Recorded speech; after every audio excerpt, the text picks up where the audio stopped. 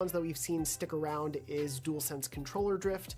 We've definitely seen some stick drift there that PlayStation is now facing a class action lawsuit because of, very similarly to Nintendo with the Nintendo Switch Joy-Con drift. That said, there have been a few other issues, such as rest mode bugs and occasionally downloading the PS4 version of the game when you wanted the PS5 version, but thankfully, again, nothing has been catastrophic across the board. But it's been a sort of strange, oh, what's that new issue I'm hearing about today? On the Xbox side here, Series X owners complaining here and there of controller drift again and random disconnects. But other than that, really, the console's been pretty much working as designed. It is quiet, it is cool, it is powerful. There haven't been any major OS issues, crashes, any other real problems of note that I've seen out in the community. Basically, I would say it's been pretty smooth sailing on the Xbox side. In fact, probably the best launch Microsoft could have possibly hoped for on the hardware side, outside of the very obvious and very frustrating and sadly very ongoing supply issues.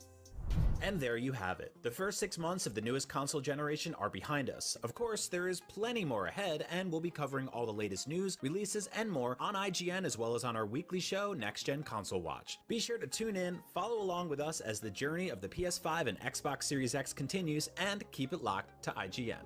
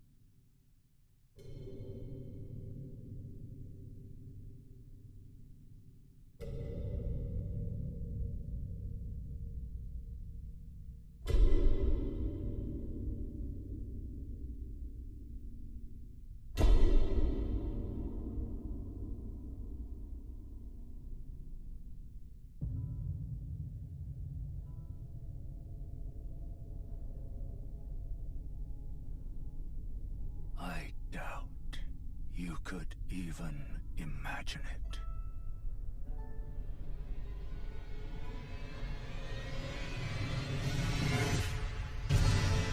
That which commanded the stars, giving life its fullest brilliance.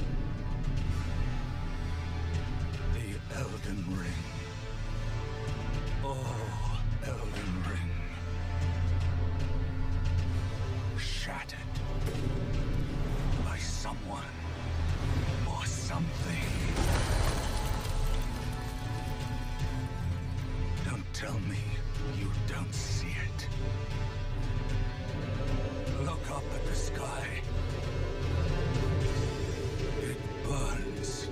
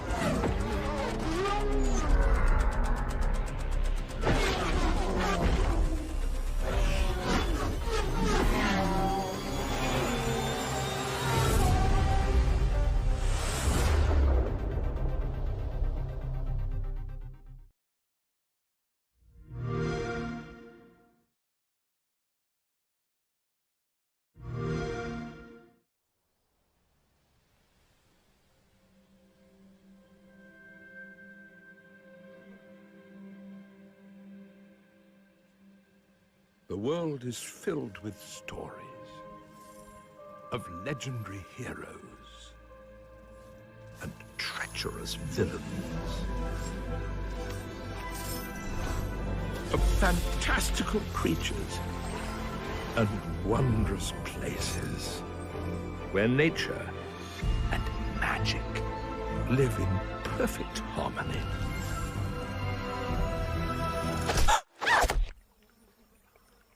Not all stories have happy endings.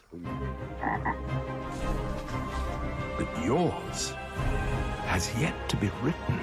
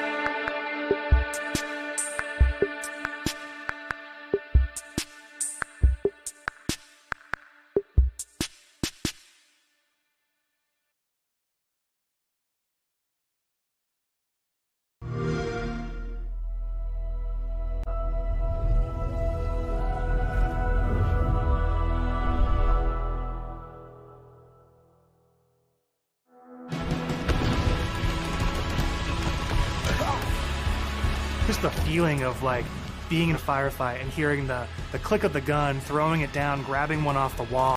My gunner's upside down and he's like laying in. I see kill assist, kill assist, kill assist.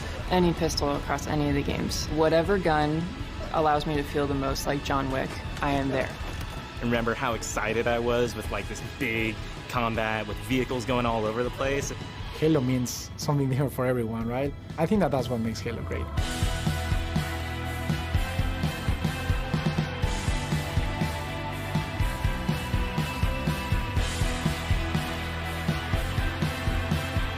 What is Halo multiplayer? And for me, it boils down to this tight arena-style combat and big team battle, this wide open, vehicle-infused kind of combat. We're taking that awesome legacy or classic Halo combat experience and modernizing it in ways that'll feel fresh to old players and really exciting to new players. We're gonna give you great ways to customize your Spartan, really make your super soldier your own, and we're kicking off a journey, an experience that's gonna evolve month to month, season to season, year after year.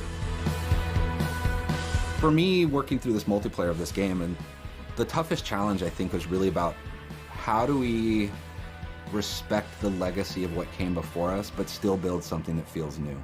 We've tried to bring all these elements of legacy and really inject them into Halo Infinite, not just like in a way where you kind of won't notice it, where you feel like, oh, they really designed this to be a celebration of previous Halo, as well as an iteration of where Halo can go next.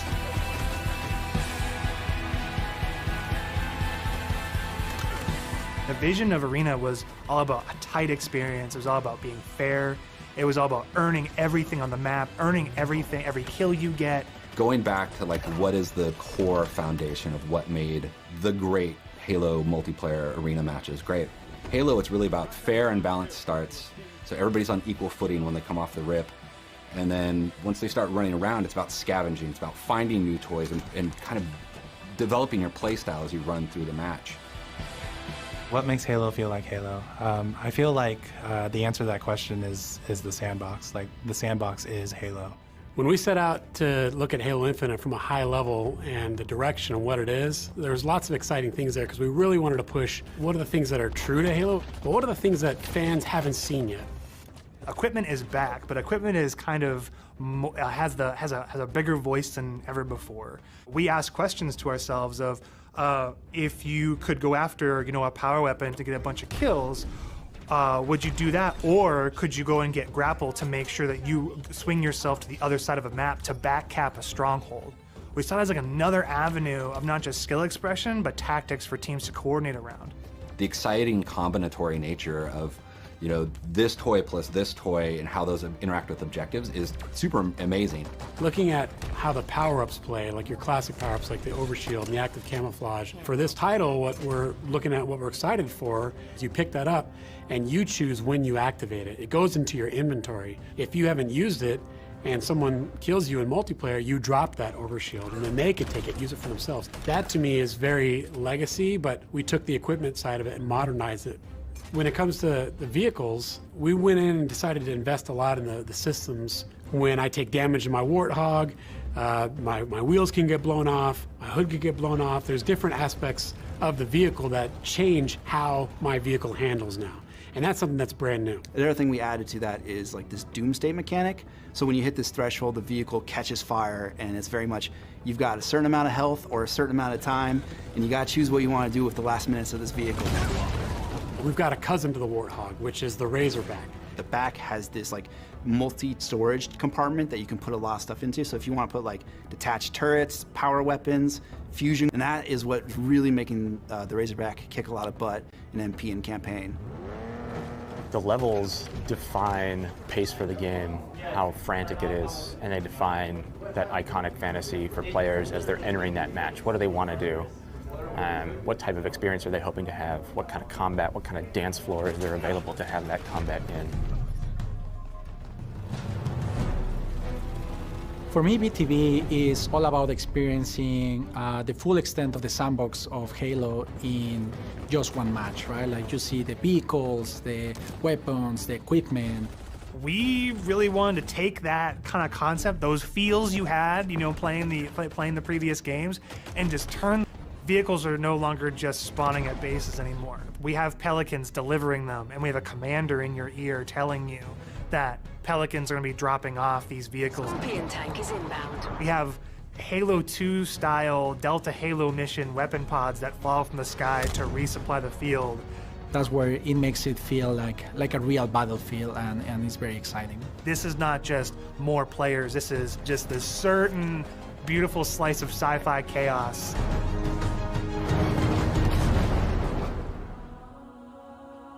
The announcer is your big gameplay moments, your game modes, just like the way it was before. Personal AI is really a reflection and information for the player. Personal AI, designation button. So if a player grabs a flag, your personal AI is going to tell you to, get that thing back to base and give you some moment-to-moment updates. Our team took the enemy flag. What if we can let players choose their own AI, and each one of those are different voices, so that players can find the one that fits their personality and their mood the best? They add to the sense of like me as a Spartan being more important, and for us in multiplayer it is really about becoming a Spartan. You're Spartan. You are you inside of the Halo universe. The body of customization content that we have on day one ensures that there will be millions of customization combinations for Spartans on the battlefield. That includes things like armor coatings, armor emblems, various armor effects, down to the individual armor pieces. So your shoulders, your gloves, your knee pads, your helmet, your visor, your helmet attachments. Then you look at weapons, and we've got a whole slew of customization offerings there. Vehicles have a huge pool of customizations too. We support customization in the game. Players can do the same thing on HaloWaypoint.com, as well as the Halo Waypoint app. The player also customizes the Spartan, the soldier inside the suit. We want the Spartan to represent the player as much as possible. They can change their body type and their voice, as well as choose prosthetics for the first time. Coatings offer us a unique opportunity to craft some hyper-polished looks and let you express yourselves in ways you've never been able to before. We're coming at this from a player-first mentality. So what that means is that there's no random loot in this. There's no loot boxes. It's very important to us that everyone understands exactly how they unlock customization content, and we have a variety of places where they can do that. First off is the Battle Pass. The Halo Battle Pass will never be taken away from you. And what I mean by that is once you buy it, it's yours and does not expire. In future seasons, you can purchase old Battle Passes as well as the current Battle Pass and choose which Battle Pass to put your progression towards. All of these rewards are single source, so you're never going to be confused about where things come from. If you can unlock something in the Battle Pass, we're not going to let any other players circumvent that by purchasing it out of the storefront. A lot of our stuff is unlocked through playing the game and only through playing the game. All customization is just cosmetic.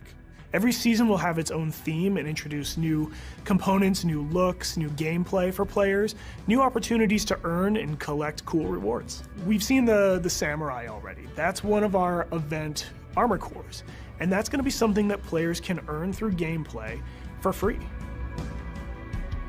With us going free to play for the multiplayer part of the game, like that was a big goal because, you know, how do we have a way we can always bring players in, right? And they can, when we have a new update, they'll just dip their toes in if they even just want to see it. Not only are we free to play, but we're free to play on PC as well as console. And what that means is we're able to get the biggest audience we've ever had.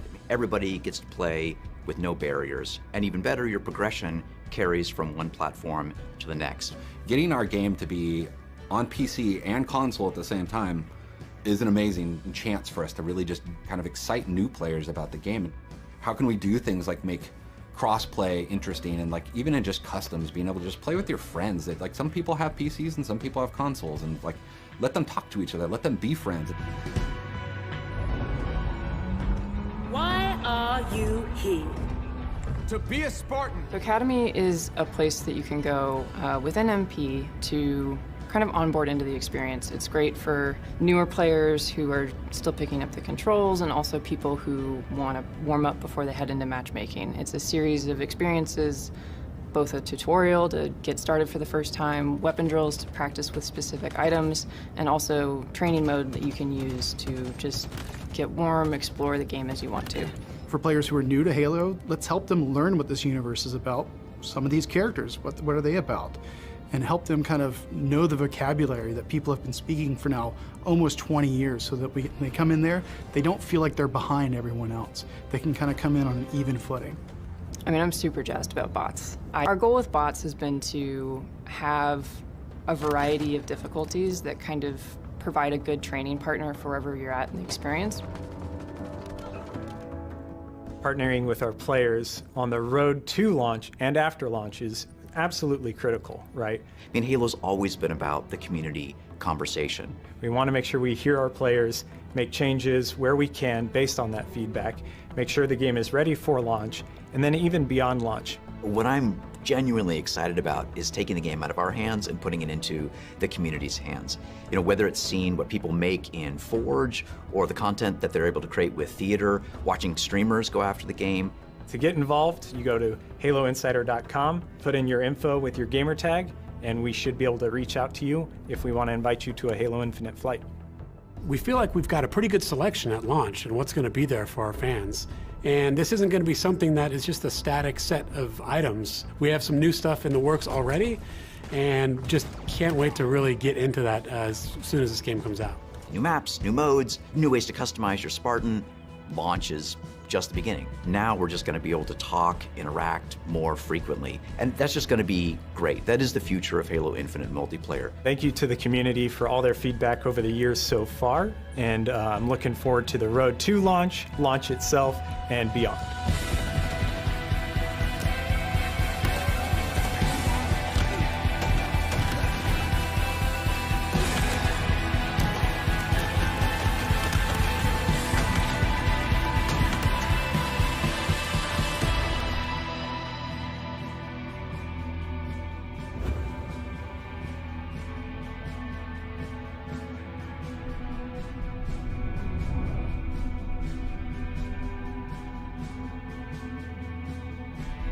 Just a totally impossible to ignore force in the entire games industry when you take all of that as a whole. Now, if only games with gold didn't suck now, but, you know, I can't really complain. It is definitely a strange time to say a PlayStation-developed game costs more on PlayStation than on Xbox if you have subscription services on both. It is a very strange place to be, and it's of course, you're completely right. You can't compare what PlayStation's offering to Game Pass. Just nothing stacks up. But at least in a vacuum, thinking of what PlayStation players have been dealing with, things have been largely the same getting into the PS5 generation, but at the very least, I'd say PlayStation Plus's games lineup each month has been a lot better. Definitely when they pared down the lineup of games on PS Plus from 6 down to 2, they didn't really find a way to up the value there or, you know, keep the value the same, and for a while, PS Plus kind of felt like a waste with those games. But thankfully, since the launch of the PS5, we've gotten almost a brand new PlayStation 5 game every month on PS Plus as part of that lineup.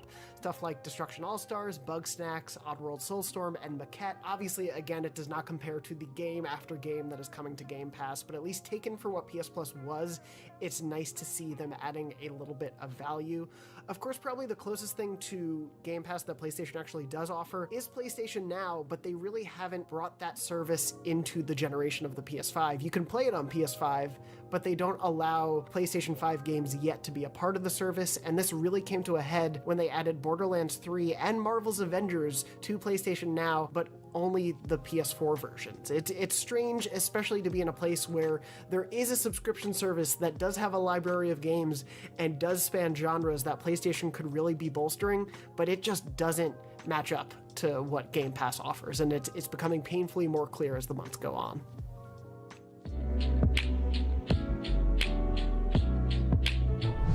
Now, on the peripheral side, talking about things being a little bit the same as what we've gotten before, the PlayStation 5 launched with a decent amount of peripheral support, like a pretty good charging station that was kind of in the look and feel of the PS5's new, very ostentatious design. We got the Pulse 3D headset that takes a really great advantage of the built-in 3D audio of the PS5 and is really affordable, especially compared to some other high-end headphones, and, you know, a few things like that, including the media remote, the one peripheral we've all been trying to actually get our hands on. And while we only had the single option for the DualSense controller at launch, luckily PlayStation has revealed that we are getting 2 new colors to add to the DualSense lineup. Those include Cosmic Red, which is a red and black colorway, as well as a Midnight Black colorway, which is entirely black and aligned a little bit more with past PlayStation controllers at launch. So those are 2 options that we know of right now, and Sony definitely loves to introduce new colors as generations go on, so I wouldn't be surprised if this is just the start. We haven't quite been able to get any sense of what's to come other than some PlayStation VR new controllers that'll be on the horizon, but that is way down the line. At the very least, third-party headsets are compatible with the PlayStation 5, so if you're not a fan of the Pulse headset but do want to take advantage of 3D audio, there are some other options for you. Unfortunately, I think the biggest thing when it comes to PS5 and peripherals is an advantage the PlayStation is supposed to have over Xbox, but just hasn't happened yet, and that is a more accessible opportunity to get expandable storage. PlayStation has said the PS5 will be compatible with third-party drives that, as long as they match the speeds of the internal SSD, players will be able to expand that internal storage. But we don't have information about what drives those will be, from what companies, when that will be incorporated into the PlayStation 5. We're just kind of left waiting, and that's really a big problem when there are only 667 gigs of available data on the PS5 at launch. That's maybe 2 Call of Duties these days. It really doesn't stack up to being much in the long run. And so that's already a problem we're getting to 6 months in, of a lot of people having to play Tetris with their game files basically on their hard drive. So hopefully that gets resolved soon, and I do think that will be an advantage the PS5 will have over Xbox, but as of right now, it really isn't. Yeah, for now, Microsoft's got their 1 terabyte storage card. I've got one in there. In fact, I'm already onto it because these big games of this new generation take up a lot of space. So it's good to have, even if it's expensive. Now, since launch, though, Microsoft has added the new Xbox wireless headset, which is roughly an analog to the Pulse 3D headset for Sony. I really like it a lot. It's, I think, for $100, which is what it costs, I think you get a lot for your money. It sounds good. I like the minimalist design. And what I really like is that it can be paired with your smartphone at the same time, or any Bluetooth device, and so you can actually be chatting on Discord with your friends while also playing an Xbox game and getting the audio from your Xbox at the same time, which is pretty cool. Microsoft removed the optical port from the Xbox Series X, just like Sony did with the PS5. So we kind of needed this. It was a little bit of a bummer it wasn't there at launch, but now there is this good option, so that's really good. Plus, I want to give a special shout out to Microsoft for pumping out a whole bunch of cool new colors since launch for their controllers. I've got the Pulse Red one right here. It's nice to have something besides just the default black, so I appreciate them for that.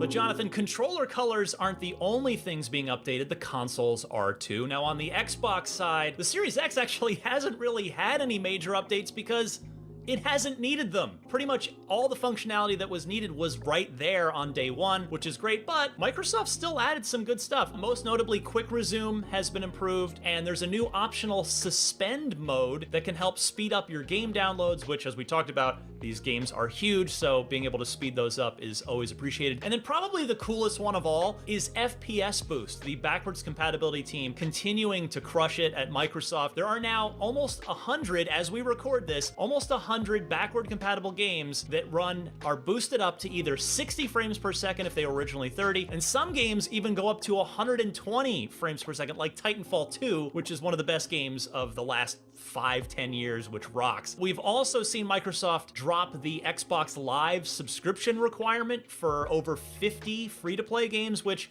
I do admit, that's more of a course correction than a welcome new addition, but still great.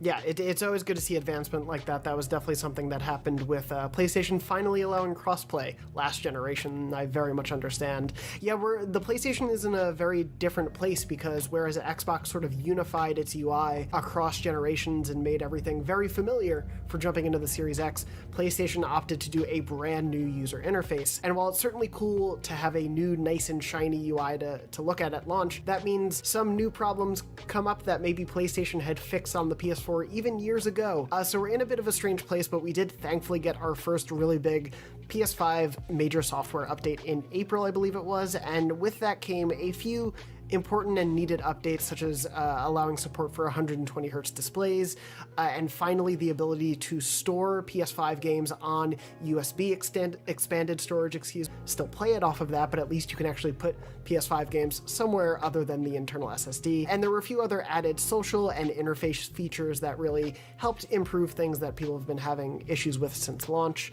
But that said, even with that update, there are still a lot of things fans are asking for. I think, especially after Returnal, we're seeing a lot of ask for some sort of quick resume analogous feature to come to PlayStation. There have been things like wanting variable refresh rate to come, the expandable storage issues I mentioned before, and of course even just small things that have popped up since launch, like people are pretty unhappy with the way trophies are presented on PlayStation 5 because it's clunkier than they were on PS4, and it didn't need to be. So there's definitely some work that's going to have to go into the PS5's UI in the months to come.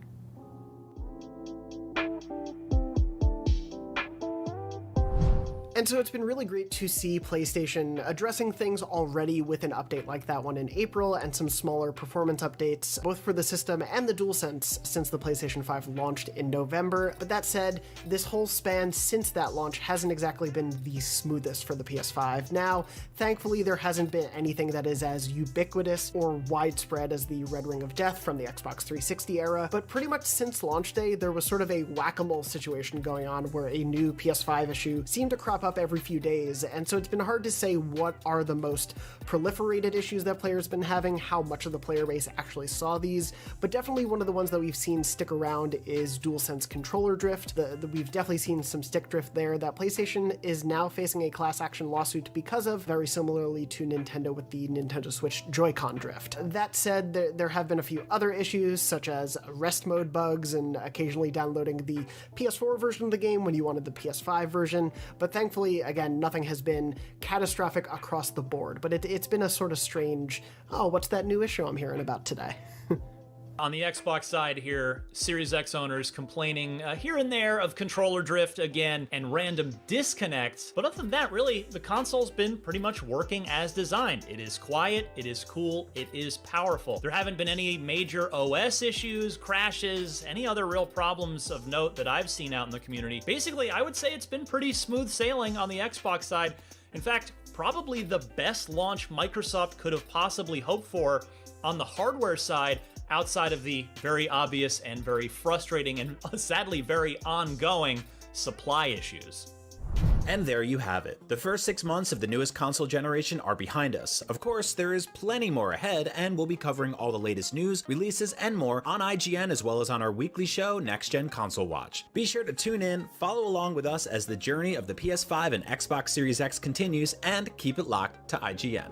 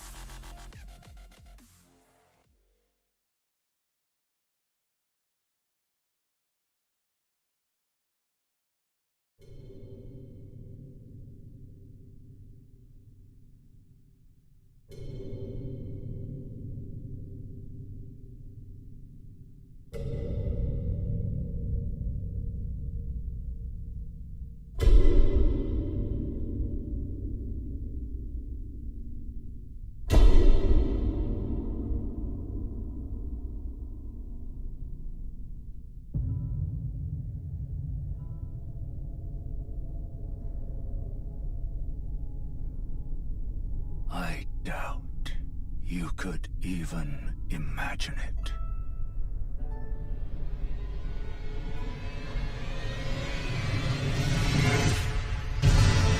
That which commanded the stars, giving life its fullest brilliance. The Elden Ring. Oh, Elden Ring. Shattered by someone or something. Don't tell me you don't see it. Look up at the sky. It burns.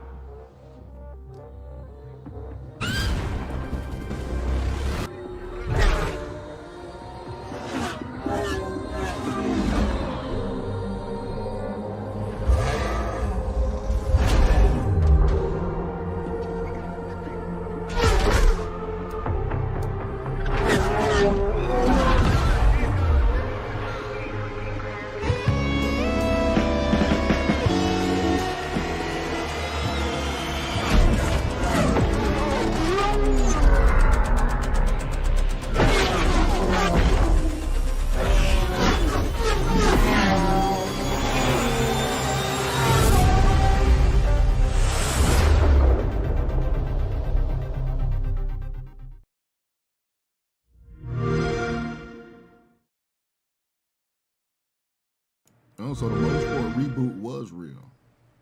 That's what that just was. Why did that just drop now? Microsoft shit was yesterday. See, this is what I'm talking about. These niggas ain't organized, bro. Why did we just see that trailer when they announced Horizon 5 yesterday? Oh my god. Of legendary heroes. And now is this the Fable trailer? Treacherous villains. Absolute lunacy.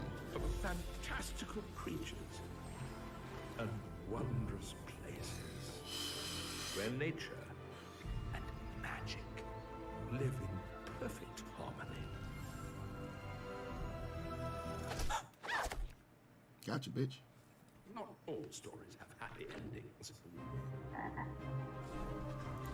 But yours has yet. Good morning, everybody. Good morning. The goodest mornings. Hang tight. Let me get some light in this bitch. Get some light in this bitch.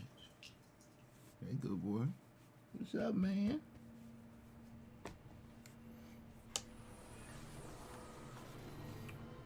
All right, we back in here. Capcom should be starting here momentarily. Is this the one where they had to remove the PS5 controller? Oh, they actually redid it. Holy shit. And they put the Switch in. This trailer initially had a PS5 controller and they had to pull it down. Sony said, pull it down.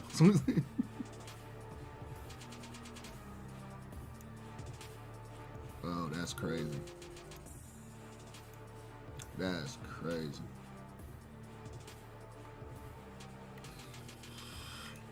Cause I'm the ghost of Christmas ass, nigga. Oh, let me close this door. I'm about to be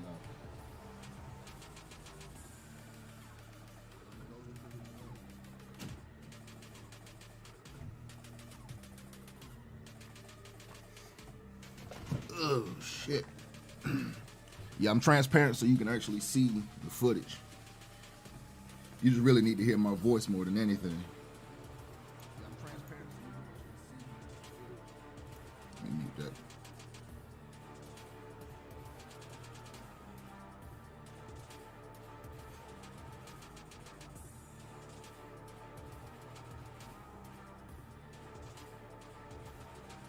Okay.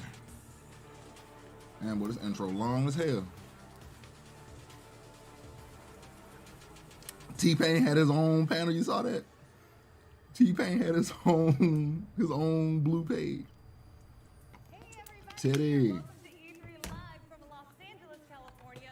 We are so thrilled that you are joining us. We have Let's see what we talking about. Let's see what we talking about. announcements that should change gaming over the course of the next year. I'm Jackie Jing, joined by my lovely co-host Alex My G. Mendez. We were practicing our poses before. I stay here, man. I'm here. I ain't go nowhere. I'm still in this bitch. I'm in this bitch. Boy, did they really just zoom in on some toes? Boy, we down bad.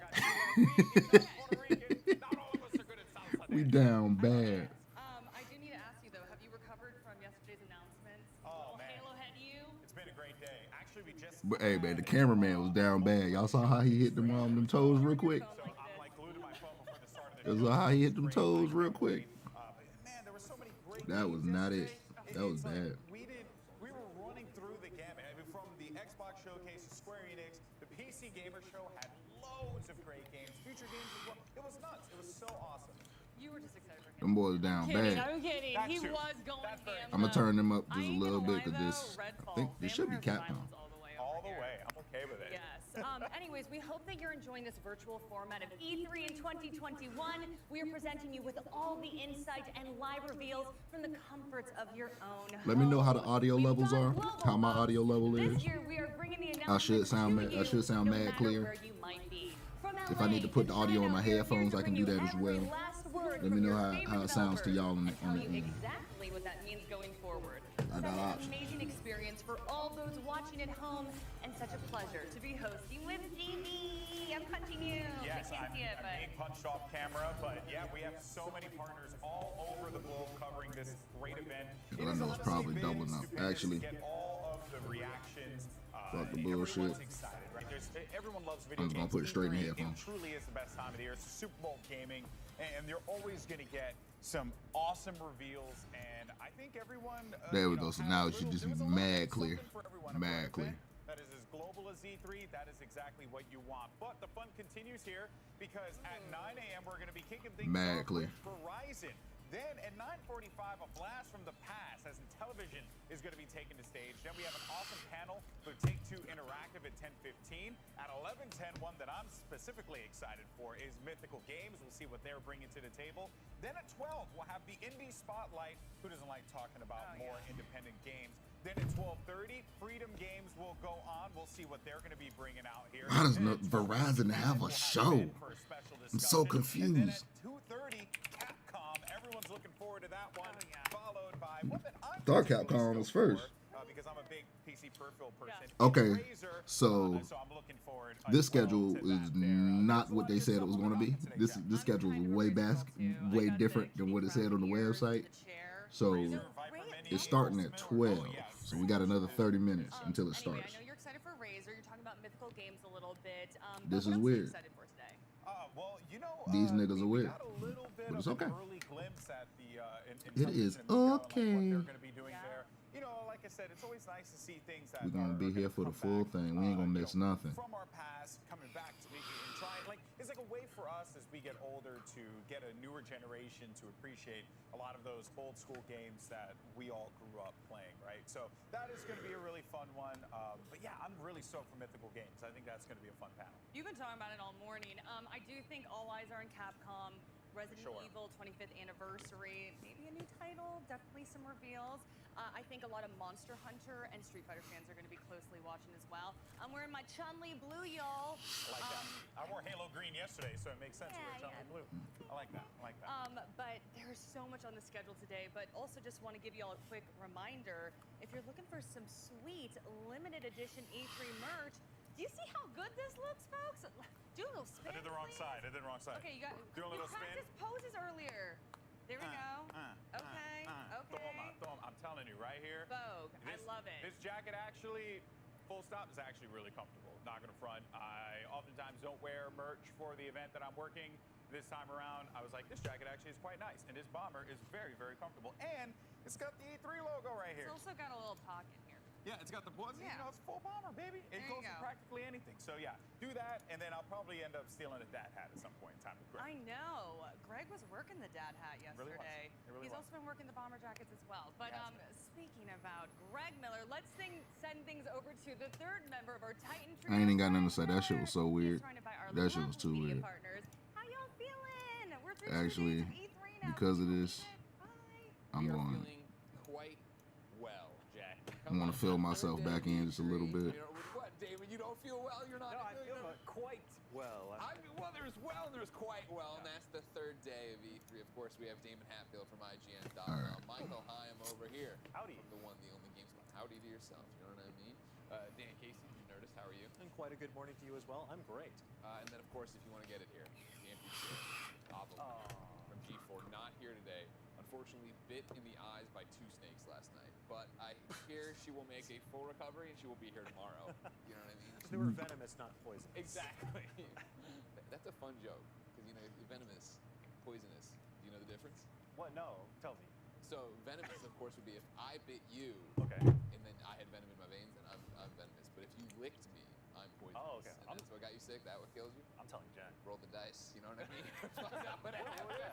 That nigga said roll. Ladies and gentlemen, or I guess Yo, these niggas ain't funny. Damon, when you think of this day 3, what are you excited for? There's a couple things I'm looking forward to today. That was an awkward joke, my G. About Intellivision. Yeah. I'm a retro gamer. Intellivision is a name that I Verizon and Intellivision, the fact that they have shows today, that instantly got me so hyped that I'm not going to drink no alcohol today. They want to be a family-friendly console where all the games are No easy to alcohol. pick up and play. They have I'm going through this shit stone cold sober because curious to see if what they've got. I need to make sure I get this with the actual utmost of my higher self. So if they do fuck up, I can hit them with raw soul. Best-selling game of May, second best-selling game of the year. Go hit them with raw soul. Black Ops Cold War, which makes it the best-selling game that was released this year. So Capcom has another hit on its hands, and I'd love to see some more content for that. Of course, ladies and gentlemen, we need to know what you think. As you see, there's a poll going right now. Capcom is running away with what are you most excited for? It's 60% of the vote. But the Indie Showcase right behind that. Of course, no matter where you are watching, you can spam the chat, find out, vote in those polls, and use the hashtag E320. Okay, so we still got 30 minutes. But Michael, what are you So what we're going to do is I'm with this. the audience and with Damon and saying Capcom because I love Japanese games. That's kind of what I've gravitated towards throughout my career. Actually, let me see if I can. covering No, I'm not going to do that. That's a bit much. That'll be too much graphically. Surprising. Maybe, I know, like Jackie said, Resident Evil 25 year anniversary and Resident Evil Village is poppin'. So, and there's probably going to be some extra content. I would like to see VR support for Resident Evil Village. That would be wild, but I think the thing I'm actually most excited for, and I think Dan is going to feel me on this one, is the Great Ace Attorney. Oh, yes. Objection. The Great Ace Attorney has been out in Japan for a long time, and it's coming westward this year for Switch, PS4, and PC. It's So kind of a what we period gonna piece do? with a character named... Okay, hold on. We need, hey, whoa. G4 representation here. I'm tired of this. Objection. God, that's Golden Boy music. God forbid. We need G4. G4 is back. Now it's time to sit the fuck down, basically. That's what that means. We ain't going nowhere this time until we run out of money next time. That is the way. That is funny. That was funny. Here's my question about Capcom, actually, though. This is for the We ain't going nowhere unless we run out of money this time. Seltzer, of course, a friend of ours, Golden Boy, doing the presentation. They came out and listed their games, right? So they're talking about, the Great Ace Attorney Chronicles, Monster Hunter Stories, G4 in the Monster building. Hunter Rise, Resident Evil Village. Is this one of the ones where we trust that? Do we think there's one more thing? Like, That was there's funny. Other stuff announced, right? Obviously, Resident Evil. Hold on, let me get chat back up. Multiplayer game is set for the summer. You'd expect to see something. Bro, right? RE4 VR, right? Got Hold on, let me get this. I got chat updated. There we go. Dan, should we dream or do we not? I did too, man. Like that. When she said that I got the Chun-Li blue, I was like, stop it. Stop it. We live in a place right now where there's too many outfits. Just let it go. That was cringy. I love you for it. I love you for it. But don't do it again. Don't do that shit again.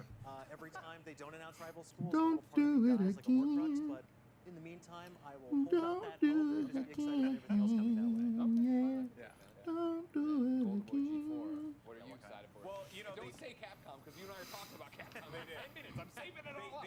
They did talk about the RE4 during the Oculus presentation, so they went through that a fair amount. But yeah, I mean, as They far as did? the day I didn't goes, see it. I mentioned on stage briefly.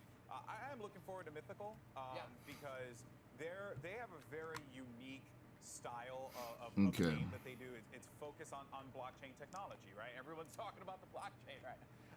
But it is cool. I think like providing actual value to items in game, through the blockchain system is a pretty neat and interesting take. I would like to see it apply to CCGs, and I'm sure they're going to be talking about Blancos as well. which is Need like that one shit of for their- server security. That's what the hell we need to talk about doing it for. Gaming is cool, but blockchain need to be used for some damn security somewhere. Questions of the other things, right? Where it's like Blockchain can help people. and I don't know what's part of It it. can help people. Well, I don't know, obviously, hey, if you don't know, I'm Greg Miller, and I love indie games. So now you know it's obvious that I'm excited for this because I want to see what they have up their sleeves, and I'm interested to see, with so much saturation this week, whether it be PC Gamer, whether it be the other one, Future Gamer that we just did yesterday, right? Like, how much more space are there for more indies to come out? My man said more. Sorry, there are a few more indie games that I've been paying attention to More. that I didn't see at the other showcases. So I want to shout out two of them. Boyfriend Dungeon from Kid Fox. Of course, shouts out to y'all. And She Dreams Actually, I'm gonna do Elsewhere the from my boy opposite. Davion Gooden. Hey, I knew I was going to give you a shout out during E3, but I haven't seen those at other showcases. Those are games that I'm looking forward to that kind of feel like they're imminent for release, but that's up Yeah, to we're them. gonna do this But like this, it actually. would be dope to see those games on the E3 stage. That's what I want to see, but Understand me. Where's Avali to talk about Boyfriend Dungeon? Boyfriend, oh my God, I can't do the Avali Boyfriend. All right, so we're gonna just be watching. Because I wouldn't even know where to go from there. What is that game even about? You date your weapon. Yes. Yeah. Don't you want to date your sword or your blunderbuss? Come on. Or your polearm? Gentlemen, I'm taken. I've been dating my polearm for a good 30-some years. You set him up for that one. You set him up for that one. Correct. This is what you get when we put 5 men on a panel. You hate to see it. Hate to see it. Ladies and gentlemen, we're going to reset. We're going to take a quick break because we are just getting started. Up next, you're going to get a preview of what to expect when Capcom presents. But first, here are some of the best memories from past Capcom presents. as told to you by some of your favorite streamers and content creators. I can tell you right now, my favorite content creators are not gonna be up here. My biggest E3 memory. My personal favorite content creators are not going to be up was here. Beatles rock band. fun because they had the Beatles there. I remember when they showed the Final Fantasy VII with new technology reimagined. Remake. Something about game devs and game executives going boom is like a memorable experience. I think Deathloop is going to be such a great game. I am so excited about it. Ori and the Will of the Wisps, Little Nightmares 2, anything that is indie and that really catches our attention, absolutely love it. Pokemon Sword and Shield, they showed Nessa, especially like Black Cosplay Twitter and stuff. Everyone was like, yo, oh my god. I kid you not, literally that night I started putting together a costume. So a moment that really stuck out to me for E3 was in 2016, where I actually got to meet and interview Mr. Miyamoto. It That's was hard. surreal, and I will never forget that moment. That's Probably hard. one of my favorite announcements that happened at E3 was. Actually, I'm gonna move myself to the side so I can get out the middle. I've been wanting to do this since yesterday. Fuck it. Being able to work with my favorite video game series Where was am I at? just a dream come true. So that was We gotta a do the super bottom hype overlay and then video They were capture. talking about Forza Motorsport 6, and they literally lowered a Ford GT from the ceiling, and I lost my mind. Microsoft brought out Usher. That was the time. That was when there were just random celebrities. The E3 announcement that I got the most excited about was winning the freaking Smash Brothers tournament and getting that dang medal. That was the best announcement that ever happened to me when they announced the winner, and it was me. Bro, I don't like Aaron no more, bro. I ain't like that nigga in a minute, bro. Something about him, I don't fuck with Ego Raptor no more. Something about Ego Raptor I don't fuck with no more. Alright, yeah, I think this might be a little bit better of a layout. I feel like I just spoke to you. Well, you did because you crashed the other segment, you know what I mean, and then you burned it. Because we're supposed to have this bomber jacket moment where we're together and like our powers unite, but then you burst through the wall screaming about G4. I'm so sorry about Hurt. that. I like I'm excited, you know. I'm excited. That's what people are tuning in for. They like the Okay, shenanigans. in this window, I'm gonna move this to the window, to the mid-dial. Is this the advertising gimmick they're running with? Of like, hey, how long is it gonna last this time? Yeah, man. Well, until Cops and Cheaters shows up, you know, like joking. Joey Greco. Eliminate this. Golden Boy, I want to talk about a developer we are all familiar with. That's Capcom. What do you want to see from them today during their E3 presentation? All right, if we're keeping it a $1.50, okay. I don't know what that means. What does that mean? Like we're keeping it real. Oh, okay. Like, you know, there's nothing more real than $1.50. Okay. You know. Sure. I know you know. He knows what I'm. He knows what I'm talking about. Yeah. He knows. I'm right there. It would be so sick if we got a Lost Planet game. Oh my God! Why are you dreaming so big? This is the problem with gamers. They come out and they say the Great Ace Attorney Chronicles, Monster Hunter Stories 2, Monster Hunter Rise, Resident Evil Village. That's our presentation. He's like, I want Lost Planet. Hear me out, Greg. All right, because if you know, yesterday Square Enix was like, hey, we're Square Enix and we're gonna do this. We're gonna talk about this. Yeah. Right. And then they dropped Strangers of Paradise. Sure. You know, which was a special surprise. Sure. So I would like it if Capcom did one more thing. You know, that would be cool. It's not necessary for them to do it because I think like the slate of games that they're going to talk about, like the Great Ace Attorney Chronicles, I think that's fantastic. Sure. A lot of people are going to get hyped up about that. Two different Ace Attorney games bundled as one, only released in Japan, now coming to America. Exactly. Yeah, so that's going to be a fun release for a lot of people to just enjoy those games, and yeah, I think that's going to be pretty awesome. What about you? Oh, for me, like I like that they called out Resident Evil. Hey, we are going to talk about Resident Evil Village. Of course, Damon just went over there. The success Resident Evil Village has had since its launch a month ago. So what does that mean today? Is it DLC? Is it story-based DLC? We haven't actually talked about Resident Evil Village, you and I. Have you beaten Resident Evil Village? I have not played it. All I've done is watch. Streams of it. Oh, okay. Because I mean, I've been in California for like a month, so I haven't had time to play any video games at all. Yeah. That said, though, I have liked what I've seen besides the hand stuff. The hand stuff really doesn't do it for me. I understand. They have a thing about hands over there. But the story goes places. It and does. ends in a very interesting place that we won't spoil here if you haven't gotten there. So my question becomes then, if it's DLC, is it continuing that saga? Are we getting a tease of what happens next? Like, where do we want to go with Resident Evil Village and double down on the success they found of it? Do you feel like we have a pathway, though, for Resident Evil Village? Oh, there's multiple pathways I think Yeah. they could go with it, which makes it so exciting and interesting to see what they'd want to do with it and what they want to add to it and what they want to talk about today for it. And then beyond that, I know like Monster Hunter Rise, obviously, is a game that has taken over. Fanbytes Imran Khan, obsessed with it, right? He's one of our friends. IG and Zach Ryan, obsessed with it. I want to see what they have up their sleeve. They had done, their own event in May already where they talked about the 3.0 update. Now we're getting about to the 3.1 update. So what else are you going to put in there? What other monsters are going to do? And again, this is E3.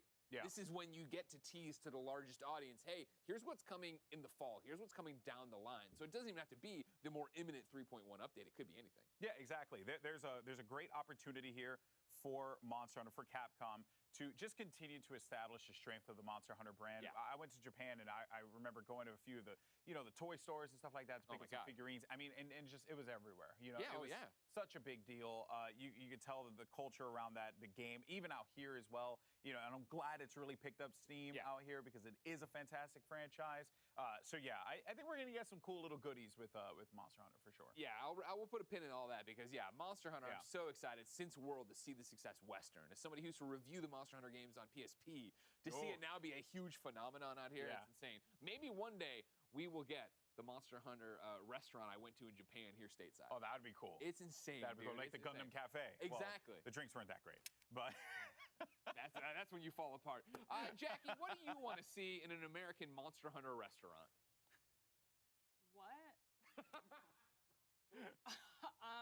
I have no idea how to answer that question, so we're just going to go into the next segment. How does that sound?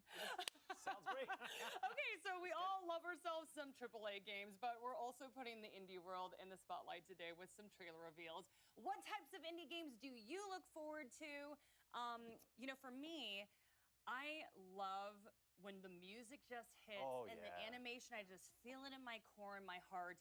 It's so hard to pinpoint what it is. I just feel like I watch the trailer and it somehow just hits me right in the feels. But Damon, I know you're particularly excited about seeing all the indie games. Why does it stand out to you so much?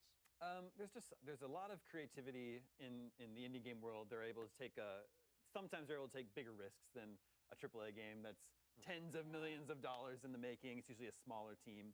Lots of pixel art. There's just so much great pixel art happening in the world of indie games today. I grew up on pixel art, of course. The pixel art that's happening today wouldn't have been possible in the 80s and 90s. It's such a cool look. They're doing fantastic things. It's a visual style that's going to look good 100 years from today. Michael, what about you? Why are you excited about the show? Independent games have the ability to be telling more personal stories, and I think that's what I gravitate towards a lot. So I mentioned She Dreams Elsewhere, which is an upcoming indie game from a good friend, Davion Gooden, but I think that's a microcosm of why I gravitate towards independent games. So you mentioned music, and you can do a lot more. You have the freedom to kind of make what kind of music. You don't have to check with anyone. You don't have to check with anyone if this is the type of story you want to tell, whether it's personal, if it deals with mental health, or if it's an expression of something you're just feeling. You are, if you're making an independent game, you are your own storyteller. So you are the last, I imagine that you would be the last, you got the last say in what your game says. So of course, not every indie game is gonna hit every person, but for those games that do hit certain people, I think they can be very impactful. Because I know games such as Undertale, which is probably, I guess, the most successful indie game out there by Toby Fox, that is literally one of my favorite games of all time, and many people would probably agree with me. But there's something very, very earnest and very personal about that game, and especially that soundtrack, which Toby Fox also made as well, is just like a throwback to all the old school RPGs. So that's what I look for in independent games, and I want to see something like that again, and I hope someone out there finds something they're interested in too during the showcase. Michael, that was an exceptional monologue. I just want to give him a round of applause. All of us were entranced. We were just keep going. I want a game to make me cry. I've been on record on this for all of E3. Crying is dope. Crying is great. If there's a game out there that's going to make me cry, give it to me. We're here for all the feels. Dan, but in your opinion, what makes the indie games hit? I think it's what both Damon and Michael were saying, where you have so much raw creativity out there, but the indie game process democratizes the creative process because you have fewer corporate masters to answer to. You can really sort of focus in on your vision. I think about that sort of idea of a singular creator in some cases, like Concerned Ape with Stardew Valley. That was someone who just loved playing Harvest Moon so much that he's like, I need to make my own. And he did over the course of like 5 years, and it turned out great. But you get so much other stuff out there too, like it really opens up genres that might get passed by a larger publisher. Things like visual novels, you get a lot of unique narratives there. Some really strange ones sometimes, like Hatoful Boyfriend, where you get to date a bird. But that's also cool because that offers all these options to so many people out there. There's so much amazing content, especially through platforms like Steam and Itch. There's so many amazing creators out there, and some of my favorite surprises from the show so far have come during the PC Gaming Show or the Future Game Showcase, because it's not the stuff that we knew was coming, it's the stuff that I'm going to add to my wish list right away because I want to play it down the line. You know what I also find very interesting about indie games is basically what they have to do with PR and marketing. This is so random, but one of my friends just hit me up on LinkedIn and was like, hey, do you remember me from college? I made an indie game. It's called Extra Galactica. It's actually going to be appearing today in the Indie Game Show. And it's adorable. I love it. Great 80s retro music. You're going to absolutely adore it, Damon. And pixel art. So, but he was talking to me about how they're trying to appeal to China and these different regions. So it's like, how do they find their audience? I feel like that's such a challenge.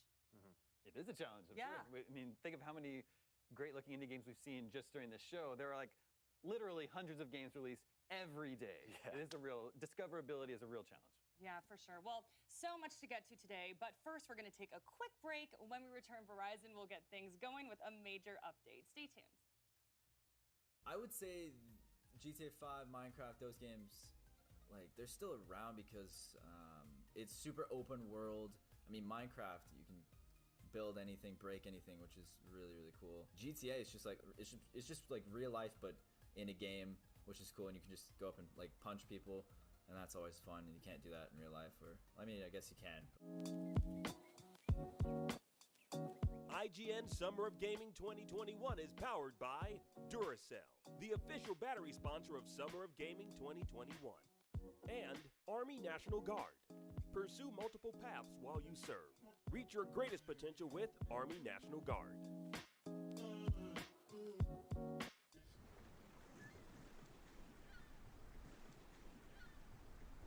Everybody loves watching a speedrun of their favorite game, but what if you got a chance to peek into the mind of the developers behind those games as they watch their hard work get completely destroyed right in front of them? What is happening right now? That's exactly what happens on every episode of Devs React to Speedruns. We invite you to ride along with the developers as they watch, react, and enjoy some of the craziest gameplay by the most skilled speedrunners on the planet.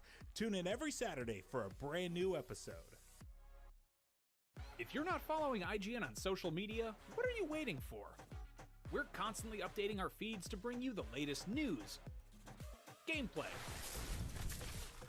custom original content, the best user-generated videos and art, memes, and a whole lot more. Be part of the conversation throughout the year. Follow IGN on Instagram, Twitter, Facebook, TikTok, and Snapchat.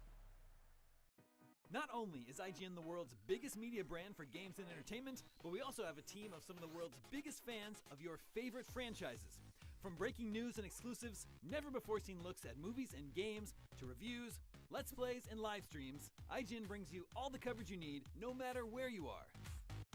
Whether you're on IGN.com, the IGN app, YouTube, Facebook, or Snapchat, we've always got you covered. IGN, the #1 source for all games and entertainment fans worldwide. Hey you! Are you looking for a new way to watch your favorite videos and shows from IGN? Well, check out IGN Watch. Welcome back to IGN. It's our new app that's all about video, because there really just aren't enough video apps these days. I get to unbox this PlayStation 5. Follow subjects you care about, play videos in the background, or send them to your TV via AirPlay or Chromecast. I gotta get one of those. Download it today from the App Store or Play Store, or both. We're not your boss. IGN Watch. Check it out.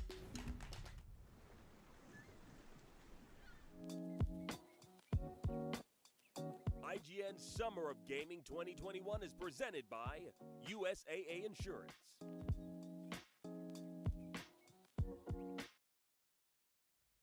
Welcome back to E3 Live from Los Angeles. And team, we are just moments away from Verizon's presentation. Obviously, you know, with a mobile carrier, you think about mobile games. Sure.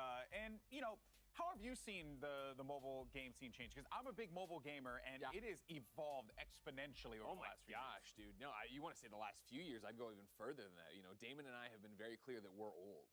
And so at IGN in like 2008, I remember Levi Buchanan walking around and be like, no, you guys don't understand. Like, mobile games are about to be massive. They're about to take over. It's so big in Japan right now. It's going to be that way here.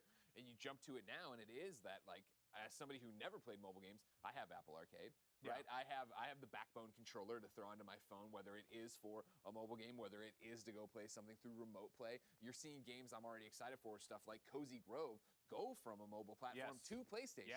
And it's that idea of, like, you start playing it on a console, you're like, this is a great game. Chicory right now. You start playing it on a console, and you're like, this is great. And then it's like, oh, wait, I could have been playing this on my phone a long time ago. I know. It's incredible how much mobile gaming has evolved. Mobile networks are so important as well, folks, and the wait is over. So let's go ahead and kick things over to our friends at Verizon.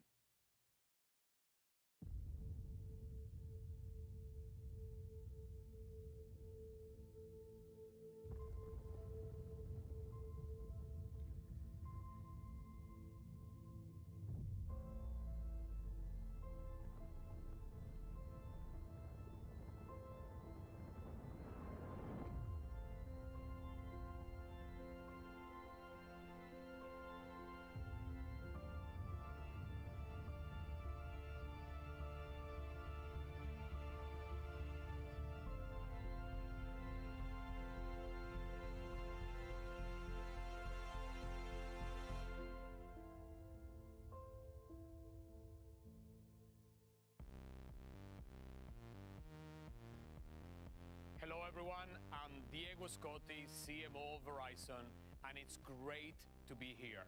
This is my first E3, so you might be wondering why am I here and why Verizon is here at the industry's biggest hit. Yeah, I got questions. Why are you here? Well, let me tell you, this past year changed everything, including the world of gaming. The pandemic sparked a massive growth for the industry. New players came in droves, and for many, gaming took on new meaning. It was a source of comfort, a creative outlet, and a means of connection. In fact, we estimate that 5 out of 6 people in the US have played a video game at some point in the past 6 months. That is amazing. And this growth has propelled the gaming industry towards massive new creative opportunities and cutting-edge ideas. Gamers know better than anyone that cutting-edge ideas demand new technologies that can keep up. And that's where Verizon comes in. Because here's the thing. In our increasingly fast-paced, interconnected world, we need technology that can transform every aspect of gaming. Technology that is not limited to a single console or platform. What we need, it's a network.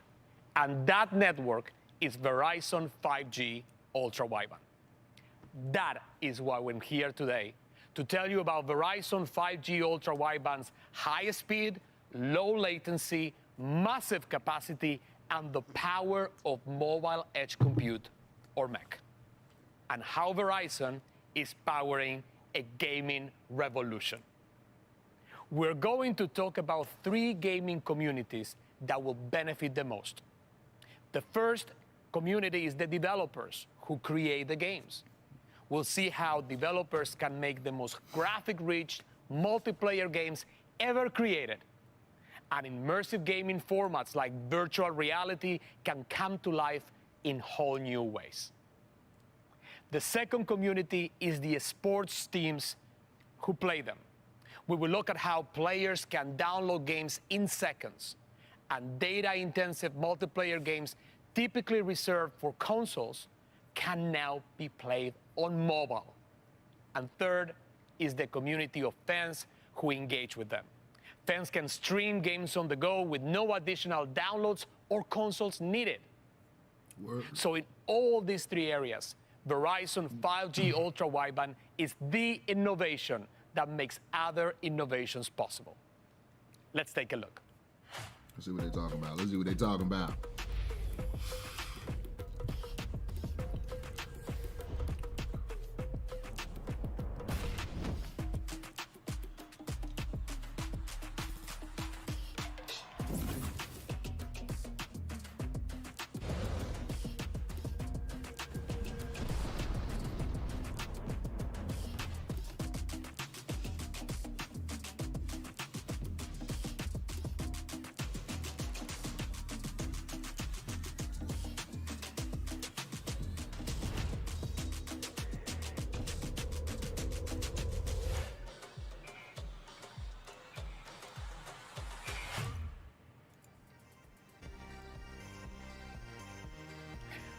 Wow, the 5G gaming revolution is on.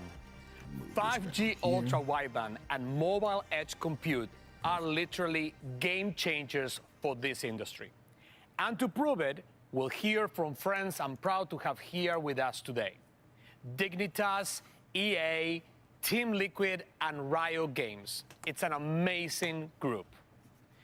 All the games, all the programs, the hardware being announced here at E3, all of them require a powerful network.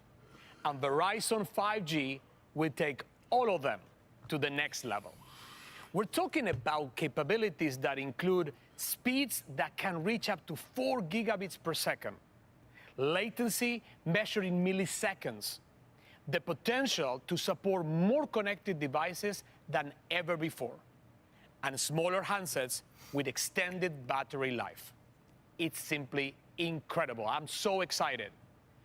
To bring this to life, let's see how 5G will change everything. Let's see what they're talking about.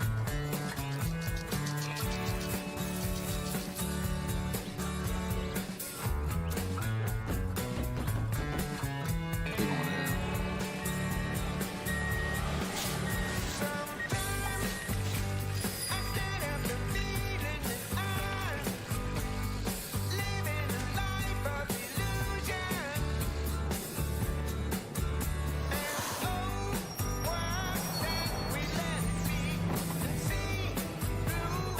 They stupid as hell for the textures loading. They dumb as hell.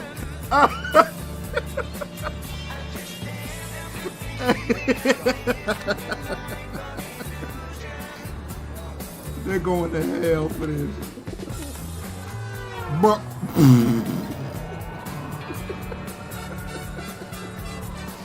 they're going straight to hell. That bitch on the floor.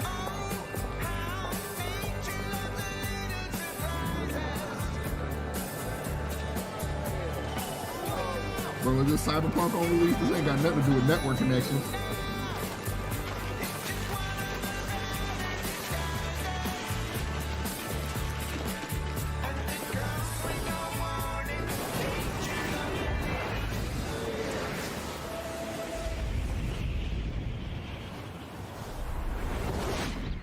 Verizon wrong as hell for this trailer.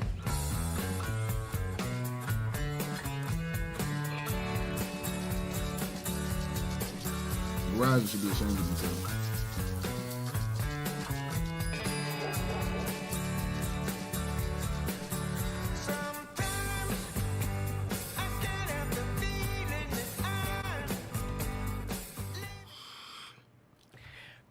So amazing. I really love that video.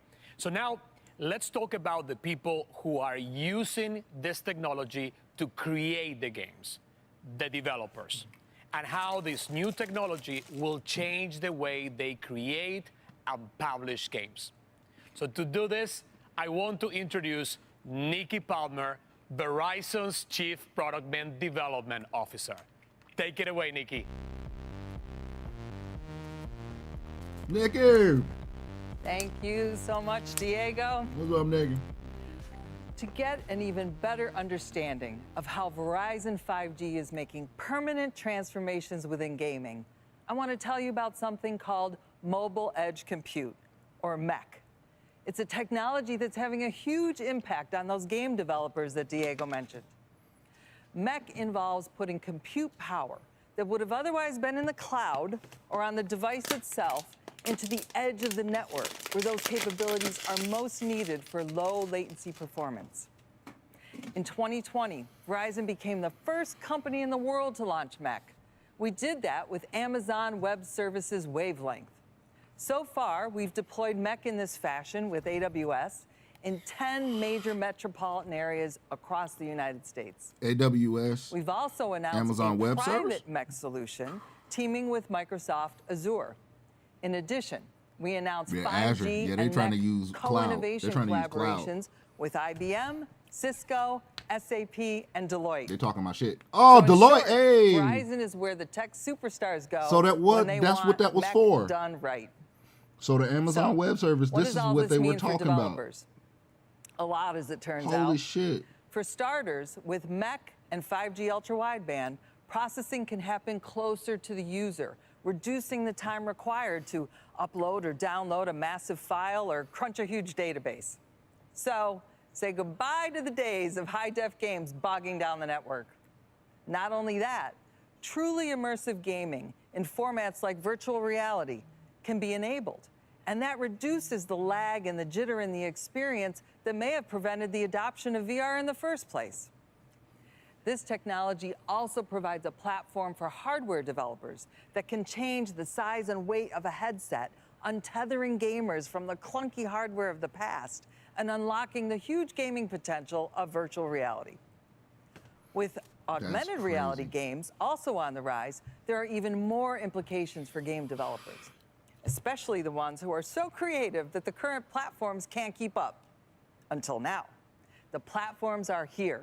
Thanks to 5G ultra-wideband, even the most visually complex cloud-based games can come through beautifully on any user device, just as their creators intended. Developers can now focus on making the best games. They can rewrite the rules for creating eye-popping, graphics-rich multiplayer action without worrying about hardware or network limitations.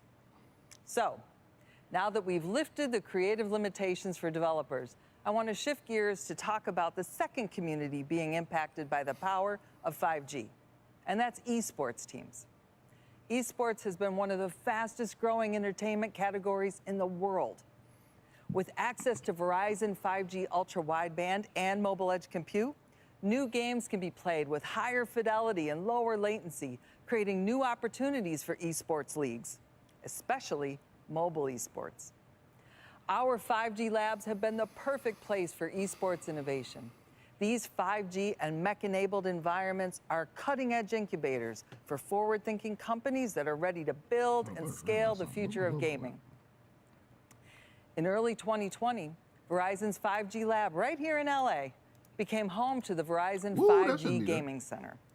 This first-of-its-kind facility was created in partnership with Dignitas, serving as their West Coast headquarters, home to its League of Legends teams, and place to co-create the future of esports engagement and content. Since then, we've expanded our capabilities to include a world-class XR stage, cutting-edge volumetric capture, and a space for player analytics. We are taking it to the next level, exploring how 5G ultra-wideband network can enhance player performance, enable new fan connections, and empower the next wave of gaming and esports experiences. Let's see how. I don't think any other organization or company has what we have here at the Verizon 5G Lab. It's the first in the world, so it's really exciting to be a part of something so innovative and seeing where it can take esports. Verizon is definitely elevating the game to the next level. My name is Emily Garrido. I go by Emilite in-game, and I'm the team captain for Dignitas's all-women's Valorant team. We have everything that we need here. We have streaming pod rooms if we want to connect with our fans on a personal level, boot camp rooms so we can really get down to business and prepare for tournaments. It's really nice to have the gaming center here and our own little personal streaming pods and basically have one-on-one conversations with all my viewers. My full name is Carolyn Noquez, and in the gaming community, I am known as ArtStar. I am a content creator for Dignitas, and I was formerly a professional player on the Dignitas CSGO female team. Esports is really just like any other sport. They want to interact with their fans, and there's a very high level of accessibility. We have a ton of different technology. We have a virtual production stage that allows for XR. We have a volumetric capture stage. 5G is going to have a huge impact on gaming, and it will completely revolutionize how games are played today. Right now, mobile games utilize either processing on a phone or processing in the cloud. 5G combined with MEC is going to completely change that paradigm. The lab is a fantastic place for us to partner with game developers to learn how they want to build their games in the future in order to take advantage of our network. So consumers will be able to have multiplayer, augmented reality games and experiences on their mobile devices, so they will eventually be able to do that anywhere. It is incredibly exciting to see Verizon really taking it to the next level. So innovative and always thinking of ways of how they can make it better. How can they make the connection better? How can they make your gaming experience better? To me, what's really exciting is when we bring in creative people who are given access to this technology and they come up with an idea that we never would have thought of. And we're just at the beginning of how 5G is going to impact games. Emily, Artstar, thank you so much for that. I am so excited about the possibilities of the Gaming Center. I'm going to turn it back over to Diego. Wow. Thanks, Nikki. I totally agree. It's fantastic to see that gaming center come to life. Now, let's move on to the third and biggest community that will be impacted by 5G, the fans and their experience. That connection between esports players and their fans is so unique. There's no other sport that has the same real-time personal connection. And just like the players, these fans want innovation too. And to create the deeper engagement and immersive experiences they want, we are going to need to harness the power of 5G. To help me bring this to life, I want to introduce someone who truly knows fan engagement. She has fans both as a dynamic member of the Minnesota Lynx and as a streamer with Team Liquid. Ariel Powers. Thanks, Diego. Hi, everyone. I love competition, whether it's on the court or streaming. And as one of the most successful esports organizations in the world, so does Team Liquid. TL is tech forward and always looking to push the envelope, innovating how we train, compete, and engage with fans. The fans obviously share that love for competition. This synergy between Team Liquid and the community lends to a critical connection, one that shapes who we are.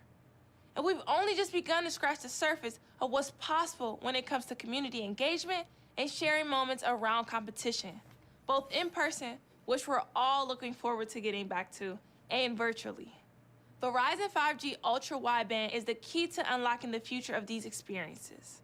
With the power to enable teams and players to deliver the most immersive and personalized experiences ever, the technology is transforming the way fans play and consume content. Team Liquid has a 20-year history of changing the game through the power of community and innovation. And we could not be more excited about the next phase of gaming, brought to life with Verizon 5G. Thank you. Thanks so much, Ariel. This is really exciting stuff. Now, there is clearly new territory to tap into with fan engagement. I am convinced it is the future. And to help build that future, Verizon and Team Liquid are joining forces for a groundbreaking 5G innovation partnership. We'll generate fan-facing 5G experiences that will reshape engagement around esports tournaments, whether you're there in person or watching virtually at home in real time. Let's look first at in-person events.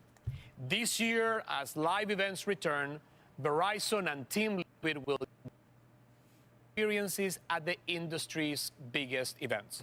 Now y'all We talk have about all this over 5G shit and yet y'all 60 shit stuttering. stadiums and See, arenas nah. around the country with Verizon 5G ultra wideband. In here, fans can look forward to 360-degree portal views into the gameplay for a fully immersive experience, and the ability for top streamers to play live from venues during these events. Something that has never been done before. Only with that powerful connection can you unlock second screen experiences that immerse fans in the competition and that allows top content creators to stream live from those venues. And for those watching remotely, VR innovations will allow fans to experience live events together virtually, giving them the best seats in the house. Is that what we said? And 360-degree access that puts them in the middle of the action. I can't wait to see what comes from our Team Liquid 5G innovation partnership. Now, Verizon's expansive collection of gaming industry partners is capable of reaching over 120 million of those players, and that's in the US alone. We want to show every one of them how Verizon's networks will benefit both players and developers in totally new ways. A great example of this was our partnership with Epic to create the Super Bowl 5G stadium in Fortnite creative mode. This was the largest branded experience ever built in Fortnite's creative mode. And it gave players the opportunity to interact with their favorite NFL players and pro players in a way that's never been done before. The activation featured 4 football-inspired games and a few hidden surprises for players. It was a great demonstration of the power of 5G for gaming with the low lag and high speeds made only possible by Verizon 5G Ultra Wideband. But 5G doesn't just transform battle royale games like Fortnite. It also changes single-player and strategy games. I am thrilled now to invite a friend of mine to talk about how Verizon 5G is amping up the player experience. He is safety for the LA Chargers and a seriously engaged model NFL player, Derwin James. My man. What's up, my man? So great to have you. Thanks for having me, man. Thanks for coming. You know, you all know this guy. You know, he plays for the LA Chargers. And your home field is the new SoFi Stadium, which is amazing. It was created with the most cutting-edge technology in existence. And I tell you, it is home to Verizon's largest 5G stadium built in the country, built with 5G at its core. So ultra-wideband coverage can be found throughout the entire stadium. I can't wait to get the fans back out there into the stadium for many reasons. The venue is incredible. The tech is built around is going to totally reshape how we watch and play with the game. It's very, very, very cool. And listen, we can talk about these tech enhancements for a long, long time, but you're here today because you're not only a competitor on the field, but you're also a passionate gamer, right? Yes, sir. A huge Madden NFL fan. I am. I started playing football when I was about 4 years old and Madden NFL when I was 7 years old. So you can say I've always been a competitor. I always wanted to be a professional football player. When I played Madden NFL, as a kid, I created my player. I wanted to have super speed, super size, and of course, handsome. So, you know, to be able to be the player I am, you know, it showed a lot of dedication. That's so cool, and you achieved all of that. I don't know about the handsome one, but anyway, it's a great story. And I'm sure you've seen tons of changes in the game since you started playing, both on the field and also on the screen, right? You could say that. The innovations around Madden NFL and the gaming overall are incredible. The tech advancements have enabled so much. When I started playing, there were maybe the color cords with the images were blurry, the networks were kind of slow, so you're constantly getting a lag. It's so different now. The visuals are more realistic, networks have gotten better, And you can play with a group of people all over the world, so you don't even have to be in the same state or city. You can be playing with a friend in a whole nother country, which is amazing. Oh my God, it's amazing, and you can't believe what 2 decades of innovation can do to the game. So, as you think about the future, what do you want to see next? Madden NFL is already delivering a lot, but I'd love to see more new modes and experience with deeper and authenticity and to what it's like to be on the field. You know, I want to feel like I'm in this moment as a player. I want to feel like I'm out there. So more engagement with opportunities to connect with people and other people across the world. So being able to be mobile, because I'm constantly on the go as an athlete, so I want to be able to connect with my friends mobilely too. Oh, that's really cool. And listen, I'm glad that you mentioned mobile because we believe at Verizon that mobile is the future. Yes, sir. We ended the year, and I'm going to hear this number, with 17,000 5G small cells all across the country. Wow. And we expect to have by the end of the year 30,000 so everybody can enjoy 5G. So I tell you, this kind of expansion means that the powerful connection you need for console quality gaming experience on mobile, like the one you want, will continue to grow very quickly. And here's one other thing. We are taking it also to the next level because we are combining this power of the Verizon network with the creativity of the developers of EA. Their team will work with our 5G labs to innovate using 5G to focus on creating the most dynamic player experience ever.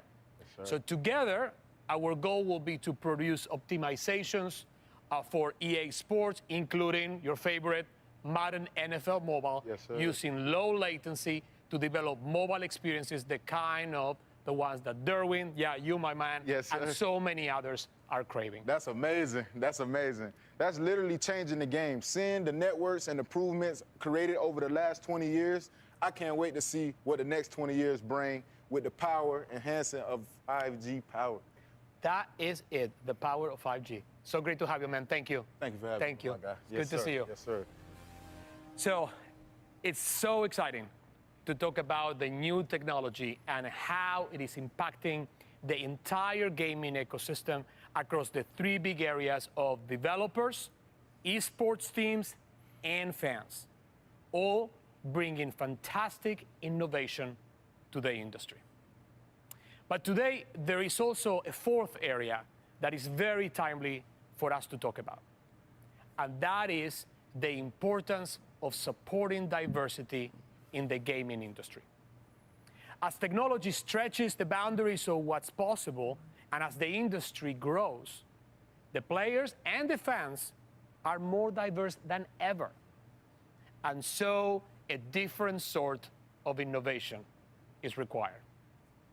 With this shift, and this is something that is very close to my heart, actions to increase diversity and inclusion within the gaming community are more important than ever, more urgent than ever, especially those supporting female representation. Diversity has become a major force driving the industry forward. And as the players and their fans who are consuming these products become more diverse, it makes a lot of sense that the people who make the products, so the developers, should also reflect that diversity. I am a firm believer that change starts with action.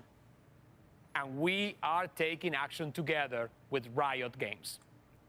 In March, we partnered with Riot to launch the Valorant VCT Game Changers Initiative. It is a fantastic program that elevates women and other diverse groups within the esports community. And most importantly, it inspires the next generation of players. So to talk more about the need for increased female representation, I am thrilled to introduce now the executive producer of Valorant, Anna Dunlon. Anna, welcome. Diego, thank you for having me. It's so great to have you here. I've never been on the E3 stage before. This is really exciting. Well, I'll tell you, that makes us 2 because this is my first E3 too. But I'm very excited to have you here, especially because you are one of the most influential women in an industry that is predominantly male, from players to developers to heads of publishers. So I really was looking forward to this conversation and ask you, what are some of the biggest challenges you see for female players and also for those that are trying to build their careers in tech? It's a great question. It's an important question. And I really like that you're asking it from both angles. So when it comes to competitive gaming, women still find themselves at a huge disadvantage. And it has absolutely nothing to do with skill. It's because they can't focus 100% on the game. Instead, they need to spend energy dealing with all the harassment they face. And having experienced it firsthand myself, it can be daunting and it takes away from the focus of the actual competition. And how is that fair? No, it's not fair. It's not fair at all. It isn't. And it's something we spend a lot of time discussing on Valorant and at Riot. And you know, it's not a terribly easy problem to solve, but the problems we're solving are rarely easy. What I will say is that we're absolutely committed to creating an inclusive environment for competition and creating safe opportunities for women to compete without fear of identity or gender-based harassment. So that's the gaming aspect. That's so interesting and so Man, real. I'm happy as hell that you're here. When we talk about I'm happy as hell that you're careers, here, what's the D, situation but I'm there? gonna be real Okay, with you. so when it comes to careers in I don't gaming, care about none of this there's shit these people talk definitely about. work to be The done there 5G as well. was cool. I If was you- fortunate if you enough wireless, to have 'cause I a do really impactful game mentor early streaming on. from I had just started my a job internal at a server tech to my company, headset into my and tablet. while I So played I can play my games, PC games I had anywhere. no idea what a career in gaming could even look I don't like. fuck with none of this And then multiplayer at shit. this They can gaming have company, Valorant, one of the women I was all of working that. with I told me she personally don't thought care I about had it. what it took They ain't to saying become nothing a here that's game like producer. groundbreaking to I me had personally. no idea what a game producer was, but I went with it, I and think now in about 20 another plus years hour later, and a here I half, am. that's when shit's about to take And off. as you mentioned, there But are not this- enough women in the industry, so it means a lot that she brought me with her. I try to pay that forward Like, to I'm all happy the women that who are coming up after me. that they get But we need representation for the women, because women do need more your representation story in is so, gaming, game building, inspiring, and especially it's the the shit that was first time going on that at actually you're Ubisoft. saying it like that. So thank you. Ubisoft, I'm turning them shits down. They ain't saying nothing important. Ubisoft had allegations of shit going on with sexual harassment in their offices. So I'm already angry on that, on top of what the fuck they just tried to show us 2 days ago. And stuff like this makes me happy because we're getting women representation within the game building process, the game creation process. That's cool. I just don't care about the game, but I support the building process and who's making it. I fuck with that.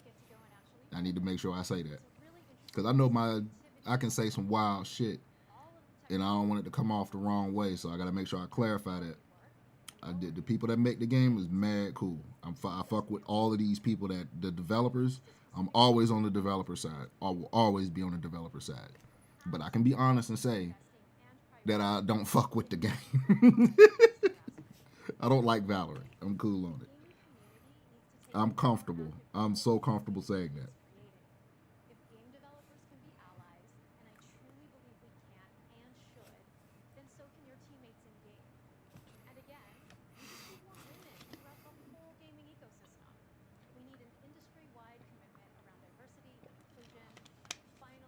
I like the way you say it, and I couldn't agree more. We need more women, we need more diversity in the industry. And But they don't need to be changing shit for the worse either, though. today, we are announcing Cause we can't be softening shit up. commitment to the Valorant game. They can't do that. We got to make it to where everybody can be inclusive, but don't try to change shit like that. And that's why I'm happy it's in the multiplayer space. I don't fuck with multiplayer games like that. I play them for like a little bit. They'll be fun for a while, but I'm not going Apex Predator and Apex Legends. I'm not doing that shit. I ain't got that much time. Now, I will knock your fucking head off in one-on-one. I will do you in. I will destroy you. But I don't need to spend thousands of hours on Apex to prove that. I just need one match to prove that. So it's like the whole competitiveness. I'm not competitive in that sense. I could just do it and then fade off into the shadows. I don't need to drive it in your face that I'm nasty. Just do it one time, let you see it, and then boom, we can keep it pushing. Real change alone. So we are equally thankful for your support and for Riot's support as well. Fantastic job. Thank you. So Anna, thank you for being here with us today. Thank you for the great conversation. Thank you so much for having me, Diego, and honestly, thank you so much for caring about it as much as I do.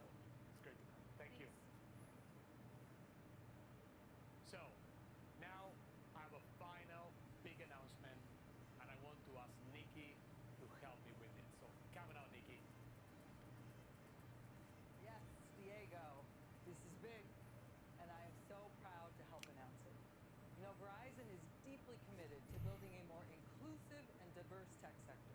Our work in this space has been going on for decades and frankly speaks for itself. We are so proud of the work we've done, but we also know that more action needs to be taken to address the lack of female representation in gaming and more broadly in STEM. So today, Verizon is making a new $1 million commitment to increase female representation in gaming and STEM.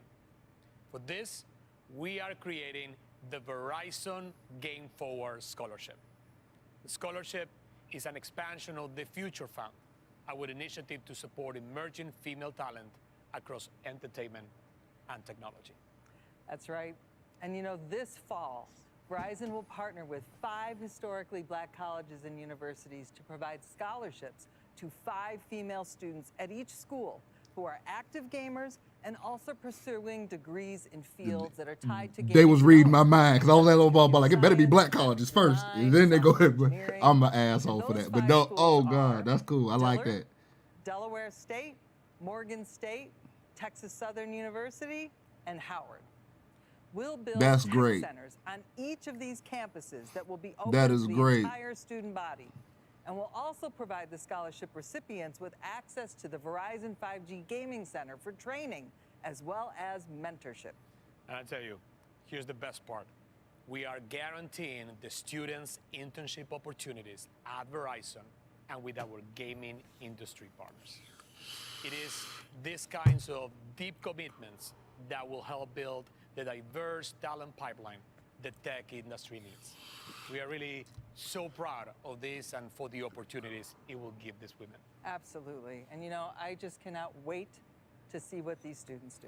Nikki, thank you. Thank you. So, I hope the last 30 minutes have clarified why Verizon is here for 2 big reasons. Number 1, technology. Verizon has a vision for how 5G and related technologies will bring an entirely new level of creation and experience of gaming. For the developers, Okay, I'm turning them down real quick because we got clarification on what Nintendo is doing on tomorrow. Nintendo's is ending E3 tomorrow. 12 p.m. Eastern. 12 p.m. Eastern. We getting 40 minutes of games releasing in 2021. The one thing I've been asking for this entire E3 Direct, what the fuck is coming out this year? And the only answer I've gotten was Halo. And Nintendo said 40 minutes of games dropping in 2021. And we know how they did Paper Mario, and that's one of my favorite games to ever release in the past 10 years. Paper Mario, the Origami King was fucking phenomenal, and they announced that 2 weeks before it came out. Come on. I think this is about to be crazy. Now with that, I think this is about to be crazy. I think this is about to be crazy. Tomorrow,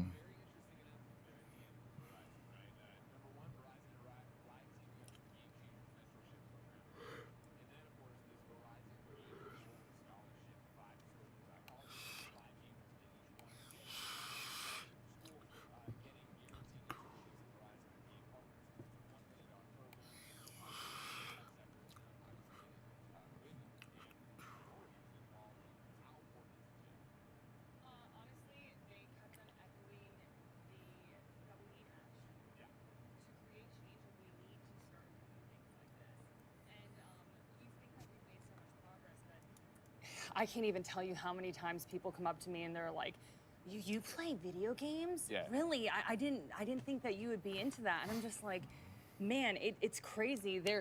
Gamers come from all walks of life. And, you know, we heard Anna Donlan talking about this a little bit, but sometimes when you're a woman, it can be very discouraging. A Twitch chat can be extremely harsh. Social media, like, it can be extremely painful. But seeing something like this that is uplifting and encouraging, I'm so excited it's for good it. to see. And, you know, they kept on It's very talking about good to the see next that inclusion generation, and then so many people young actually women out there are doing watching something. this.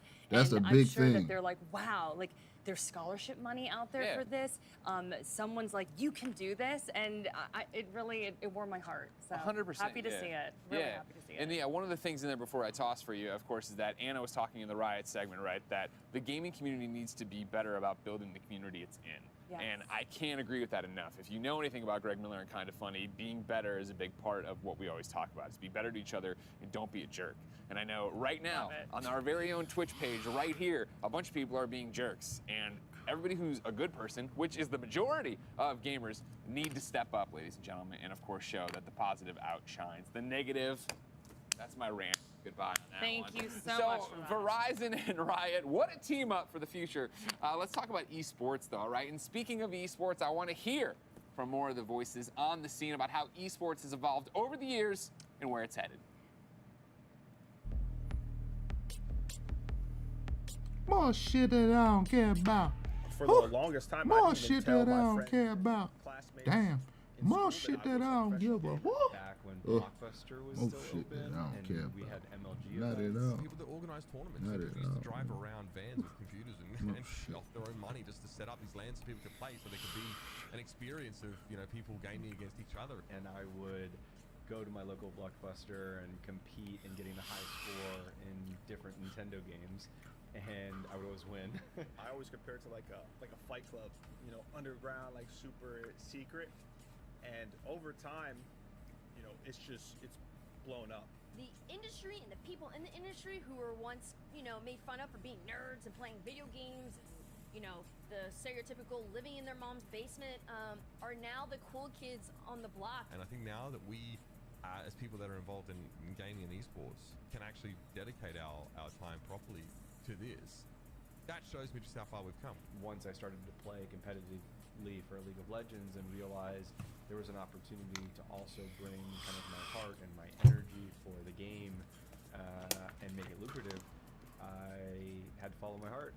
I'm just very excited to see more and more people being able to turn their hobby, turn their passion into their jobs and making a living out of it. And now you can legitimately be a kid and tell your parents, like, hey, I want to be a professional esport player. Day to day, I wake up every day and I'm just really happy to get to play games for a living. There's Fortnite players that are 13-year-olds that I know who have the work ethic and drive and put in the time and effort like a job, more so than even my friends who have full-time jobs. In the beginning, it was like nerds play video games and jocks play sports, but now you have like NBA players and NFL players that are streaming and making videos. People are now coming out about it, like, come out your gamer closet.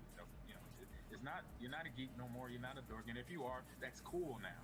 When I was a young girl, I was playing 2K a lot, and I never thought I would see myself in the game, and boom, there I am. I'm able to drop 40, 60 with myself and actually look like myself. It's really started to mesh together, and it's created like my perfect little child. This sports mixed with video games is like pretty much been me my whole life, but now the world can see this. I think that's what makes esports so compelling, is that there is an opportunity for anybody, no matter where you're from. Anyone can be a gamer. You're not capped by your physical attributes. It's pretty easy for people in esports to gravitate towards underdog stories. I think people love those, and there's a reason, because I think many of us in esports have felt like underdogs ourselves. Growing up in a children's home without a support system, family, financial means, I just never thought that following my dreams was on the table for me. Like, that just did not seem reasonable. Now here I am. I turned my passion into my job. I love my job every single day. I met my husband at a gaming event, and I made lifelong friends. And I found my place, and I found a family along the way, and I couldn't be more grateful.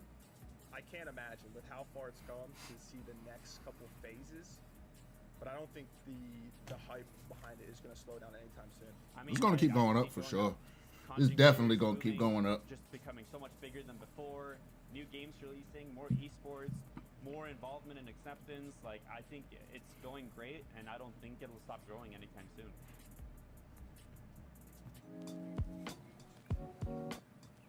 IGN Summer of Gaming 2021 is presented by the Amazon original movie, The Tomorrow War. I want to see that shit. Exclusively on Prime Video July 2nd. I want to see that bad. I did want to see that very, very bad.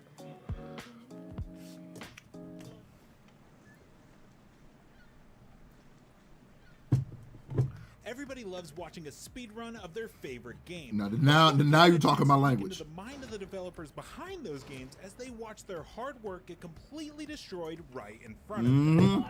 Now you talking my language. That's exactly what happens on every episode of Devs React to Speedruns. Now we speaking invite my you language. right along with the developers as they watch, react, and enjoy some of the craziest gameplay by the most skilled speedrunners on the planet. Put 'em in the Tune in every dirt. Saturday for a brand new episode. We put these games in the If you're not dirt. following IGN on social media, what are you waiting for? All right, let's do this. We're constantly updating our feeds to bring you the latest news, gameplay, custom original content, the best user-generated videos and art, Because we don't care about that. memes, and a whole lot more. Be part of the conversation throughout the year. Follow IGN on Instagram, Twitter, Facebook, TikTok, and Snapchat. Not only is IGN the world's biggest media brand for games and entertainment, we also have teams of some of the world's biggest fans of your favorite franchises. From breaking news and exclusives, never before seen looks at What's up, boy? games, to reviews, let's plays, and live What's going on, man? all the coverage you need, no matter where you are.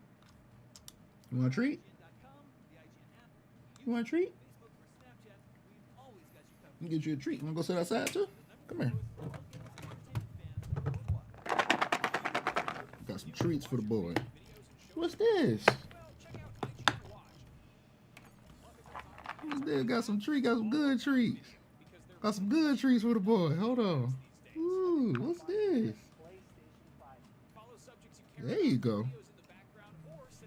Fuck it, you gonna get two because you're a good boy. Whoop, whoop, whoop. Get it. There you go. Good boy. You wanna go sit outside for a minute? Come on.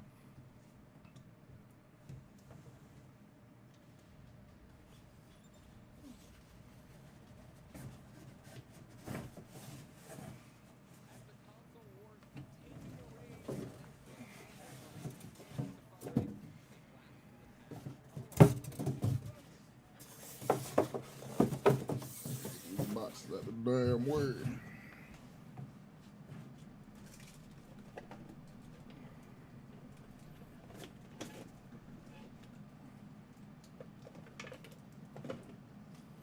All right, go ahead, buddy. You wanna go outside? You wanna go see what they're doing out there?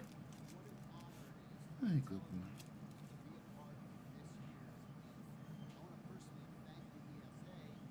Is that Tommy? King Tallarico.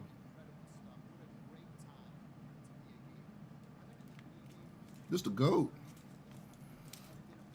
Earthworm Jim, nigga.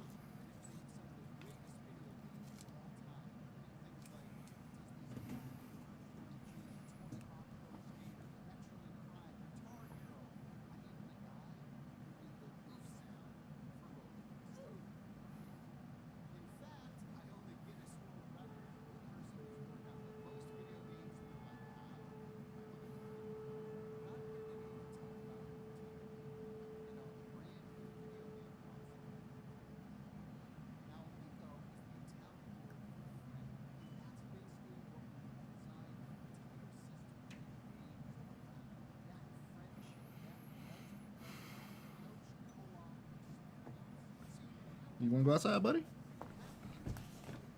wanna go? Go ahead. Go ahead.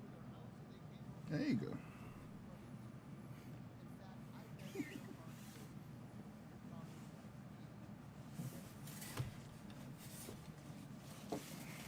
Big green screen energy. What am I even holding right now? You can't even see it. Ooh, that's cold.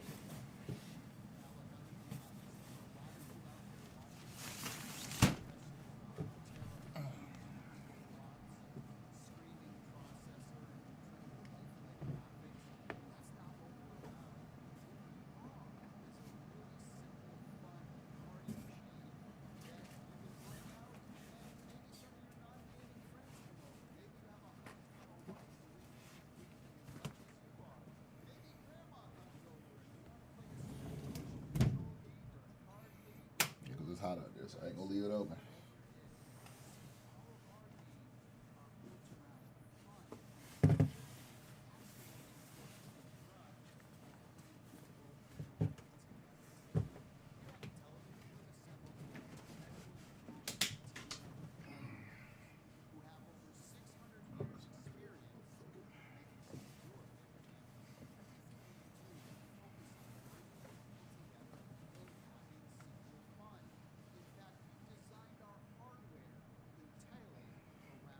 Oh, this is Tommy's system. This is Tallarico's system. Might not be as good as you Let in me turn this up, gaming, hold up. so it's a great way to give them little hints. For example, here in Shark Shark, whoever's in last place, it will vibrate, because we have haptic as well, and then it shows the color of the clam that's going to release the next big bonus pearl. So only that player will get that information. And also, having a screen on every single controller gives you a lot of really cool and unique abilities to do game and game designs. For example, everybody has their cards and they can hide it in a game like Spades. And here you'll see it on Farkle, another one of our 6-pack-in games that you get free on every console. You can shake it and you'll feel the vibration. We have haptic feedback. And watch, you pour it out, boom, and the dice pour right out onto the screen. Motion controls are also really important, especially This is for really casual cool. gamers. So a lot of our sports and recreation, for example, will use that kind of motion control. You'll see here with Cornhole, you're throwing the bag into the hole. By the way, this is another game that comes free on every console. Now our main disc is really unique as well. Most Okay, directional let me pads have change 8 this camera positions, style up, down, up. left, rights, and the diagonals. It has 64 directions and touch sensitivity as well, so the harder I press down, it'll affect gameplay. Here's a feature I think a lot of gamers are gonna love. I can take my controller, I can go over your house, dock it in your system, and because it recognizes that it's my controller, we can now play all of my games that I own on your system at your house. As long as my controller is there, my game Oh, that's is there. cool. As well. That Another is cool cool. feature that That we I like a lot. incorporated is wireless contact charging. That So is once you're extremely done with your controller and your game's over, you just dock it right back into the base and it charges for you. Another unique feature of Amico is that we have interactive LED lighting all throughout the console itself, the base, and all of the controllers. We also have RFID built throughout the entire console, which means you can get a gift card, for example, tap it on the system, and it shows up immediately. You know what's really cool about having the focus be people playing together?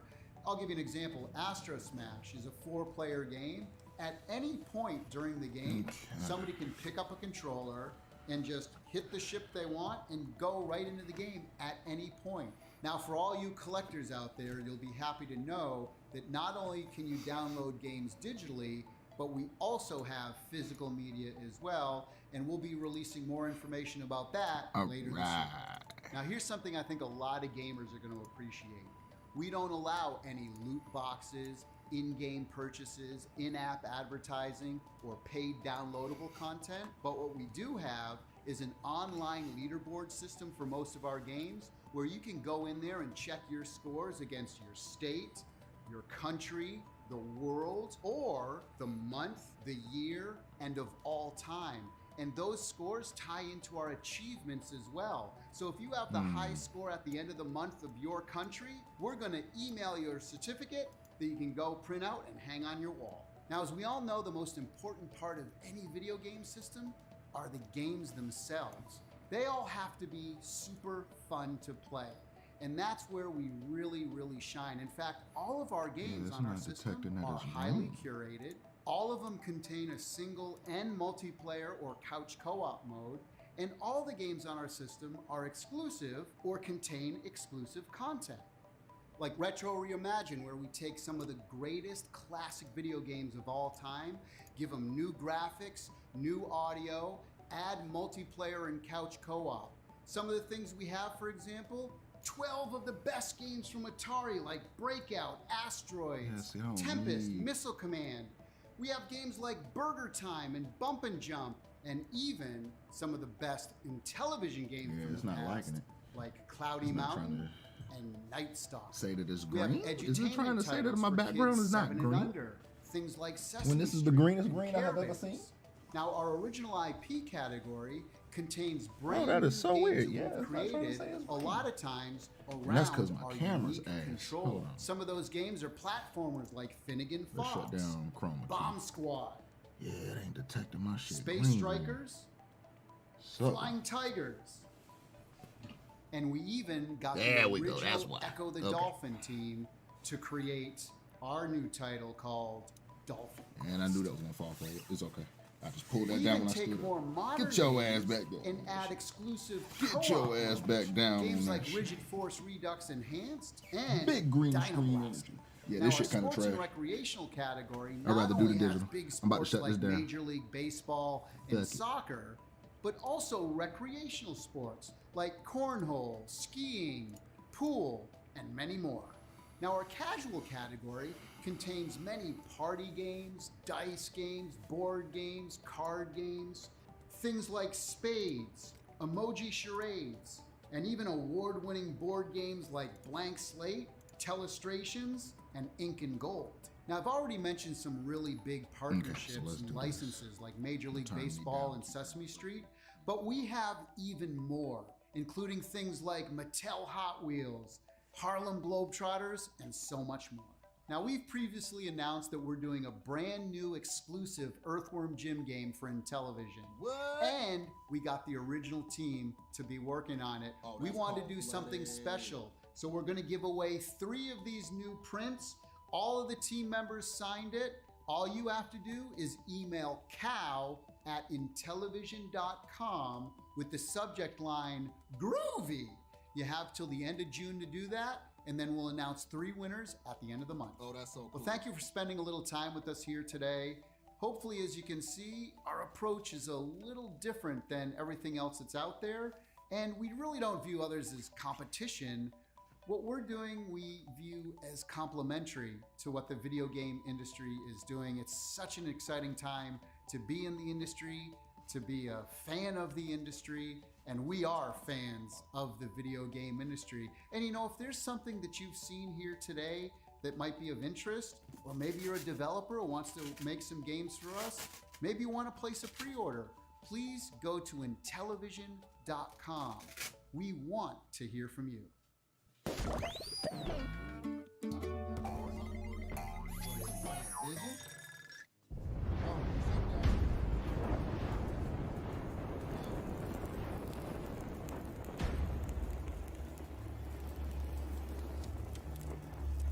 You all know the target. Shiva's dominant. And only the dominant. How do we even know the girl will be among us? Our kind do not question orders, we follow them. Sergeant, let's summon their icon. Icon? That thing's a bloody mountain.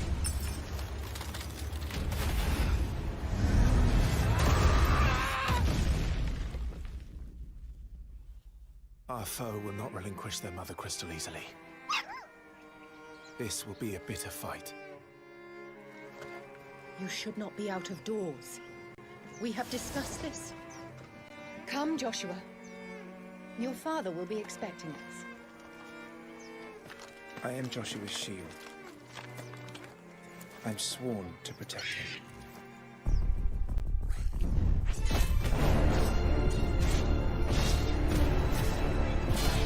What do you mean you refuse?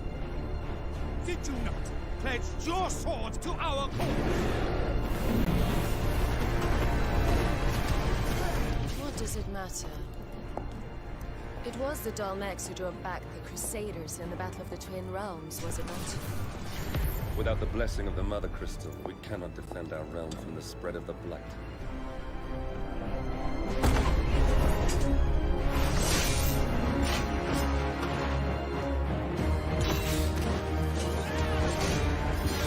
So, the Sentinel Dragoons. Imperial Vipers. Do they really mean to invade us?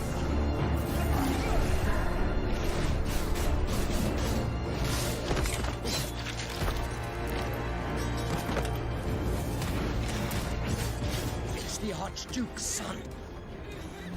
Phoenix. Stop there!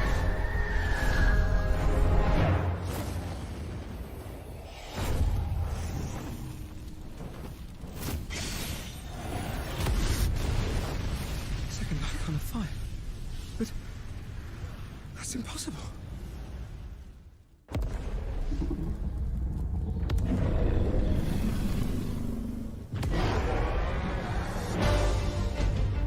legacy of the crystals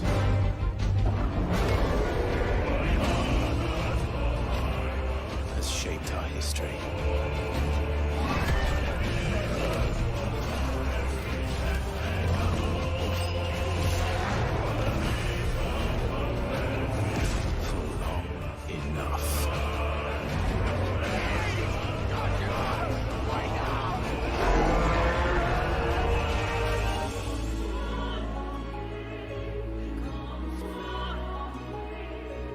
I'll kill you. If it's the last thing I do.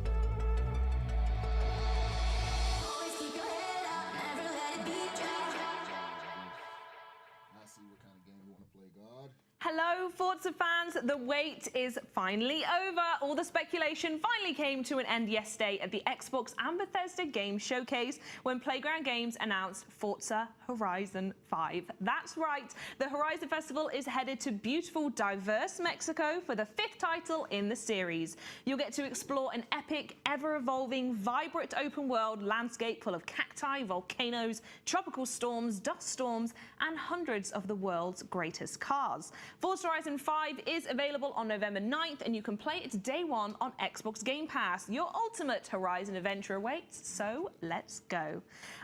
Today I'm live with Playground Games to talk about yesterday's Forza Horizon 5 announcement. Then we're going to be taking a closer look at breathtaking open world festival location, Mexico.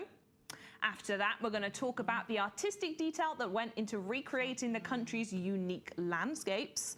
We'll also get the scoop on some of the game's new features. And before we wrap the show, we're happy to answer some questions. So pop them into chat as long as we go, and we'll see if we can get round to a few of them.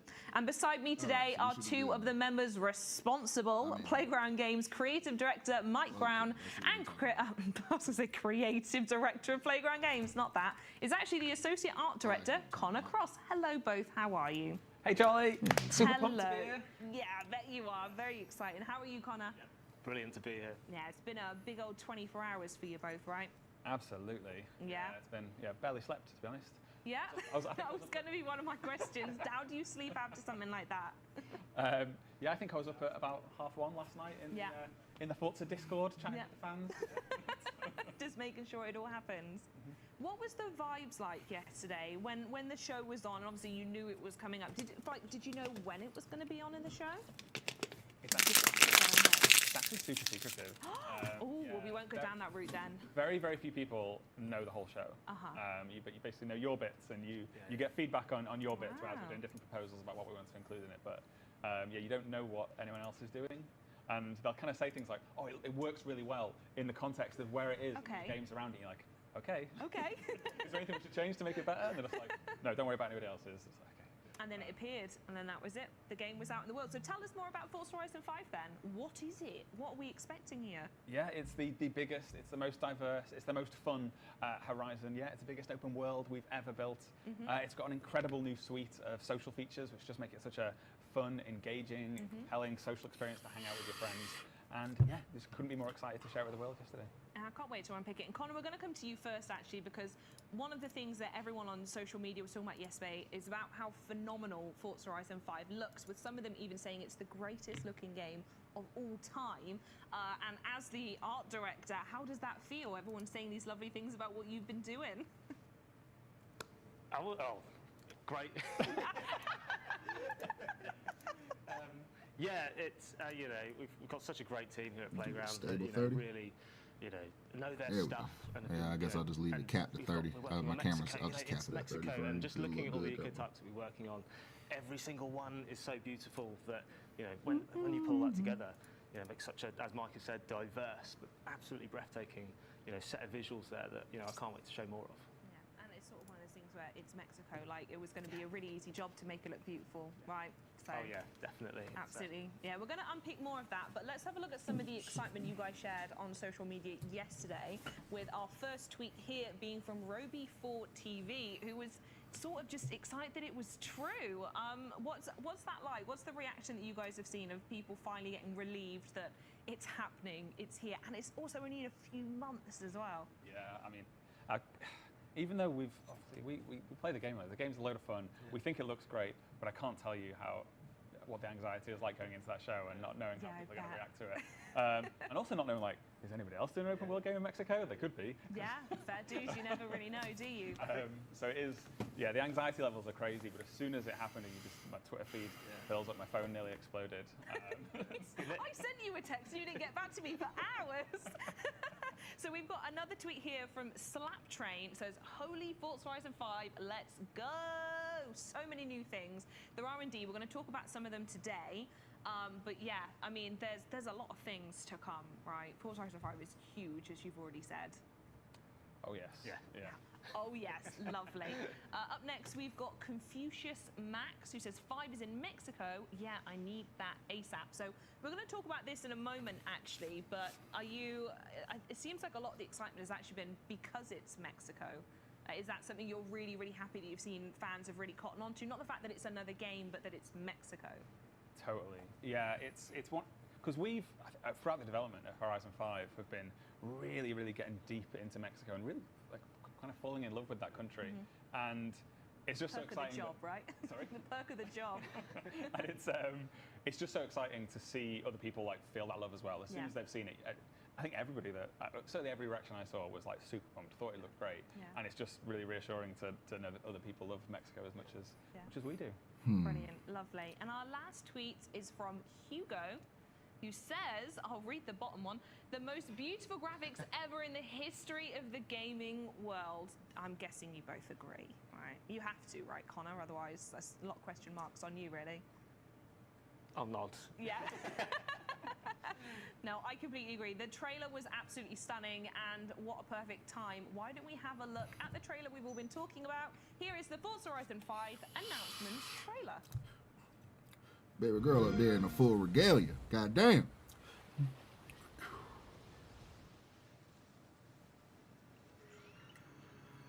She said I had stars.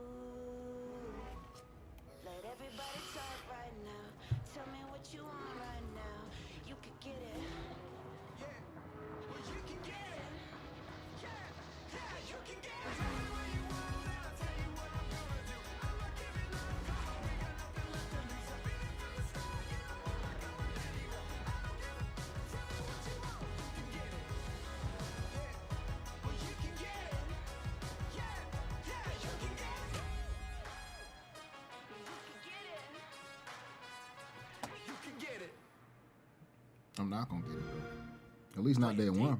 With Xbox Game Pass. So obviously the reveal was absolutely awesome. The room I was in alone was screams, jaws hitting the floor, a bit of everything. But I think this clip actually from Forza streamer Ash really kind of sums up how we all feel. Should we take a look? It has to be! Oh my god, yes it is! Oh my god, November the 9th! Oh my god! Oh my god! Oh my god! I'm Mike Brown, Hi! creative director at Playground Games. Hi!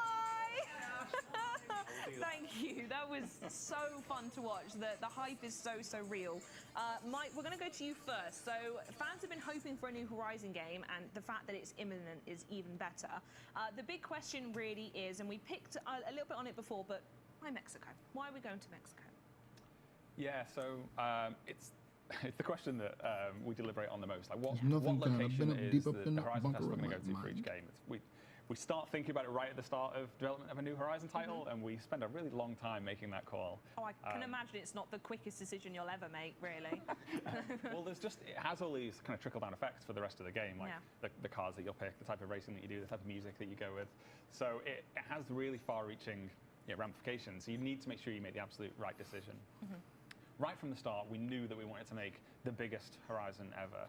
And you don't get that far down that path before you realize there's no point making the biggest ever unless it's also the most diverse, because otherwise you're just adding more of the same. Mexico is a country which is almost like the whole world in one country. It's got snowy mountains, epic canyons, beautiful historic cities, stunning coastlines, jungles, rolling hills, farmland, multiple different types of desert. It just has everything. And then you add on top of that the fact that it has this culture that's known and loved all around the world. The art, the music, the people. There just couldn't be a more exciting option for the Horizon Festival than Mexico. Yeah, I can't. Just the image of like cars bombing around it as well. And you saw how diverse it was from the trailer. So we're going to move over into the art stuff now. And we saw some game footage from the demo during the Xbox and Bethesda showcase yesterday. So I want to get into some of that and talk about how incredibly good it looks. So Connor, from your point of view, what improvements do we see from ray tracing in Forza Horizon 5? So we have ray tracing in Forza Vista, and ray tracing is basically the closest or the next step to complete photorealism.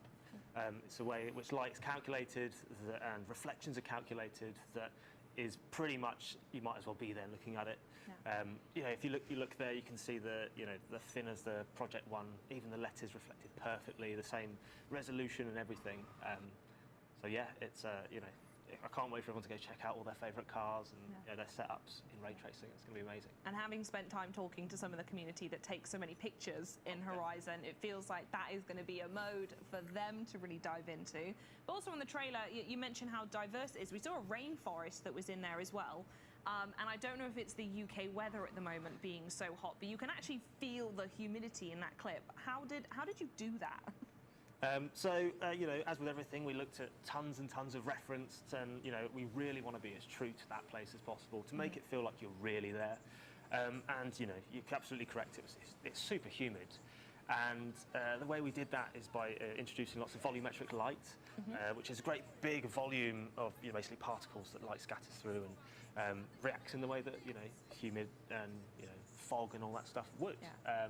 So it allows you to have all these glorious God rays from all the sun coming through. And, I love the word God ray. That sounds cool. That does.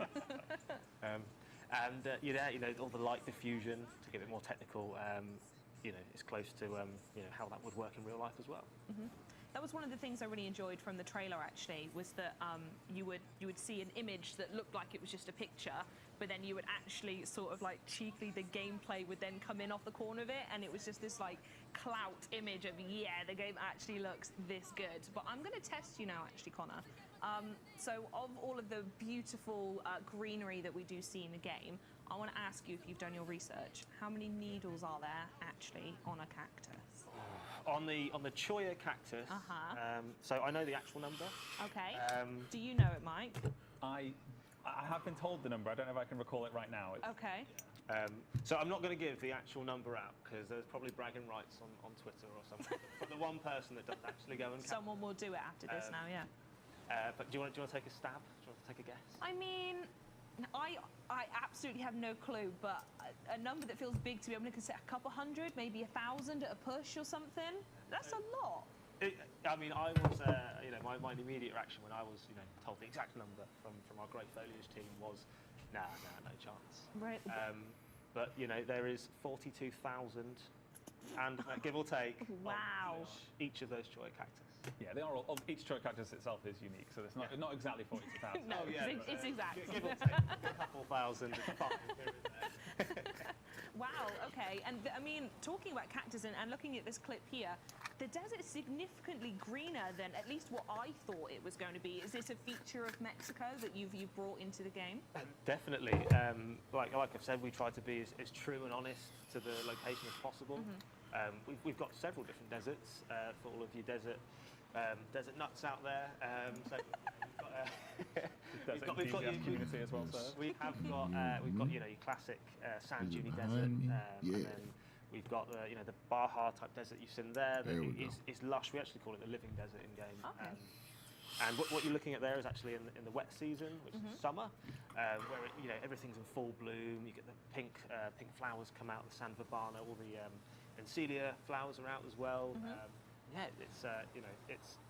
It's great because it's everyone's preconceived idea of a desert. It's just rolling sand and barren. Sand dunes, and it's just dismal, and you're looking for water everywhere you go. But that's not what that looks like. Wow. There's you can find little oases hidden around here with palm trees, and it's there's absolute ton of it to go and explore as well. So.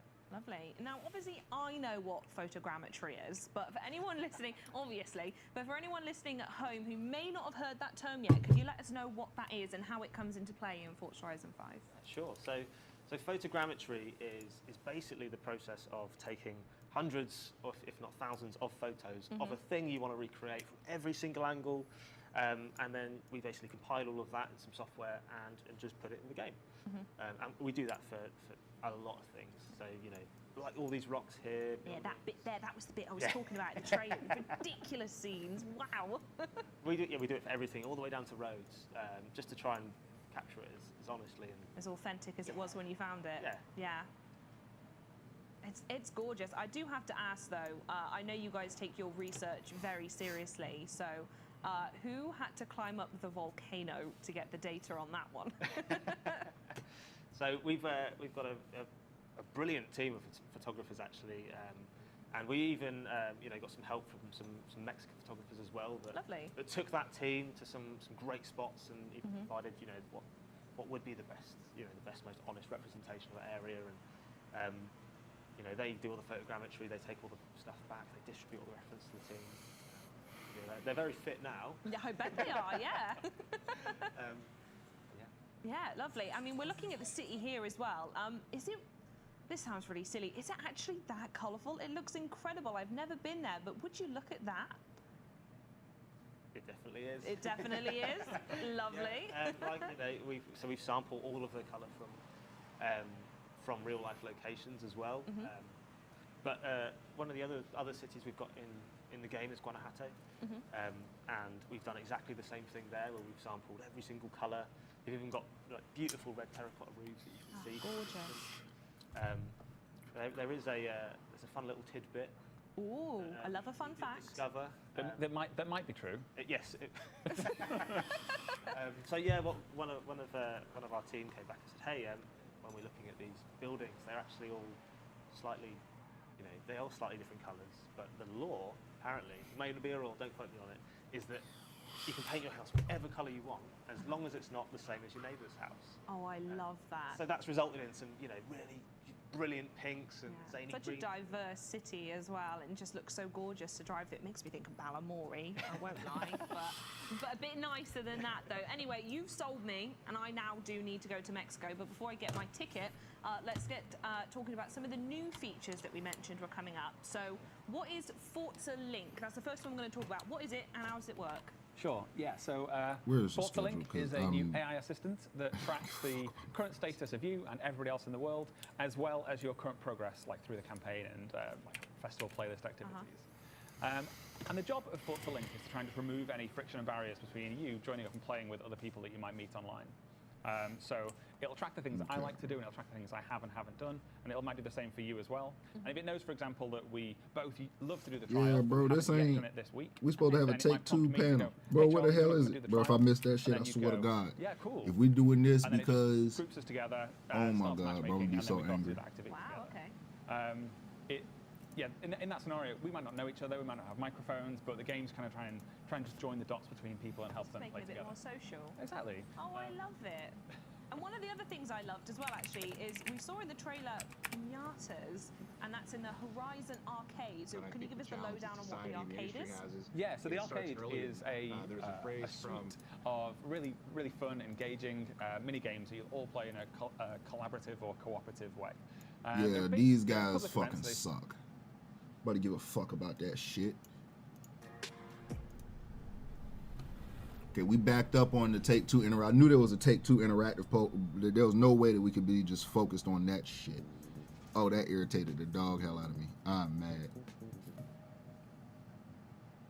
Okay, let me get this I'm one Al up. Lewis, Vice President of Corporate Communications and Public Affairs for Take-Two Interactive.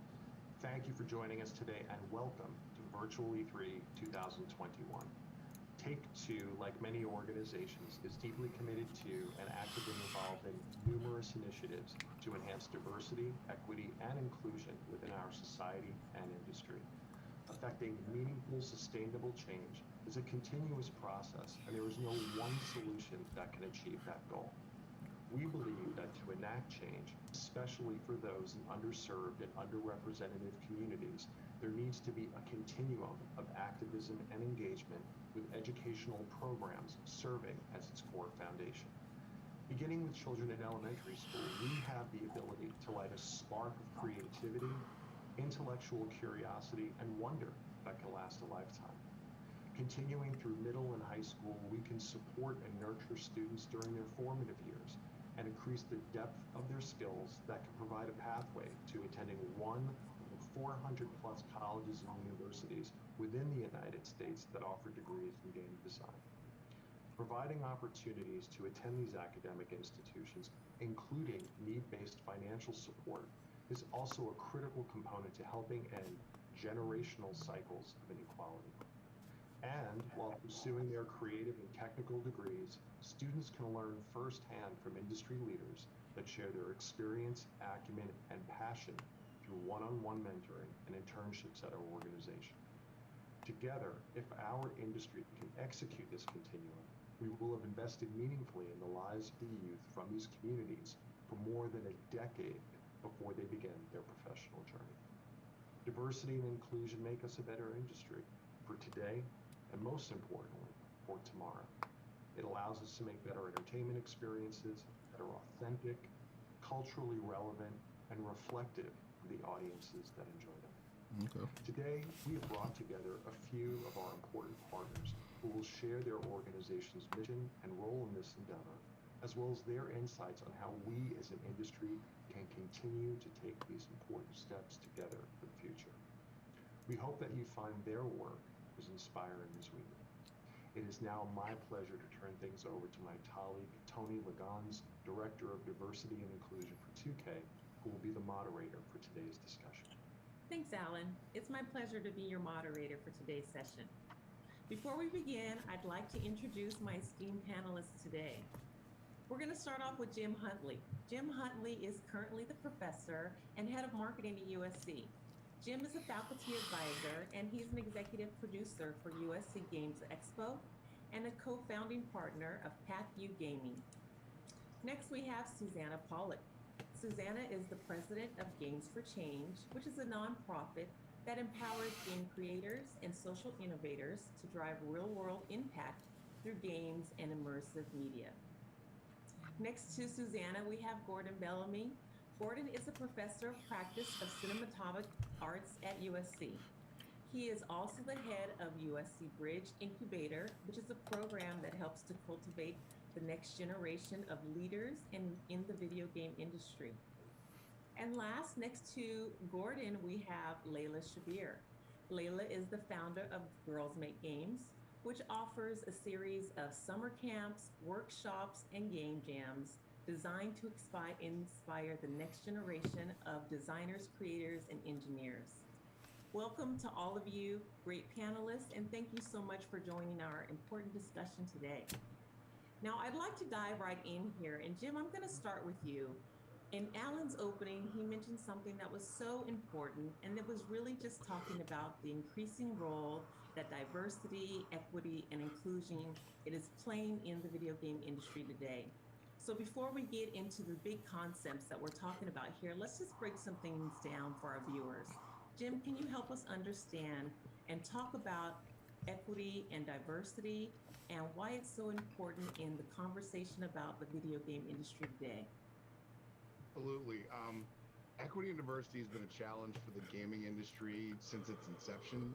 It hasn't really changed very, very much over time, but I think the biggest change that people are seeing in the last 2 to 3 years are the lack of it in the modern era and the rationale that there's no excuse behind not having better equity and diversity in the industry from here on out. So what I like about working with companies like Take-Two and some other companies that have reached out to me about an initiative we started to call the Gerald A. Lawson Endowment Fund is that companies are now looking to invest in getting more diversity in their ranks and getting more stories told from different points of view.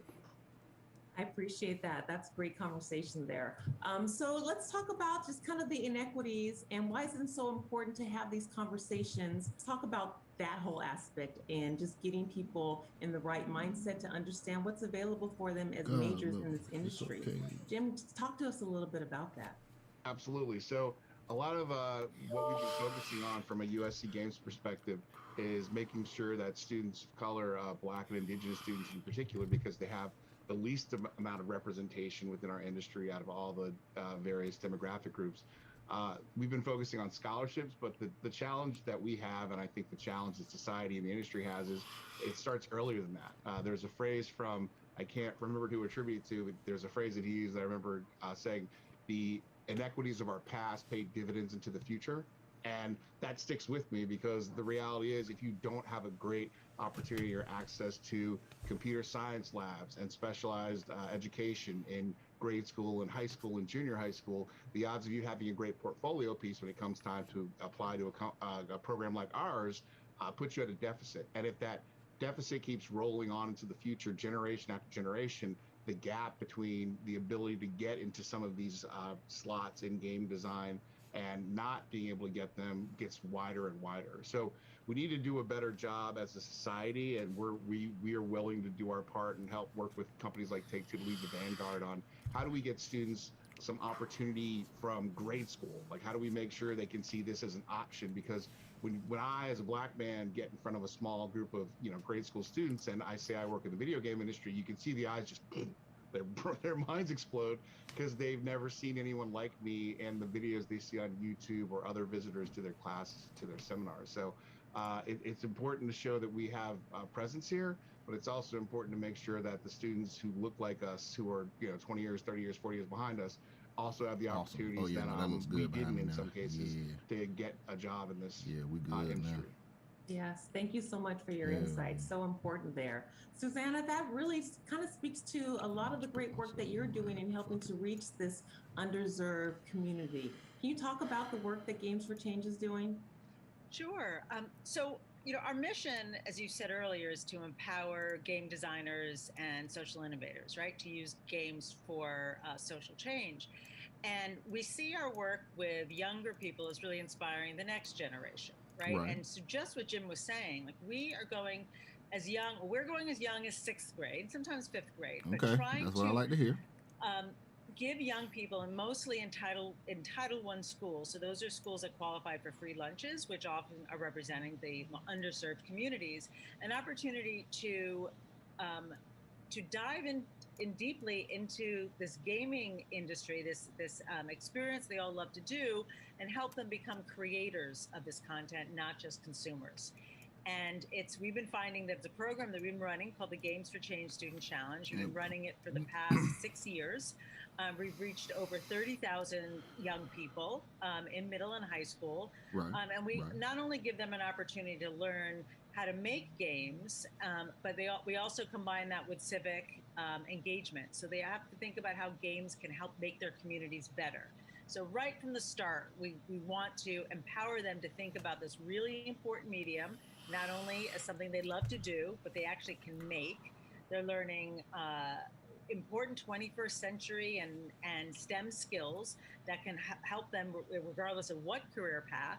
But what we really hope to see happen is that they see a future for themselves and they see an opportunity, a pathway for them.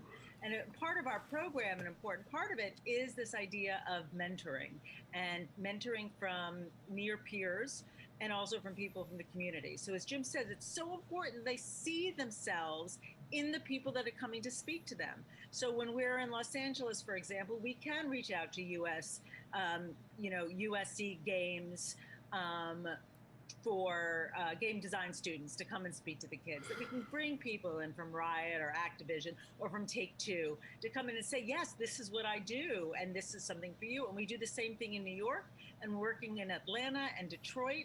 And I can tell you that students are coming back year on year, and we're seeing them use this program as like their college essay, or they're building their portfolio. And I love the idea that, we can get to them at a young age. They spend their summers with Layla at Girls Make Games, and then they can go on and apply to college, and we're talking about this pipeline or this pathway for them. And so that's the role and what we hope to inspire. I love what you said there, Suzanne. There's so many little nuggets that you just pulled out there. The different avenues you can have and career pathways there are in the gaming industry. Just the activity that you can have in terms of having mentorship and role models and representation, and just, having good gamers out there. So there's so many things that you talked about that I want to hit on. Let's just pull Layla into this conversation and just talk about the idea of mentorship and representation.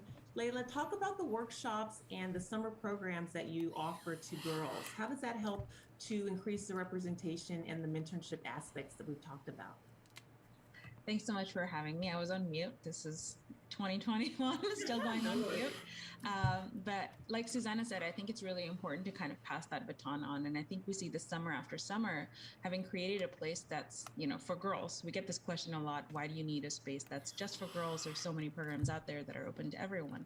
But I think it's just so important to create that space because, like Jim talked about, it's so important to see people who are like yourselves. For many of the girls that come to camp, this is their first time walking into a room full of girls who love video games. You know, they've been so accustomed to kind of being the only girl on their robotics team, or the only girl that went to a coding camp with their brother, and the girl who's fighting her brothers for That shit is hilarious. the Xbox controller. So those are very common themes and stories, and I think it's important to kind of tie in not just the mentorship but also the community. It's very important to walk into a room and feel like you're not an outsider, and the best way to do that is to show many more faces that look just like you. It's really validating to walk away, not just with the technical skills, but to feel like these are people that I'm gonna, you know, kind of encounter in 10, 15 years and we'll be like professionals, because right now we're just kids making games, but we'll be professionals in a few years. And 7 years out for Girls Make Games, we're finally starting to see, you know, these girls kind of make plans together to go to college. And this year, I would say, like, the first time we got in like dozens of emails from families saying, you know, my daughter is now thinking of college and how do we get this portfolio going? How do we set that up? So I think touching on Jim's point too, there's so many challenges that, you know, people have to go through just to get everything right. You shouldn't have to rely on luck so much. So if you look at the women who are now excelling and thriving in the industry and you ask them their stories, so many things had to go right in their lives to finally end up in the industry. Many of whom ended up there accidentally, This like ain't me and E3, even bro. Tony. This can't be E3, I think Tony and I touched on that earlier. But it shouldn't have to be luck or accident. We can I'm so actually happy about the intentionally inclusion create these thing. pipelines. And I think it requires all of us working together, like everyone in this room, talking about what we're doing and how do we pass our students on from, you know, we start as young as 8, getting them onto the programs and then passing them on to the student challenge and then on to USC and then finally on to the industry. I think that's basically the magic formula to solving the problem that we're talking about today. Yes, thank you for hitting on that pipeline challenge and actually solution. You really clearly laid it out there for us. I really, really enjoy that. And something else you mentioned is just like really opening this world of gaming to new, diverse, a pool and a spectrum of gamers. And how do we create those real pathways back into the gaming industry? Gordon, you've done a lot of work in just helping to create value where value was not seen in places in the gaming industry, specifically for the gay gaming professionals. Can you talk about how the representation and widening the spectrum of what gaming professional looks like and how your company and your role really accomplishes that? So we're talking about equality, Sure. but I ain't seen that near game yet. Education. I'm so happy we're talking about equality. This is a necessary conversation. We got to talk about this. We got to do something about it. We don't need to talk about it. Somebody need to do something. So I'm happy we're having this conversation. Biggity boop bop butt. A feeling of What a game's at? of being default. And I know that people in their uniqueness do a lot of mental, socioeconomic, and sometimes social gymnastics before they get to be as good as they are, before they get a chance to participate in this panel or participate in our industry by and large. And I think the work that we all share is trying to disrupt some of those mental gymnastics, socioeconomic gymnastics, social gymnastics that young women, My man people looked of like color, indigenous people, what's his name from Good Times? neurodiverse people He looked like JJ to in his do 30s. in order to be as great as My they man are. looked like JJ you from know, Good Times. to belong, you know, in the space and sort of hearing, you know, what Layla And that shirt, dynamite. right? My man is that in treats here. each other as default, and where are we going to go now together, collectively? The program, you know, Jim's putting in place, right, with the endowment honoring Lawson, where there's going to be cohorts of Black and Indigenous people, right, growing together, and the work that Susanna you've been doing since before it was cool. Okay, you've been changing games, you know, making that dollar out of 15 cents to before all of us. All of that work, and with the support of corporations like Take-Two, right, is enabling us to move a generation forward. Specifically with GGP, we have a scholars program in partnership with Take-Two. Some go to USC, many go on to participate in Games for Change, and many have been girls who made games. And that's where we find ourselves intersecting, is at that college point of how do we take them towards professionalization, and then we hope to carry them through into employment, into being experts, right? Because that's the real challenge when you're trying to discover people. You don't want just to be entering, you want experts, right? And if things are going to really change, like this discussion, you need owners, right? Layla, owner. Susanna, owner. Jim, owner. All of you, owners of Facets of Your Business, right? That is where we become the batter, not the frosting. Doku. Right? Where This is the Take-Two game is, Interactives. more than we can count, 2%, 3%, 1%. I just read up We where I aren't said even the gay ones gaming counting, professionals. Right? We're still being counted, right? Until you're doing the counting, nothing has changed, right? I'm need to just ask done, bro. how Like, many I'm young sitting here ladies trying are to in figure girls' out, day like, games. I All get the of them, inclusion, but what are they making? They're just talking about being included, but I don't see what they're working on. This is all just conversation right now at an expo that they're supposed to be showing us the new games and technology coming. But what so far I'm seeing today, and this isn't the only press conference, this is the second press conference I've seen. The only other one that was actually showing the game was for Forza. Thank you, bro. It's just like, I want to know what y'all working on. What do y'all have in the tuck? And begins their path. Because I want to support shit. But it's like, what are y'all working on? I don't see what I need to work on. This is a Zoom I call. appreciate that. Yes, exactly what you're saying. There's so much more that all of us can And we be seeing doing. all of these The accountability piece is really representatives. very important, Gordon. Thank you for bringing that up. I just want to lay this out there to all our panelists. What can corporations do to really set themselves up for Cause why are they success talking in to the near us about this future shit? and grabbing We this the end new man. We the end game. this talent out there that we need to capture to help us build I'm so better, more confused. Like relevant, it engaging gets to video us games. last. What It's can up to y'all corporations to do? do the shit because y'all are there in the industry. I'm not in the industry. I could just talk shit from my position. So I have no way to make this conversation even go anywhere, except my only power at this point is to support the game. I can support what y'all working on, but I don't even. They not showing me that. They just talking. I don't care about y'all like personal strives. Where the games at, bro? So Take-Two has been part of our challenge since the beginning, offering scholarships to our grand prize winners. And I can tell you that that's a motivator for kids to participate. Not just because there's a scholarship at the end, but it's because Take-Two is part of it. Like, it made us cool. I'm confused, right? man. And I think it's that relationship at that young of an age that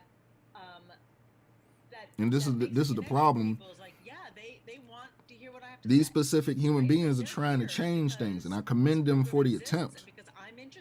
But you're not making me care about the struggle because at the end of the day, all y'all doing is talking, just like everybody else do. Everybody is just talking. Why are you talking? Or judging games at the end of the competition, they're involved, and I think that it really has an impact. This is like internal conversations they need to be having with their staff, and then show us the fruits of what they talked about. And something that, we're talking about Take-Two, and thank you for having us, is making... This is podcast style energy when this is supposed to be a press conference. This is supposed to be a press conference, but this is a podcast that I would be very happy to listen to. But this is E3. If we were on stage right now, what would this be? Like if everybody was there looking at this, they're doing this because we're home so they can get away with it. But if we were actually had to fly anywhere and watch this, if we had to leave our houses to watch this, I would not. I would leave the venue. I didn't come to listen to nobody speak about these things. I want to see what y'all are doing, actively doing. What are you doing? And that's about people being of value versus just being valuable, which are two different things. There's lots of And this isn't even live. I'm catching up from the beginning of Take-Two's thing, and we're what, like 20 minutes in? There's a difference between saying And I'm fast forwarding. Let's fast forward. Let's fast forward to live. They're still talking. My parents were very supportive and they wanted me to pursue whatever dream. I fast forwarded 30 minutes. But I think We're live now. This is live now. mindset and coming from I just scrubbed through it off screen. There's nothing that they ain't got. I ain't seen a pixel. I ain't seen a graphic. Boys or men than me. I think the piece of advice that I would really give girls is to honestly not think about your gender when you think about what you want to pursue, because it's all about you specifically. You might end up liking things that people, even your age, your geographic location, your educational background, or your family might not have heard of or even thought of. And that is all the things that I ended up I'm trying to be doing were careful things about that what I people say because I'm not matched trying to hurt anything nobody's that I had feelings or seen in come my off own as environment, but I some just kind of pursued what I wanted a then bigot two thought, is like, to cause this kind ain't of no bigotry or nothing like use a that. very This ain't got selective, nothing to do with hating or trying hearing. to like I think you have exclude to kind of somebody. develop I don't selective want to hearing. hear some Listen white to the dudes, people white that men care talk about you, about that things. I love don't want to you, hear that black men talking about encourage you and certain be things. more Show me who what you're you are, working on. and diminish the Like Tommy voices of Tallarico came people who out. say you can't That man was the sound engineer it's on never been Earthworm done, Jim. or that's not how it is, or Tommy Tallarico was the sound designer on Earthworm Jim. Intellivision dropped their thing. He came out and said, "We making a console. We got games coming.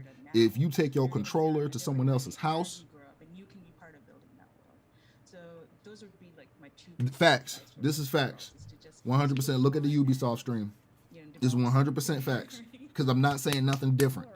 My question is versus I got the same problems that I've been seeing with a lot of these things as big facts. I'm not changing up anything. I'm trying to make sure I watch my words so they come across as, because I'm an ally of everyone. I'm a friend of the people. I try to be a friend of the people. But this right here is making it hard because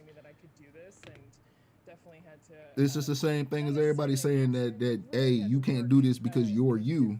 And then when you do it, bow. But we got to get to that point to where you do it. Can you share an example of how your program has Because Take Two, participated or I instantly think of Rockstar. I instantly think of Grand Theft Auto. So, as I said, our program is 6 years old in New York City. They talking about, like, we want to know why Grand Theft Auto 6 is not even getting announced. This is why. Now the kids all over the country can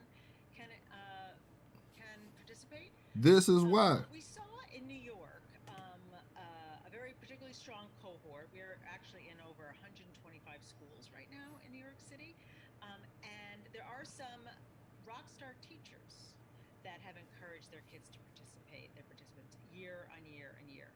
And that to me is certainly the beginning of getting this kind of program off the ground, and particularly in schools where students usually aren't offered this kind of experience.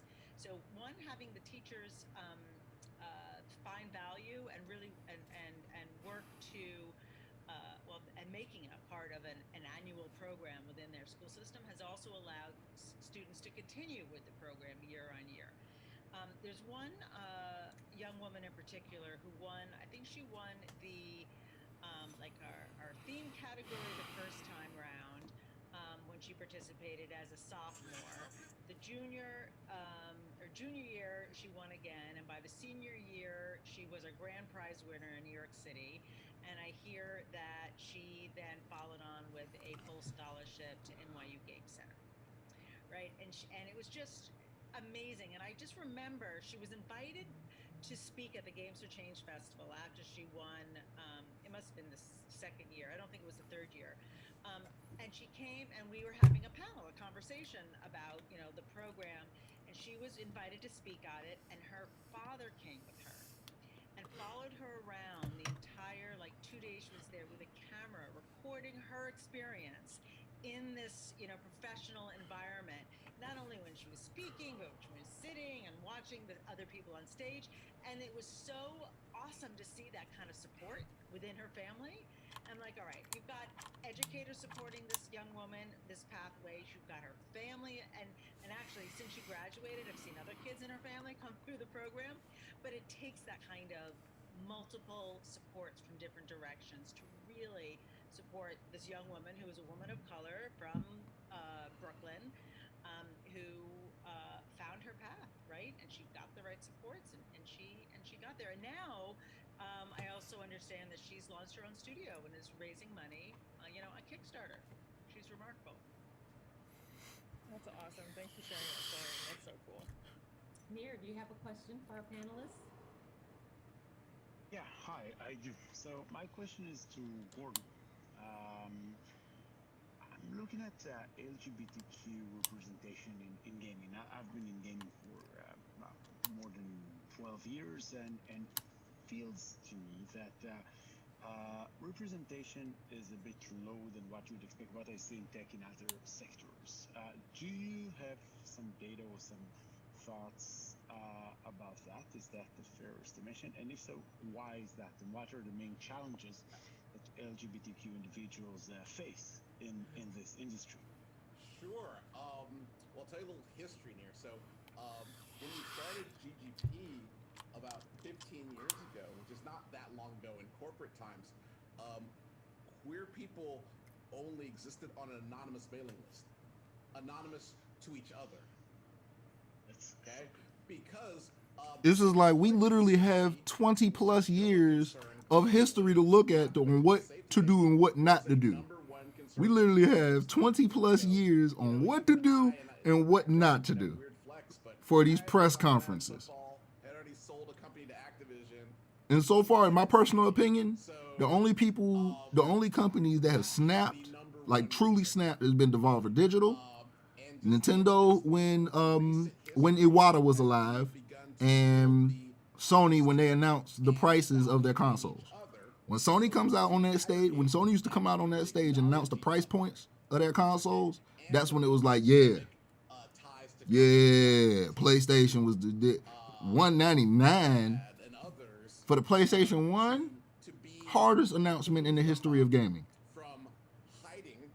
And Nintendo just stayed on part of course because Iwata's imaginative soul brought love and life to Nintendo as a company. And that's what fucked us up, because now that Iwata's gone, we can see through the veil. We can see through the bullshit. And now this is just proving that ain't nobody got no kind of creative bone in their body when it comes to these press conferences. We don't want to see a fucking podcast. It's something that's supposed to be a press conference about what your company is doing for the next year and a half. This is a podcast. As a GameCraft, we are still in generation 1. You even asking this question here. You are a wild pioneer. You are the out there with your machete chopping down bamboo to even ask this question, which presumes that LGBT people would be employed, okay, and then in communication with each other, right? In communication with each other across different companies, and in any sort of ongoing concern. So, welcome. Thank you for asking. For those of you at home, we have a Discord and a Facebook that you can all join and participate at any time, or you can reach out to me directly on Twitter, Gordon Bellamy. Wherever you may be on or off your path as an LGBTQ. And see, here's the thing about, and I'm gonna speak from the black perspective.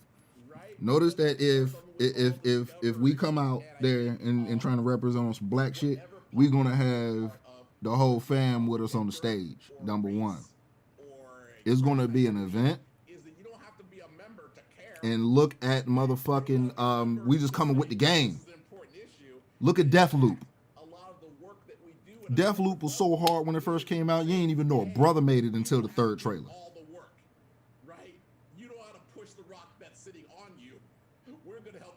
Folks didn't even know a brother made Cyberpunk 2077 until this year.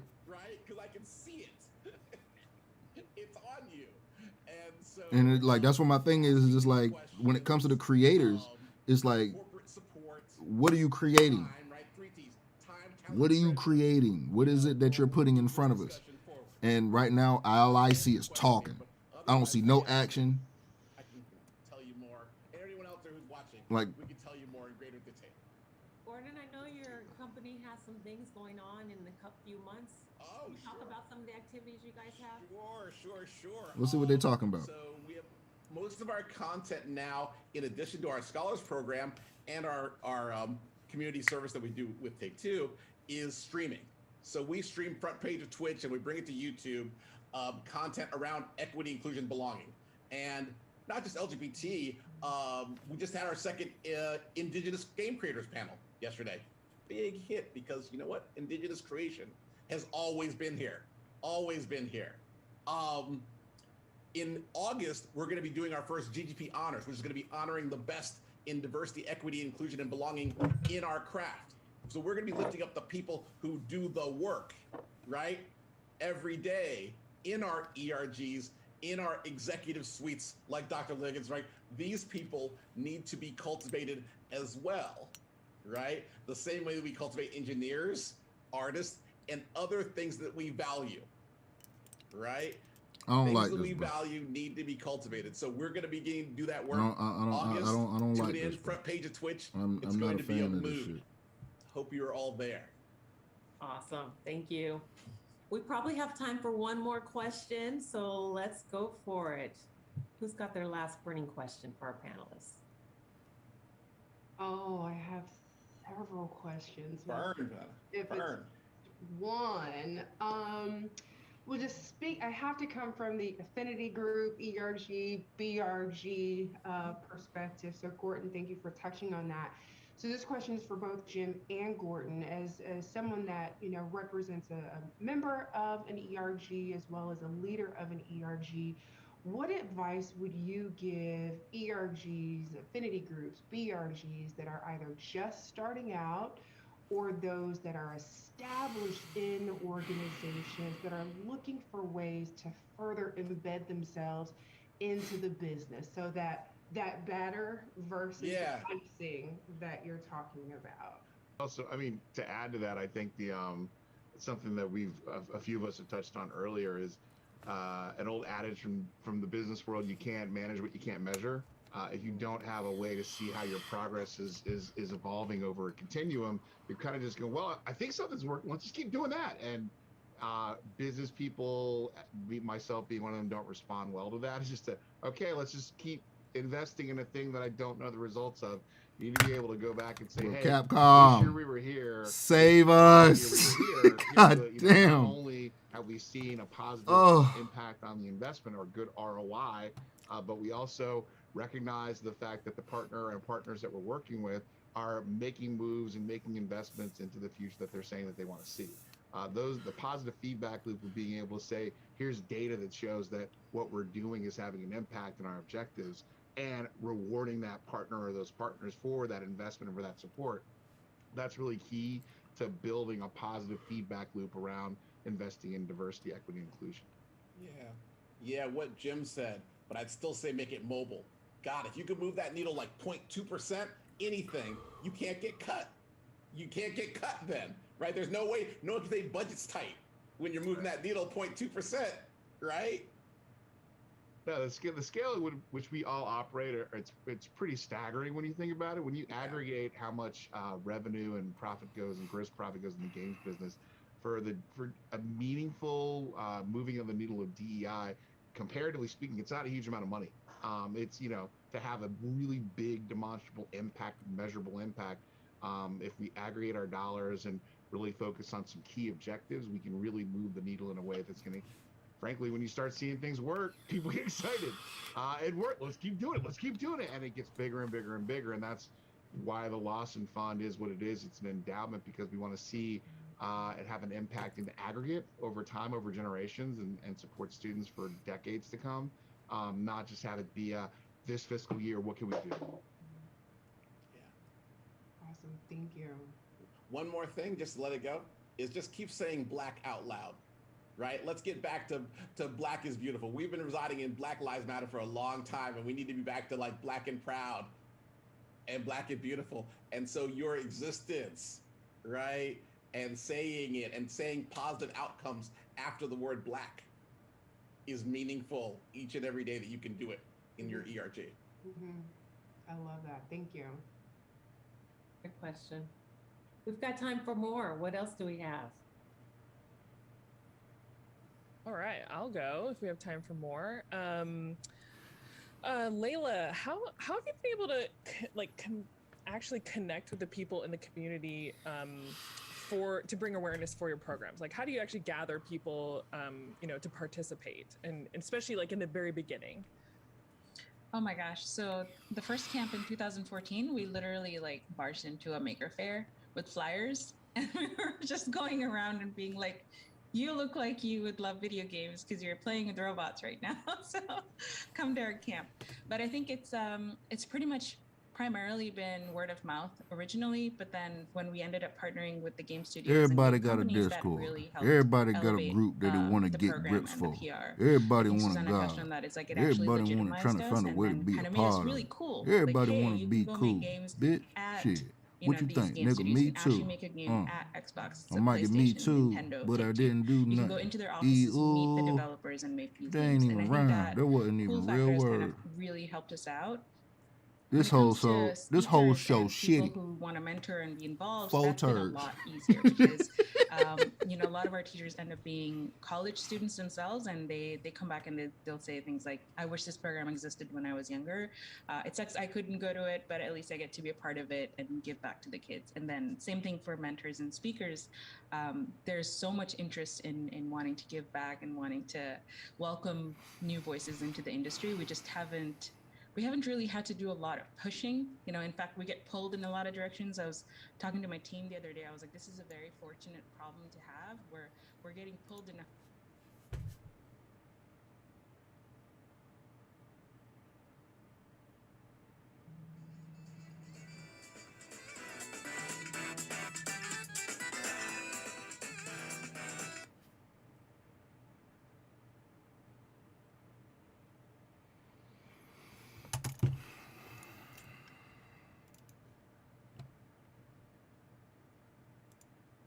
directions because we're needed in 100 directions. Take-Two is doing this. Oh man. Oh man. Oh man. Look at what we're doing. So I would say it's been very organic, and really the tide is turning. We're building a new industry. We're building on the industry that we have. Like damn, like we all like everybody in the chat, like we with you, we get it. Where are the games? We are not here for you. Thanks, Layla. We here for the games. Very inspirational, Get provoking, and have left us with a lot of great tidbits to take away, to take back to our corporations and our respective organizations, to really make a deliberate impact in our community that we're building and this whole world. I'm about to drop a whole album produced by Natsu Fuji, and I'm dissing E3. Thank you all. Thank you, the viewers, for joining Doku, if you in here, Have fun. holla at me. Cause we already got some shit we working on. I was listening to the shit you sent me. I was listening to that. I got about 2 or 3 beats that Natsu had sent me that were full beats of some snippets he released. I got them shits. I'm dissing the E3 this year. E3 is getting a diss. E3 is getting a fucking diss. We're dissing E3. I'm not. This is horrible. 16-bit pixel art style. As an artist, I just kind of fell in love with. Like, what would have made that entire presentation so cool is if everybody had avatars and we didn't see their human selves. That would have made it so much more engaging as a gamer to watch. Is the reason why I started to become really adventurous in my own life. Gaming is cool to be included in the culture, but we're here for this shit. We're not here for you. As a gamer, I don't expect like other gamers to be there for the embodiment of Gen World. Like, folks support me because they know my passion is where it lies at, is with the pixels, my nigga. It's with this shit. I vibe with this. I vibe with the artists. Now, JD Witherspoon is the GOAT. I'm happy to see JD. But that Take-Two press conference, I think it might be Apex Legends, and I know, some of these people look good though. Some of the people do look good as hell, no lie. I'm happy as fuck to see JD Witherspoon though, man. After what Boondocks did to him, somebody got to go for that shit. It's changed my life. My favorite game is without question. So this is just one of them mid shows now. So now that the Take-Two press conference is done, let me pull up the schedule. So that was Take-Two. Next should be Mythical Games. I feel like I know who they are, but I'm not too sure. My mother and my dad, and we would just go crazy in that game, have game nights and everything. Lion King, Sega, on Sega, because That will teach you about T. right quick. That was hard. T-Pain. We had Teddy Pizzle up there. That's cold. I've said it many times. TV should have his own segment. Every time he's on camera, I'm just like cracking up. Love him. Anyway, welcome back to E3 2021. Do not forget to check out e3expo.com.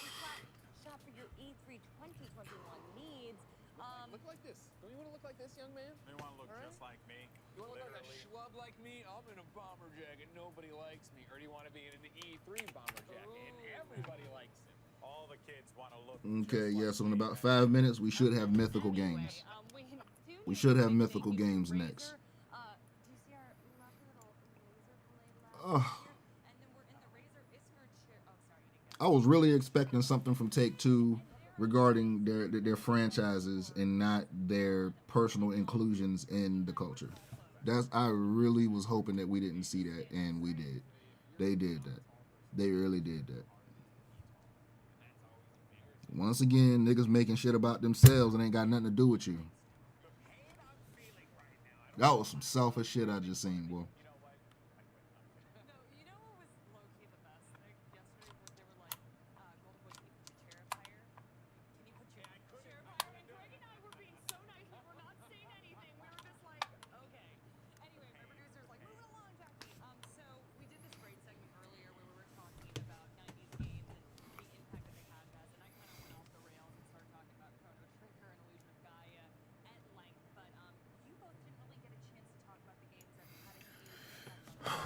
Okay. The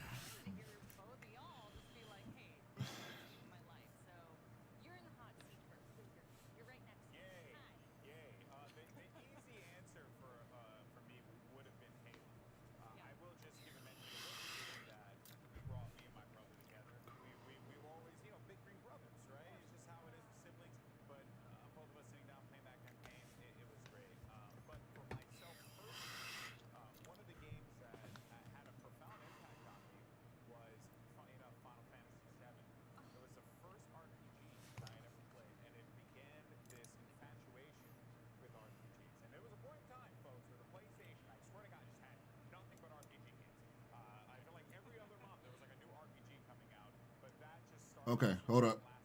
Oh, actually, real quick, let's do a plug. Go to pmegdarko.net, get you some music and get you some merch. On God. Side note, somebody just said Capcom is doing an event on their channel, so we gonna head over to Capcom and see what the fuck they talking about. Where's Capcom's actual channel at?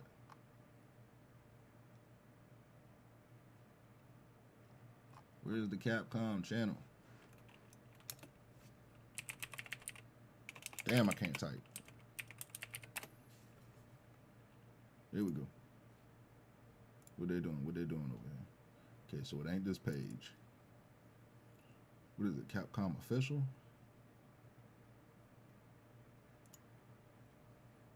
We already gonna set it because I want to see straight from them. I don't want to see nobody else talking about that shit. But I don't see. It don't look like Capcom's live right now.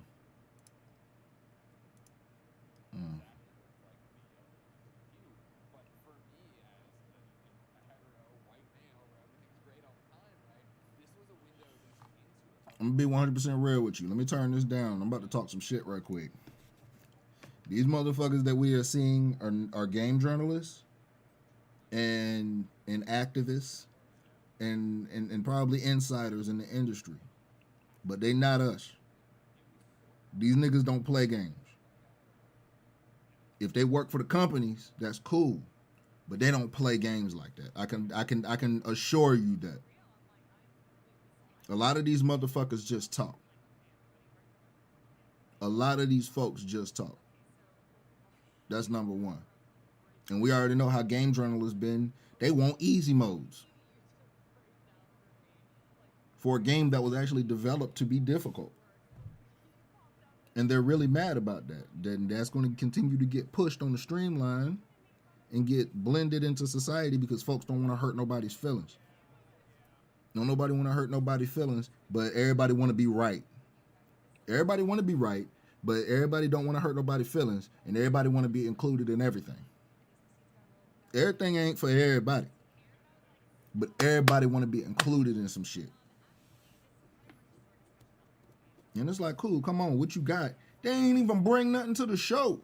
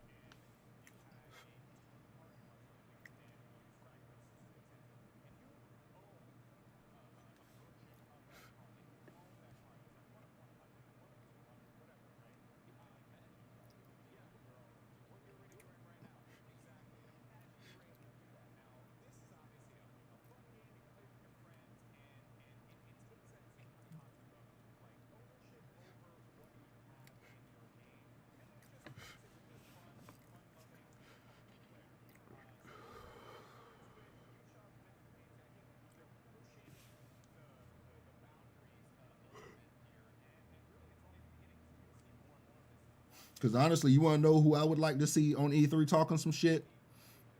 I would like to see Modern War Negro, aka TBH, the Black Hokage. I'm very irritated that I don't ever see the past 10 years. I ain't seen no representation up there for that man. Out of all the work that nigga done in his field and people he put on. What is this? Okay, this is a mythical show. Okay, we starting mythical show now. Let me turn this up. Let's turn this up. ABC, common mark. Let's see what they're doing. In your own words, what is Blanco's block party? Oh, man. Blanco's block party is a lot of things. The game or just a Blanco? I'm looking at you. Perfect. Awesome. So Blancos was originally what we thought a player-owned economy in a video game could be. So it's a cool mixture of art, design, music, entertainment. This is like the evolution of modern art. Seeing how those artists use different mediums again, it's not just about canvases. 50% of my work is digital, and there's been rarely an outlet for that digital aspect of things. What the gaming industry has really become is a lot about microtransactions and getting as much money out of the player as possible. What we're doing at Mythical with NFTs and blockchain really changes that script. By the end of this time next year, I'm going to have a whole row of Blancos. So. Play, earn, collect, sell. That's it. Sorry, I got lost. Can we start again?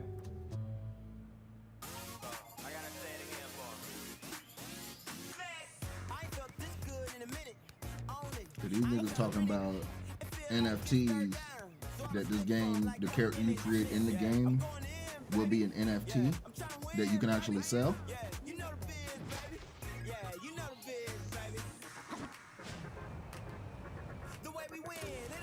Is that what we seeing exactly?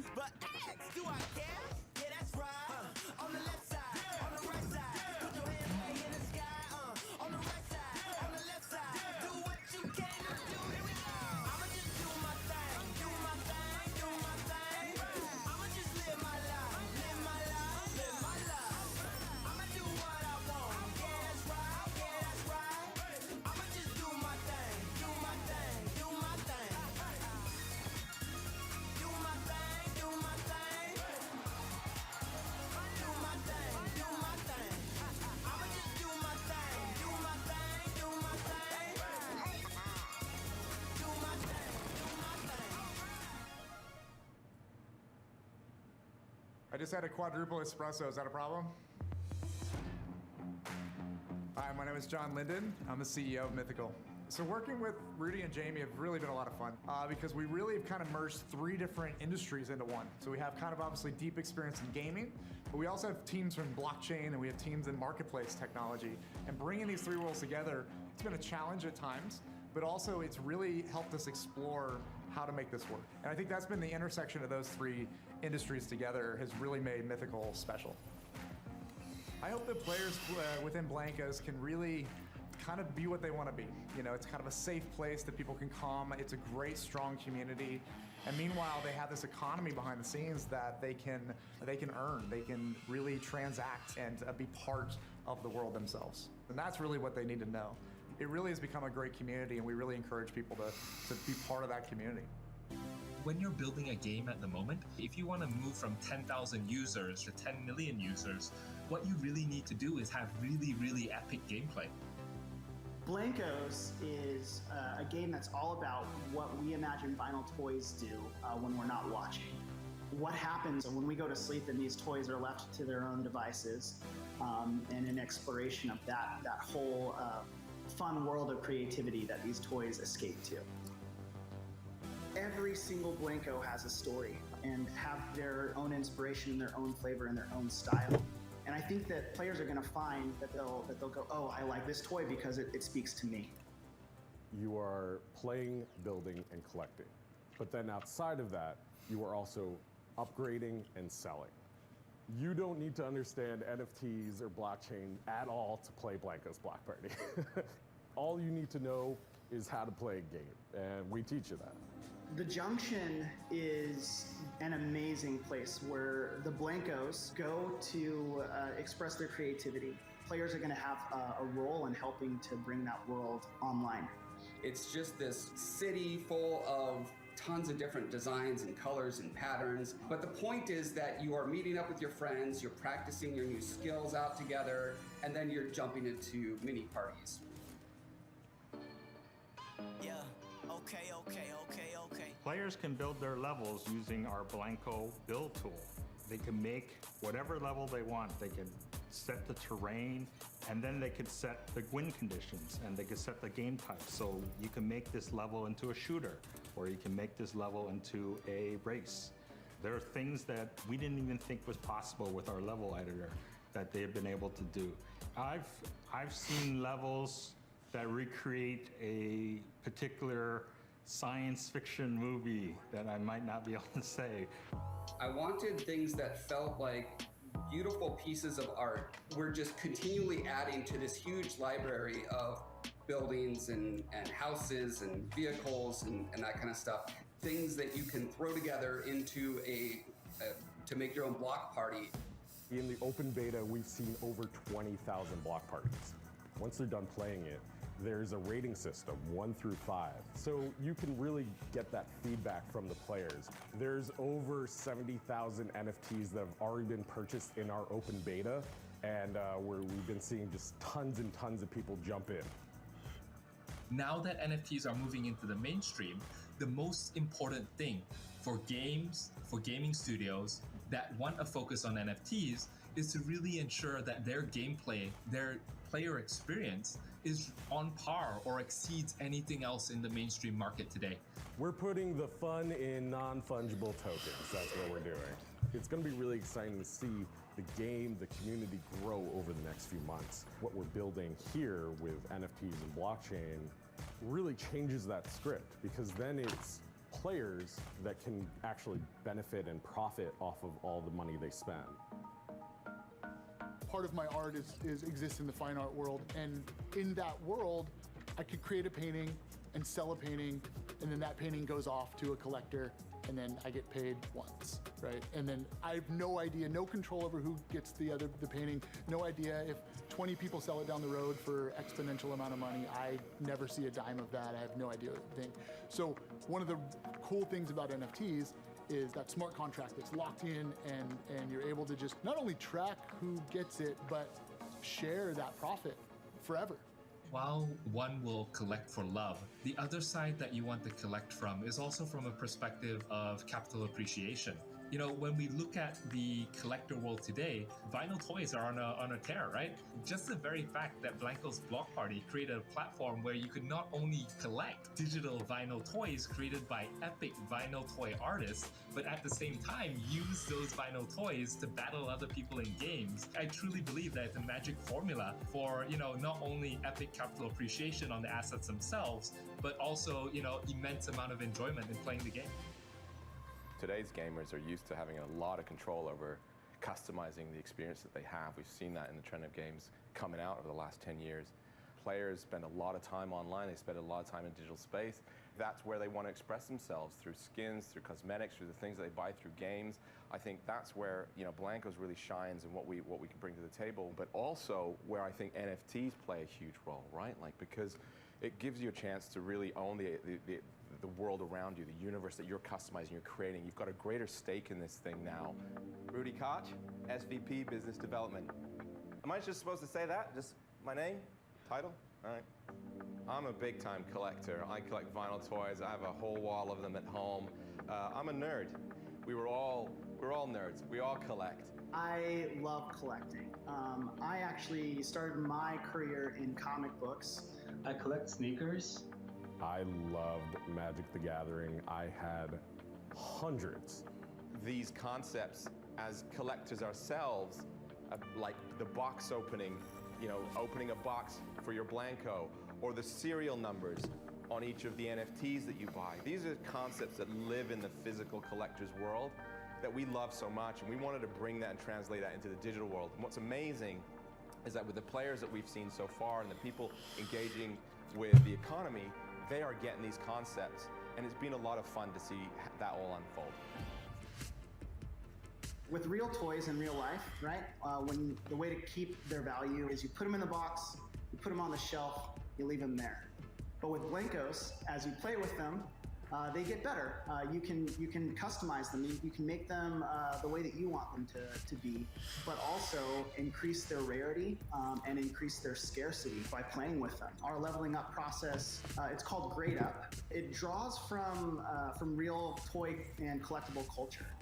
It's kind of a neat turn on everything that you would think about collectibles. I'm looking to invest in and acquire assets from games that have the ability to move into the mainstream, games that have the ability to become AAA titles. There are mainly three that top my list. Again, Blankos Block Party, Gods Unchained, as well as Axie Infinity. They've been able to integrate blockchain within their gaming mechanisms, really in the background, rather than having it to be a requirement to be able to participate in the game and participate in the community. Get yours, yeah. Get the money, get the money. Ooh la la la la, throw it all on me, yeah. A really key focus for my team. That might have been the corniest shit I've ever heard in my life. It's very accessible for really all players in the game. This is going to continue to develop as we add more functionality around cryptocurrencies, being able to use your crypto wallet. But the core focus of our product is making sure that the mainstream audience is able to enjoy the game and have a super simple experience. Historically, like if you're playing a game and you're trying to sell your items, the game developer doesn't support that, right? And Mythical Games takes the stance of we enable it and we facilitate it. Mythical's blockchain uses proof of authority for consensus, which basically is a much lower carbon footprint than proof of work. And we're planning to bridge to multiple chains. We're bridging to Ethereum, which is about to go to proof of stake, which is about 99.5% less energy. By using blockchain technology, you own your game assets, and then you can build another marketplace, you can build another interface, you can bring them into another game, different metaverses, and that's a new paradigm, and it's inevitable, and I think gamers are going to demand it.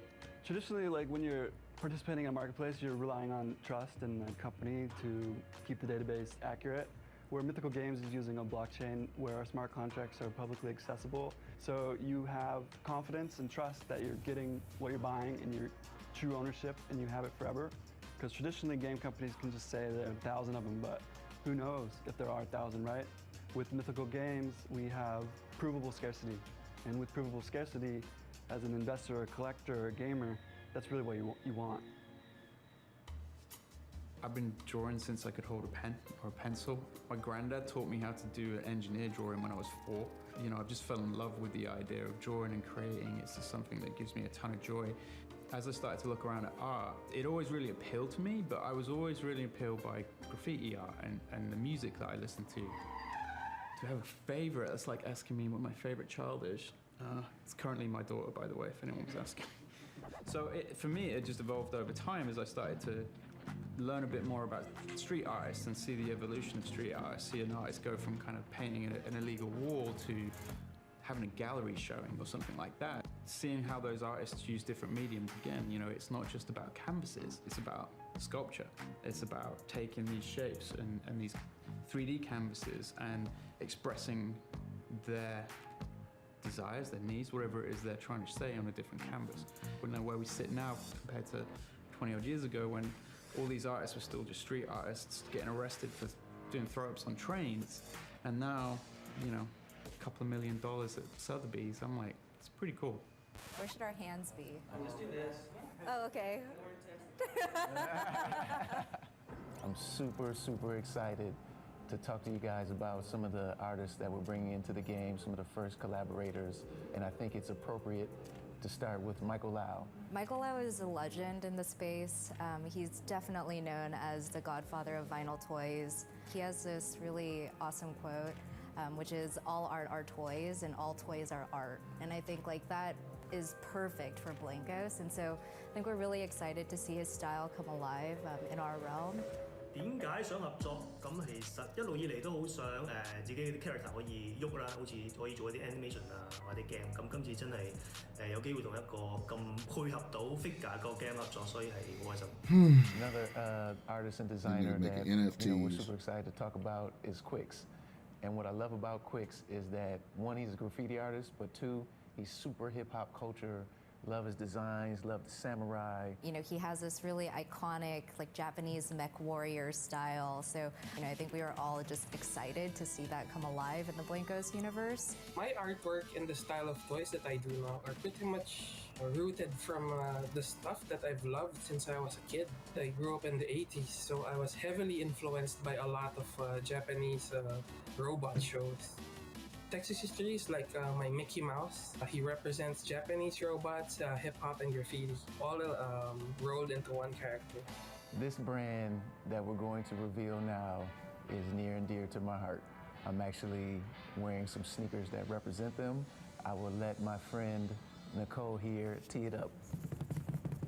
The Marathon Company, from a culture perspective, they've worked with some incredible folks, obviously led by Nipsey Hussle, you know, and we certainly want to honor his memory. Nip was someone before he passed who was already into technology.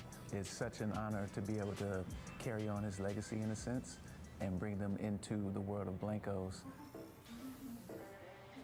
One Blanko can be so many different things. A Blanko can be a pattern, it can be a unicorn, it can be so many different characters. We work regularly with Kronk. His skill at being able to create characters make you commit to those characters, they're believable. And then we have JPK. We have industry legends like James Groman, Nikki Davis, Sarah McPherson, Alground Chamako, Junko Mizuno, Hakutel, and Thomas Howe. We're not just picking from one person's perspective, which really helps to kind of broaden those cultural references.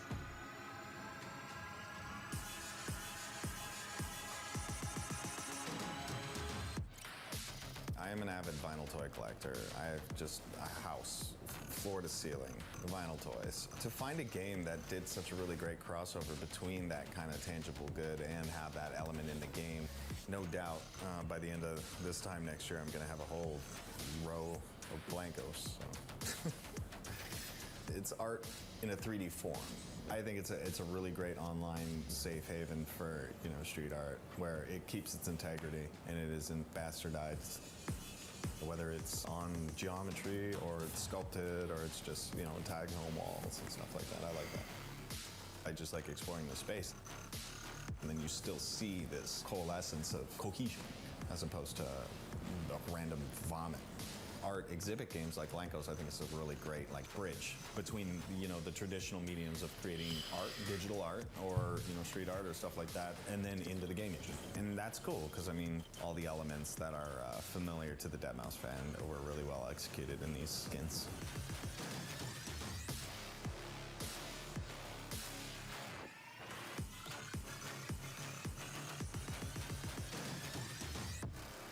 Anything else, weenies? In the back?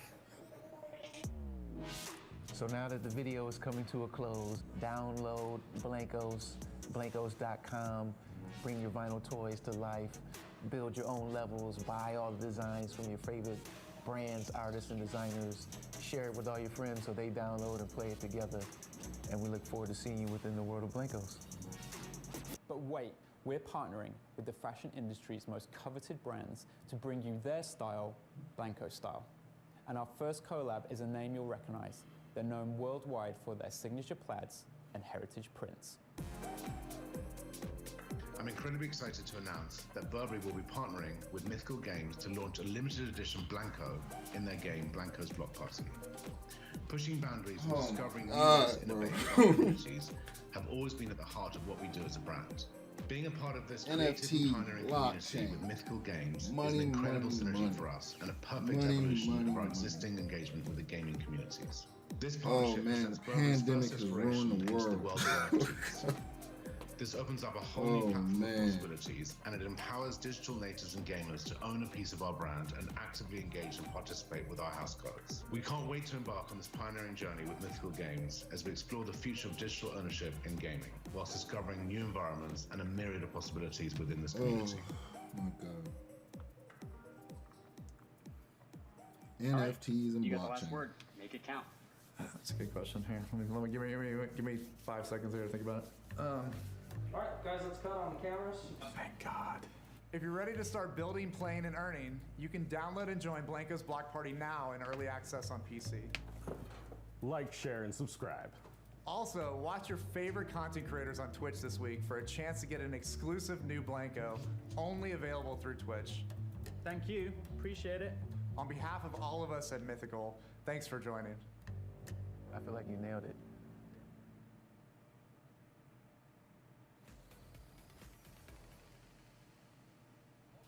To E3 2021, and we'll get...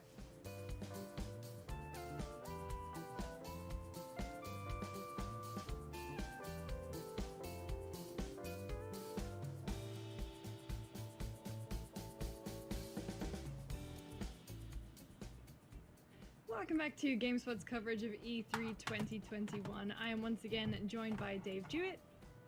Hello there. And apparently Obi-Wan Kenobi.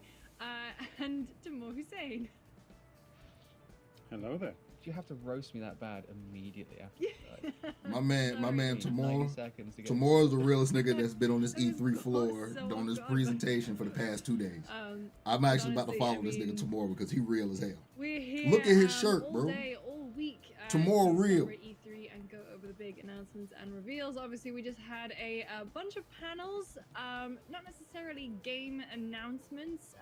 We had a panel from Verizon, as well as Intellivision and Mythical Games, as well as a Take-Two panel on diversity and inclusion. So very different to the panels that we've been seeing and press conferences that we've had up until this point, which were obviously like the huge Xbox and Ubisoft press conferences.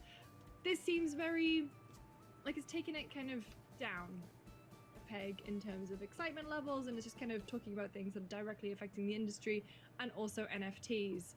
But we will get to that soon. I'll quickly run over what happened in the Verizon, I wouldn't even call it a press conference, the Verizon section, where they kind of committed to uppercut a mule. You hear more me? funding for women and Yeah, boy, minorities. that boy in the gaming Tomorrow. I'm about to go industry, follow him on. offering I'm following him on Twitter right now. I'm about to great. follow the I homie. think He the that's a goat really right now. noble Tomorrow, and worthwhile thing. Honestly, I did tune out a little bit when they were talking about 5G and everything because I don't know, I can barely get 4G on my phone at the moment. But after that, we did have Intellivision's Amico. Tam, did you watch this one? What did you make of it? Yeah, I mean, like, it is what it is. It's pretty much my opinion on it hasn't really changed. I still think it looks cute. It looks nice. A lot of Tommy Tallarico lore there revealed during that, which I'm going to be updating the Wikipedia page afterwards. The fact that he's the including from Roblox, yeah. But yeah, the stuff that they showed off, like, I guess, like, that was a great impression. Yeah, Dave, that was I genuinely. guess, like, they're going for it, and it feels more comprehensive. Their vision for it is a little clearer than what I had in my mind going into the showcase. It still boils down to, this is the thing that we want to be like an entry point for gamers or people who are just casual gamers, and you want to bring out, at which point my question becomes, but the Nintendo Switch exists. So what are you doing different here? So it is very much still in my mind trading off nostalgia, and I don't know how much mileage. Oh, bro, this out nigga of it. Tamor to go. But for all intents and purposes, This man it on looks Twitter nice. said, It looks like NFT stands for not for Tamor. Interesting games on the way. And No, bro. honestly, Get that I- shit the it's fuck not for out of me, here. But I wish them all the best, and I hope it works out for them. Yeah, I think it's really interesting. I think it's definitely a gap in the market to a degree. I think the fact that they're really honing in on local co-op and kind of celebrating games that maybe feel slightly older, I guess, to kind of leaning on nostalgia. Obviously, they talked about Earthworm Jim. They've got the creators of My Echo the man Dolphin Tamor making is the Dolphin Quest, motherfucking GOAT. which is just a great name for a game, to be honest. But like, they seem to have modernized the idea a little bit. It kind of when I was hearing about it for the first time, I was thinking about, when you could get like retro consoles from like the local gadget shop or something, and you could take them home and just plug them straight into your TV, plug in and play. It kind of that was kind of what I thought it would be. But looking at the actual product, it's they've got the LEDs, they have 64 directions on the directional pad, they've got touchscreen. They've definitely modernized the idea a little bit. But as you said, Tam, we live in a world, we live in a society where the Nintendo Switch, and also like a lot of these games, I'm sure will have an iPad equivalent. And so I think the real selling point of this is how easy it's going to be to play on your couch with someone right next to you, and like that ease. So fingers crossed for them. Dave, what did you make of it? The one like really nice part I thought was the kind of sort of edutainment stuff, but you bring up a good point about iPads. Like, it's 2021, a lot of kids unfortunately just glued to an iPad, and like my goddaughter and my niece, they play edutainment games on an iPad, so there's not really a gap in the market there. The one thing that stood out to me is that they were talking about their platform won't allow microtransactions and loot boxes. I thought, loot boxes in Pong? Mate, they put loot boxes in Peggle. Nothing is safe. It's not loot boxes. Can't it's wait to have the still. weed emblem on my left-hand paddle on a game of Pong. Sign me up. Give me that loot box. Legendary drop, please. But it's cute. It's quirky. It's not a huge gap in the market for it, but I can see in my mind's eye, I can see who they're going for. I mean, I've not bought any of the run of retro consoles. Can't see myself buying this, but I also know about 3 people who definitely will. Yeah, I think there'll definitely be a market. And like you said, like the sort of retro feel consoles, like the PlayStation Mini, PlayStation Classic, even. Yeah, I can see folks buying it, definitely. We had a great panel on diversity and inclusion from Take-Two. A lot of cool takeaways there. But then we had the Mythical Games panel. So we talked about this in sort of our, ready for day 3 of E3 show this morning. I don't know, like, that panel kind of was what I thought it would be, but also I'm still sort of surprised at how heavily they lent on it. So if you missed it, Mythical Games are making a game called Blankos. What is it? Blankos? Block Party. Block Party, great band, great British band. Blankos Block Party, which is difficult to say fast, I'll tell you that for free, which is basically, when in the pre-show we said it was like Fall Guys with like bits of Roblox with bits of Fortnite, but after watching that kind of more in-depth, it's Funko Pops. Oh, really? man. That's the kind of, I mean, like, not even just because of the way they look a little bit, but the way that they have, like, they're all numbered. And it's basically you collect these little, I assume they're the Blankos, and you can eventually, like, by playing with them, you can sort of upgrade them and customize them. So that to me speaks a little bit like what Disney Infinity would used to do. Like, you would have your essentially your amiibo, your Disney amiibo, and the more you played with it, the more experience it got. But like there wasn't really a market for buying and trading those. Whereas with this one, you can upgrade your Blanco, you can change its appearance, change the upgrades, and that changes the scarcity and rarity of it, meaning that you can then go on to sell it. Like ultimately, the gameplay itself, like that's the thing that's really kind of boggling my mind a little bit, is that it's all hinging on the fact that you want to have these in this game, whereas the game feels like the afterthought here. It feels like the NFT side of it is the main push, the main focus, and that should be the other way around in my opinion. Tam, you did a big intake of breath there.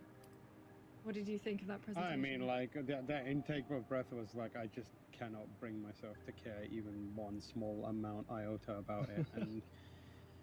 And like, it's not the same as when, like, in television, I can respect it a lot, and I appreciate that they're trying to do something. With this NFT stuff, I can't respect it. Like, I got nothing for it, man. I'm sorry, but it just feels like a scam. It feels like a multi-level marketing scheme. Yes, Like it does. you said, ultimately, long story short, the game seems like an afterthought. It's not compelling in even the slightest way. All I'm hearing is we've partnered with a bunch of companies and artists and this and that to make this thing that's ultimately pointless and disposable, that will make us a lot of money, and maybe along the way you might earn a bit of scratch as well. But good luck to anyone who wants to get involved in that. Again, it's a case of rich people figuring out how to make rich people even more richer. Meanwhile, you know, the people who are there spending their time and money on it are just getting a product that's mediocre at best. Maybe you get some nice things to look at, but what is the value of that really? The sooner the NFTs just get out of my face, the better, as far as I'm concerned. I mean, yeah, look at that little screen that we just had on. That was very reminiscent of Fall Guys, or you know, someone stacking up all their Funko Pops. It's a very strange. I don't know. I don't feel good about it, because like we were talking about in the pre-show, this is clearly something that's being marketed towards kids. Whereas like, I don't know, how are you going to regulate that? I think the PlayStation UI there, is there going to be safeguarding for kids? Because that's the target audience here. Like that's the target audience for in-app purchases, things like Fortnite, V-Bucks. It's kids who are gonna want the latest. Like they you know, ooh, a shiny, I'm gonna buy that. I'm gonna spend all this money. Is like, it's a little concerning. And so they didn't really talk too much about the safeguarding aspects of it. They talked about how the what was it, Ethereum? It's hopefully going to be less impactful on the environment stuff, but a very strange one. What kid is looking at a Burberry, whatever that rabbit bear thing is, and going, yeah, I want that? That's not designed. The game is designed for kids and, you know, people who want to play that. But at the same time, you've got this massive fashion corporation creating content for it. What is the weird kind of match of objectives, and what child is going to want to buy a Burberry? Why are you marketing Burberry to children? Stop. Just go away. I agree. For me is that I'm in 100% agreement with Tamor. I'm on his side. I agree with Tamor here. That, hey, you can 100%. I agree with Tamor. Not like a lot of other games. I agree with him. But it's still period. Develop a property. You can't then go and sell it. But if this game, I agree with him. Period. Falls over, where's your Blancos that you've invested in? Like they're still sat on a server somewhere, right? If the game doesn't work anymore, you've invested in getting your cool vinyl guy with a thing on its foot, super expensive, whatever. What happens to that? Is that just that's vanished? You can't interact with it anymore. You're not going to be able to see it, surely. So that again. Here we go. Is a bit of a red flag for me. But I mean, games like, I was just gonna say, like, Deadmau5 literally will hawk anything at this point. Like, very talented musician, but Deadmau5, you can probably buy Deadmau5 toilet paper at this point. Hardly a winning endorsement. If at this point, for literally like anything. it is not. This ain't okay.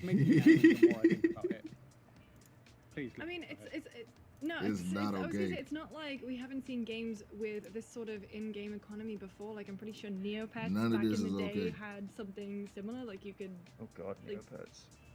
Look, I had Neopets for a while, okay, but we're gonna pass over back to the ESA stream. We'll be here the rest of the day to talk about everything else from E3 2021. Tomorrow, go. My name is Renee Gittens, and you're joining us at E3 for a panel on indie games. I'm joined by our 4 panelists, including Ariko. Hi, I'm Ariko. I am a self-proclaimed Nintendo lifer. I want to work at Nintendo as long as they will keep me.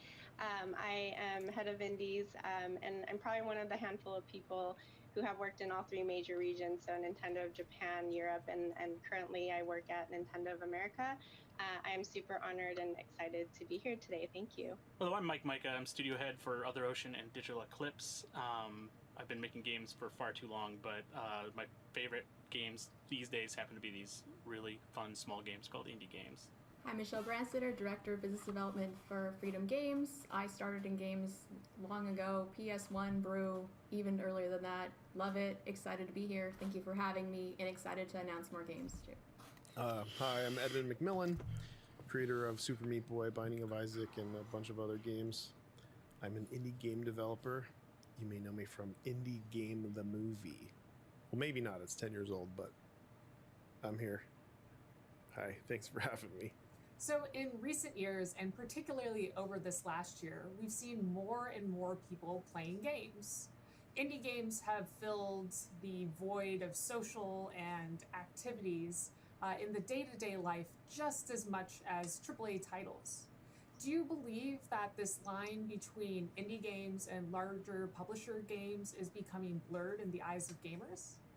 It's becoming more of a drastic thing. Like there are super indies, and then there's this like marketable indie, which is I think a more acceptable thing that a lot of publishers are picking up. But it's kind of surprising.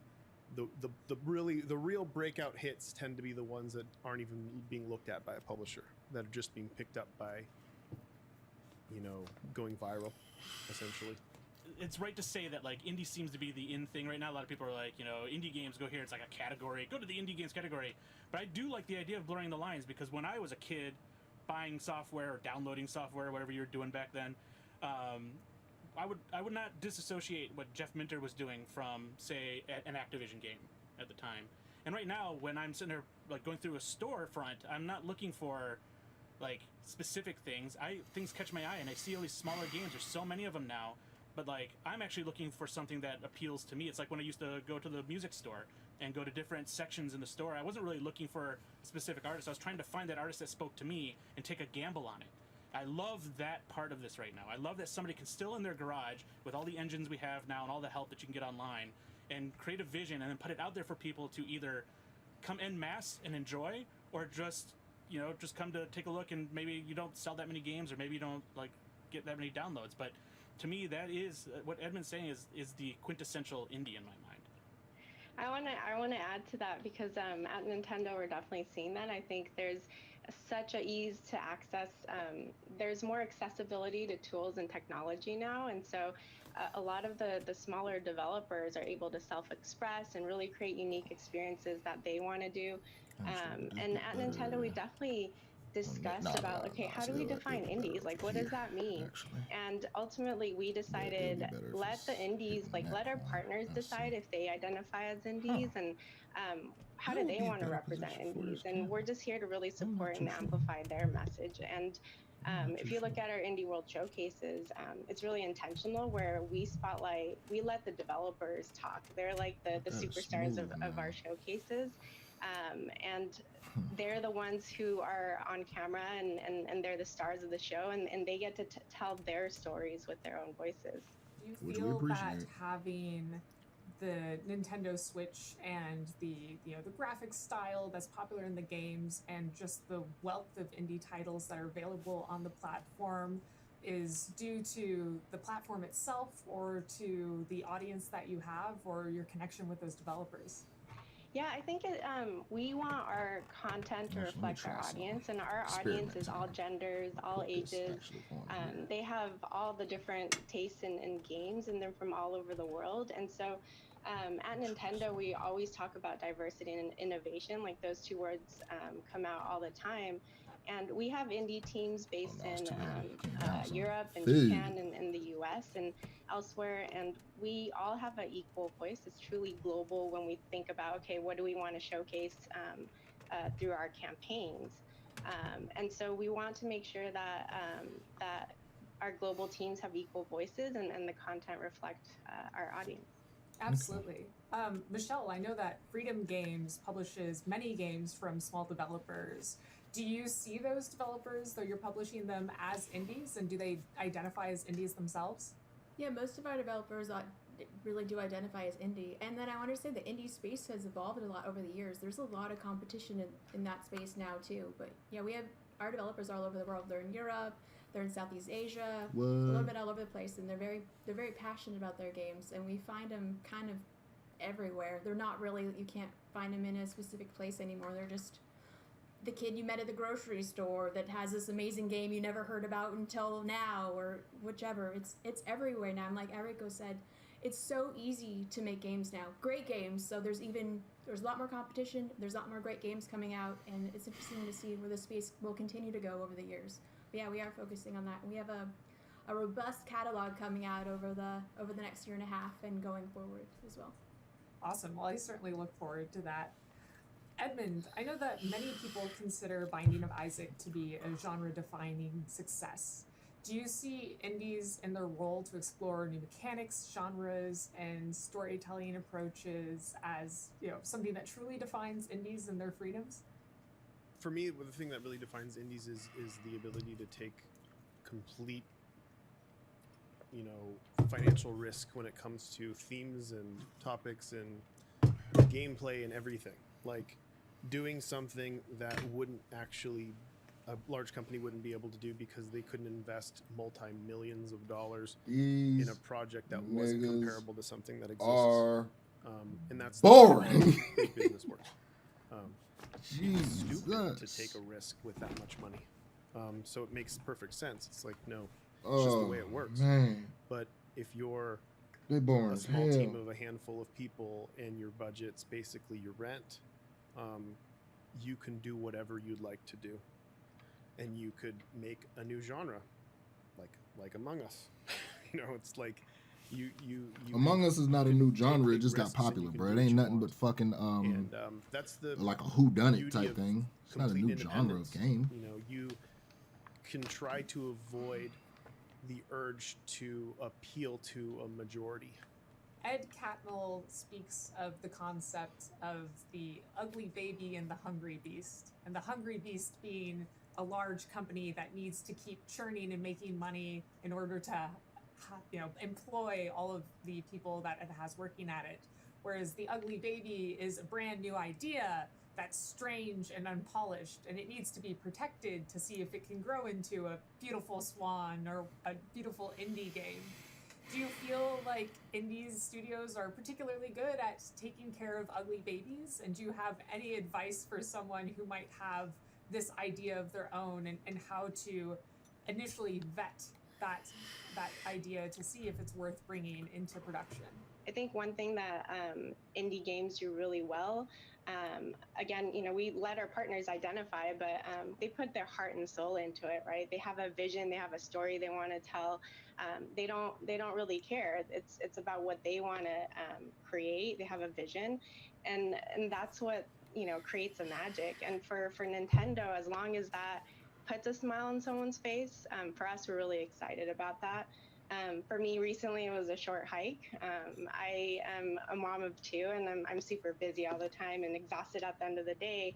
And so when I get to put that on and relax and, fly around the island, it's cute, adorable characters. And I even shed a tear. I won't spoil it for people, but, oh no. That's a great indie game for me. Okay, I can break so down. Let me turn. I'm gonna turn these people down. All right, the main basic floor level of what an NFT is It's a non-fungible token. It allows you to sell digital art or digital items for actual real money and actually have ownership of them. The bad side of NFTs is the simple fact that the amount of environmental damage to even produce them isn't worth the cost. Folks, this is just rich folks making sure that rich folks can stay rich. That's what NFTs are. That game that they just showed, this is like a block party. They're trying to incorporate the blockchain into a game so that they can create some fucking, it looked like, what was that game I just said, told people to stop playing? I can't even think of it, bro, because I'm so mad right now. It's a game for kids that these people got their kid. Roblox. The graphics look like Roblox. So you got a Roblox style game with the art that literally is putting kid style designs first. So if you already at that moment are putting out something, that's what this is like. That's what that it's like. They just released a game that looked exactly like Roblox. Let me run it back. I'm gonna run it back so we can take a look, because I can't believe that this shit is real. Look at this shit. I'm gonna let them. I'm gonna let them say it. You did a big intake of breath there.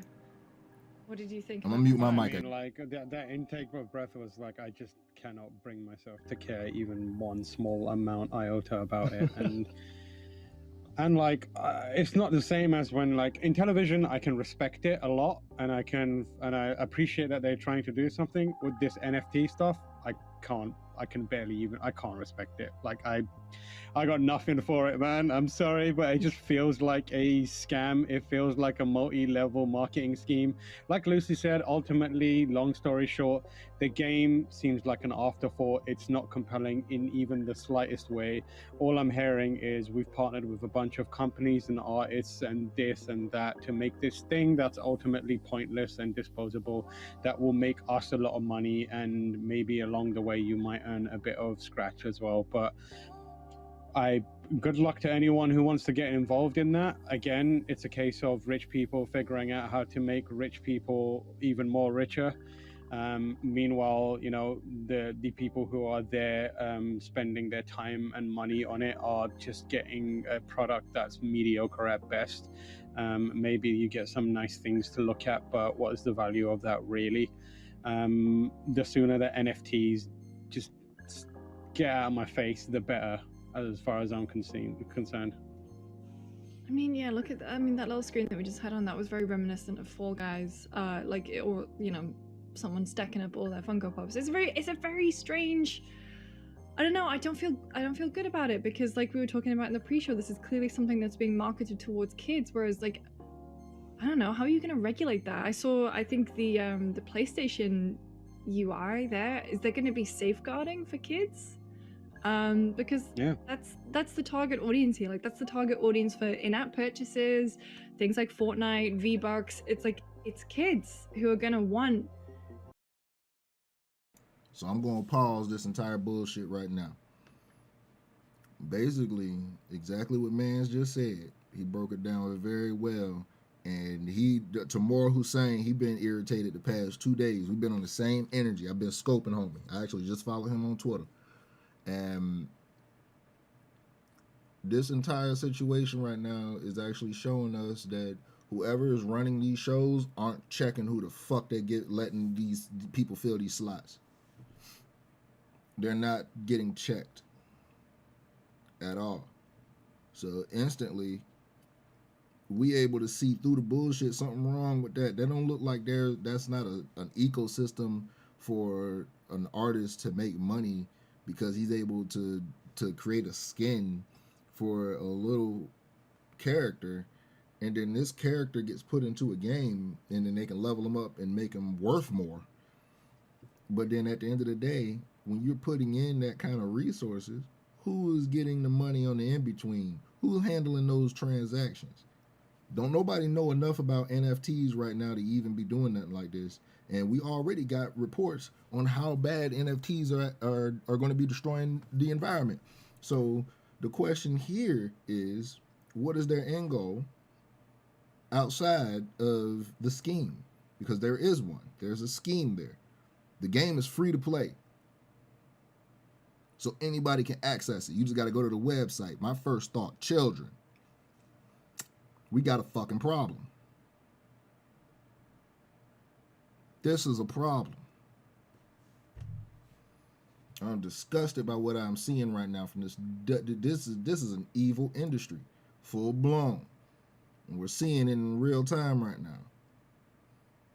We are literally seeing it in real time what these motherfuckers. Just a sleek black thing. doing. Sure, play games whenever you want too. Yeah, right? it was that's amazing. pretty I big, used to right? just at that time I was playing a lot of controller games, so I was just plug it in and just And you go got nuts. It folks was a getting good up time. here, So yeah, like, it I sounded guess like a they're shameless plug, but I trying swear to God, to it was the truth. teach Well, us speaking of a about shameless plug, equality. the Razer Blade is a great place to play indie games. Bitch, What an people been presentation fighting we for that just since had. Of you course, it's even not been over. a We have the indie panel coming up. conceived. But there was something said in This that is panel supposed here. to be a Jana Garcia, place of course, of from Min Max business and right Kind of now, Funny, put up this tweet. and talking That's about the beauty what of we're going to be independence. You can spending try our to money avoid on the for the urge next to year. appeal to a majority. That was Ed McMillan on And that we got panel right schemes, there. So good. I think no that games. is the power of indie games, and especially as we're They're here talking at, about at it. Dang, E3, show talking the about the fucking biggest of pixel. big AAA games, but also spotlighting so many small indies. The is, Blockos yeah, Party you was can the take first more game they chances showed as a today. small studio. That wasn't it's announced vital to highlight previously. the independent They ain't showed games nothing new. business as a whole because there's so Nothing new. much diversity there, and just in the games that they're delivering, top to And the bottom. way that they're talking you is know, you literally can like ram they're off not like a few online. names like off This the is top of your live. head, We but like, know y'all you know, see for us. me, one independent game that I discovered that I fell in love with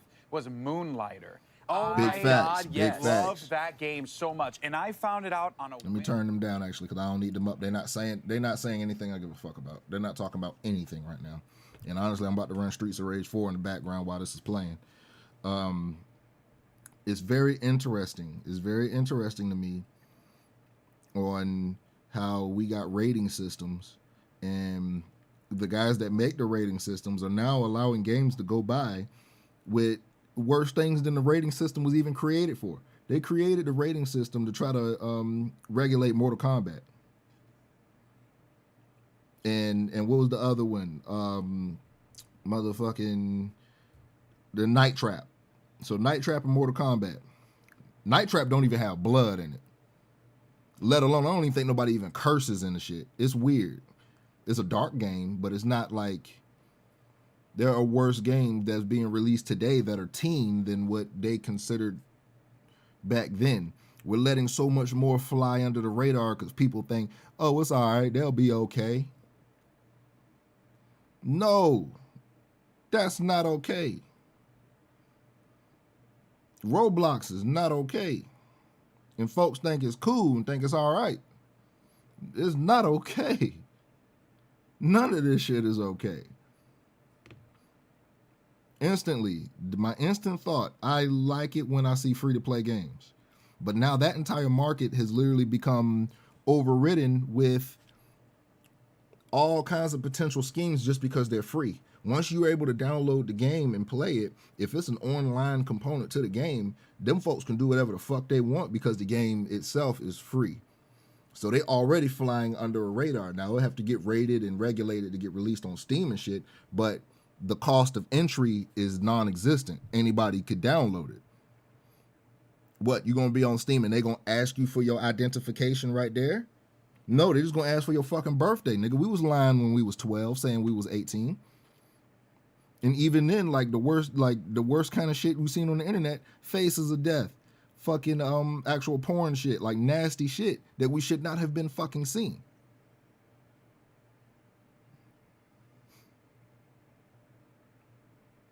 There are some things I've seen I wish I just would have never seen on the internet. There's some shit I wish I would not have seen. And there's shit I'm grateful for seeing, honestly. So it's like it's a double-edged sword. But there, at the same time, it's like it is up to the parents to be blocking their kids with these things. But god damn it, we can't be letting shit like that happen. Blockos Party, so you can be introduced to the blockchain with NFTs. And it's like there are genius level kids out here that already know probably more than I do with all of this shit. But at the end of the day, that's not regulated. That's not regulated. And the people that make the game could have an ulterior motive and take all the money and dip because it's a free game. It don't even look like it's on an actual service. That look like that game is on their website and you could just download it for free right now. And it's not tied to anything that's pre-existing already for any kind of security clearance. Because why couldn't that game be on Steam? Because it probably don't hit any kind of fucking quality checks. It don't hit quality checks. Why is it not on Epic? Even I'm not touching nothing that's on Epic, but why was it not on Epic? Why is it not on these launchers? Why wasn't it on Galaxy of Games where they got old school games like as we speak consistently being fixed and updated so they can run on Windows 10 and Linux? It's right there. The store's right there. It's GLG, Purple Circle. It's right there. So my question is, what kind of regulations are you not hitting to get put on these stores? Because there's this game, it is called, and it was a good game too, and Oculus kept on pushing it back. It was something, Crisis Brigade. It is Crisis Brigade. It's like a time crisis shooter, and the first one didn't meet the quality checks to get put on the store. And it's not even an expensive game. It's like $5, $10, very cheap game. I think it had like 2 levels, but it's so hard, it made the game longer. It was a very difficult game.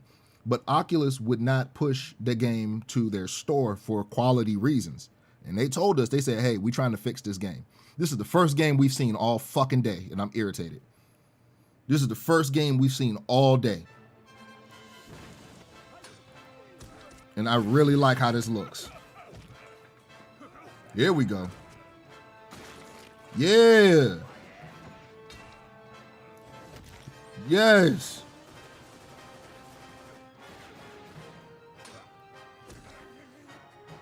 See, this is what we're talking about right here. This is what we want right here. I'll be watching you, Michael. Yeah. Good luck, old friend. Hold on. Fallen Aces. I like the name.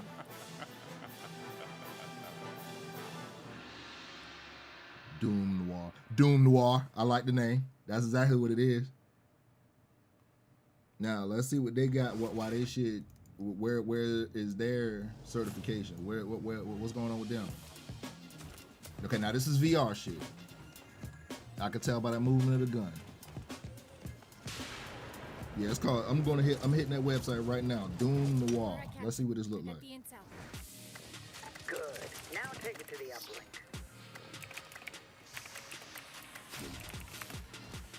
Yeah, this is a VR game right here. I'm tired of seeing people talking. Just show some games. Target is marked. Okay, it is on Steam. Exactly what I thought about. Okay, so the game we just looked at, that just came up, Doom Noir, it's called Fallen Aces. It's on Steam. The drone is down. I'm adding it to my wish list right now. I like how that looks a lot.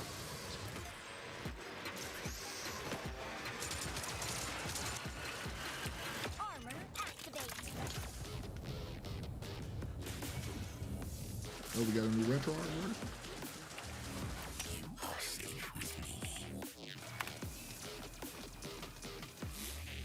Action established. Execute protection mode. All right, I'll download the data. Now you know what to do.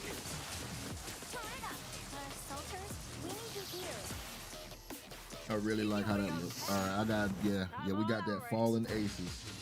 Wanted to play this Intravenous too. Let me make sure that's on that shit. Intravenous look crazy as hell. I think that's coming out next month. I think that's coming out next month. I did want to play this shit We too. need it for the job. You know, the heist, larceny. Larceny? More like...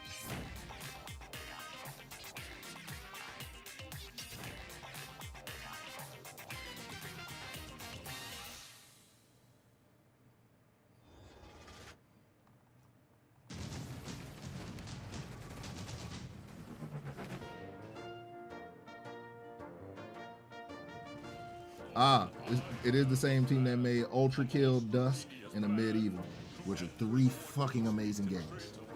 It's the same team that made the Fallen Aces. All 3 games are godlike, and all 3 games are $20.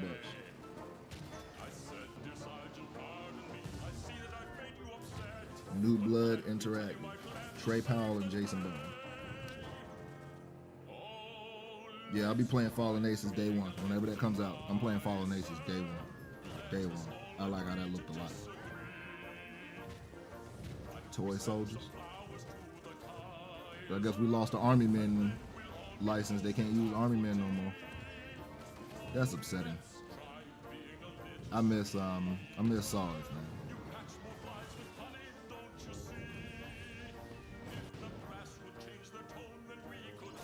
See, I'm so cool with spiritual successors in a sense, but it gotta still retain the same heart of the original. I wanna play Army Man for real.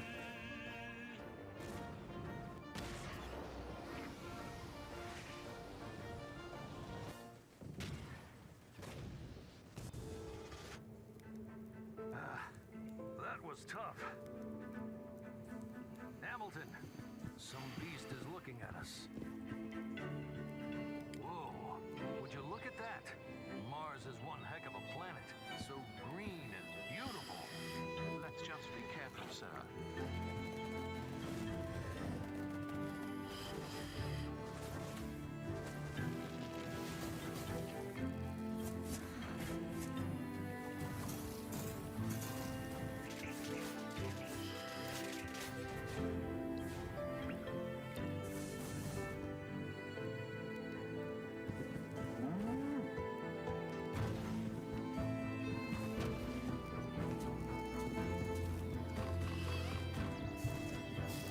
That's a badass bull. You on that bullshit.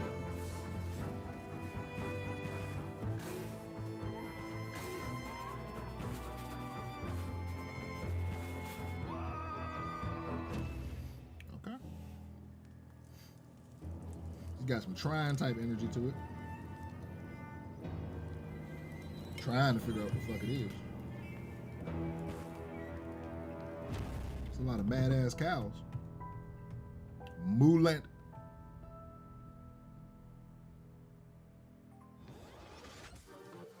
Game developers are creative, passionate, and driven.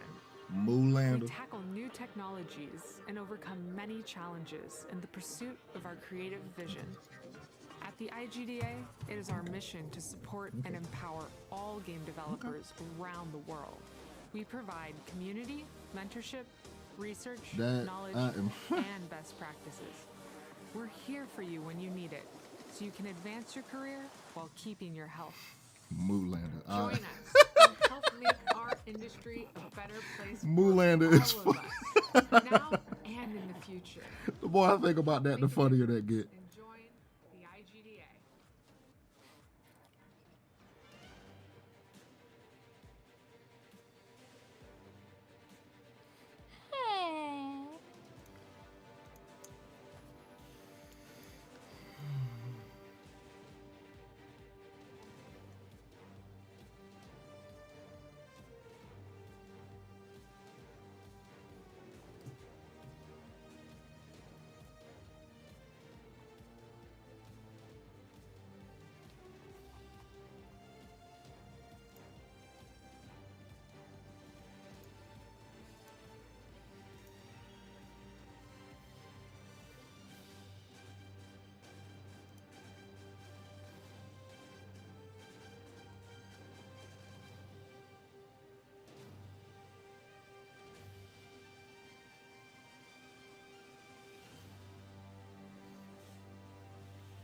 Bark. Big Bark Energy. Hallelujah, hallelujah, holla back, nigga.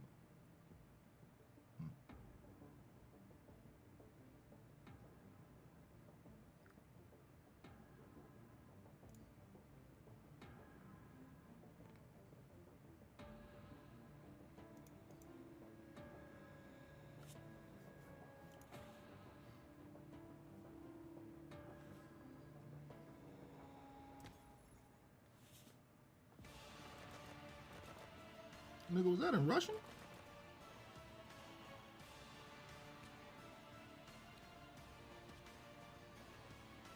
That was in Russian.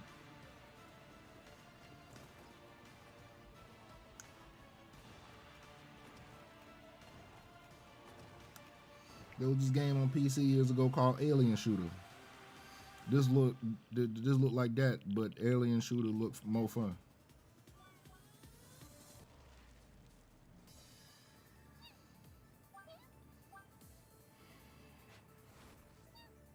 This is not Paper Mario.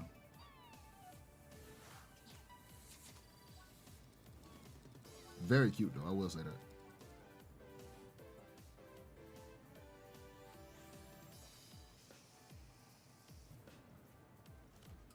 See, another thing I'm noticing too is that a lot of these developers has gotten lazy with their character designs because they're letting everybody trying to customize their own shit.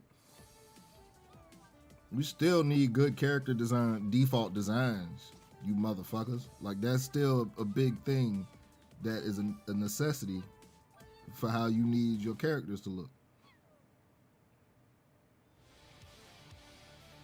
Not saying there was anything wrong with that, but that's just something I've noticed.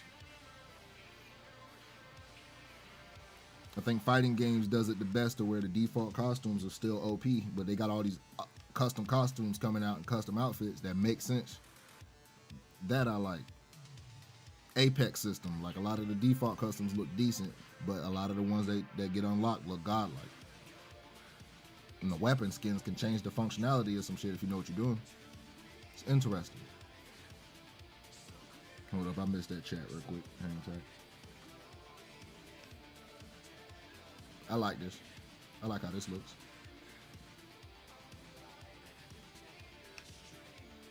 I really like how this looks.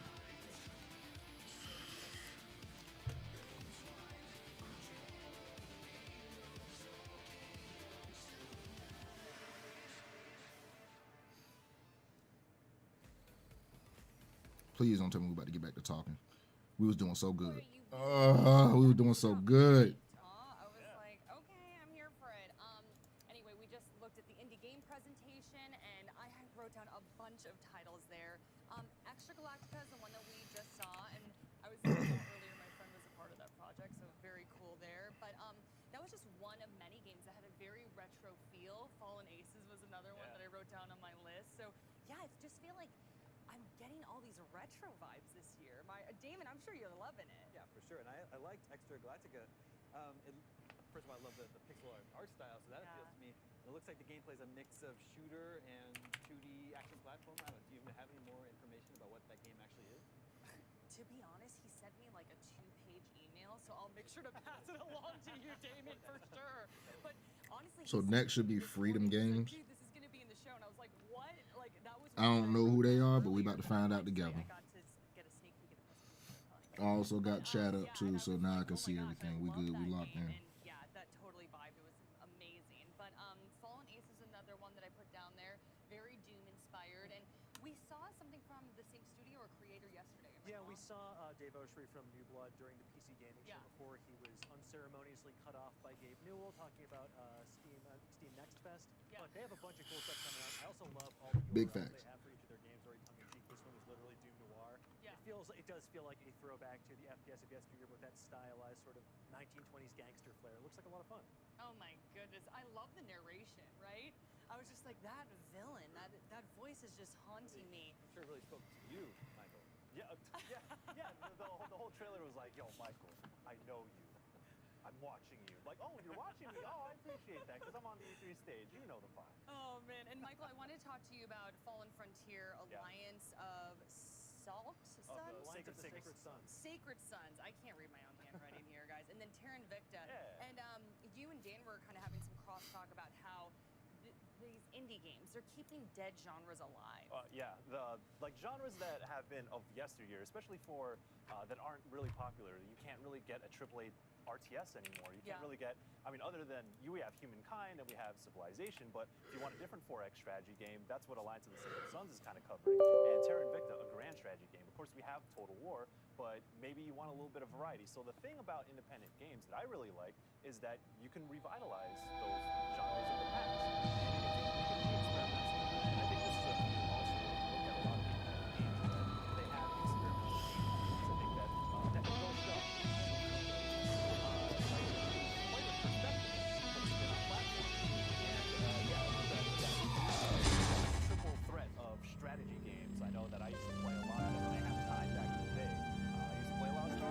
feeling about this E3 right now. And this is like the early days That's of how I'm Civilization feeling. 4 when I was in high school and I had time to pour into matches. And so if you're craving that sort of thing, you should definitely pay attention to these sorts of games. Yeah, I got to agree. I think 4X games are a fantastic way to get faster with sometimes. For example, Civilization is saving really bored right now. Oh, suddenly it is 4 a.m. and I've been playing this for hours. That looks exactly like what we're going to get from Alliance of the Sacred Sons. But I also have to say, one that really caught my eye here is a game that looks like a bit of a Metroidvania, and that is Hyperlight. Oh my gosh, I had that on Super my fun. list. Yeah. Like, it's the same sort of like irreverent feeling that I got from a game like Metroid, for example. It's, I love that it's an hours long game where you get to see how the two runners are back down the end there. Just very excited to see what that has in store. It's like a sense of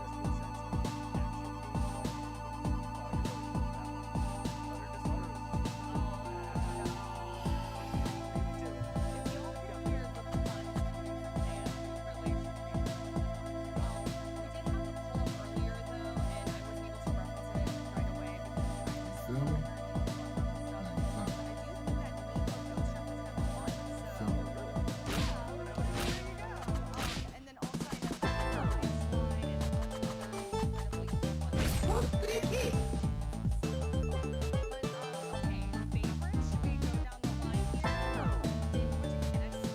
Like they cool, but they ain't showing nothing. They ain't really saying nothing.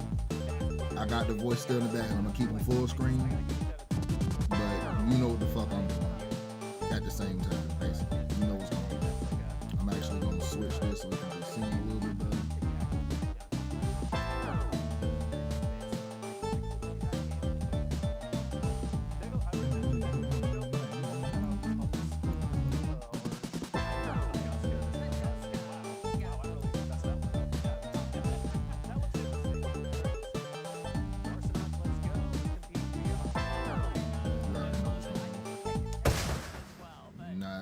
I can't do it.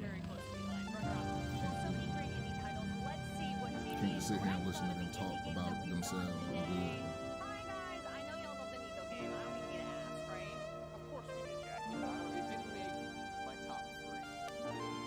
Listen to them talk about themselves in circles. 2021, a lot. So I'm actually a newly appointed member of the VR community. You know, so yeah, so Arsenauts was awesome. I liked it a lot. Big shout out to my boy BMF, who covers a lot of the VR stuff. Phil Seeker, big fan of those guys, and I always love checking out their content. Keeps me up to date on all things VR. Then the other one, Fallen Aces, man. Yeah, Fallen Fallen Aces Aces made my list for sure. That was a dope. literally saw that and I was like, oh, I'm 100% playing this on stream. Like, this is happening because it looks so damn good. And then I would probably go to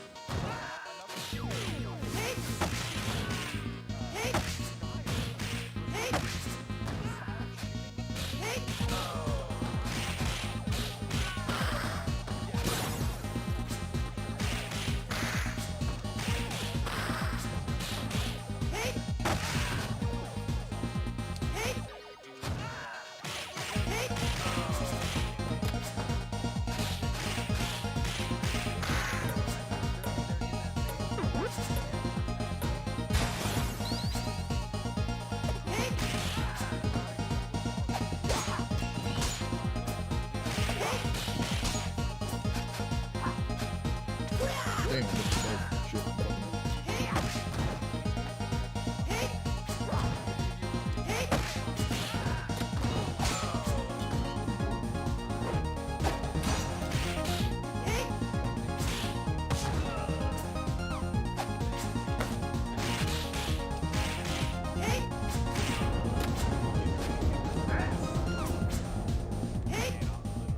I'm all about it. Great visuals. I feel like that is, again, you know, and everyone's going to look at me like, oh, there's a lot of like pixel art game stuff, but you think about what people have been able to create, Greg, in these universes, in this style of artwork. It is gorgeous. And, you know, because Fallen Ace is also bringing back the stylized cel-shaded approach, which was something that I fell in love with when I first feast my eyes on Jet Grind Radio. So there is really a lot of quality here, and this was awesome. Some great games I'm really looking forward to trying. Me too, ladies and gentlemen. What were your favorites? Let us know. Hashtag E32021 so you can get up on the big screen. But when E3 2021 returns, we'll have the latest from Freedom Games, Capcom, and more. Take a breath and hold on. We'll be back after this. Hold my breath. Shit. Kiss my.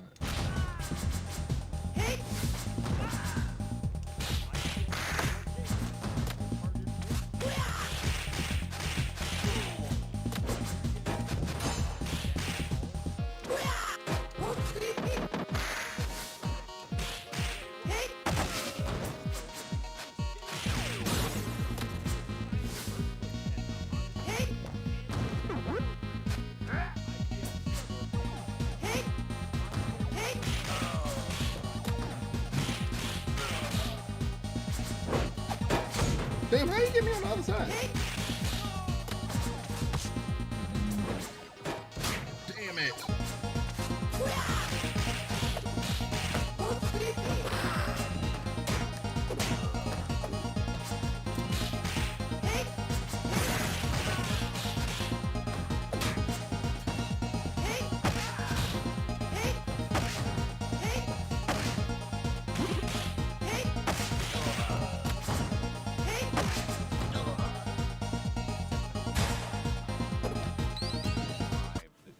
Time out. Did that say fighting toxicity in games and we're gonna talk about the most toxic nigga in gaming history? I think that's gotta change. We've all had bad days. We all In gaming history, we're gonna talk about Egoraptor, one of the most toxic motherfuckers to ever hit the internet.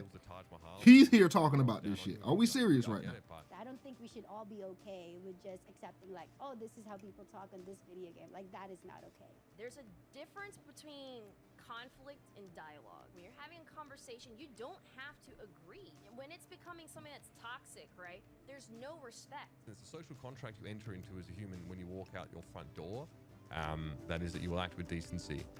And it follows that this would also be imposed online. And it's easier to just say, oh, mute your mic or don't say anything, but no, do better. We just shouldn't foster an environment where saying something bad is okay. It should never be okay. It should never be on the receiver to grow thicker skin. Having other people in the community that have gone through that and that you can connect with is probably the most therapeutic, helpful part. Find those It's like, yeah, things are people cool, that you but connect with and have I'm that not about to try to change any other I think just motherfuckers. pushing a That's not positive my job. environment is a good place God ain't to put me here to You do see that. something, say something. I think it starts with all of us standing up. I don't know. I don't It care just enough. feels like the right thing to do, to speak You know how many loudly times about did, things that like, really a matter. 13-year-old little white nigga call me a nigger? a lot more open. There's such an overwhelming presence Online? of like positivity and acceptance and diversity and great strides Let are being alone made, to my but face. I also think that like more can be done from us as the people that like to play them to make sure that that happens. Keep playing because you love the game,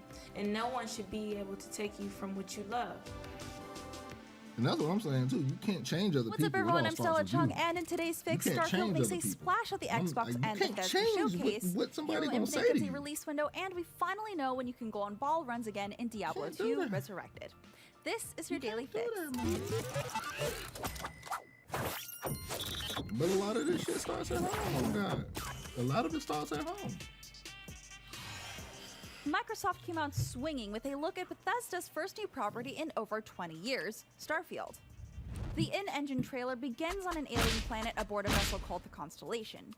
The narrator talks about venturing into a field of stars, and we get a look inside the interior of the Constellation, which looks reminiscent of the space-age ships from the 60s. Beyond the cinematic trailer, we still don't know much about the gameplay itself. On stage, Todd Howard said that Starfield is about hope and shared humanity. Bethesda also confirmed separately that Starfield will be the first game created on its updated Creation Engine 2, which means improvement to graphical fidelity, among other things. A tweet shared by Bethesda Game Studios themselves stated, "We've spent years developing it to power the next generation of immersion and exploration." And yes, you'll be able to play it on Xbox consoles and PC when it lands on November 11th, 2022. That's not all Team Green had in store for fans, with a deeper look at Halo Infinite and its free-to-play multiplayer. Our first taste of Infinite's multiplayer came in the form of a fast-paced montage of match moments across a variety of maps. Cosmetic upgrades from Halo games past are making a return, as well as our favorite narrator. The free-to-play I'm just happy to hear the multiplayer scene will be announcement on that. crossplay and cross-progression. The experience will reportedly be optimized for every device: PC, Xbox One, Xbox Series X, and S. We also got a glimpse at the campaign with Master Chief using his grappling hook to pull himself through some zero-gravity wreckage. There seems to be a new AI construct working with the Master Chief, but judging by its dialogue, Cortana may still play a pivotal role in the story. Halo Infinite will be launching on Game Pass at release, but we just don't know when that release date is specifically, although they did say it was due this holiday after having been originally delayed out of fall 2020. With the remaster of Diablo 2 announced at BlizzConline earlier this year, fans have been wondering just when they can take on the forces of hell again, and we finally have an answer. Diablo 2 Resurrected is hitting consoles and PC on September 23rd. This HD remaster of the classic ARPG will be available on PC via Blizzard's Battle.net and Xbox Series X and S, Xbox One, PS4, PS5, and Nintendo Switch. It will include both the Diablo 2 base game and Lord of Destruction expansion. This follows a playable alpha in April, which looked pretty impressive. Despite a few changes, Blizzard is trying to stay true to Diablo 2's roots. If that isn't enough fire and brimstone for you, the remaster will be available standalone or as a part of a bundle, the Diablo Prime Evil Collection. This comprehensive collection contains the Diablo 3 Eternal Collection, which includes Diablo 3, the Reaper of Souls expansion, the Rise of the Necromancer content pack, and a few cosmetic goodies. Pre-orders are available now, and don't forget to pick up Wurt's leg so you can open that portal to the Chaos Secret level. With E3 now in full swing, are there some games you're still looking for? Did Microsoft blow your mind? Let us know. I'm Stella Chung, and that was your Daily Fix. Now that you're all caught up on the news, be sure to check out the rest of our E3 coverage on YouTube, across social media, and even on your smart TV. Download the IGN app on all of your mobile devices, subscribe to the Daily Fix on Snapchat, and for all things, everything else, IGN.com.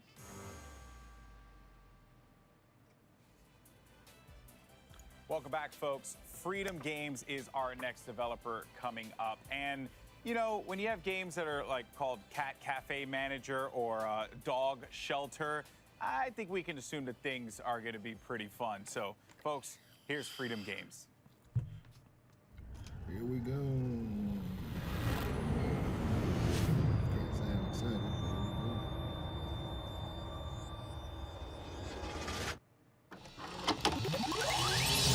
I decided, you know what, I've dabbled in indie games. I'm gonna give this one last shot. Let's just make a game.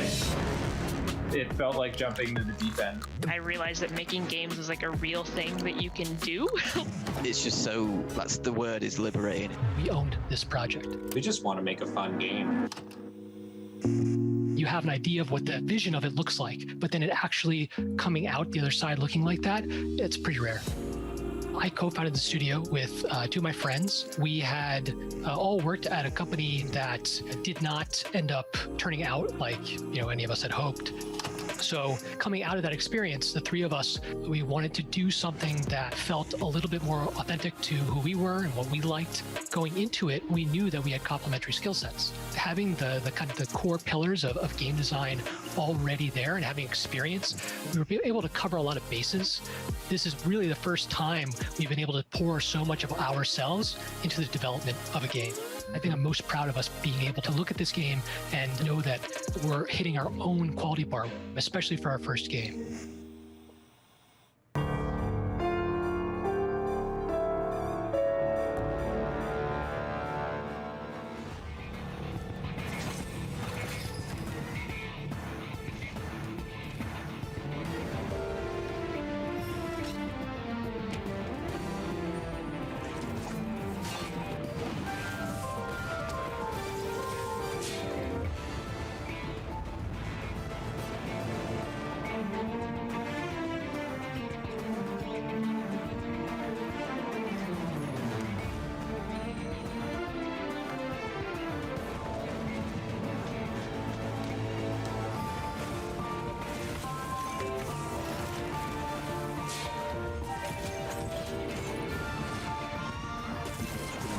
I like how this looks a lot.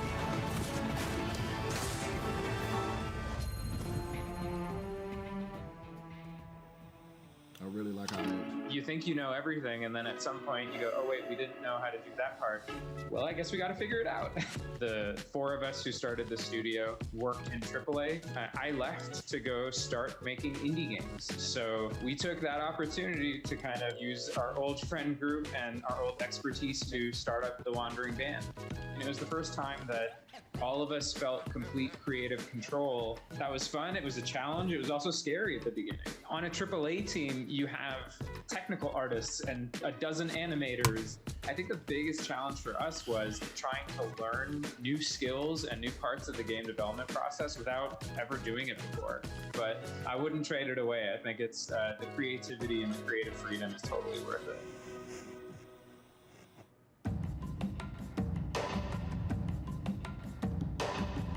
Grow your own town on the clouds.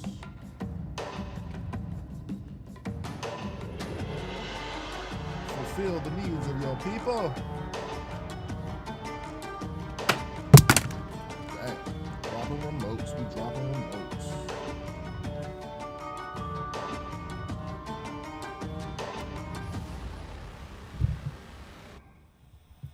There we go. The retro games. These were our favorites, and we tried to combine a lot of different elements from different games and give it a unique touch. A shout out to our community. They helped us translate the demo. They helped us get out the word. The demo has been played over 1 million times. It's just great to get a community like that. They helped us make Cornwall Put your what it game is. in people's hands. I like that. I like that. I like that a lot. Oh, the man is in the building. Happy birthday, Chief. The happiest of birthdays. Soul is in the building. Hey, Funk. Most definitely. I'm going to be streaming the rest of this for the rest of the day. And then after E3 is done, I'm probably going to run Streets of Rage for this. But please, enjoy your trip and be safe. Be safe. That's the key. And drink some water too while you're out there. It's hot as hell outside. It's hot as hell outside.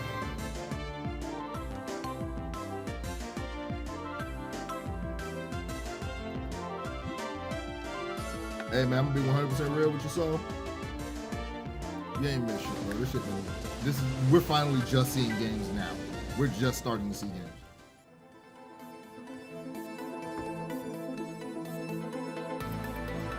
It's been mediocre all morning until now. We're finally seeing games. Thank God for the indies, because it look like they coming through with their dicks out.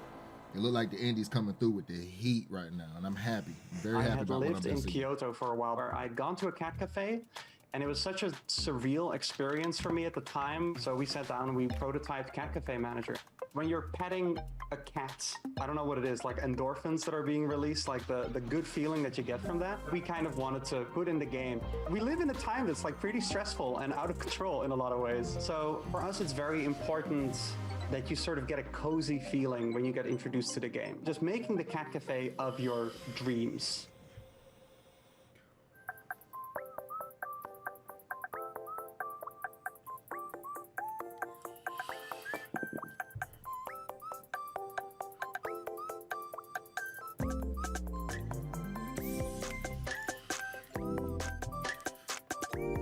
Tiffany might like this, baby. If you in here, you might like this one.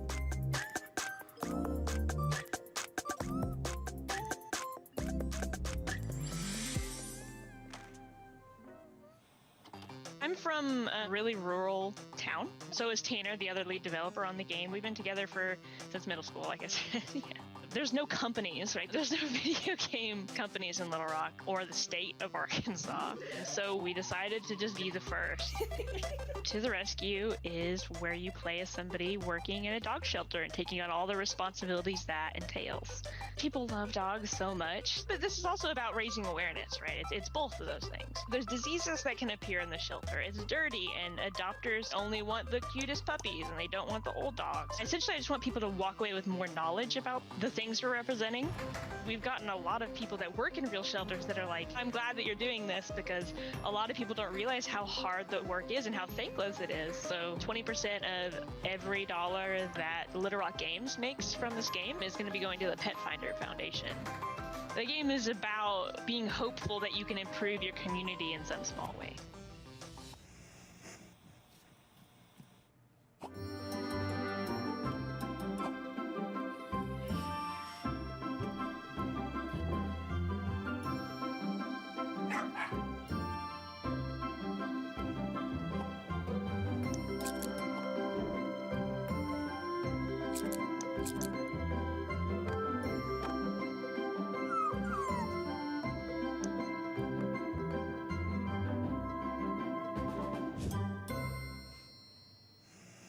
I first started getting into games probably about 7 or 8 years old, tinkering around with game engines. I started putting games on the web, Flash games and things like that.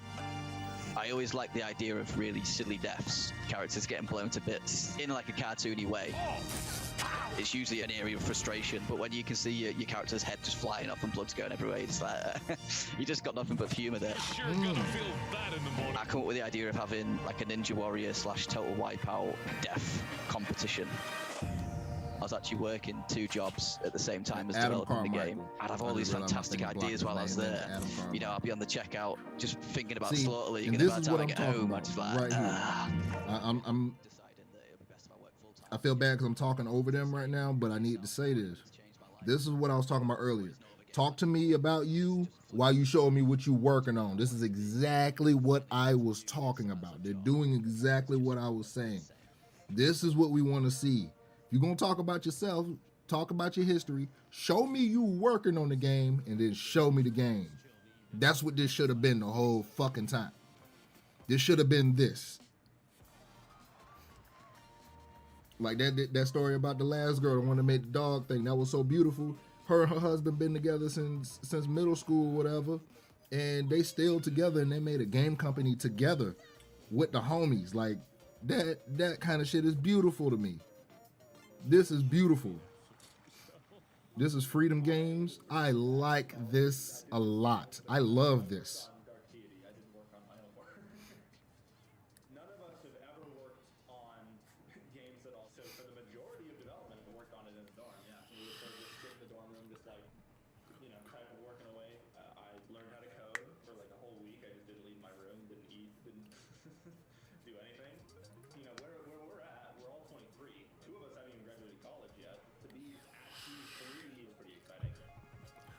Now that I like. I love that. I love that. That's dedication. You know, this I like to see. 54 playable classes. God damn.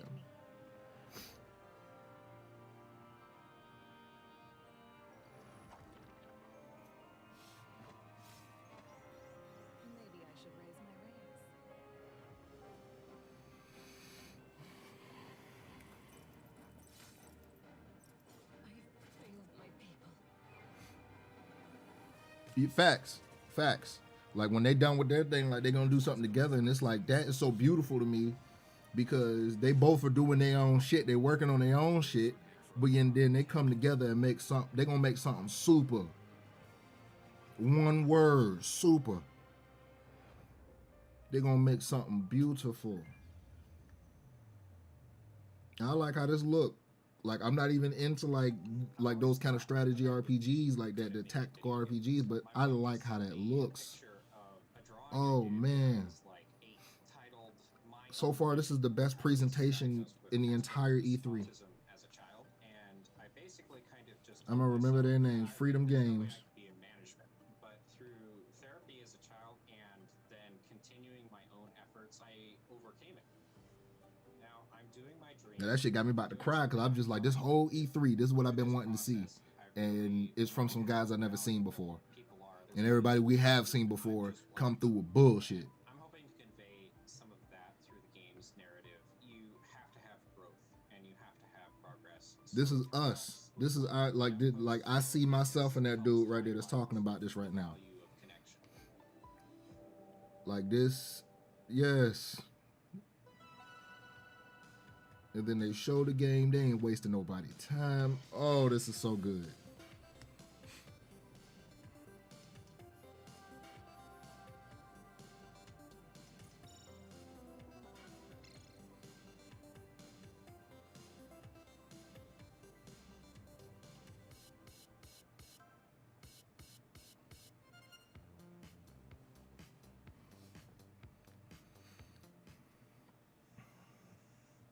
This is the best conference out of the entire show so far. This is the best one. This is one company I have never heard of dropping game after game after game. This is the 6th game so far. This is the 6th title we have seen so far. Let's go. And no two of them look alike. They all look different. This is what I'm talking about. I'm about to go wish list that right now. I like how that looked.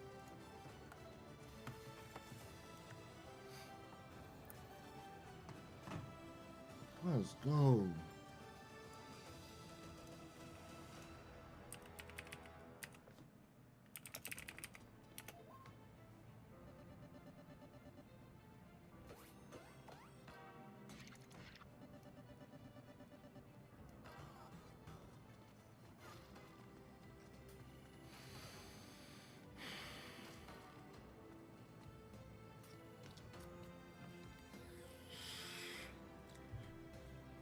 Yeah, man. It's like there's no reason. This is proving to me and to you.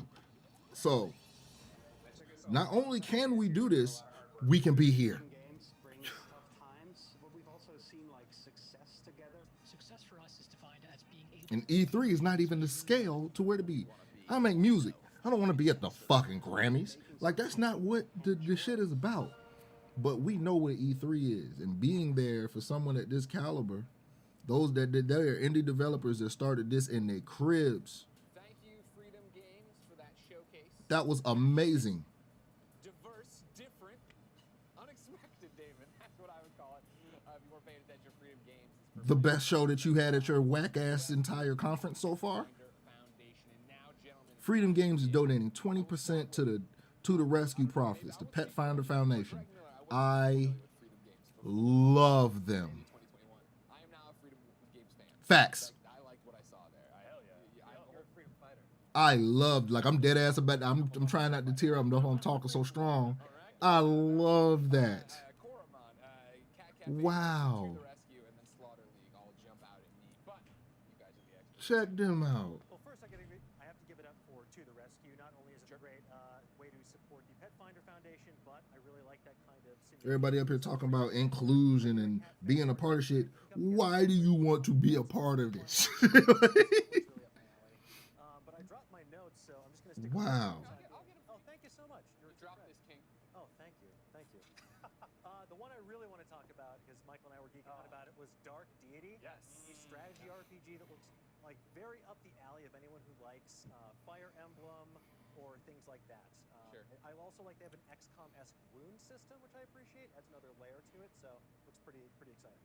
I thought it was cool. There's cool pixel art also, but also anime-style hand-drawn art that's going along with it. Don't take that away from me, Damon. Listen, if y'all want to get my attention with your video game, if you have anime-style artwork for your characters, I'll at least give Yo, Jay, what's good, Chief? I just saw you pop in, my man.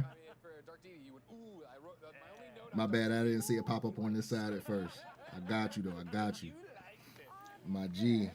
Oh, man. Yo, Freedom Games really hit me with my brand. Yeah, for sure. I love cat. Dude, it's so cute. You know, cat cafe manager. I've been to a cat cafe before. You know, you get a little coffee, you go pet the cats. Yeah. Now, if you're allergic, R.I.P. But yeah, that was really cute. R.I.P. Up to like a tycoon simulator management thing. And cute cats. Say less. Say less. Damon, you love cats. Did cat cafe manager work for you? For sure. I've been to many a cat cafe. Okay. Greg. I have some ideas. All of their games look good. That's the wild thing. I saw different genres. We saw different styles of games. The stories behind how the game got created in 30 minutes. Yeah. You see, like, well, this game looks interesting, and then they're on to the next one. There was I think it's fair to say it's a Pokemon-like in there. Mon's even in the title. Koromon is in the title. Koromon, I think there's more to it than that. There's definitely like animal battling. Well, when it started, I was watching and he started like moving puzzles. Like, I was trying to go through the day sober. I'm gonna have to go grab a beer because the simple fact that we had some indies come through and show these motherfuckers how they should be doing shit right now. I hate the game industry, bro. I hate the industry, bro. Period. I hate the industry right now.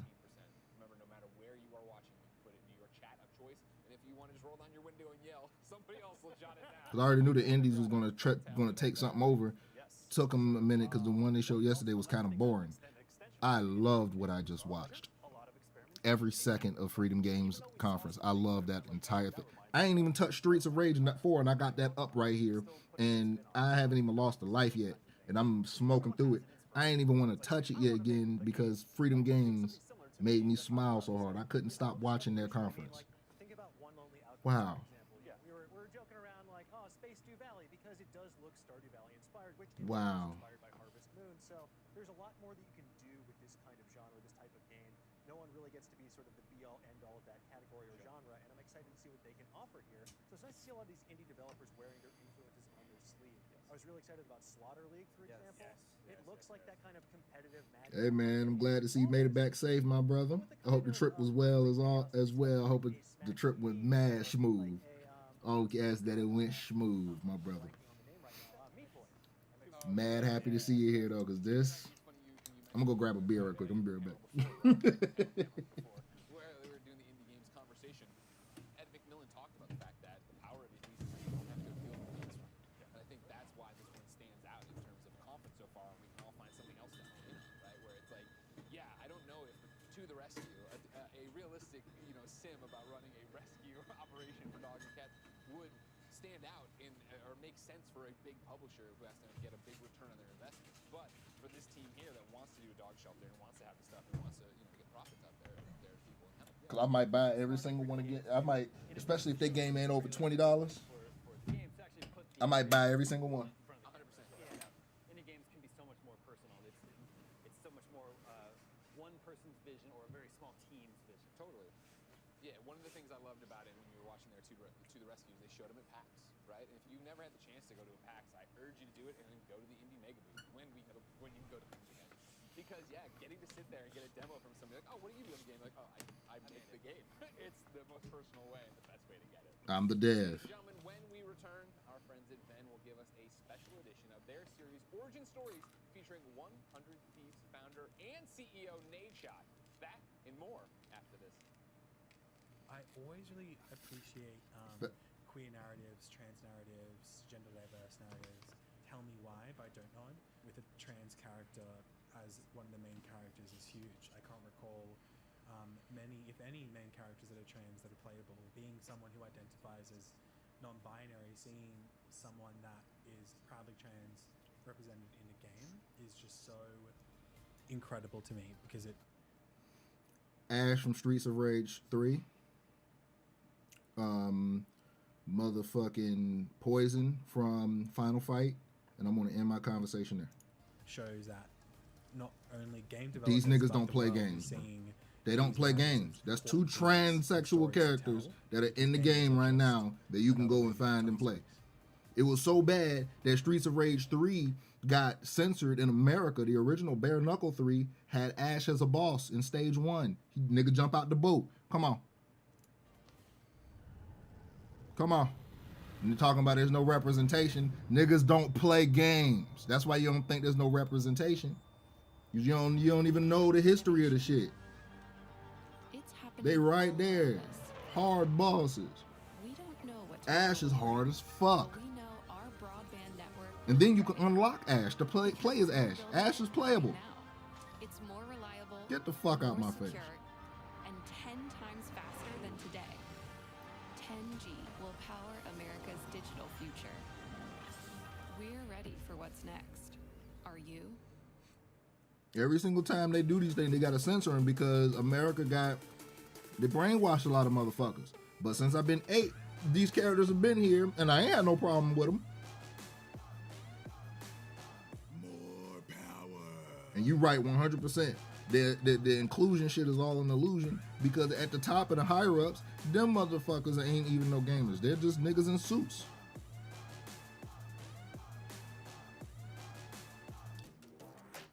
IGN Summer of Gaming has officially partnered with Talk that shit. USA for E3 2021. IGN Summer And we know Hugo don't give a fuck about nothing. Hugo don't give a fuck about nothing in Final Fight. Yeah. Expo with exclusive gameplay and reveals. With that man stance, that nigga Hugo. New games and in-depth developer interviews. IGN You gonna say fuck these niggas? IGN Summer of Gaming begins Wow. right now. You niggas don't know games, bro. They don't play games. Welcome back, everybody. Hello, hello. Now, we know a little bit about this topic, don't you think? Thing or two. In esports, the scene is becoming more than the teams, though. Esports orgs are making content, making apparel, and building a brand. One org taking this model to the next level is 100 Thieves, led by their CEO, Nadeshot. And Alex, you have covered all sorts of events with 100 Thieves. So Yeah. what do you think is so special about this org and Nadeshot? Yeah, well, you know, I've known Nade for years at this point. You know, all the way back And it was to when he really was a funny. competitor. I He was used to like, make I'll the say joke, that. He hates it when I say it. And then I that get he's attacked. America's favorite gamer. But you guys, he was, you know, at one point he was like the I biggest get name attacked for saying in, that shit. In Call of Duty, he was one of the biggest names in And say esports, I'm right? And he still a bigot or continues to do whatever. that. People To block this me day, and get you mad know, at and me. I'm so proud to be able to I'm all talk like, bro, about a friend like trust this me, I because get it. to see You're on the his same success side. We're supposed to be has allies truly in been this shit. incredible. I But could you not got to be know more history proud in of order him. to be able to talk your And shit. 100 Thieves as You an gotta know history. organization, you know, I like. How did they we get had here? Such a history, right? From an initial reveal that didn't go the way they wanted to this complete transformation of this brand with a lot of support Big from orange great energy. Big figures orange in the energy. entertainment and sports industry. It has become amazing what 100 Thieves has been able Good to shit. accomplish with their drops. Like they themselves, I feel like there have been a lot of great collaborations over time, but few have been able to make independent products, right? Without collaborations that are just they're huge. The drops are massive, and their hoodies, their shirts, all the lines that they have, the talent that they sign. Everything is done meticulously, and I give him a lot of credit for. Recently, Courage, another friend of mine, alongside Cowardly Dog? Valkyrie, who is an amazing figure in esports, becoming co-CEOs in the company as well. 100 Thieves have just done incredible work in esports, and I give them a lot of credit for what they've done. No. I mean, honestly, I feel like they've paved the way for so many orgs. I feel like a lot of orgs modeled their formula of how to approach all these different things, like you were saying, merch and the content creators. But anyway, it's I don't know. fascinating, and I'd love to hear more Like about how it. it So happened for with more on the Rocco's Nadeshot Modern 100 Life. Thieves and what's next, here's a special E3 We got a edition reboot, and I'm all origin like, oh, story hey, bro, series this shit from about to be our funny friends as hell. And it was literally a whole entire thing about a character wanting to turn into a girl. And I'm all like, okay, that's cool if you felt like that. But the story of Rocco has never had that included in there at all. It was never being in there. Yeah, feeling Lil's mom being butch. We all knew she was a butch. Or she just worked out a lot, but still stayed kind of like thick. I know a lot of people in gaming and esports, and I will be bringing them into the Me? studio to share their origins. I was like, oh, she was always in workout clothes. She probably actually thick as hell. Optimistic. Introspective. Whoa, you just put me on the spot like that. It's really about cracking the code. And that's the same approach that I had with FaZe Clan, right? It's like, here's this thing that is so special that nobody knows. When I walked into the job, this is sacred space. I am a guest here. I'm here to try and help align things, motivate, set new visions, get more people involved. I didn't start it, I didn't create it. You know, this has to be a very respectful entry into this party. I'm like, yo, what do you want from me? Yeah. We were 3 years in 4 months. Yeah. And people were talking about, yo, why have you won a championship? You know how fucking hard it is to win in League of Legends? Join us on Vent for new episodes, behind-the-scenes moments, and much. Yeah, COD ain't sacred no more. It's sacred to the niggas that make money. Yeah. 1,000% going to contend. It ain't. It's not to the most important people, which is us. Dollar bills, y'all. We don't fuck. Origin I have stories. uninstalled. I didn't even reinstall Battle.net. I own Black Ops and I own Modern Warfare. I own both of them. The last 2 games they released, I bought them. Full pack. Because I wanted to play the multiplayer and I love the stories. Multiplayer in both of them is fucking ass and broken. And we ain't even gonna get into Warzone because I don't really fuck with Battle Royale like that. I like Apex, but I like the 3-on-3 more than the boring ass trekking across this big ass map. Somebody that I've interviewed like 100 times, but I'm gonna try to make it super. I don't even play interesting, like Overwatch. asking them questions My and talking roommate about play it. the way I can't do it. I play Paladins. I'm team fun, Paladins, hilarious. and that's on Steam. Welcome back to another episode of Origin Stories here on Van. My name is Hector Rodriguez. I am your host. Today I have the honor, the pleasure, the This true shit kinda pleasure actually crazy. to introduce my little brother, someone who's near and dear to my heart, Mr. Nadeshot, Matt Haig, CEO of 100 Thieves. I mean, you do it all, baby. Why don't you come in and sit You're down? about to say Optic Nadeshot. You got real close to saying optic nade I almost shot. did say You optic stopped nade yourself. shot. Yeah, I did. Did you catch that? I did catch it. Usually, I like to start out this show by asking you 3 questions and then another question, but the main one is 3 words that best describe you. 3 words that describe me. Whoa, you just put me on the spot like that. All right, 3 words that describe 100 Thieves. That one's tough too. Let me think. Can you describe anything in 3 words? No, I'm not good at descriptive adjectives. Oh. Real nigga shit. The fact that he used the real word too. I like Let nade me shot. spitball something that's. Well, because I don't like using 3 words because I'm confident in myself and I don't want to sound pompous. You know what I mean? No, you're in good company, babe. I would say goofy, impatient, yes, and squirrely. Squirrely's good. That's what you always called me. So. Yeah, but it wasn't because you were like your brain was elsewhere. It's just because at the look time, like a squirrel. At the time you did. Chubby cheeks. Yeah, at the time, but now you're growing into a handsome man. Thank you. Who knows you better than anyone else? I would say, if you asked me that question like 8 years These ago, 2 I'd of the say forefathers.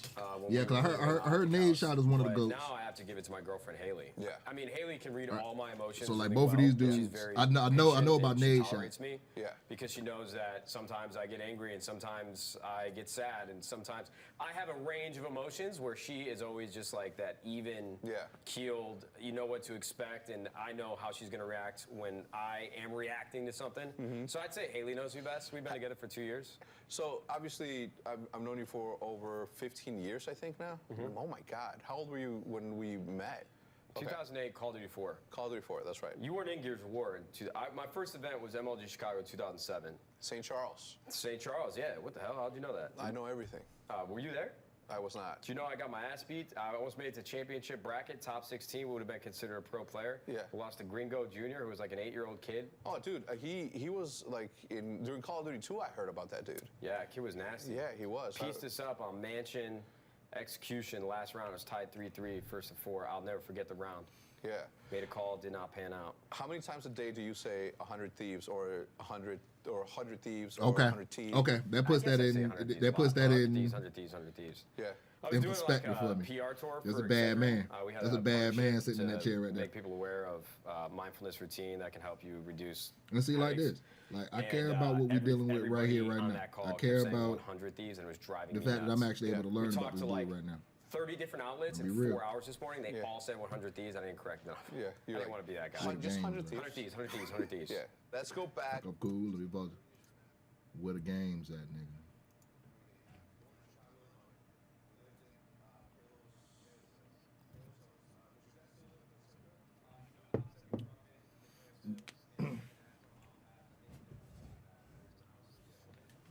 Hold up. Slide this over here.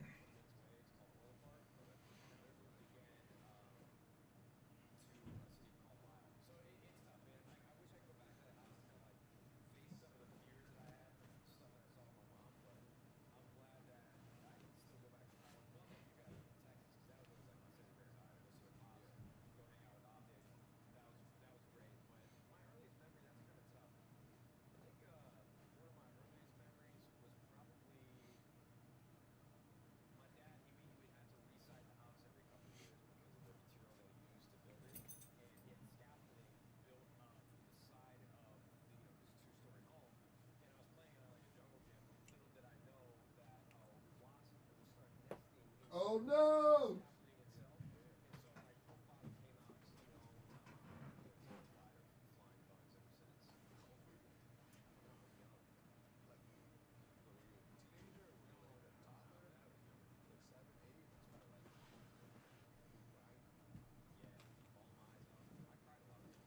My man said, yeah. Chief went through it, boy.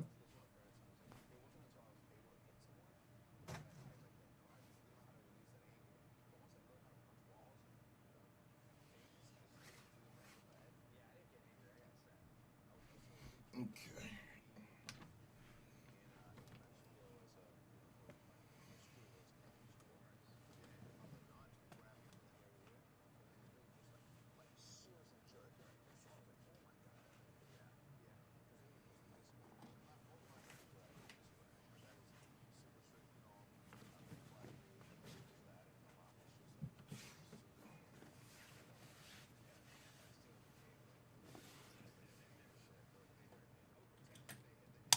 Damn.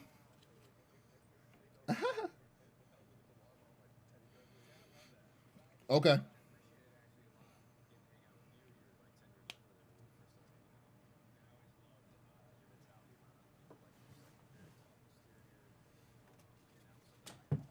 Damn, boy.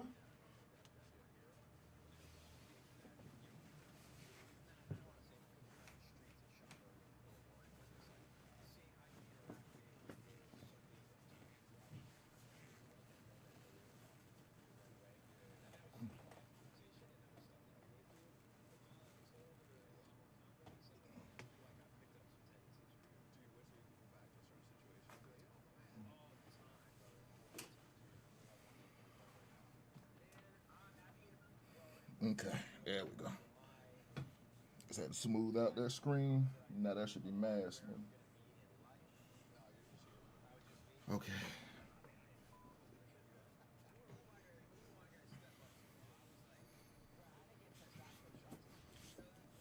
Sheesh.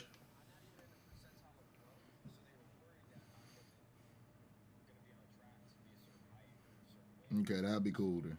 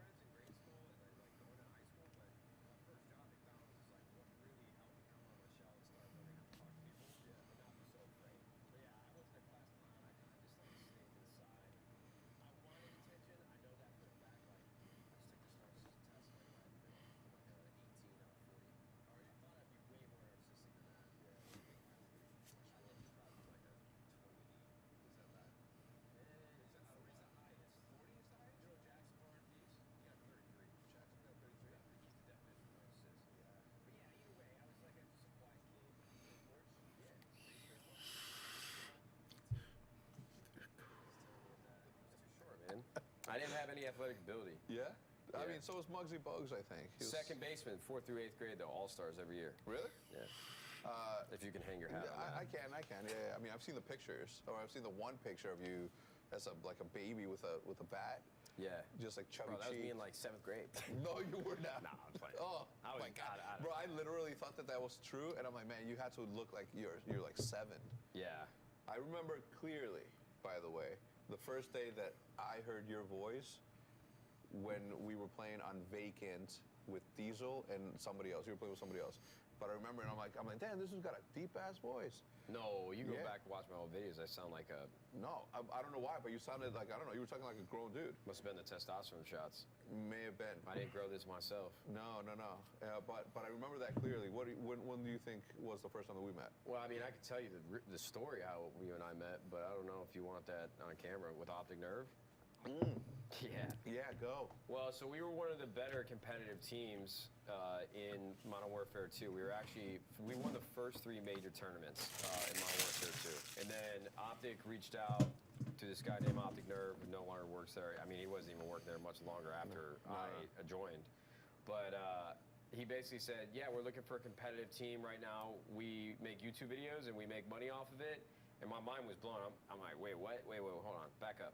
Because I had posted like clips to my YouTube channel of me collecting 1v3s on Crossfire, Search and Destroy, all these old school gameplays from game battles. So when I found out you guys can make money from videos, that's when I don't know why, because I don't think I've ever had that level of motivation for anything in my life besides that. Yeah. As soon as I heard that, it was, let's blow the hinges off this thing and let's go. Yeah. So I got introduced to you. I think I was really scared to talk to you. I think we hopped in a Skype call, and you were kind of an asshole, to be honest. Yeah. You wanted no business talking to me. Mm-hmm.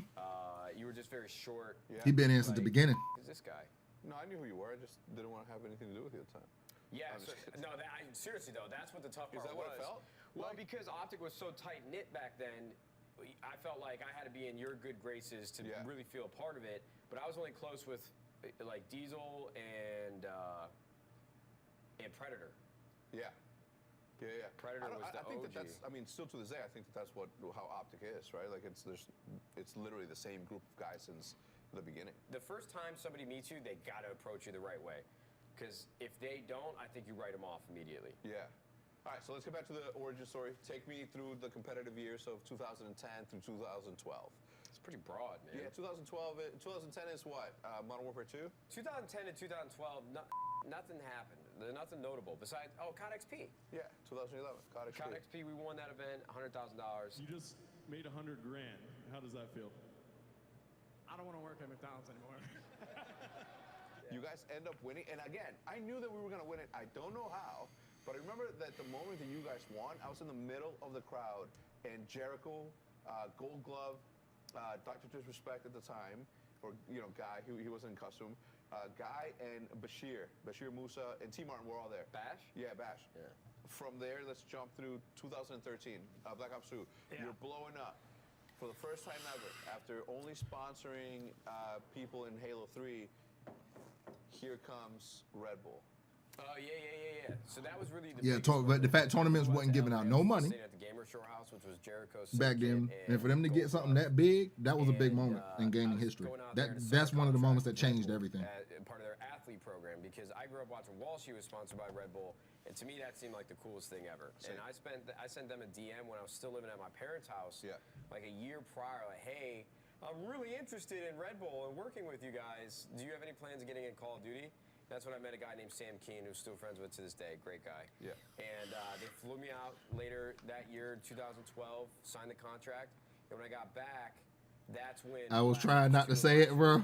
It seemed as if every day after I returned, let's go for it. My horizons, try something new. So yeah, I mean, look, dude. Let's bring up the schedule. Where my schedule at? All right. Love and it kind of clouds your judgment. So this is an origin story for an hour and a half. Next chapter of my life, but it came with a heavy heart because I didn't Hold want on, to this can't be leave right. Optic or the house because I was having so much fun. I have a hard time actually putting myself back in my shoes that I was in. Woo! Because that's exactly what the fuck I'm about to do. Yeah, I'm not about to listen to this shit, and I'm actually switching them around because I'm not doing this. We gonna put. Because I love the we gonna put the homie behind me. Around you and hanging out. I thought that's what I was gonna be doing for the rest We of my gonna life. put the homie behind me. Something special that nothing could ever alter. And then we gonna flip. And Optic has done it respectively. I'm trying to do it with 100 Thieves. But yeah, I definitely have regrets of leaving at that time in my life when I did. Yeah. Because I moved out to LA, started living on my own, and felt like I was on an island. I mean, I was in a house living with all my best friends. Yeah. And now I'm in LA alone, trying to find my way. You know what's crazy is that when back when you were still back in Chicago with us, you brought up the whole streetwear thing to me. So walk me through your decision to finally pull the trigger on doing something that you had been talking about for years. I was sitting on my couch, depressed as just watching like reruns of Friends for the first time. I'm not even kidding, man. It was a really dark point in my life just because I wasn't happy with what I was doing, and I just felt isolated even though I had friends around me. And so I was trying to come up with something that I could get excited about again, and I've always wanted to start an apparel brand, and even then I don't even think I knew what my style was or what my style would turn into, but I knew that if I created something that I really loved, everything else would follow. Yeah. So I was just trying to come up with words that play on each other that sound really cool. Yeah. If I'm being totally candid, that's really all it was. Like, Thieves popped up into my head. I don't remember why, but I always thought the idea, maybe I was playing Skyrim a lot. I don't know. Thieves Guild, Thieves. Like, Thieves by itself, definitely can't get the trademark for that. It wouldn't be that original. Like, how can I add something on top to make it sound fun? And I've always been one that wanted to make money. Of course. So I was like the $100 bill is one thing that you hear everywhere. You see make sure chat is up. Culture, all right. Hip hop. So I was just like, man, this kind of rolls off the tongue. 100 Thieves. And I want to go back and get my old phone because I still have it. Yeah. Send in the first text. Because Friends is fucking ass. 100 Thieves. What did you send that text with? I think I sent it to my ex-girlfriend at the time. Yeah. Friends is fucking First time ass. in the room with Dan Gilbert. What are your feelings? Well, they flew me out to NBA Finals, and that was surreal. It was Cleveland versus the Warriors, and I went up to San Francisco, and I sat in this room with Dan in a boardroom at the hotel the team was staying at. So I was seeing all the players walking around. Dan had like 4 people on his side, opening doors for him. He just looked like money. Yeah. And we started going through the pitch, started talking about it. And to be honest with you, I was nervous at first, but then once we started, Oh, come on, always. it's my wheelhouse. So I was just firing from all cylinders. Oh, I just realized. Okay. In my mind, I just realized something about the intro of this fucking level. Those are yellow, so I mean, them niggas pop off as soon as they see you. I gotta not waste no time around them. So the yellow Gaussias, they wait to come in, but they will hit you. Really? Yeah.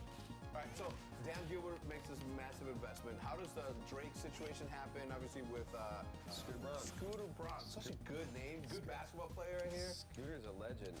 Man, that story's funny. So I get introduced to Scooter by this random dude who was working in venture, who basically said, yeah, I know Scooter really well. You guys should come take a meeting. And this was when we were raising our Series A. So Dan Gilbert did our seed series of Series A. We were trying to raise like $10 million. So this guy, after hearing our pitch, introduced us to Scooter. And he takes me to Scooter's office. And this dude's literally on the phone with Justin Bieber as I walk in. And talent managers, they speak a certain way, especially, I mean, if they're talking to clients and if they're talking to anybody that they're trying to get a deal done for. I mean, block and tackle, that's what talent managers do. Obviously, Scooter's much more than that. He's savvy investor, great guy. But at that time, that was my first initial reaction. He's yelling and I'm like, oh, goddamn. So I walk in there. Damn, I couldn't get out of the way. What I find out after the meeting, I'm not going to bore you guys with the details, but this was the worst meeting I ever took. I was sweating. I don't even know what I'm talking about. I don't know what to talk about. And what I find out is the guy that set it all up was trying to be like this grimy middleman. I don't know who he is to this day, so if he's super successful, please don't hate me, but that was just my perception. That's how we handle that shit. We out. Basically, he said he knew me really well to Scooter, and he told Scooter that whatever. Basically, played him. And so it was the worst meeting I ever took. I'm like, yo, I don't think Scooter's the right fit. You know, I went back to John. I don't know if it makes sense. He was saying a lot of things. I don't think he really understood where I was coming from. So then I get a call from Scooter after we told them no.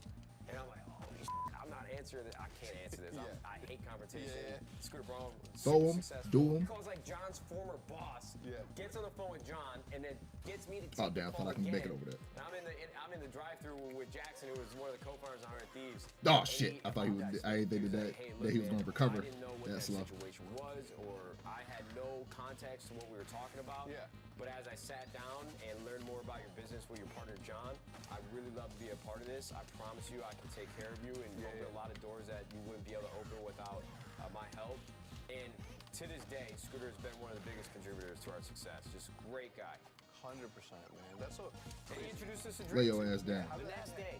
How did that happen? We're finalizing the deal. He's like, yo, you know who would love this? I got a friend in hip hop who would love this. I'm like, who's that? He's like, Drake. He calls up Drake's manager, Future, in the room with us in our tiny 400 square foot bedroom, which was our office for our leadership team. It's on speakerphone. You hear, We either have it on speaker. He's like, all right, yeah, you're gonna come by tomorrow. The next day, Drake's manager, Future, was in our living room, and we pitched him on the business. And then a couple months later, we went and met Drake at his house, and told him more about 100 Thieves, and it was a wrap. Damn.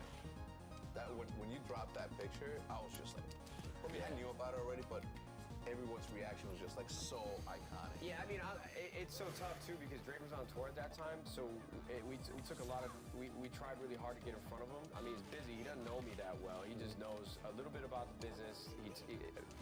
He loves gaming. I mean, I'd be lying to you if I told you we were really close, because we're not. You know, we've spoken over DMs a couple times over the years, but him and Future both still contribute from like a creative level. Our board meetings like 4 times a year. But I was just honored and just over the moon with the fact that he f***ed with 100 Thieves just a sliver, just enough to be like, all right, I'm gonna throw some cash at this. And it was a good amount of money, and I met with him twice. It was awesome, man. That's so cool. I'm like, it sucks too because I don't want to go up to the guy and be like, yo, I'm your biggest fan. But that's who got me through college. How difficult bro. is that, right? Because obviously there's levels of success and levels of popularity, and obviously you have like a massive, fan base, but he's got a massive fan base. So you don't want to approach a person that you admire and say, yo, I admire That's how we fucking finish level. Exactly. Because if somebody comes up to me and it starts like, wide-eyed, drooling over me, I'm just it's this weird psychology. I'm like, great to meet you, man, pleasure, and I'm on my way. So I didn't want to do that. It was I was so nervous meeting him, and I don't even know. 20,000 on stage 1. And it it's tough too, like I said, because his soundtrack reminds me of so many things. No, I actually, I couldn't get a chance to fit. I've been dealing with this. I couldn't deal with anything else other than E3 right now. I'm probably going to end up finishing and watching it tomorrow. This E3 had me so stressed out. So tell me about Plus, I want to smoke while I'm watching it, so I've been having to wait. Tell me what you got, but what are some of the industry? I want to sit down and be tuned in fully with that shit. I love 85 South. So I think what's really important for us is just to continue to push the boundaries of what it means. I'm gonna end up watching that probably tomorrow after Nintendo done. As if there is a lot of narrow-mindedness in esports, because if you do anything other than competition, which teams haven't traditionally done, or that's always what they've done, is just compete. Damn. There's this negative connotation and stigma around your brand, and so people give us a hard time about slinging apparel and making videos with creators. But now everybody's trying to do it. And obviously we started that with Optic, and FaZe Clan did it really, really well before too. So that was the model. Like, let's go do this as well as we can. And build something special. What's worse about the space right now is that they get mad at you, at me, at FaZe, and they just get mad at the fact that they're not just a sports team. Everybody's out here trying to be the Cowboys, but nobody's thinking, it's like, I want to be the Cowboys, I want to be HBO, and I also want to be Supreme.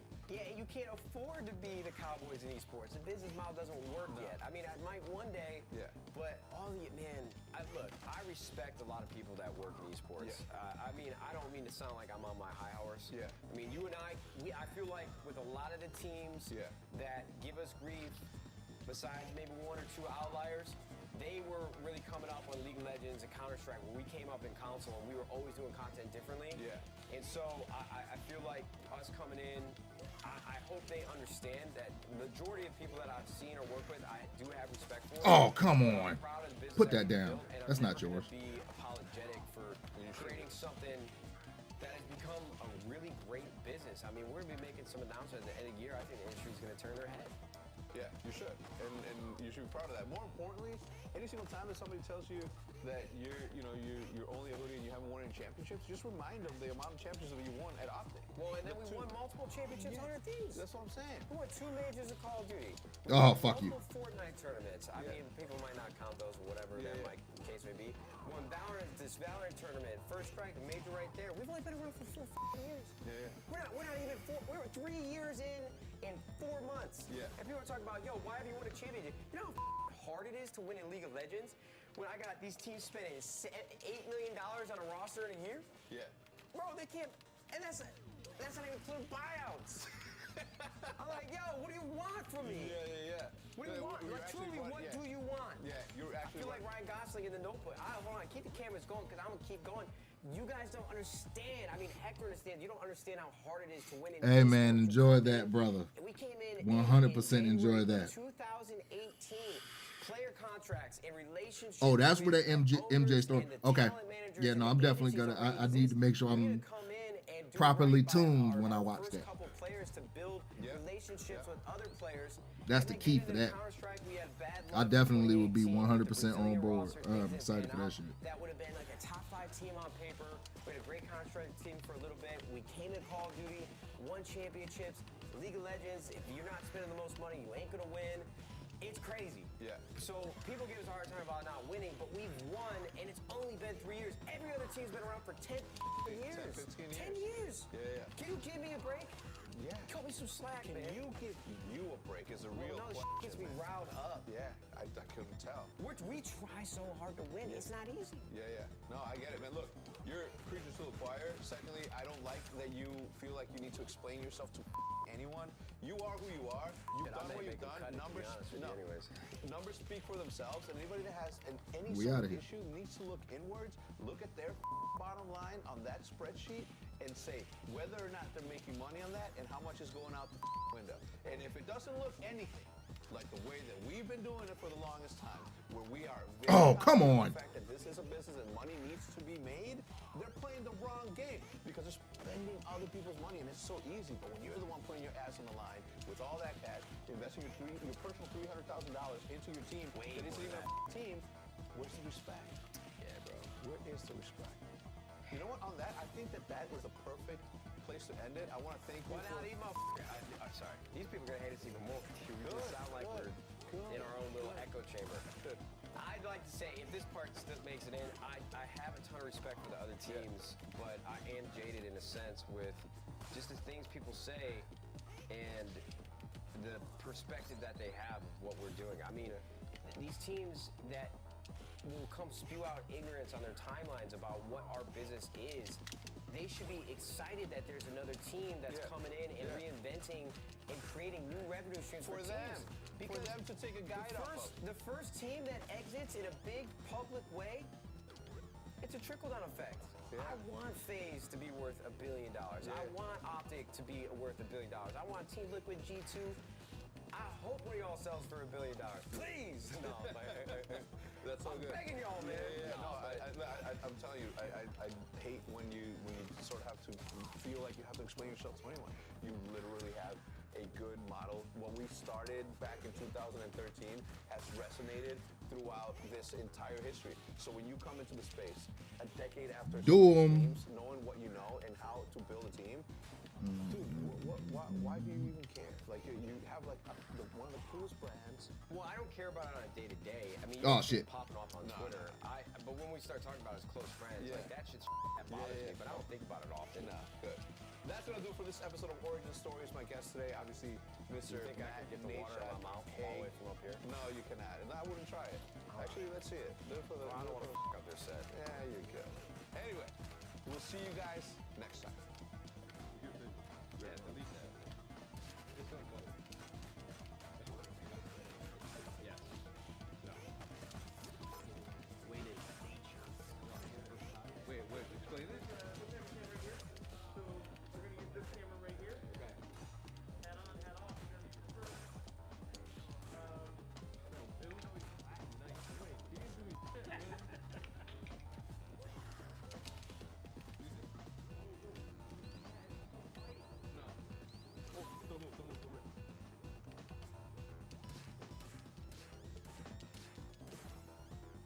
Let's go. Are we back? And that was a very exciting and lovely interview with Hex and Nadeshot, and there was so much I wanted to say, and then it ended with a skunk and a cat fighting there. Yeah, they said in our ear, this video ends with a skunk and a cat fighting, and I was like, that can't be right, and then there it was. Yeah. Then. I didn't know what was going to happen. I was like, are they going to both get into furry costumes, and we're going to see like a fight like that? And then, no, it was just in the alley, so there you go. You don't see that every day, that's for sure. But anyway, you know, you and Golden Boy have been working the bomber jacket look, and I was like, I need to get in on that, man. Like, come on. Just heard from Nadeshot himself. Oh, yeah. Establishing a brand, being more than just an esports team, right? 100%. So there you go. Go be part of the E3 esports team, ladies and gentlemen. Of course, you can go to e3expo.com/shop and get all your E3 merch. I'd also like to say, as a woman who is 6'2", and Greg Miller can probably appreciate this as well, sleeve length. Yeah, that's good. Fantastic, folks. Usually when I put on a jacket, it's like, Oh, I weird, knew he but was gonna it's hit me. actually pretty good. There you go, look at that. Okay, so it's made for tall people as well. And Sorry, Golden Boy. They'll make a kid's version one day. oh, be nice to him. But at least he can wear the dad's hat. Yeah, Does like the dad hat. just like throw that on the ground over there. But we do have some great merch. So again, e3expo.com/shop. I was like, oh man, help me out if I don't say it right. Anyway, again, that was a really great inside look at Nadeshot and 100%. Hex. Yeah. I can, like, you know, as somebody who interviews people all the time, and I know you do too, Yeah. in a longer form podcast interview, I was surprised at how candid that was, how insightful it was. Like, I know about 100 Thieves because so many of our ex-IGN colleagues have called it 100 Thieves, but I don't know much about Nadeshot. So to hear that, first off, I didn't realize he's a suburb of the Chicago kid, just like myself. DuPage County, Glen Ellen represent. But on top of that, you know, his journey, right? I mean, talking about having to take testosterone shots. I being know, so super open. candid. Talking about being depressed, right? Leaving his team before he started 100 Thieves. Like, that's all a fascinating journey. It's, you know, as you continue to see 100 Thieves blow up. It's a wild journey, I it is. absolutely just loved how candid they were. Today ain't with the day each for other. that shit, They're though. obviously like very close friends. And I think Hex said at the beginning, like, I've interviewed you so many times I don't even know what to say to you right now. And then he's like, what are 3 ways that you would describe yourself? What are 3 ways you describe 100 Thieves? They were just having a good time, so it's super fun. But anyways, so games have changed so much over the years by becoming more inclusive and representative of their player bases, but there's still more work to be done in this space. Let's discuss how we can make games more inclusive. Okay. Yay!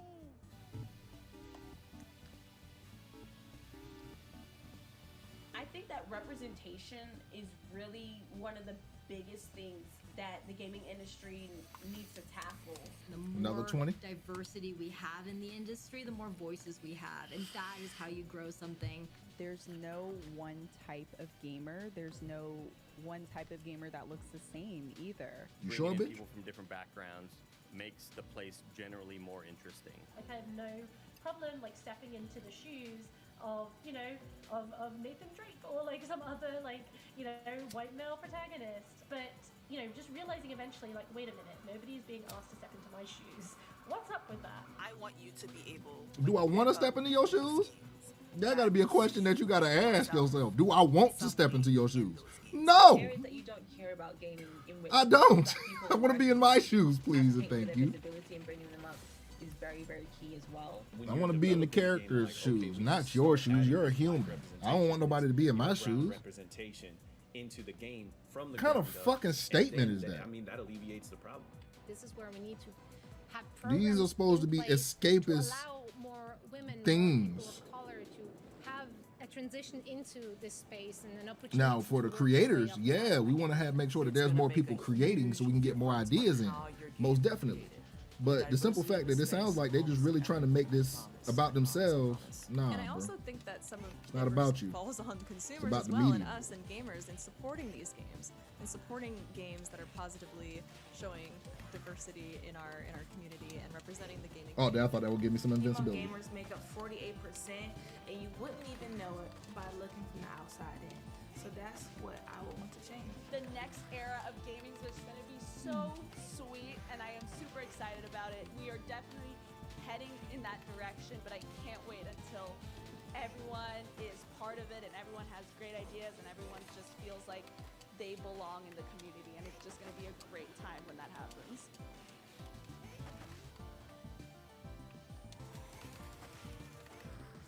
Hello, Forza fans. The wait is finally over. All the speculation finally came to an end yesterday at the Xbox and Bethesda Game Showcase when Playground Games announced Forza Horizon 5. That's right, the Horizon Festival is headed to beautiful, diverse Mexico for the 5th title in the series. You'll get to explore an epic, ever-evolving, vibrant open-world landscape full of cacti, volcanoes, tropical storms, dust storms, and hundreds of the world's greatest cars. Forza Horizon 5 is available on November 9th, and you can play it day one on Xbox Game Pass. Your ultimate Horizon adventure awaits, so let's go. Today I'm live with Playground Games to talk about yesterday's Forza Horizon 5 announcement. Then we're going to be taking a closer look at breathtaking open world festival location Mexico. Oh, damn, I couldn't hit the ground fast About enough. the artistic detail that went into recreating the country's unique landscapes. We'll also get the scoop on some of the game's new features. And before we wrap the show, we're happy All right, to answer some Capcom. questions. So pop them into chat as long as we go, and we'll see if we can get round to a few All of right, them. fuck And all of beside this. me today are two of the members responsible. Playground Games creative director Mike Graham. Fuck all of it. Oh, it's in an hour.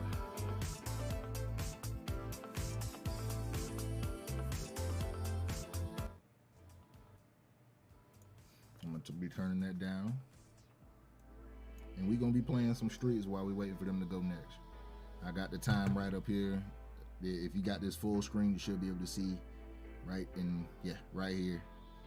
That's the time we got left until, hold on, let me see. I want to see if I can actually figure this out. Boom, there we go, yeah.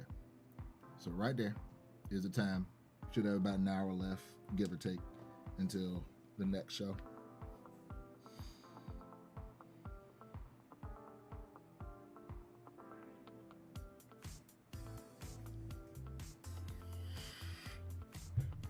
That shit paused me.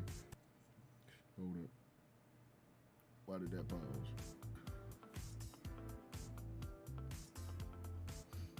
Yes, E3 is still going on. We just have some time to wait until the next show. So we're running some Rage. I need this. I'm turning this shit actually all the way to fuck back up. But yeah, man.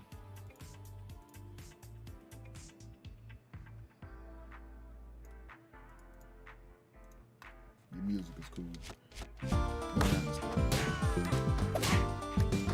Everybody sit down. Everybody sit down. Everybody sit down.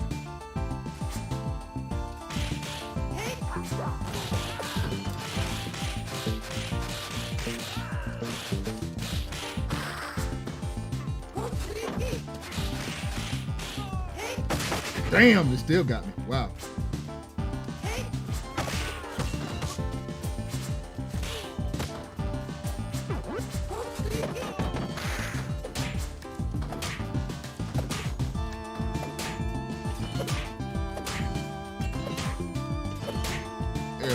Everybody getting it. Ain't nobody safe.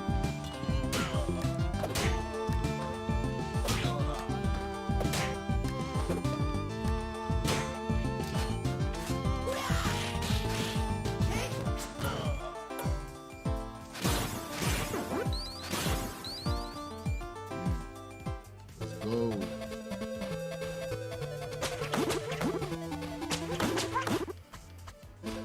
Actually, I'm gonna do it because this is when sound effects start getting kind of wet.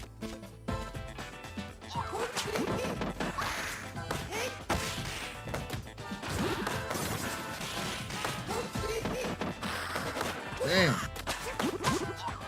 Oh.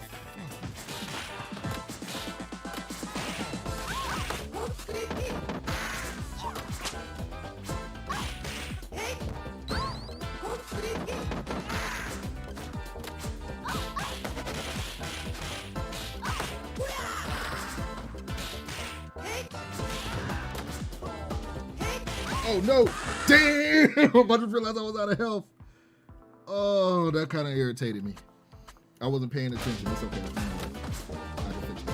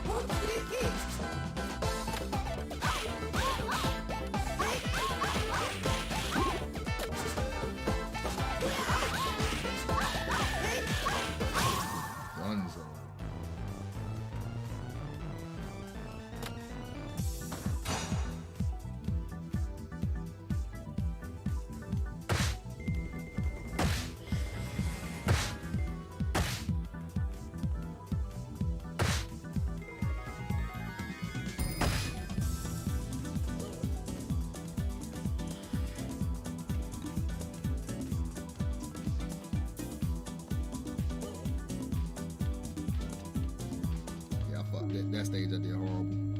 10,000? No, can't do that again. No less than 20.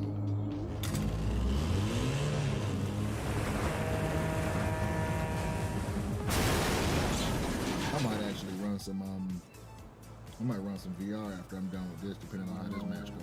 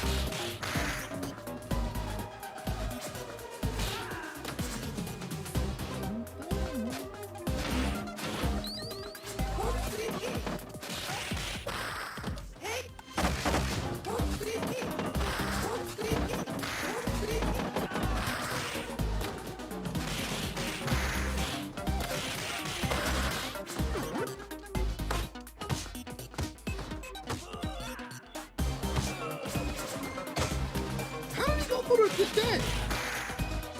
How? How did he do the back?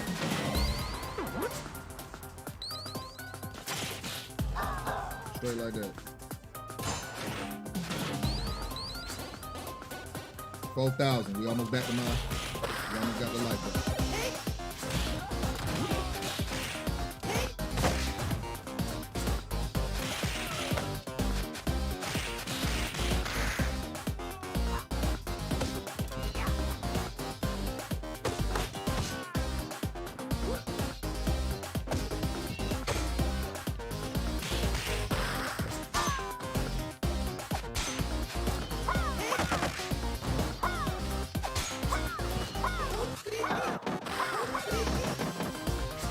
Ooh, no! Shit! Oh, this is so bad.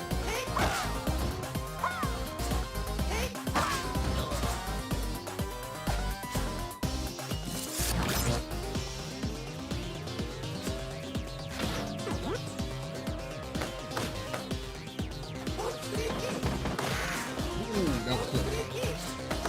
Damn it!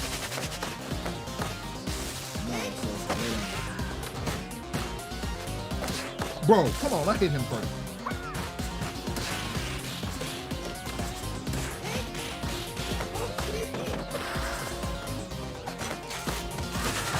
Oh, I'm done.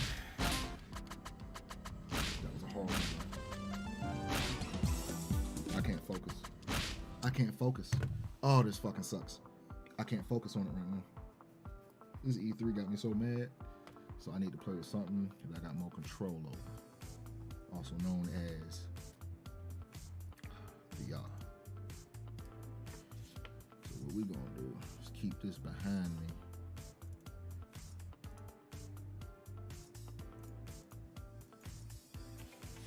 Hang tight, yeah, we about to switch this over. Let me see.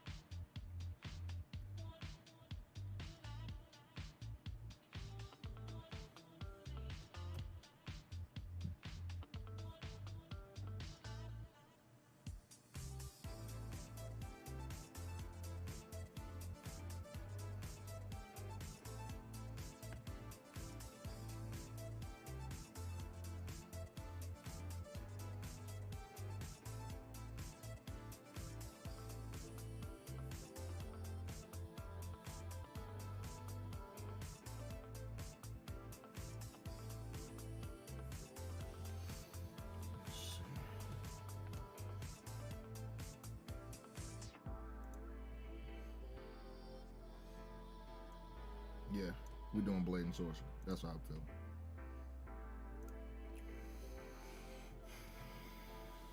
Bro, is Capcom's event only 30 minutes? Oh man, I'm scared. I'm so scared. I'm scared for Capcom's event. I'm gonna be 100% real with everybody here right now. I'm very scared for Capcom's event. Oh, I'm so scared, bro.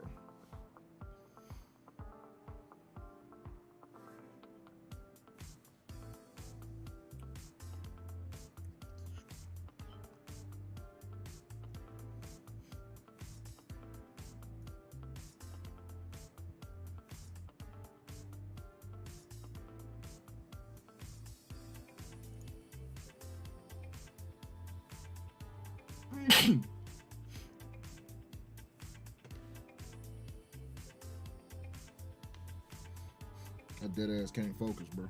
So I'm switching to VR real quick. It's so bad.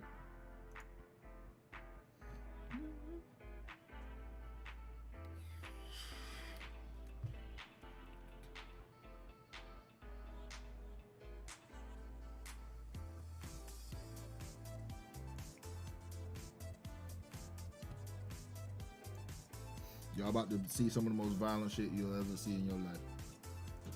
When it comes to gaming, that's a big thing when it comes to gaming.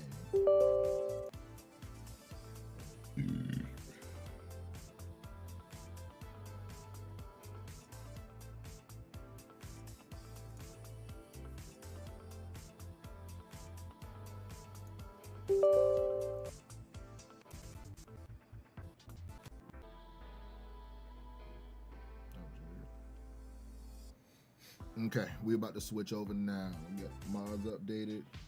Actually, let me just make sure. Check for updates. Make sure these ain't got no updates. No updates. All right, yep, so we good.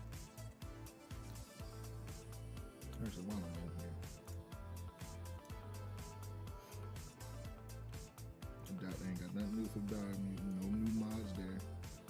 Niggas uploading save games. That's not a fucking mod.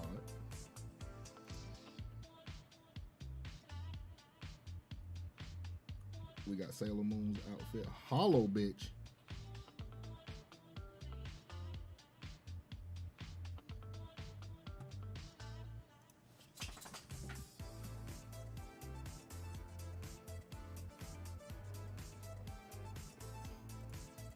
They gonna get my damn stream shut down for this shit. All right, I'm done with that. Nexus mods, they gonna get my stream shut down.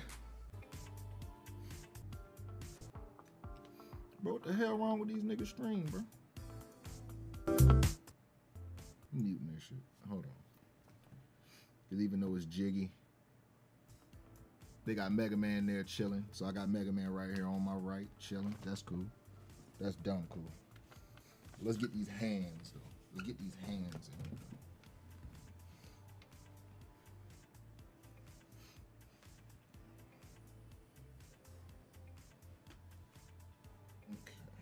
Get this set up and grab it.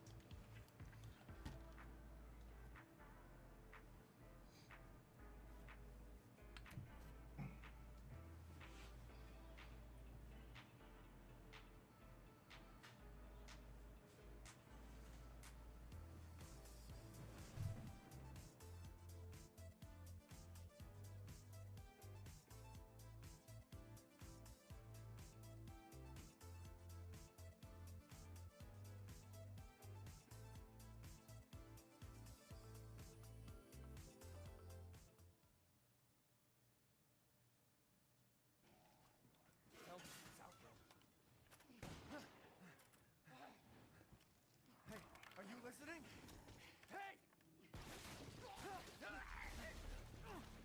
As soon as I arrived in Resident Evil Village's sinister rural setting, its Resident Evil 4 influence reared its snarling head.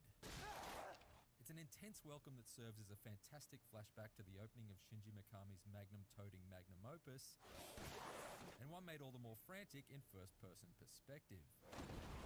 Resident Evil Village might not break much new ground in its own right, but it successfully grafts Resident Evil 4's best action elements onto the series' more modern form established in Resident Evil 7, making for a genuinely engrossing and increasingly combat-heavy continuation of the Ethan Winters story.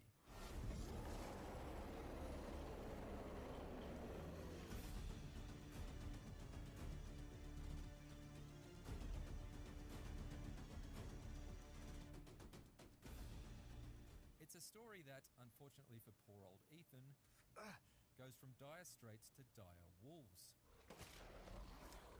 Dragged to hillbilly hell and back in an effort to rescue his wife in Resident Evil 7, he now finds himself dropped into a distinctly Transylvanian type of terror in Village.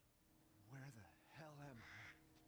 This time it's his infant daughter who must be saved after she's kidnapped by a wicked cabal of monster maniacs, and although admittedly none of them managed to conjure up the same kind of genuine scares as the Southern Fried Psychopaths in Resident Evil 7, You're stupid. I found a lot of them to be entertainingly twisted in a slightly cartoonish Batman villain kind of way. Lycans and gentlemen, Each presides over their own visually distinctive domain that you must survive, with noticeable shifts in mood between each setting. One demands a more stealth-driven approach, while another takes a departure into more psychological horror than combat, delving into the darkest corners of Village's world and uncovering the real reason these fairy tale freaks have come into existence in the present day, made for a compelling mystery that hooked me throughout my 10-hour playthrough. Death has visited them all.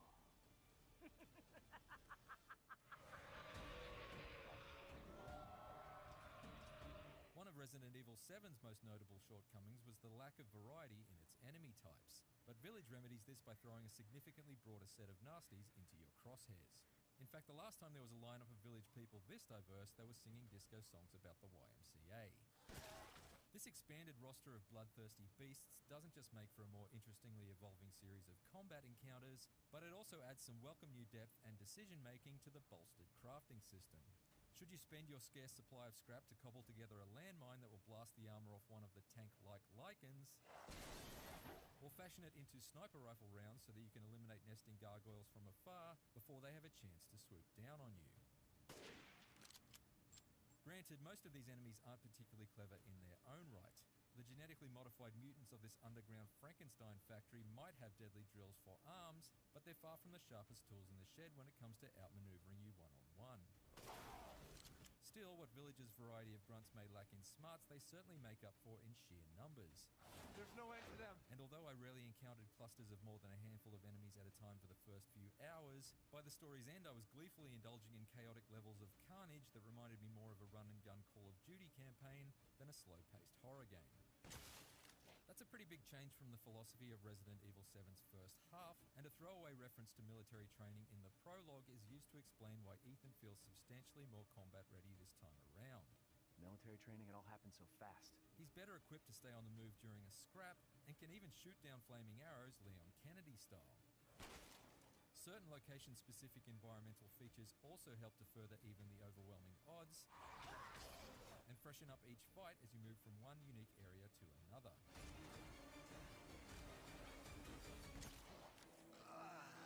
I've been waiting for you, Mr. Winters. The Duke, a tubby trader who can be conveniently found in various locations around the map like a Transylvanian 7-Eleven, allows you to buy weapon add-ons and upgrades as well as limited amounts of medkits and ammunition. But what I appreciated the most about Capcom effectively resurrecting Resident Evil 4's Merchant is that the Duke's stiff prices forced me to pore over every square inch of Village's stunning scenery in search of treasures to trade for spending money, which had the knock-on effect of leading me to a number of surprises, both pleasant and malevolent. Some treasures still lurk in this village. Studying your surroundings for the telltale glint of a valuable gem or keeping an ear out for the creak of an item-carrying birdcage aren't the only ways to unearth rewards for backtracking and exploring off the beaten path. Animals can be tracked down and killed, with their meat turned into dishes that give permanent boosts to Ethan's health and defense. I definitely took some dark delight in slashing at a yard full of chickens with Ethan's pocket knife. Check it out, this is what Link sees every time you play The Legend of Zelda. No wonder he's too traumatized to speak. Elsewhere, there are countless invaluable story morsels that tie the village's inhabitants to the Umbrella Corporation, as well as entirely optional mini-boss fight encounters that in some instances manage to completely blindside me. It's clear that this Resident Evil isn't just called Village so that Capcom could awkwardly shove the Roman numerals for 8 into its logo, but because exploring the village itself is a central part of the experience. And although you visit each of the main villains' lairs in a set order, keys and other tools found along the way unlock new paths and secrets that make your return trips through Village's main hub a consistently rewarding journey. However, my trip through Resident Evil Village wasn't entirely without its missteps. I'm not sure Capcom was prepared for how much of a phenomenon Lady Dimitrescu would become with the Resident Evil fanbase, because despite the horniest hopes of internet perverts, Oh, be careful what you wish for. her appearance is certainly intimidatingly long-legged, but also disappointingly short-lived. Oh, man. She arrives very early on, is reasonably easy to avoid That as far as RE8. stalker enemies go, and isn't as big a presence as you might expect from We got Village's some RE8, billboard-sized but poster they ain't girl. talking about it. Her It'd be three cool if we daughters, get some DLC meanwhile, for it. all share the exact same weakness, and thus your fights against them all play out in It'd be almost real nice if we got some DLC for that. I will give them It'd be credit real for nice. to jolt me out of my seat That'd with be their real nice if we got some DLC for that. That'd be Stop real that. nice. In fact, many of Village's boss encounters come up surprisingly short in a strategic sense. they certainly escalate in scale and spectacle as you get closer to the story's climax, very few amount to much more than circle strafing and shooting them in their glowing bits until they drop. I would have welcomed a few more epic-sized showdowns that engage my brain as much as my reflexes and ammo reserves. While there's not much to puzzle out when it comes to tackling bosses, there's just as little thinking involved when it comes to tackling Village's actual puzzles. As was the case in Resident Evil 7, the solutions to the bulk of Village's brain teasers are either exceedingly straightforward or, in many cases, entirely spoiled for you by instructional notes left in their immediate vicinity. I can understand the developers' reluctance to allow our forward momentum through the story and action sequences to stall, but that seems at odds with an experience that otherwise clearly wants you to regularly slow down and examine your surroundings. Once Village's story has been finished, you gain access to Mercenaries. This time Attack Arcade mode, which debuted in Resident Evil 3, returns with a few new gameplay tweaks and serves up some high-speed survival horror shooting that's only a few distorted guitar riffs away from actually passing as a Doom.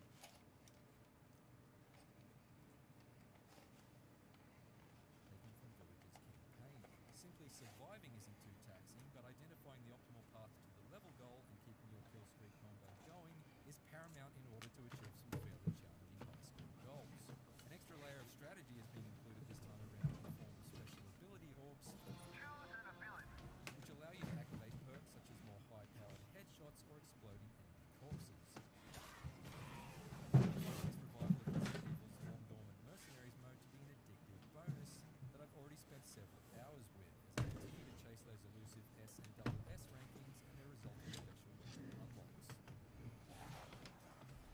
Jesus Christ!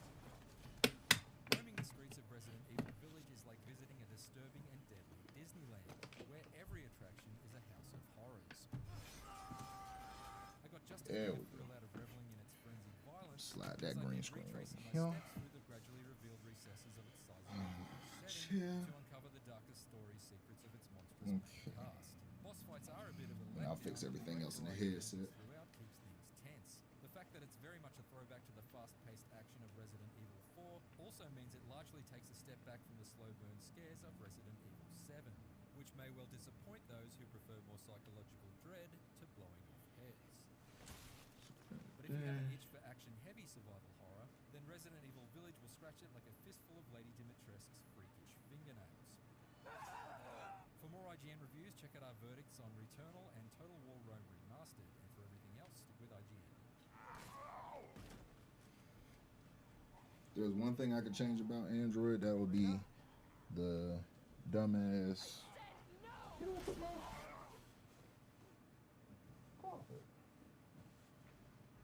Oh, you know what? I may have put that bitch in the wash.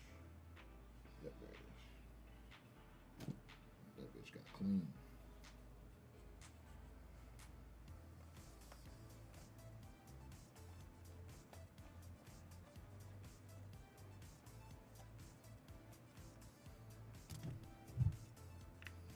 Okay.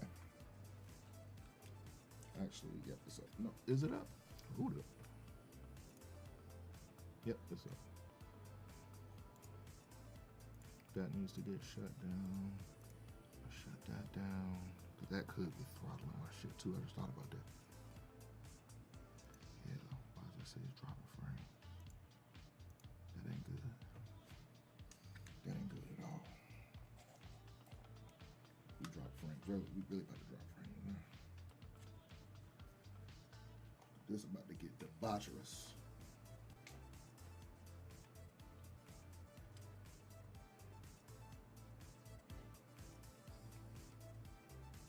Awesome. Actually, I ain't have to change nothing. It automatically kicked over. Big nice.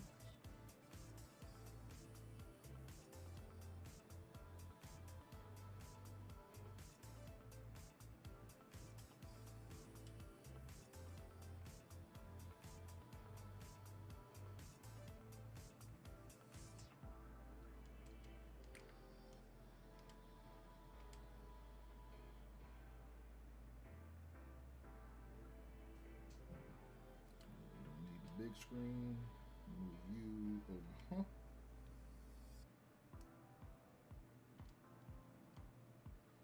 You get enter.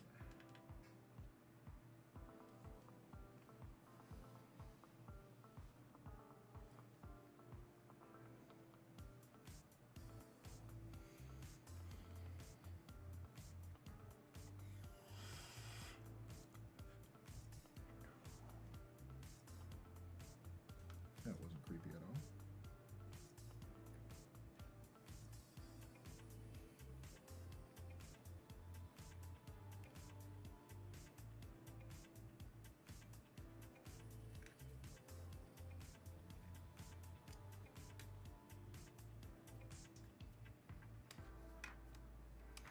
Okay. 30 minutes exactly.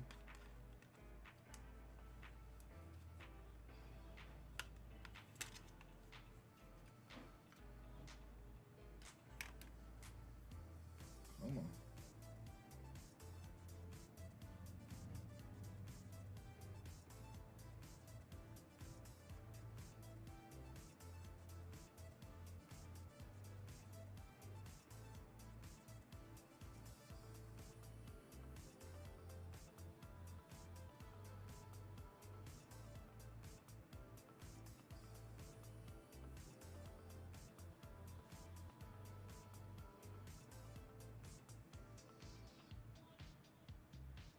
Loading the dog shit out these mods, boy.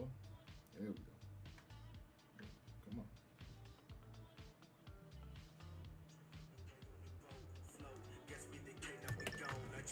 It's 5 p.m.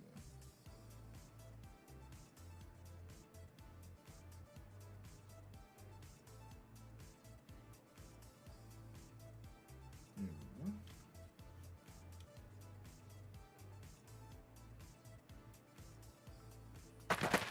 And we in.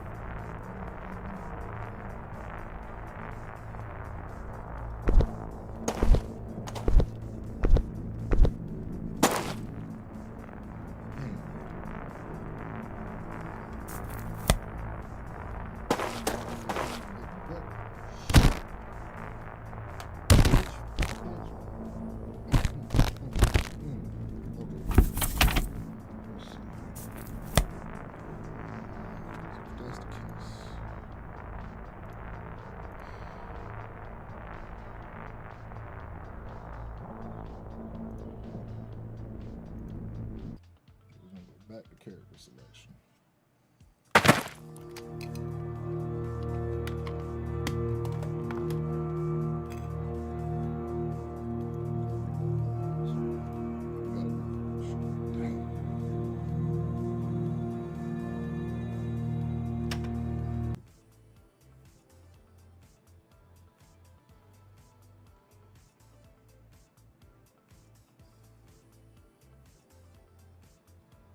And it crashed. Okay, so it is a mod.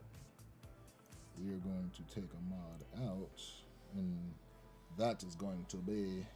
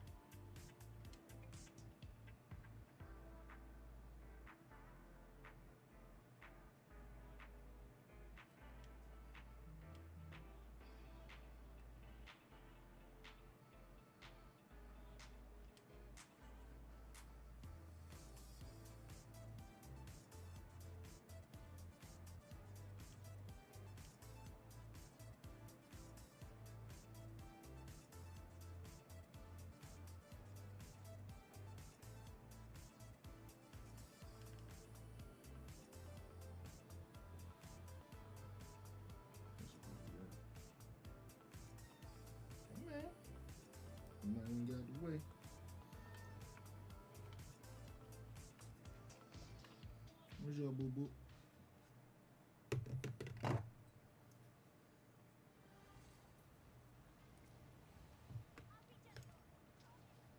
There's nothing quite like using a fire-breathing T-Rex to beat the crap out of a dragon to recapture that. Sorry if I missed chatting in the past few minutes. In a series built on exciting moments, it's impressive that Monster Hunter Rise still manages to surprise and delight with things like this.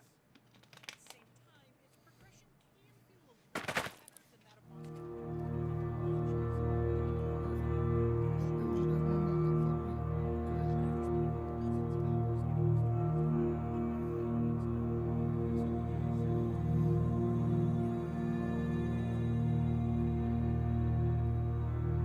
We're going to the dojo. About to throw balls.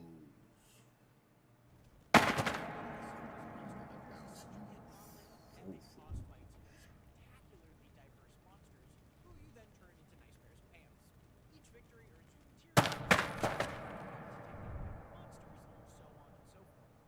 Success relies on a healthy balance of preparation and skill, and it's kept fresh by the combination of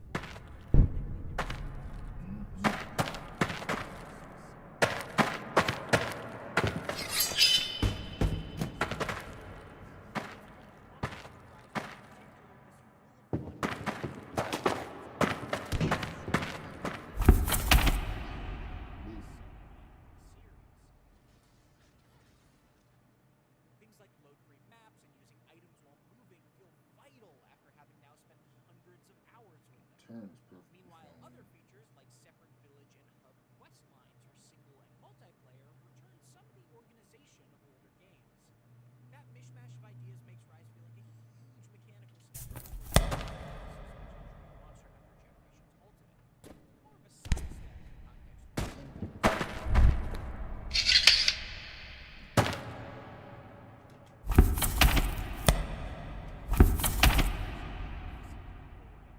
By introducing the Wire Bug. This recharging resource lets you scale mountains.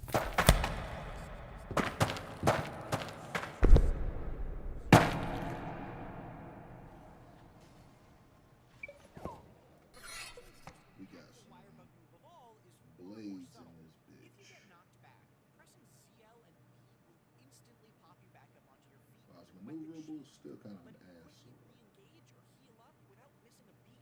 That has a big impact on the pace and Master flow Sword of on the fight tap. relative to other monsters. Then Sakai. We know this blade. Philosophy of Rise in a nutshell. Get to the action quicker. To that end, you get an adorable, rideable doggo to travel faster, and a bit of the usual pre-hunt prep has been added to make mission endemic life, allowing you to pick up I ain't even gotta say that.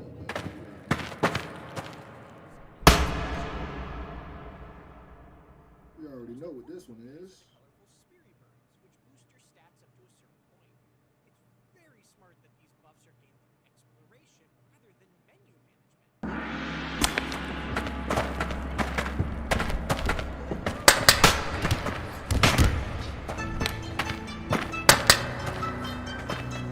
Cow.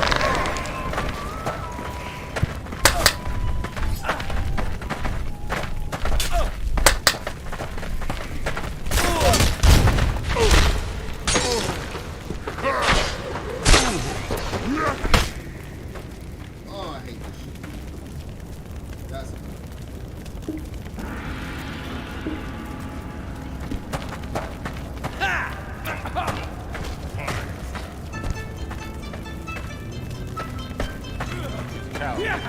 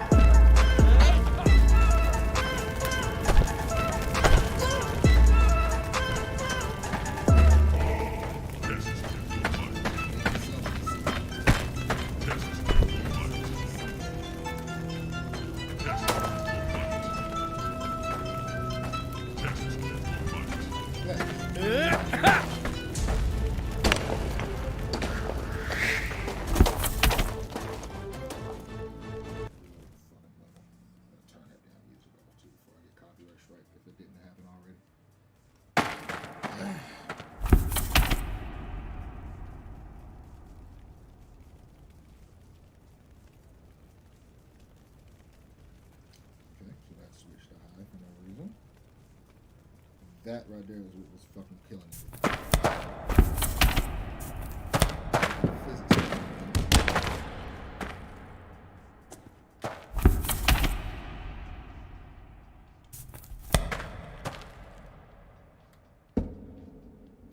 It's taking forever to load shit.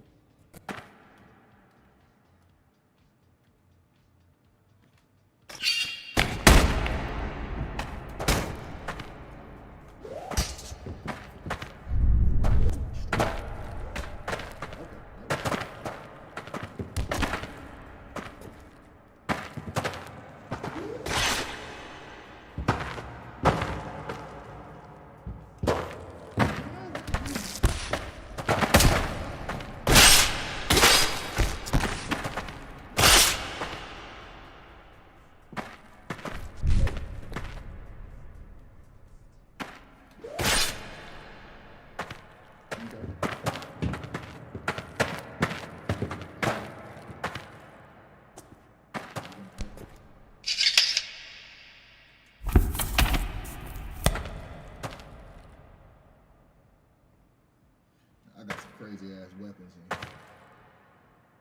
What the hell is this?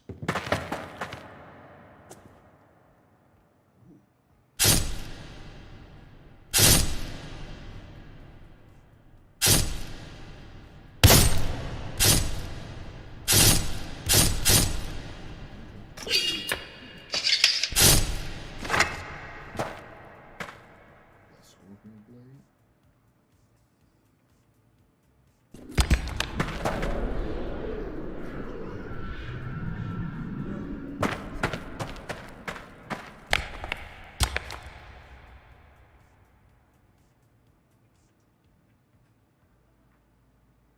I need something that's set. Here we go, that ninjam. Yeah, let's just do that. 3 at a time, 54 enemies. Let's see what this does.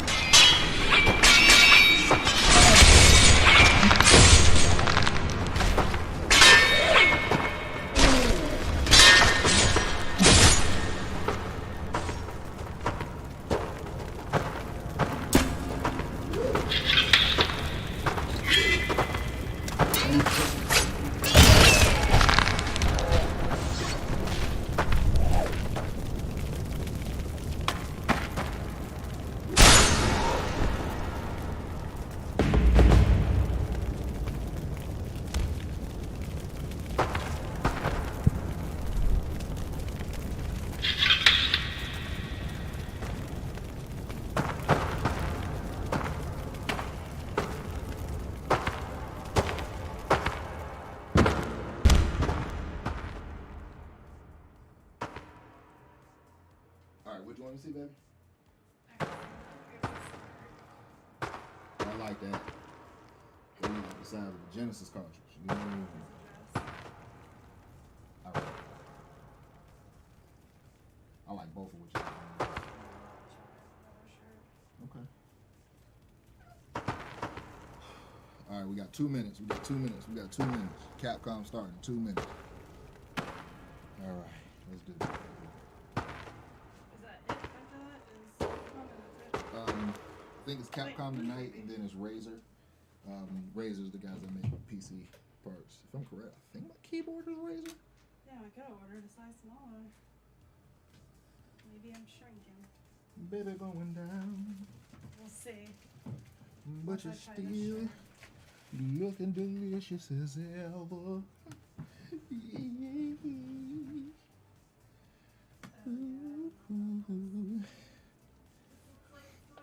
Oh, shit.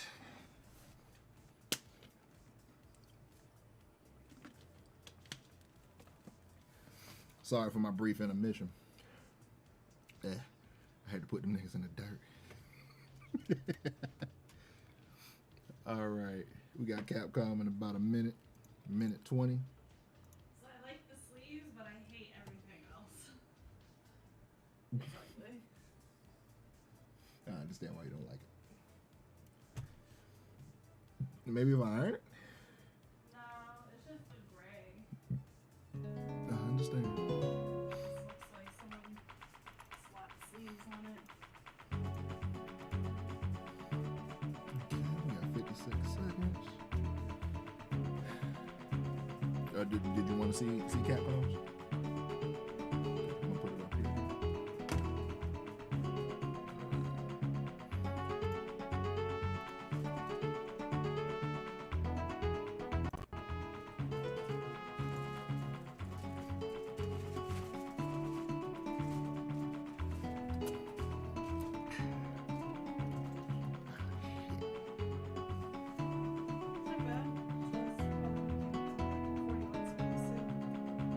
They look good.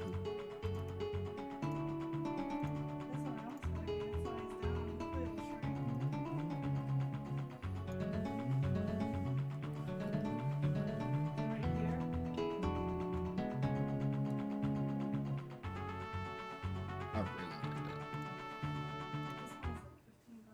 that. All right. Here we go. Yeah.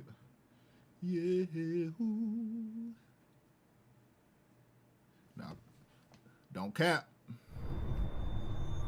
Come on, calm, don't cap.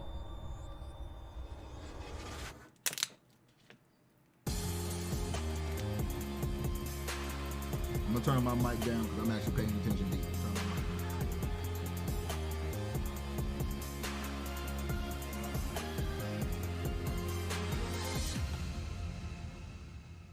down. Let's see what we got. Welcome to the Capcom E3 Showcase. I'm your host, Rachel Querico, aka Seltzer, and I'll be your guide as we walk through the latest releases, news, and updates from Capcom. We'll hear from the Resident Evil Village team, share some news from the world of Monster Hunter, and get the latest on Ace Attorney. Then we'll wrap up with some updates from our friends at Capcom Fighters. So what are we waiting for? Let's get started. Our first stop today, Resident Evil Village. The Resident Evil franchise continues to pioneer the latest and greatest in survival horror. The team has been blown away by the response to Resident Evil Village, which launched last month. It brought the world another chapter in this decades-long story as the franchise celebrates its 25th anniversary this year. I'm honored to be able to introduce Tsuyoshi Kanda, producer on Resident Evil Village, with a special message for the fans. Another time. Bye-bye.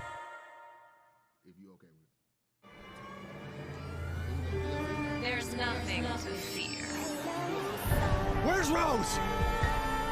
She's everything to me.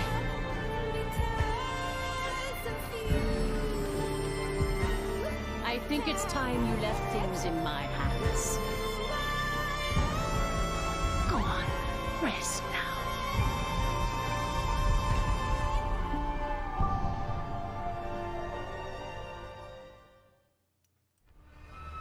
Hi everyone, my name is Tsuyoshi Kanda, producer on Resident Evil Village. I wanted to take this opportunity to thank everyone who's played since we launched the game in May. We hope you're enjoying this new chapter in survival horror. As a reminder, everyone who purchases Resident Evil Village will gain free access to our online multiplayer title, Resident Evil Re:Verse, where players go head-to-head with their favorite Resident Evil heroes and bioweapons. I'm now happy to announce that Resident Evil Re:Verse will go live next month across all supported platforms. So head into the fray to celebrate the Resident Evil 25th anniversary.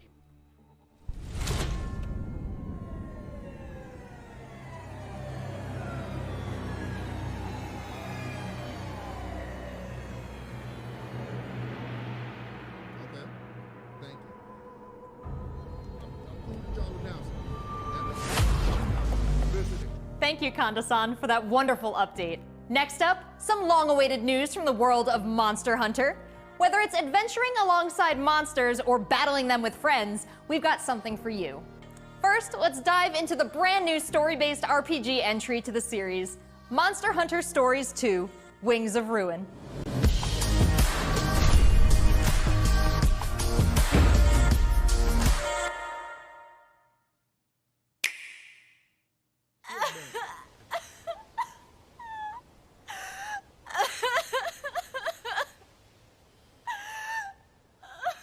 This was his fate.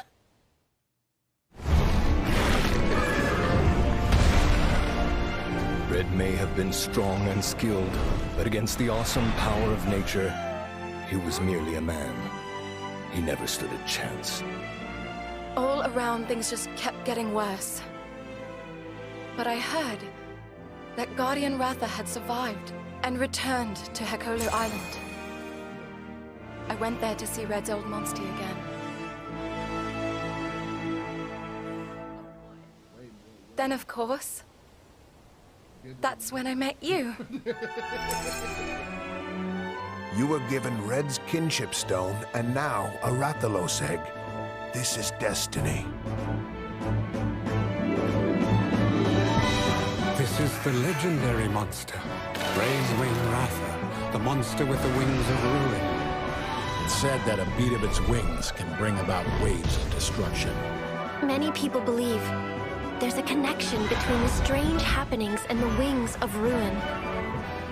The pits are appearing everywhere, and they're emitting a strange light.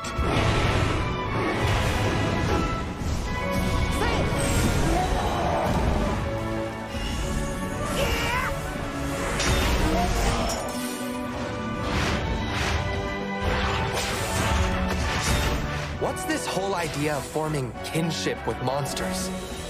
How do you control them? It's not about control.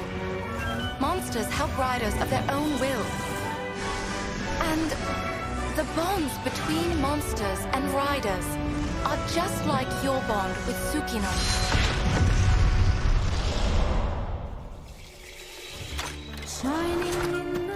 What kind of power does Ratha really have? Why are all of these pits appearing? And who are those people who want to take Ratha for themselves? All I have are questions. If there's worry or doubt in your voice, Ratha will become anxious too. He needs to know that you will protect him no matter what.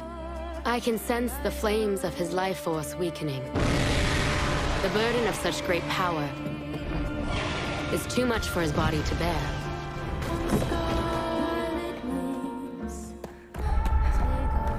A voice.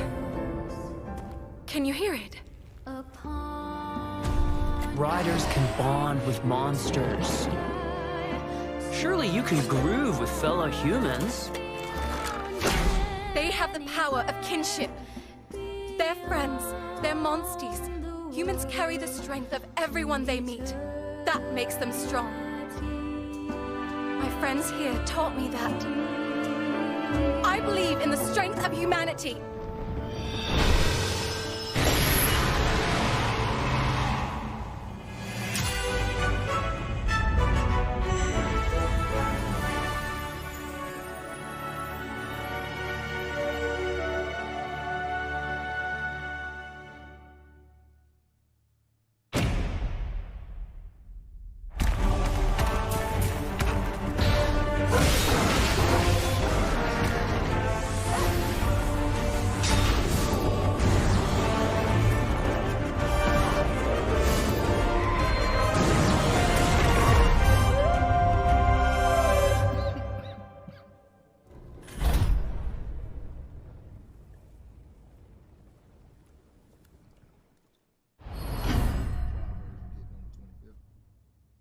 transfer your to the full game. Amiibo. That's cold-blooded. You can receive this by link in the show. July 9th. That's when it's dropping. Looks pretty epic, right? And how about that announcement? The canine companion Palamute from Monster Hunter Rise will be joining Monster Hunter Stories 2 as one of the new Monsties in the first free title update coming soon after the game's release. You can get an early peek at the game with the Monster Hunter Stories 2 Wings of Ruin trial version starting on June 25th, which also carries your progress over to the full game release just a few weeks later on July 9th. That's not the only way to join the hunt. Millions of you made Monster Hunter Rise a huge success earlier this year, and we have even more content coming, including a new collaboration on the Rise. Let's find out more.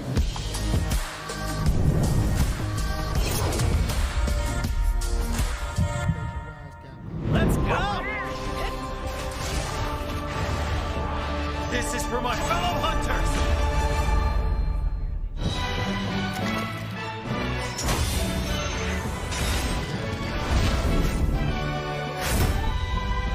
Rathalos is no runt. Moon's blessing emerge.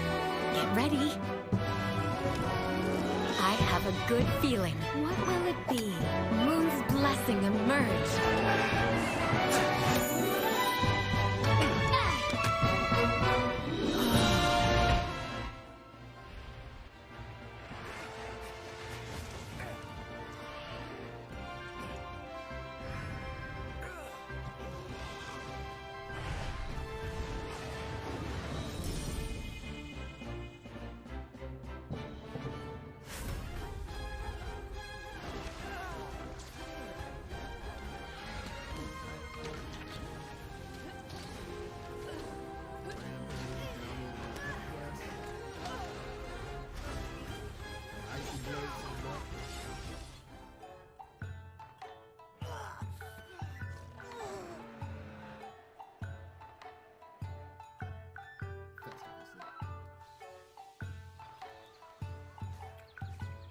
Kamura is like my second home. You think you can take on Rondine?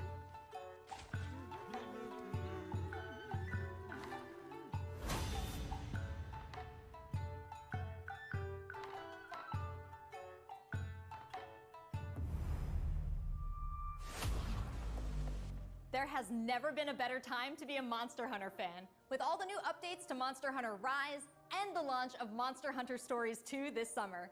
We can't wait to hear about your own stories of adventure. Well, that's not the only thing Capcom has in store for us this July. Fans of Phoenix Wright will have new chapters to explore with the release of the Great Ace Attorney Chronicles. North American and European future attorneys will finally be able to get their hands on the Great Ace Attorney Adventures and the Great Ace Attorney 2 Resolve, which were previously only available in Japan. Right.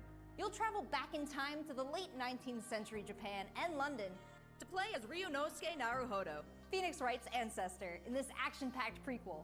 Now, let's hear more about the story. So then, let us unravel this mystery.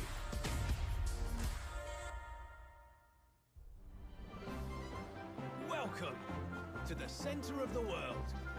Great Britain's mighty capital, London. This country is incredible. I will become a lawyer. I have to.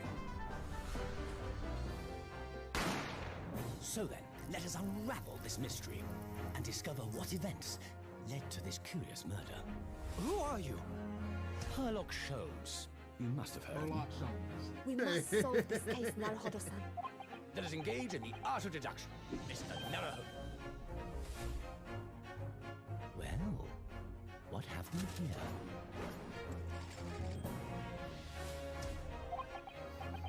It would seem the truth is now tantalizingly close. The defense demands its right to a cross-examination.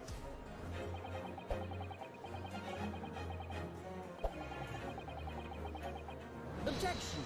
Your testimony completely contradicts the facts.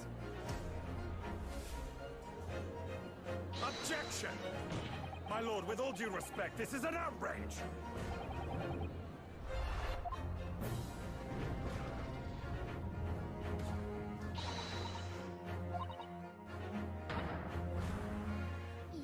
best lawyer in the world. Oh, Anstein, they're talking about everything.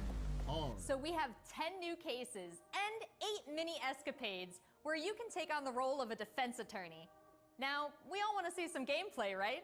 Let's take a closer first look at 2 gameplay features new to the franchise in the Great Ace Attorney Chronicles: Dance of Deduction and Summation Examination. Hello, I'm Jonathan, Capcom's marketing brand manager for the Great Ace Attorney Chronicles. So this is the capital of Great Britain. Where to? The Supreme Court in Whitehall, if you wouldn't mind. The Capcom team is thrilled to present 2 new gameplay features, Dance of Deduction and Summation Examination, coming to the Ace Attorney series.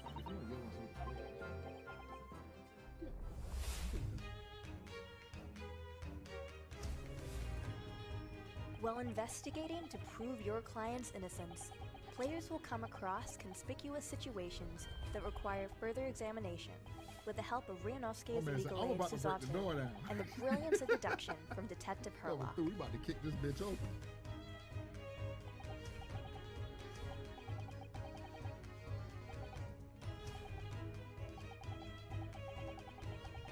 Herlock will proceed to present his logic and reasoning spectacular, a grandiose yet flawed series of conjectures.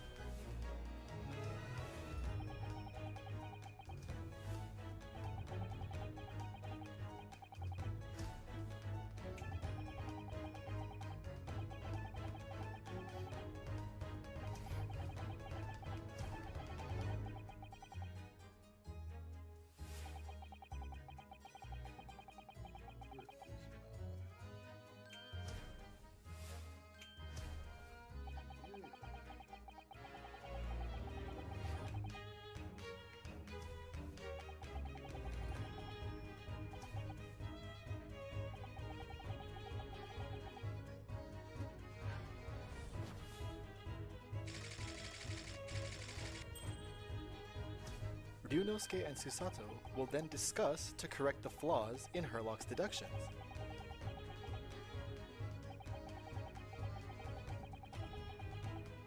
At this point, players will be prompted to search for clues that help identify the errors in the detective's logic and reveal the truth to the mystery.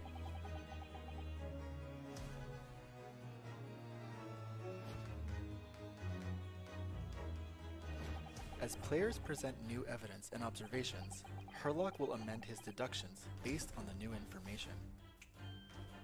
Upon uncovering the truth, Ryunosuke and Herlock enter into a semi-metaphorical, semi-literal dance that brings them to the conclusion of the Dance of Deduction.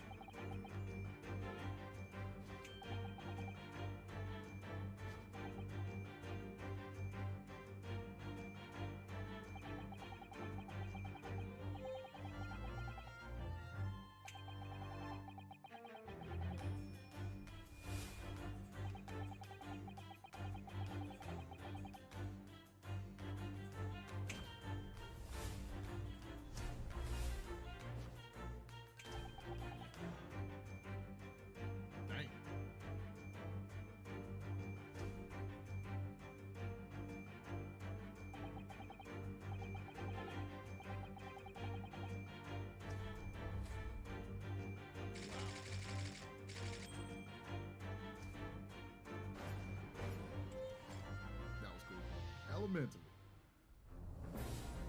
In courtroom battles, players will attempt to convince 6 jurors of the innocence of their client. Their progress will be displayed and represented by 2 scales of justice, one black, representing a guilty verdict, and one white, representing a not guilty verdict.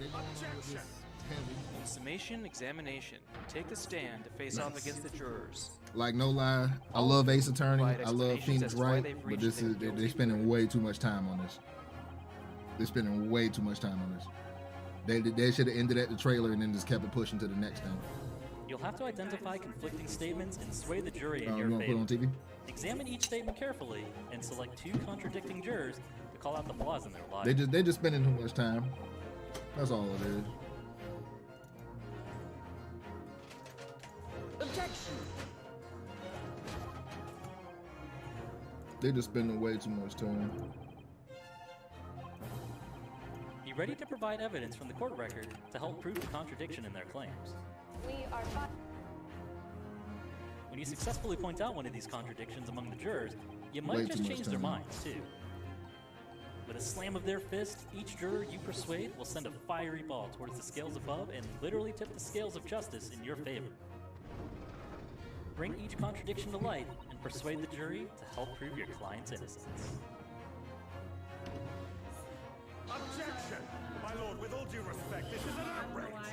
This has just been a small taste. Man, because it's just facts, bro. Exciting new Like, gameplay we sitting features here in the Great Ace Attorney. being as genuine as possible. We're very Like, excited we to want get to this support game most of in this the shit. hands of both new But fans good googly and diehard moogly, fans alike. this is not Thanks it, for bro. watching. It already seems like I have a bunch of games to catch up on. There are some exciting new adventures and titles to look forward to. Well, that's a look at the new premieres from Capcom, but what about esports? Let's close out today.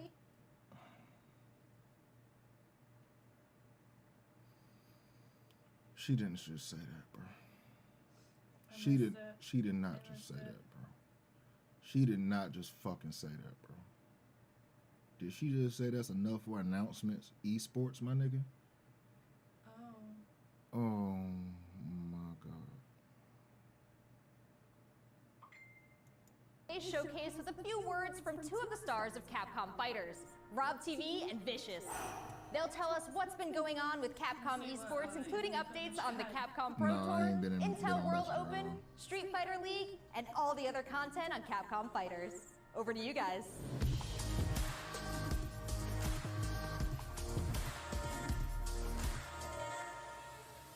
What's going on, everybody, and welcome to the Capcom Esports presentation for E3 2021. My name is Vicious, commentator for the Capcom Pro Tour as well as Street Fighter League, here with competitive Street Fighter V player and host extraordinaire, Hollywood, Rob TV. What's going on, Rob? Oh my goodness, Vicious. Host extraordinaire. That just sounds beautiful. It has a ring to it, and I think that's the perfect word to describe what we have for everyone today.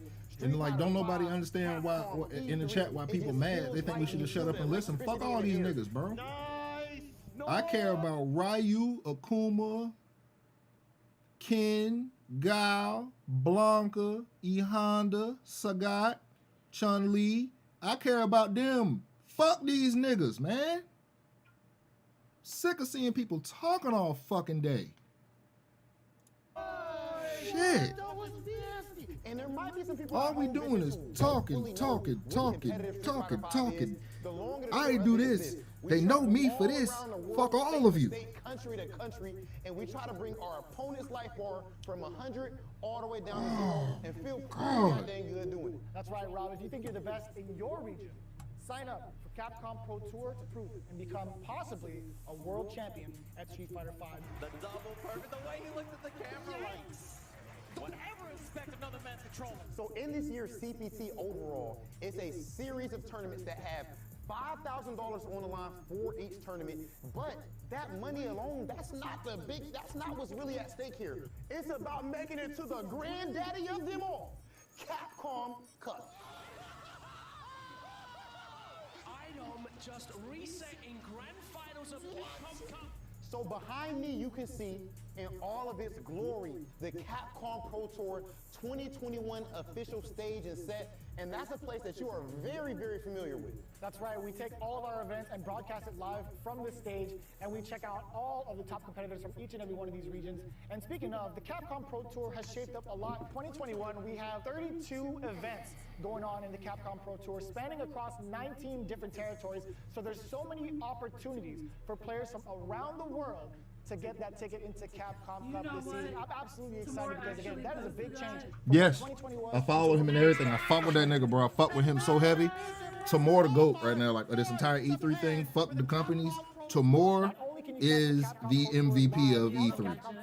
He is the MVP of this entire shit. We have it on Twitch, YouTube, Twitter, and Facebook. Yes. Of course, if you don't catch it live, He been snapping all day. As soon as that shit came back, you should have heard what he said. Oh my god. Successful Street Fighter V player, as well as catching some of the community-focused content that we have on Capcom Fighters. We have No Neutral, the official pre-show of the Capcom Pro Tour. We have sets where we take players from around the world and play off in an exhibition first to 10. Not only that, actually, we do have Street Fighter League that's happened season after season, non-stop action, 6 teams of 3, duke it out in this battle tournament series to see who will walk away with the championship and the $150,000 prize pool. Street Fighter League is something that you don't want to miss because normally we only have 1v1 content. But now you actually have your teammates at your back, and every decision that you make is not just about you anymore. Look for more news on Street Fighter League later this year. That's the. Stop the shit. No, that's offset. Checks the movement of what's happening. It's so good. That ain't none of them. That's not them. Let's boys. not forget, You wrong as hell. Intel World Opening is happening right now. Top players representing 11 regions around the world are competing for their place in the World Finals happening next month. Be sure to check out the official website for more information, including current standings and broadcast schedule. To commemorate this event, everyone who logged in during this period will receive an exclusive competitor title and dojo object. You do not want to miss this. I highly recommend everyone to stay tuned for future Capcom Pro Tour updates on the Capcom Fighters channel. And again, we've had so many events so far. We started off with the Japan region. We've had a couple of more events going on afterwards, but the action does not stop. In fact, we're going to be continuing off with the Midwest region for the Capcom Pro Tour. I know you're definitely excited about that. 100%. I mean, of course, your boy is from Ohio. Make sure you guys tune in to see the tournament. You do not want to miss some of the best Street Fighter V players in the world compete head-to-head. I dare you to find better Street Fighter. I dare you. This is a game about being Street Fighter 3 Third Strike is better than 5. How about that? How about that? Obviously, they got a rivalry. I'm the best in the world. This game has changed the lives of so many people here. That's what I'm talking about. Huh? I tried to put it up there. Ultimate Street Fighter V experience. I'm This just. is Capcom Pro Tour.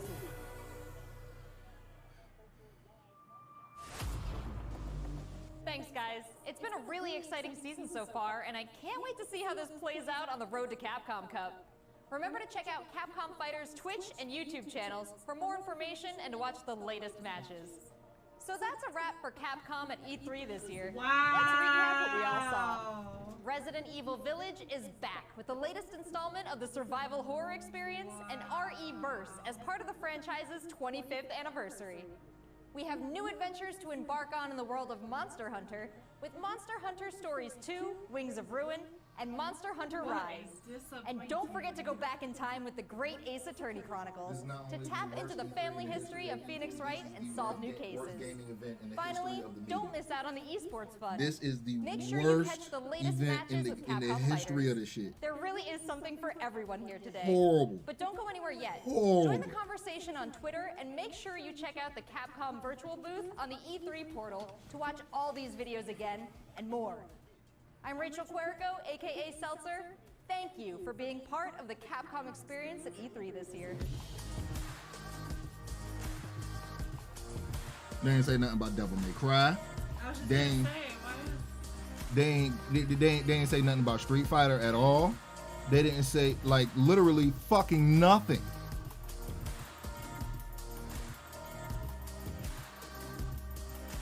We ain't got no new Mega Man. There's no new fighting game at all. You just announced a tournament for your wackest fighting game, possibly. No updates for 5. I'm not reinstalling that shit.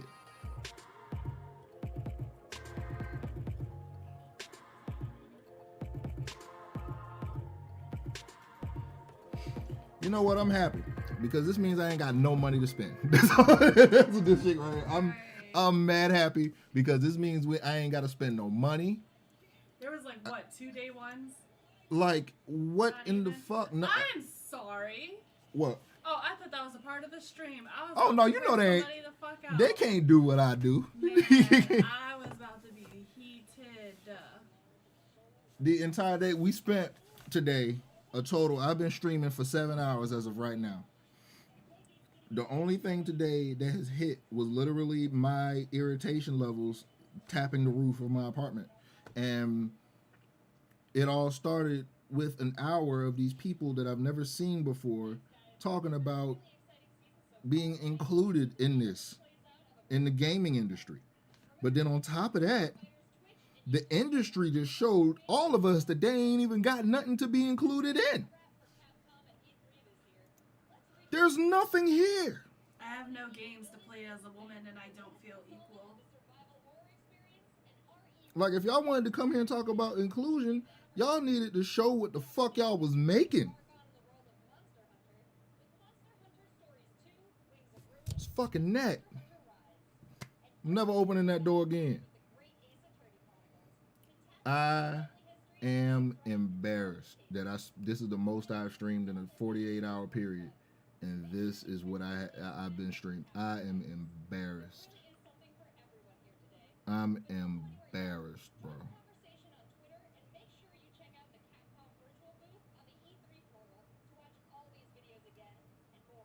Capcom was doing so good. They were doing so good, man. They held all the way of E3 in that first 5 minutes. It was, oh. Pre-orders are available now, and don't forget to pick up words like so you can open that. And I don't even want to know what the fuck Razer about to do. Are there some games you're still looking for? Did Microsoft blow your mind? Let us know. Never know. And that was your daily fix. No one did. Now that you're all caught up on the No one deserves a fucking dime being made in their pockets except for Freedom Games. Freedom Games, did you see theirs? When I was streaming?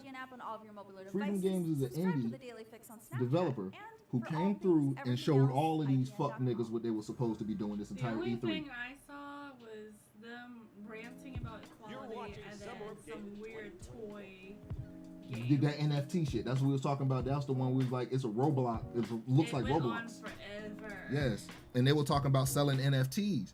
And it's like the NFTs are destroying the fucking environment. If you've done any research, why are you making a game to create thousands of NFTs?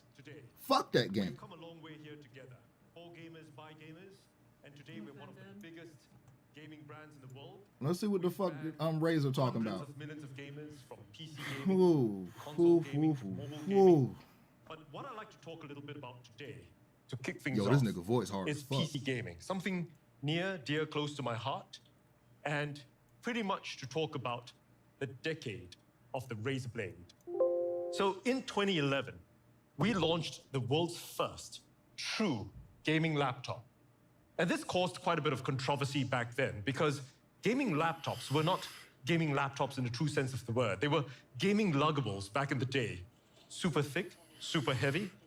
And the Razer Blade was the first true gaming laptop in the sense it was super thin, super light, The Razer and Blade super was a hard ass powerful. fucking And it ushered in laptop. a new generation of gaming laptops. And since then, over the past 10 years, the entire industry has moved to follow in the footsteps of the Razer Blade. In 2013, we launched the world's thinnest gaming laptop. 2016, we invented the world's first Thunderbolt 3 external GPU. In 2018, we launched the world's smallest 15-inch gaming laptop. And since then, we've now got the entire Razer Blade family. Shout We've out to got that Blade Acer. Hey, Stealth Acer 13, came through We've back got the in Blade Daisy, no Pro lie. 17. Acer and of was course, like, we've got the yo, guess Blade what? 15. And the You can do Razer something on Blade this has bitch been both a for critical $400. and commercial success. It's been called the very best gaming laptop in the world and continues to win accolades over and over again. And at this point, many of our fans, many of the Razer community is asking, what's next? So we go down and we talk to every single one of our fan base, for gamers, by gamers, we talk to the press. And one thing that we've heard consistently over the past couple of years is when is Razer going to make an AMD gaming laptop? Well, ladies and gentlemen, I'm incredibly excited to be able to announce that we're now working closely together with AMD, and we've put the very best designers and engineers together with the top AMD engineers, and what we've created in a single line is the ultimate AMD gaming laptop. And with that, we are bringing back the legendary Razer Blade 14. How do we do this? How do we make the ultimate AMD gaming laptop? Well, we took a look at the 14-inch gaming laptops today. Now, many of them have tried to follow in the footsteps of the Blade 14 that we created some 10 years ago, and many things have changed since then. In terms of form factor, many of the gaming laptops out there are portable, but we feel they could be thinner, could be slimmer. Now, over and above, in terms of GPUs, there's been not much innovation. Don't get me wrong, they've got a great GPU in there, but they max out at a RTX 3060. In fact, in terms of total graphics power, or TGP, they max out at just 80 watts. And we feel it could go much higher with, of course, the right materials and with, of course, the right cooling thermal solutions. Now, as we talk about materials, unfortunately, most of them still use really non-premium builds. Now, one thing that we do at Razer that all of you are familiar with is that we look at doing really premium builds. We've got CNC'd machined chassis. We want to make sure that you've got the best possible no-flex kind of chassis, but many of the ones out there don't have that. And of course, cooling. Many of the 14-inch gaming laptops are still using solutions that we pioneered some 10 years ago. At Razer, we've really pushed it ahead. We've had vapor chamber cooling for years now. We are in the next generation of that. We've done that for laptops. We've done that for phones over and over. Now, in terms of having all this last-gen tech, many of them are still limited in terms of the ports that they've got. They've got only a couple of Type A ports, a couple of Type C ports, so on and so forth. And they've got truly, truly uninspired keyboards. They're using single color backlit keyboards. Why? Because they don't have space or they don't have the imagination. But at Razer, we've got loads and loads of imagination. And what do we want to imagine? Well, a whole lot of ultras. Ultra what? Well, ultra powerful. We want it to be ultra powerful. We want it to be ultra thin. We want it to be ultra fast. We want to have ultra connectivity. We want it to be ultra responsive. And of course, ultra immersive. That's a lot of ultras to make the ultimate AMD gaming laptop. But what's let's that talk price about how like, ultra powerful $1,000? the new Razer Blade 14 is. You talking to niggas with $500 budgets. You're talking to console gamers right now. We have designed and engineered in a single line the world's most powerful 14-inch gaming laptop. This is $700. not any normal gaming laptop that we're talking about. We're talking about the world's most powerful 14-inch gaming laptop. This shit sound and like to it's this gonna cost end, $1,500. we wanted to pick one of the most powerful CPUs on the planet today, and we've picked the AMD Ryzen 5900HX. This is truly an incredible CPU. We are talking about a HX class, an extreme class AMD processor, and it's an unlocked processor. Unlike many of the other laptops out there using the HS class processors, we are using a HX class unlocked processor. A Zen 3 mobile processor in a cutting edge 7 nanometer level. It's an 8-core x86 CPU, and it's got an up to a whopping 4.6 gigahertz of power. This is an insanely great CPU. And joining me here today talking about this partnership to make the ultimate AMD gaming laptop is Jason Banta, VP of Product Management of AMD. Razer is known for some of the most innovative gaming laptops in the industry. Razer has established a design, quality, and performance standard that is second to none. That's why we at AMD are excited to partner with Razer for the first time, bringing Ryzen, the world's best mobile gaming processors, to the Razer laptop lineup. Engineers from both companies partnered together start to finish. See, I'll be real about bring this. the I'm best not mad at components, this conference the at best all. Razer is performance, perfectly and the best fine, experience honestly, together because in the they're new coming through Razer showing new Blade technology. 14. I'm cool with this. The new Blade I'm 14 perfectly fine features with an what Razer is doing unlocked right now. Ryzen I just 9 want to say that out loud. 5900 HX processor, Perfectly fine with what enabling these guys elite are doing. gaming performance They on a speak in my thin and language. light notebook with amazing. I'm with them on this. The 5900 HX delivers 8 cores and 16 But there's so many threads people of out Zen 3 there core performance, who a max boost are clock like, of up to 4.6 gigahertz. they're not core quickly gamers. dispatches workloads, They just reduces they got a latency game when on a gaming, budget, man. and performs 3D renders at breakneck speeds. This could have been a separate The 5900 conference for us HX to also watch. doubles the L3 cache size compared to the 4000 series. This massive I'm on-chip perfectly memory fine is with it, but vital. it's not Unlock for the me, full and I don't want performance this to even of be discrete about graphics me. for gaming. And I'm all thinking of about this kids is right based now on who's looking at this 7nm show. process Like technology. when I first seen E3, it blew my AMD fucking mind. Ryzen That 9 there was a HX place that series they was show designed off to all of deliver these the most cool fucking immersive things. gaming experience But now this you can right get here in a is just laptop literally with a zero bunch of circle compromises. jerking, bro. From all of us A at bunch AMD, of motherfuckers that we ain't never seen congratulations before to talking Min about and the themselves entire like they're Razer supposed to be team important. for You're not outstanding Shigeru execution on this Miyamoto, project. and you never will be. We're proud to be a part of this generation I never will be. of Razer Blade laptops and look forward to You are expanding not these Satoru opportunities Iwata. for gamers in the future. I will never be that. Thank you very much, Jason. So that was Jason of AMD talking about our partnership. But the CPU, of course, while we've picked one of the most powerful in the world, is just half the equation. What's on the other half of the equation? Well, price, the nigga? GPU. We've picked one of the most powerful CPUs in the world, and we've also picked one of the most powerful GPUs. And we're talking, of course, about the NVIDIA GeForce RTX 30 series. Now, our engineers and NVIDIA, we've been working together for many years. We've been optimizing it. We've got the best GPUs in the world with NVIDIA. They've got up to 8 gigs of VRAM. And one thing that we did is that we've managed to push the total gaming power up to 100 watts of power. We're not talking about the 80 watts that everyone else is doing. We've pushed it all the way to the limit, up to 100 watts of TGP, and in something as small and thin as a 14-inch form factor. Now, of course, we start with the RTX 3060. It's a great GPU. That's what everybody else is also using, but we wanted to start with that. Now, over and above, our thermals guys said, you know, we're crazy at Razer. We're the mad scientists. We can take it a notch further. So what have we done? Well, in the new Razer Blade 14, we've got an RTX 3070 option. That's a truly powerful That's another GPU $800 on top. matched with a truly powerful CPU. That's a whole another $800 on top. But we're Razer. We want to take it up to 11. We are going all the way up to the moon.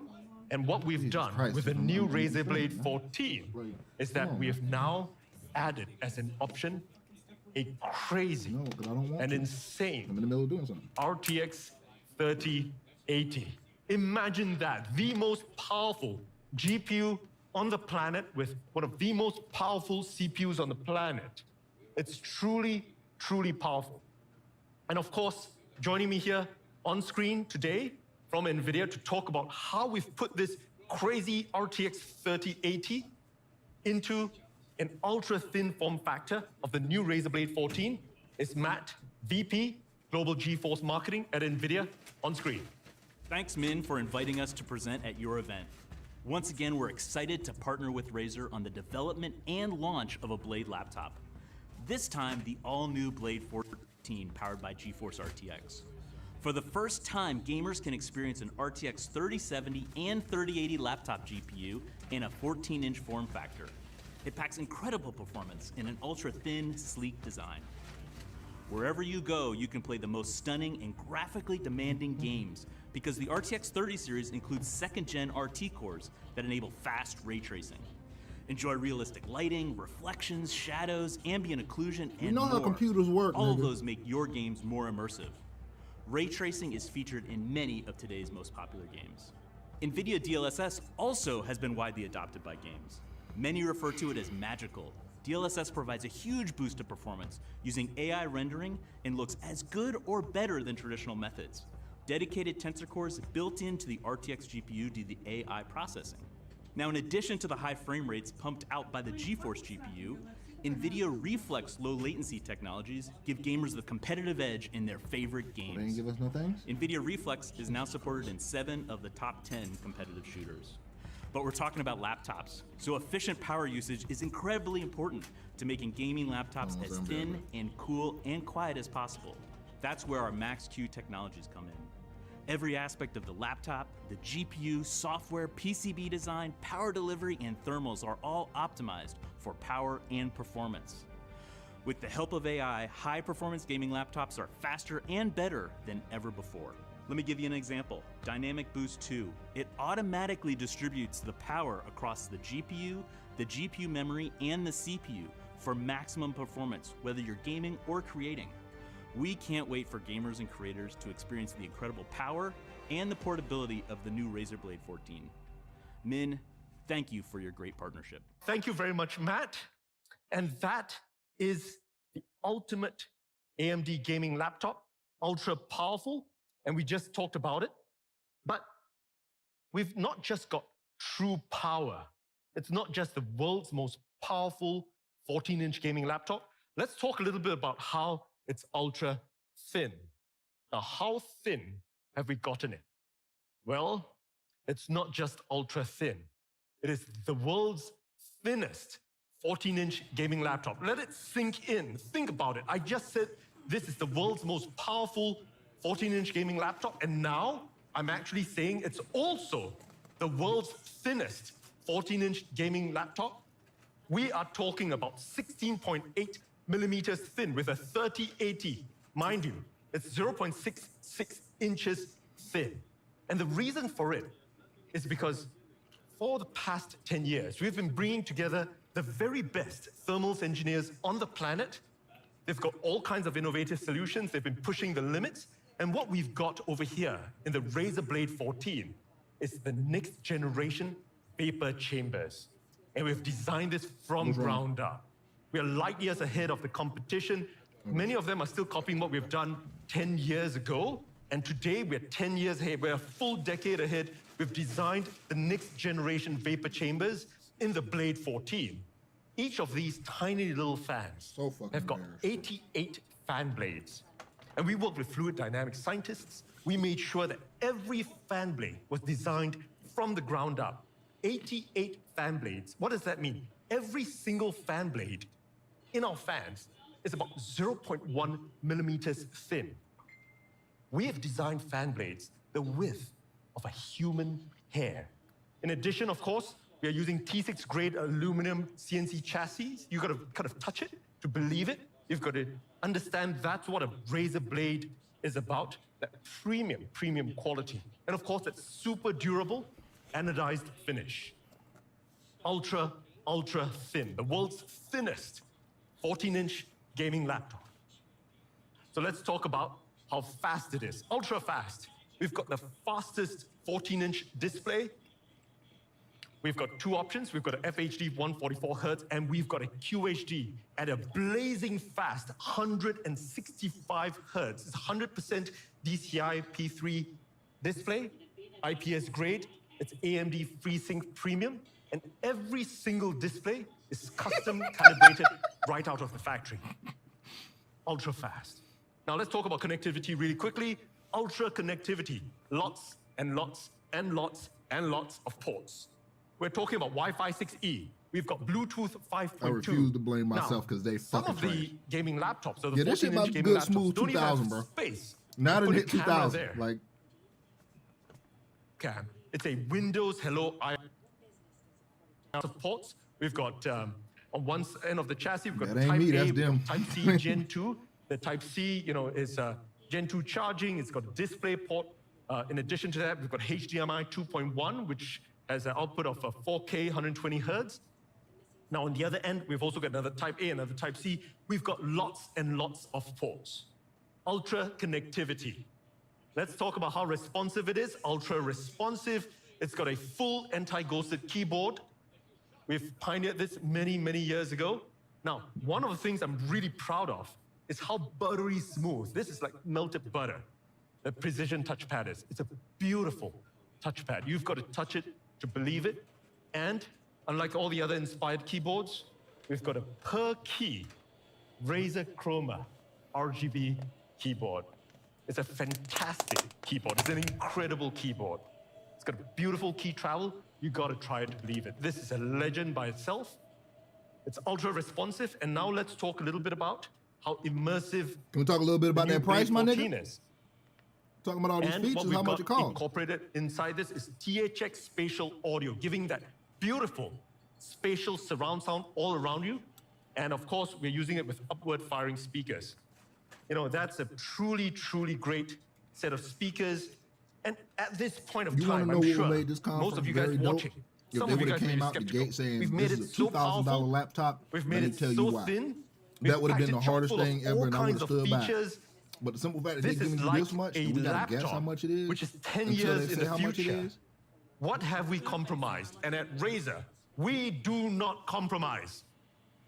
You'll know it if you own one of our Blade laptops. We do not compromise, and some of you may suspect we may have put a really tiny battery in there. Absolutely not.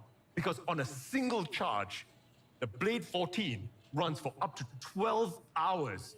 That's an insane level of battery life in the Blade 14. Now, the team has put together a video, a quick ad. Can I show it to everyone? I'm sure you're excited to see it. And let's show it for everyone. Here you go.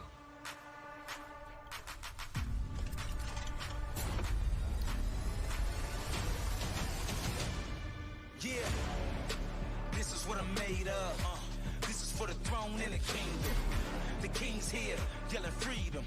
Do or die, do it now if you believe it. You reap what you sow every season. Yeah, you kill what you eat when you feast it. Yeah, it's death before the sign of no treason. No, in that time of war, no retreat. Never lay down and die on my feet. I look the reaper in his eyes and won't blink. Have we noticed the rise of like this kind of orchestral rap where the vocals are very low, but the beat is so epic you can't hear the vocals of the rap because they don't even really want you to focus on it? Every time that I speak, it's like thunder when it strikes. I'm the king. I'm the king. I am supreme. I am. And they all sound like the same nigga too. Like it don't even sound like it's different artists. It's not. And at this point of time, I'm sure all of you would like to see the actual real thing. This is not a figment of my imagination. This is not a figment of the imagination of a gamer out there. Crazy. But here it is. My computer right now shitting on them specs. So like, what are you showing these people? Back in flesh or back in CNC aluminum. You can see it's ultra thin. Imagine we've got a HX class Don't CPU drop in there. that shit. We've got a 5900 Lord, Ryzen, mighty of don't course. drop that We've also shit. got a Don't 3080 drop that NVIDIA shit. GeForce GPU. Don't drop that shit. All in an ultra thin. Oh, please, almighty Christ, don't drop that shit. Form factor. No, dude, look at him. Look at how he holds it, bro. Like, all right, I'm sure you guys would like to see twisting it around the and display. This is a 165 hertz display. Yeah, but that's that yellow cake. As you can see, that's that yellow African it's just cake that he truly, truly beautiful. And yes, Wasn't an iPhone that was like there is a indestructible webcam. and they threw it in a All right, And that bitch broke. So check it out. And it just sounds beautiful. So, this is the new Blade 14. It's so compact, packing a 3080. Did you just pull out a Imagine vape on that. stage? And really quickly, to take us through this is the world's most powerful 14-inch gaming laptop. Cool. It's ultra powerful. It's ultra People thin. saying it's ultra powerful. It's the Is it world's ultra affordable, thinnest nigga? 14-inch gaming laptop. Just imagine. You're gonna have to saying finance to buy it, that so at what's the what we same talking time. about here? Ultra fast. It's got ultra connectivity. Look at all the ports on both ends. It's got an ultra responsive gaming keyboard, and it's ultra immersive. You know, you've seen the upward firing speakers, and all of this with 12 hours of battery life. It's probably Today, 12,000 of together your with actual AMD, life credits I'm that you got to give up incredibly in order to excited buy to it. announce the ultimate AMD gaming laptop, the new Razer Blade. If it's 800, it's cool. Now, at this point of time, you want to know the price, you want to know availability.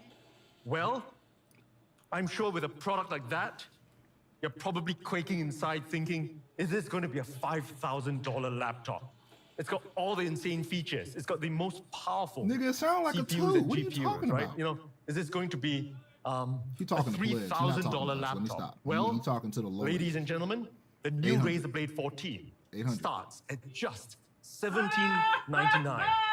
When is it available? Well, not in 10 years from now. It's available right now today. By the end of this keynote, you can order it. And where can you order it? Well, you can order it online at Razer.com or at any of our global Razer stores. You can check them out. And of course, at leading retailers globally, you can check it out right away today at just starting from $17.99. Ladies and gentlemen, the new Razer Blade 14, the ultimate AMD gaming laptop. That's So, the base model. that's the first product that we've got today. And we've still got a big show ahead. So what's next? Insanely small, Dead. insanely powerful. And what am I talking about? Well, it's our all-new USB-C 130-watt GAN charger. 10 years ago, when we first launched the Razer Blade, one of the big innovations that we did was we went and redesigned the charger. 10 years later, we're now really pushing the limits of what we can do with power. So, here is a traditional power brick. It's shipped in many of the other gaming laptops These out niggas there. selling Not a a fucking Razer charge? laptop, but this is often in many of the other gaming laptops. This is 130-watt size of a power brick, all right? It's almost 3 inches tall. It's got about 6 inches wide. How big is the They're new selling you a Razer GAN MacBook charger, charger? basically. That's what they're doing. Or how much smaller is it? It's up to 59% smaller. It's so tiny, it can fit in your pocket. And it's not just smaller, it's also up to about 17% shorter. It's an incredibly, incredibly small charger. So I thought you guys would like to see how That's small 3 days. or This how is the large worst the E3 in the chargers are. history This is a of traditional media. 130-watt power brick. In the It's history pretty of- big, it's of pretty this heavy. shit. It's something that will ship with From- your traditional luggable kind Yeah, of, of it actually being a thing. laptop. So how This is small the is a bottom Razer of the GAN barrel. charger? Because Ooh, literally it's just all hiding everybody was behind doing it. was scraping the bottom of the barrel. It's just so tiny. The same amount of power that it's packing from 130 watt, and this is a 130 watt charger. And this is already considered one of the smaller 130 watt chargers out there. You can see how tiny, how small it is. But we've got another surprise for all of you. This charger can only do one thing. It charges your 130 watt laptop or gaming laptop. This charger doesn't just charge your laptop. Boom. It charges up to 4 devices simultaneously. That's how powerful, that's how insane this product is. This is the Razer GAN charger, USB-C 130 watts of power, I'm not gonna truly speak. compact power. Here's the side profile. Here's the front profile. You can see the 4 ports, 2 USB-Cs It's really good to have them two USB-C USB-As, ports. truly compact power. And here's a perspective shot. Truly, we've designed this so that this is the perfect charger that you can buy. It allows you faster charging up to 4 devices. It's mobile and travel ready with global adapter. Let's pause there. Maybe that's what's wrong. The fact Sony's not here. Ain't nobody got nothing to live up to except for Nintendo. Because Microsoft was weak sauce. That was mid. Niggas trying to take up for certain games. No, nigga, it was mid. The whole show was mid. Pack. Mid. Pack. Reggie Miller. Reginald Miller. That's what the fuck that was. Today, there hasn't been a single game announcement.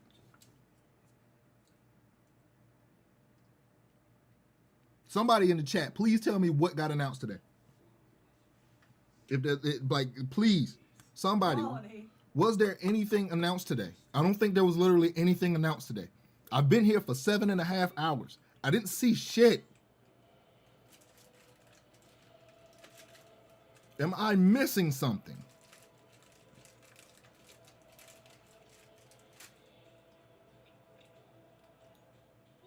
And when is Sony's State of Play? When is their next one? Cause fuck this shit. I'm done with this shit. We're done. When is their next State of Play?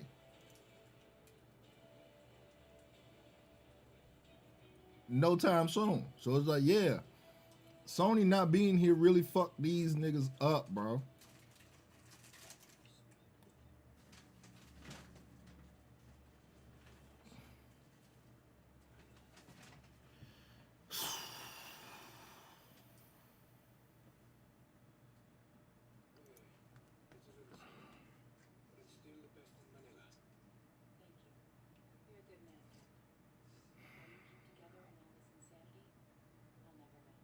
I'm only going to be streaming Nintendos tomorrow and nothing else. I don't give a fuck what else is up. I'm only doing Nintendos. That's only going to be 40 minutes. And I'm going to be streaming my shit. Fuck these niggas. I'm going to be showing off some shit that I'm working on. You know who can actually put on a better show? Actually, what is today? I think it might be next week. If you've never heard the name Kaze MUNR, let me put you on something right quick. Let me put you on something right quick. Let me put you on something real quick.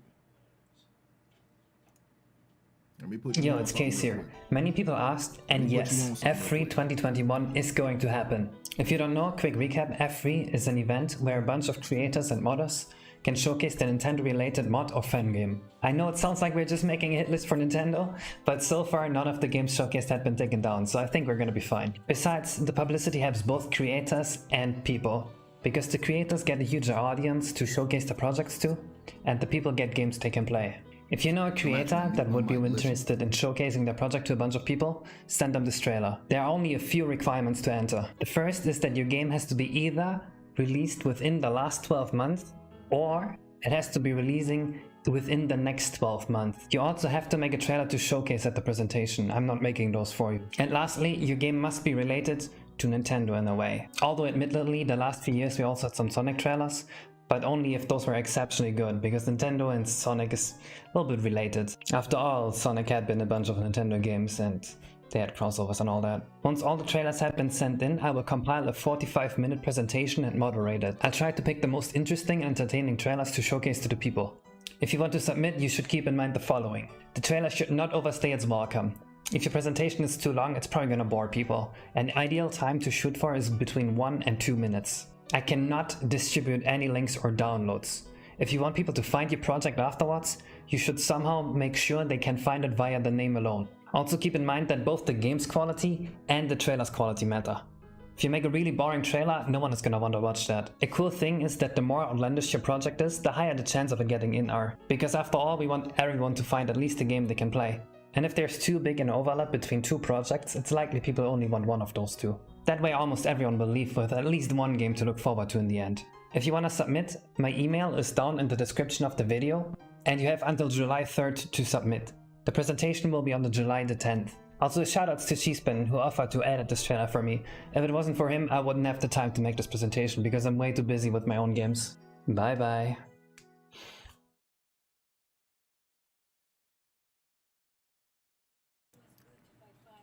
Fuck E3 and how they decide on whoever comes through and shows their shit.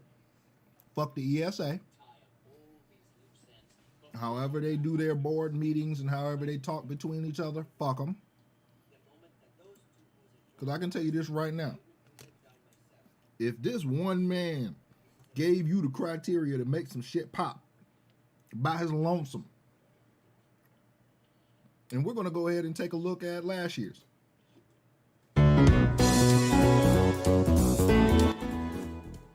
Let's take a look at last year's F3.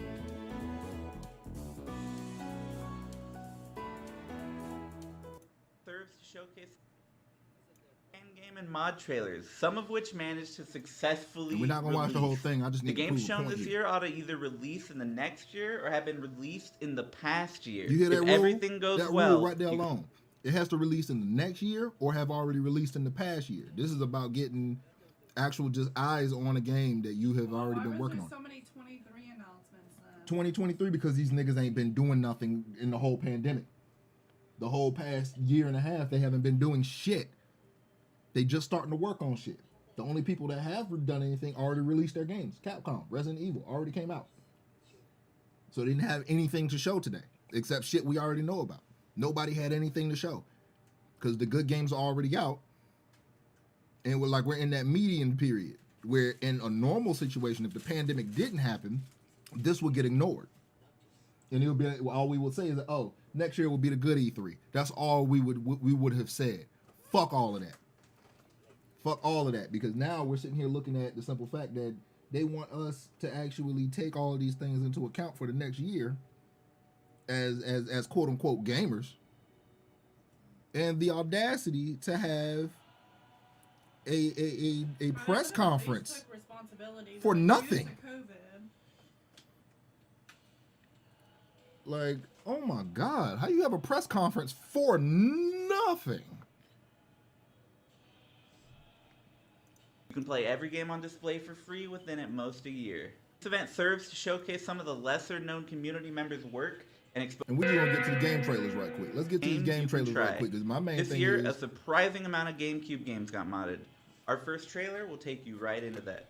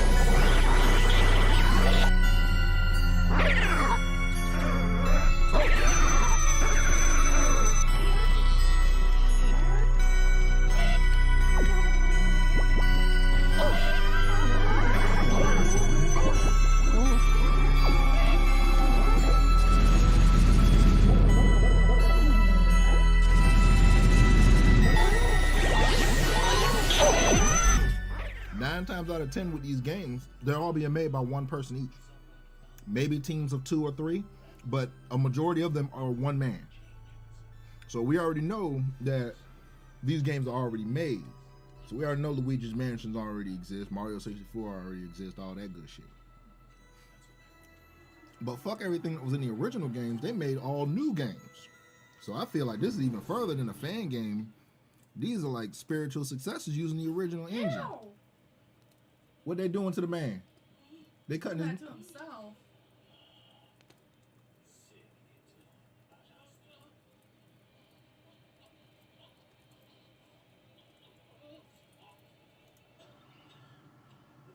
I think this one,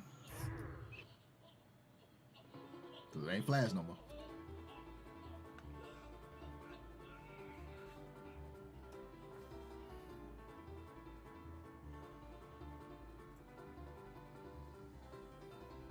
These niggas made a Mario Flash Maker. What else in here?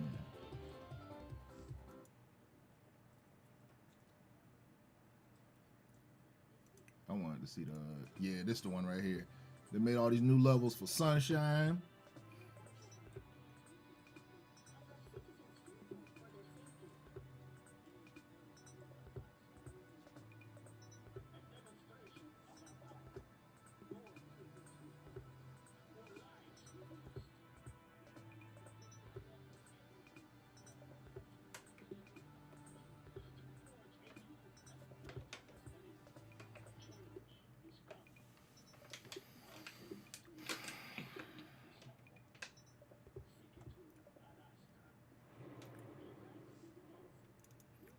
That's my main thing. I just wanted to show the simple point that versus all the bullshit, through to all the bullshit, even though E3 is trash, we still got games out here.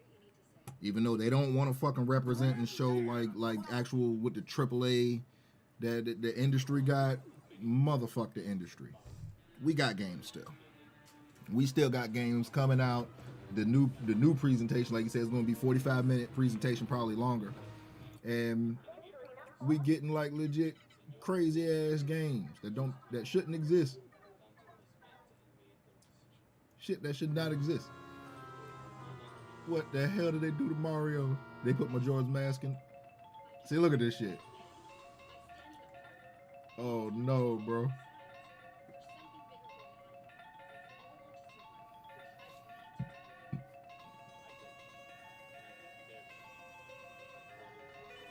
So we got Mario 64 and Majora's Mask. I actually haven't seen this one. I skipped over this one last time. That shit is funny. If we can make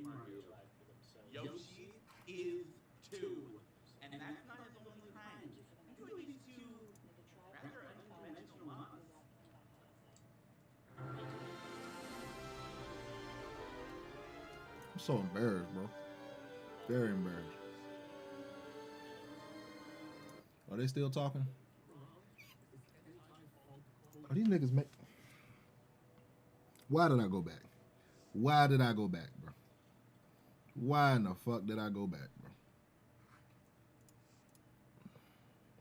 I got to see this.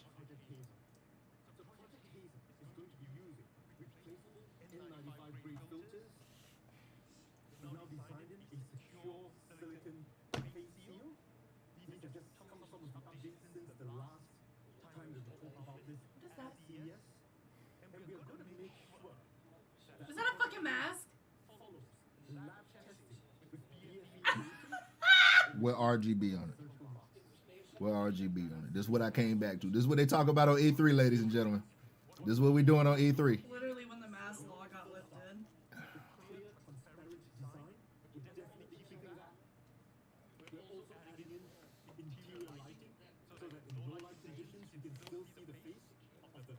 Nothing protects germs like RGB.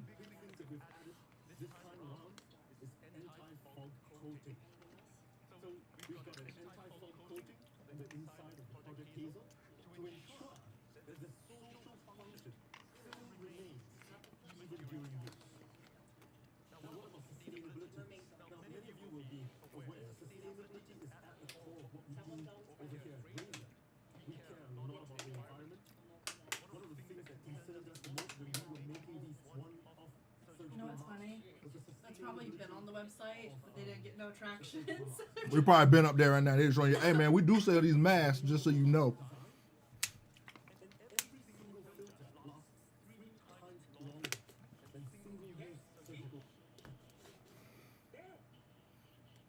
Where's the logic?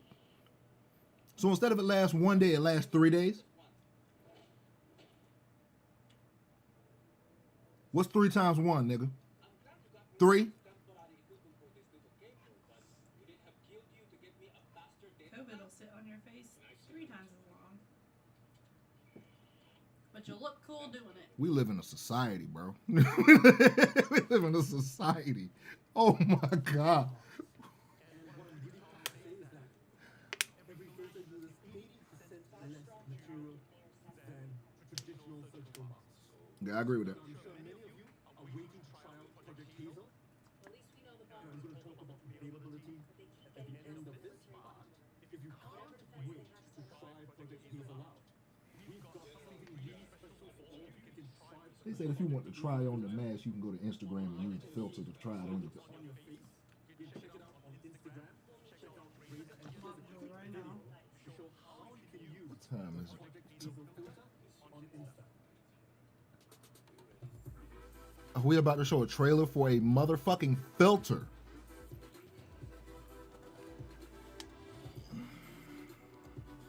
How you get it? Just go to Instagram and go to your browse the effects gallery. Just please don't ask me that question again, because I don't want to. No, I'm not okay with this. This is horrible. This is fucking horrible. And I know it's up there. What is it, Razer, right? Yeah, RAZER. It was like $100 mask.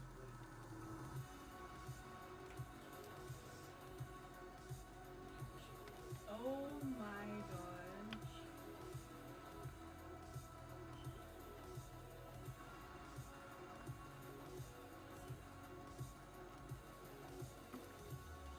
Put the RGB in the mask. But sir, don't question me, bitch. Just put it in the mask.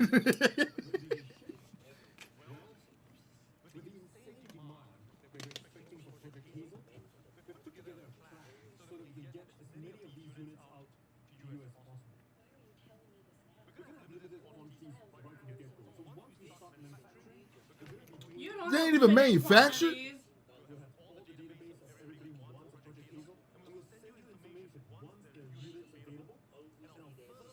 Why are we even talking about it? No, that is the oldest sales tactic. That's what everyone can rush on there and try to hurry up and get it.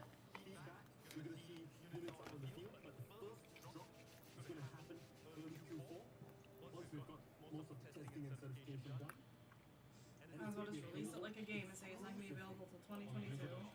They're trying to use FOMO. Fear of missing out. That That's what I psychological just trick. said. They're trying to say that they have limited quantities and that they're not yet that some It's people are FOMO. able to buy them. That's It's the FOMO. oldest sales tactic.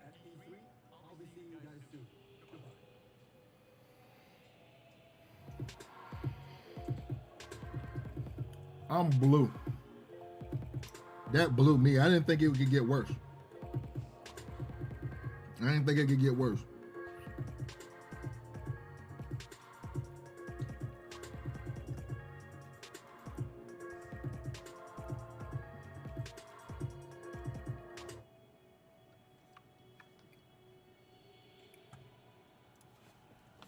Let's see what these everybody in the chat. L Sony won.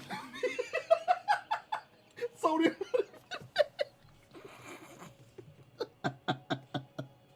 Sony won. Oh, that was funny. I don't blame Sony for buying. Oh wow. F's in the chat. Raise the toilet paper win. Did they even say how much that mask was? Hell no, because they ain't even manufactured. They're not even made yet. They said they're coming out the fourth quarter of 2021, and they ain't even got them made yet in the second quarter. The fourth quarter? We ain't even in. We in the second quarter. Who uses that terminology? What the businesses do when they trying to trick somebody on some dates when they ain't got a release date yet. They say we will do it in the winter of 2021. Fuck you. This shit right here is not okay. This is not okay, bro. Ooh, this ain't okay. Like, huh? And these niggas are behind. Can fish wear it? Oh, man. That was bad. I ain't even mad that I have to work during this now. Wow.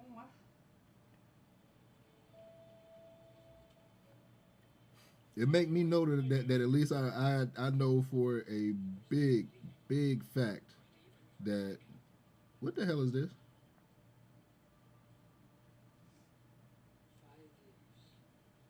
What did you send me?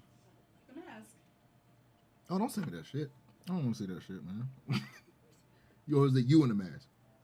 Yeah. Oh, okay. That's the dumbest shit I have. It didn't even look like the mask they showing that. That ain't the same mask. It ain't even designed the same. The light ring is on the outside of this. So what the fuck is this?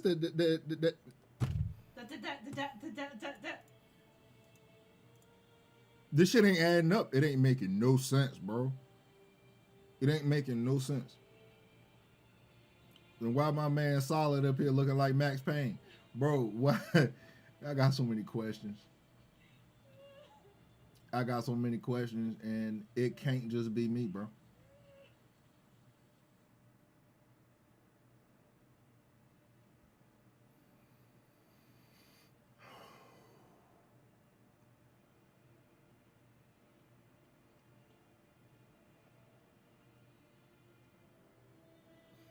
I'm just seeing to make sure I ain't alone in here, bro. This.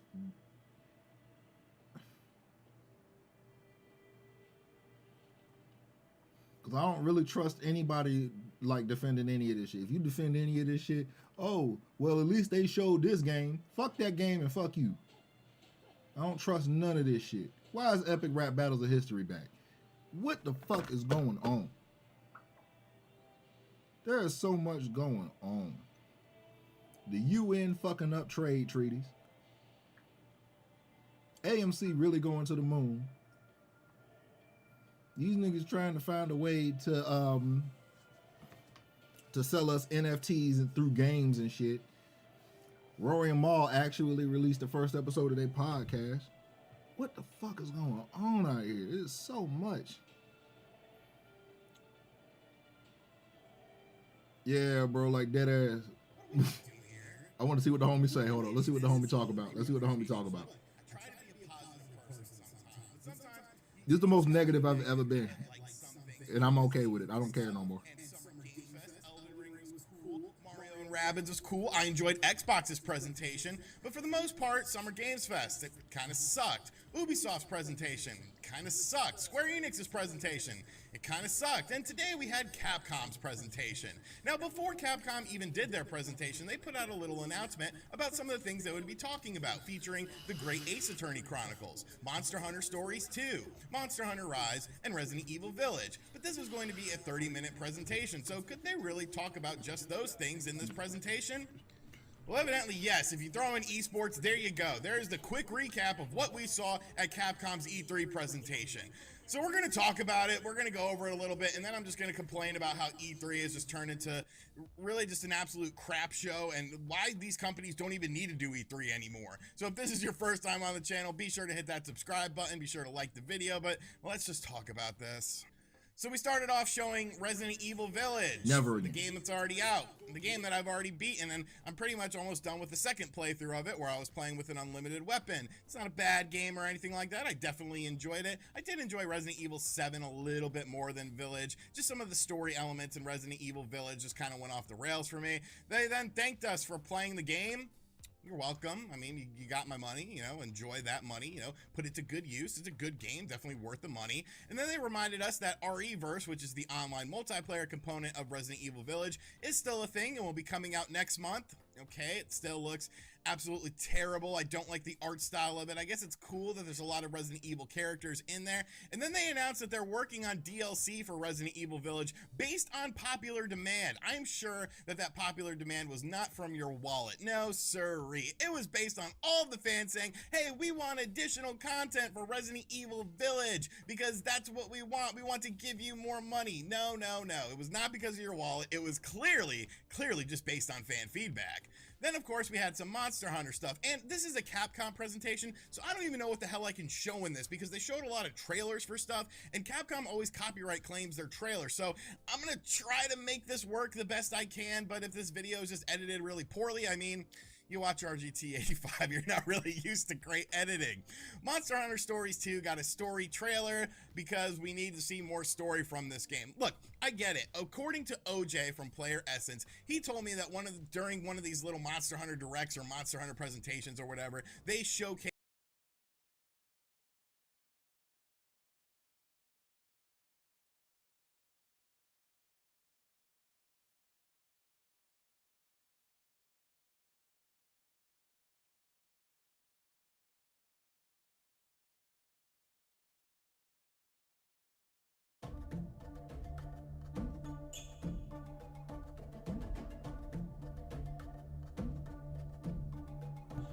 There we go. Yeah, the music's on.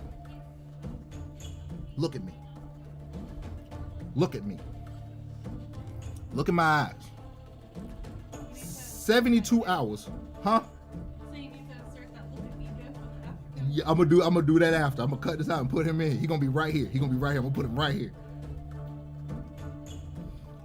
The audacity to have a whole day, an 8-hour presentation day, and not announce nothing new but an $1,800 laptop from Razer. That's the newest shit y'all had for us this year at E3 and Equality. The women didn't like what y'all was talking about. Baby, stick up for me on this. Please tell me I'm right. That was a bullshit. The audacity of you fucks. How dare you try to sit down and try to tell the community that we should be including people when last time I checked, my squad is diverse than a motherfucker. Who are you talking to? Who do you think you talking to? And then you gonna come through talking shit about inclusion, but you ain't even bring nothing to show why you need to be included, nigga. How you gonna come talking about inclusions but don't bring a reason to be included? You wanna be included because you're human?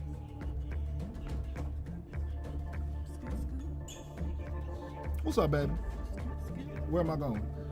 I'm taking the green screen with me. You know what I wanted Talk to me. to be included What's that? in the Feel Equal? Games! Just a game. One. My man that looked like JJ from Good Times was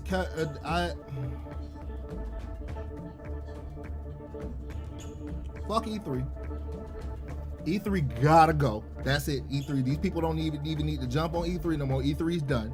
E3 is dead. It's proved it. E3 is dead. There was no reason for everything that they was talking about. Could have been in a Twitter post.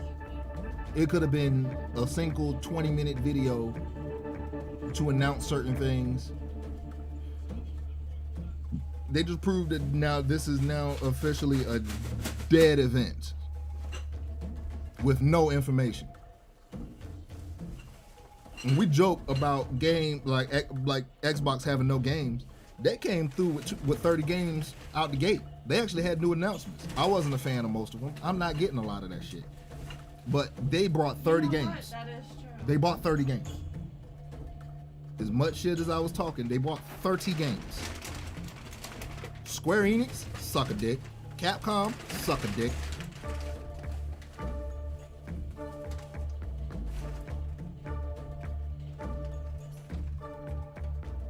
Oh, Kobe. Love you. I ain't mean to smile. No, I ain't mean to smile. I'm mad.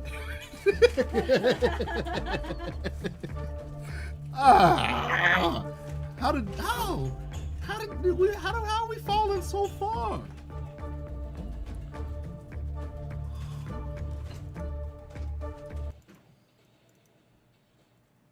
All right. We uninstalling E3. E3 is uninstalled.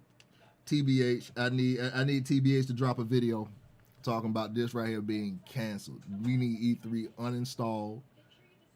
I'm about to tweet this man right now to tell him, can you please uninstall this shit for us publicly? Because they not gonna hear me. My voice don't reach out there like that. It don't ring in the halls.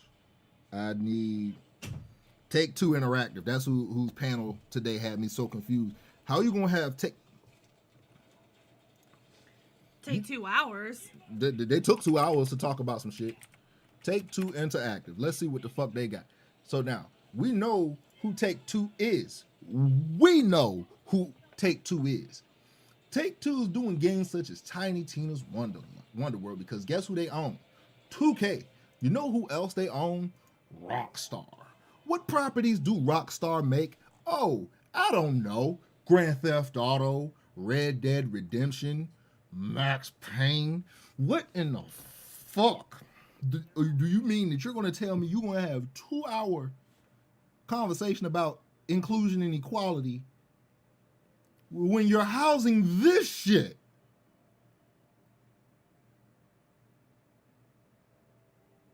You made Grand Theft Auto. What are you talking about? Give me my all-female cast in Grand Theft Auto. That will show me equality. Like, is that what they were trying to allude to? Like, what do you want to be included in the game making process? It looked like you got a job there and I don't. It looked like you already worked there, so you're included. No, babe, they want the streamers with their titties out to be respected. They want me to shut the fuck up. That's what they want me to do. That's what they really want me to do. Baby, we live in a weird world right now to where literally trash mediocrity gets praised. So, what we're going to do, why is Mario Kart 9 trending? Why is Mario Kart 9 trending, though? Because people are trying to look at something other than the rabid bullshit. Now we're doing fake leaks. We're doing fake leaks now. Somebody said that tomorrow Nintendo going to be announcing Mario Kart 9, which if they did, I wouldn't even give a fuck if they were, because Mario Kart Tour was ass, and 8 is unfuckwittable, and 64 is still superior to all of it. So I'm just like, I know that Nintendo's going to talk about Mario and Rabbids again. They are gonna have a little short little thing for They're that. probably gonna show some Animal Crossing update, even if it's the smallest, most mediocre They're thing. gonna show that because it's gonna be a full direct. It's gonna be a 40-minute direct, 40 minutes, 45-minute direct. We know how Nintendo does and structures their directs. It's normally bow, bow, bow, bow. Wait, it's a long ass RPG, 20-minute bow, bow, bow. It will get right back to it. But I'm scared now after these past 3 days that not only is that not gonna happen, they're not gonna Where's announce my phone? nothing. Because they usually drop hints. They're not gonna announce nothing. And I've been on Twitter, literally, everyone from the inside is even mad. Like folks that's actually up there is like, I'm not even watching this shit. And I'm all like, well, damn. Like, I understand not watching it because you think it's gonna be trash. But now me watching it and it being trash, I got the insight of actually watching it. These motherfuckers don't have nothing. And then now DC mad because the people that make the Harley Quinn cartoon had a scene of him in there that's gonna be nasty. I feel bad. It's a rated R fucking. It says like a roughly 40 minutes. Yeah, roughly. So I mean about 38 minutes possibly. Followed by 3 hours of gameplay. And that's Treehouse. Treehouse breaks shit down. I like Treehouse. See, I told you they're already posting. Yeah, and that's the official Nintendo page. Yeah. Mm-hmm. I ain't got no hope. I ain't got no hope. Game Builder Garage, whatever this is. That came out the other day. It actually is teaching kids how to program. So they'll probably get more in detail with that. With that shit, the Game Builder Garage and show. Because if I'm correct, Sakurai, dude that made Smash. This might have something. Let's see, 10 footage. Game Boy Advance. I could tell you what it could be is that they put in the Game Boy Advance games on the That's what I'm saying. Nintendo That Switch might be online. something. I'm not even renewing that unless you need to play something online like that. I'm not renewing it.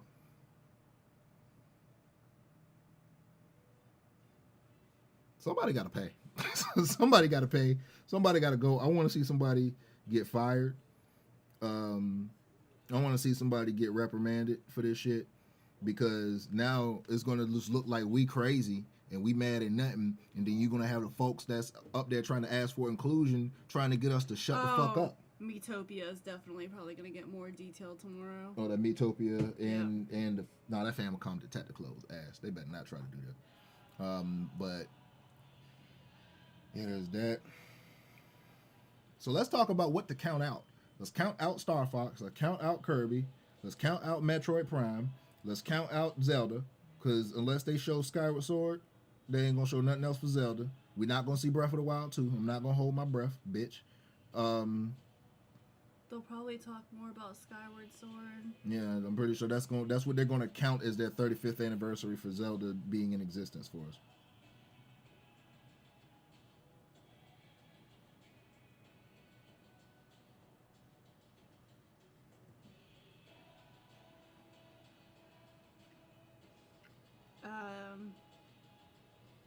That was dropped on Mother's Day.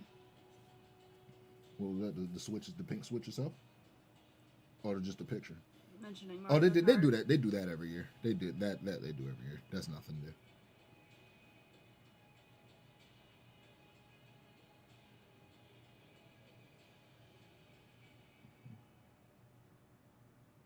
Yeah, because the free demo Metopia was like last month, so it's probably going to talk more about Metopia. Unless they might add something on the Pokemon Snap. I doubt it though. I'm not hopeful.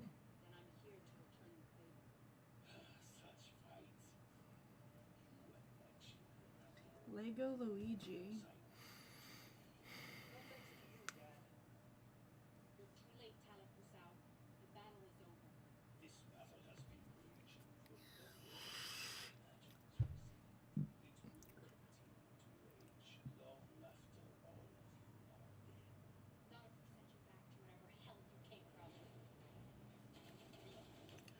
So what I'm going to do personally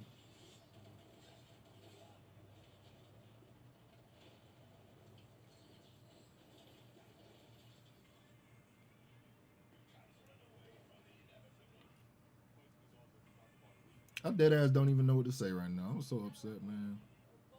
So what I'm going to do, we're going to end the stream right there. I don't even want to play nothing else right now on stream. I gotta go and reset myself back to zero. I'm gonna hop in some VR. Factory settings. Yeah, I gotta reset my shit to factory settings so I can go ahead and do an OS wipe and rebuild my database back from zero. I'm gonna see y'all tomorrow. I'm gonna be up here around 12. I might not be on time, but expect 12 p.m. in between 11 and 12, 11 a.m. 12 p.m. that time in the morning.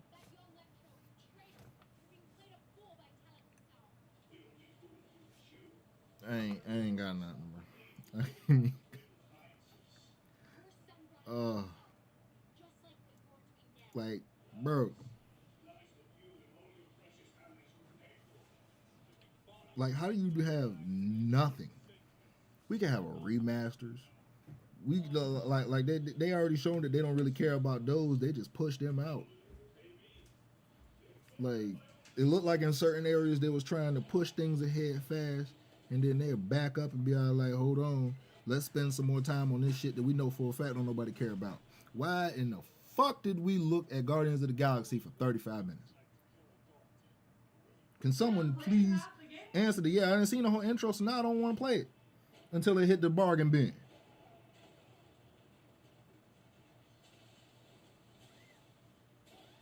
And then we gonna look like the bad guys because, oh, the reason why they don't make these games because y'all don't buy them. No, the reason why they're not getting bought is because they're mediocre, or they showed us the whole shit when they should have just showed a trailer and walked the fuck away.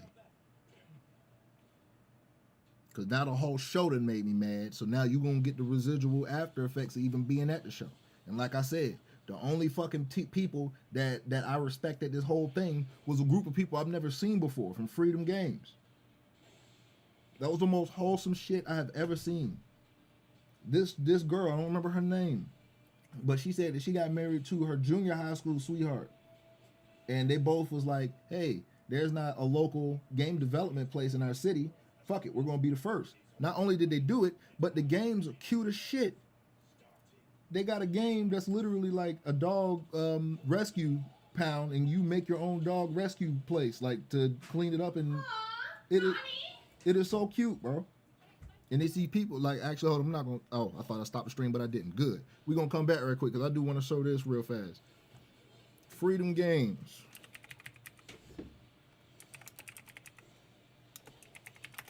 I don't even know.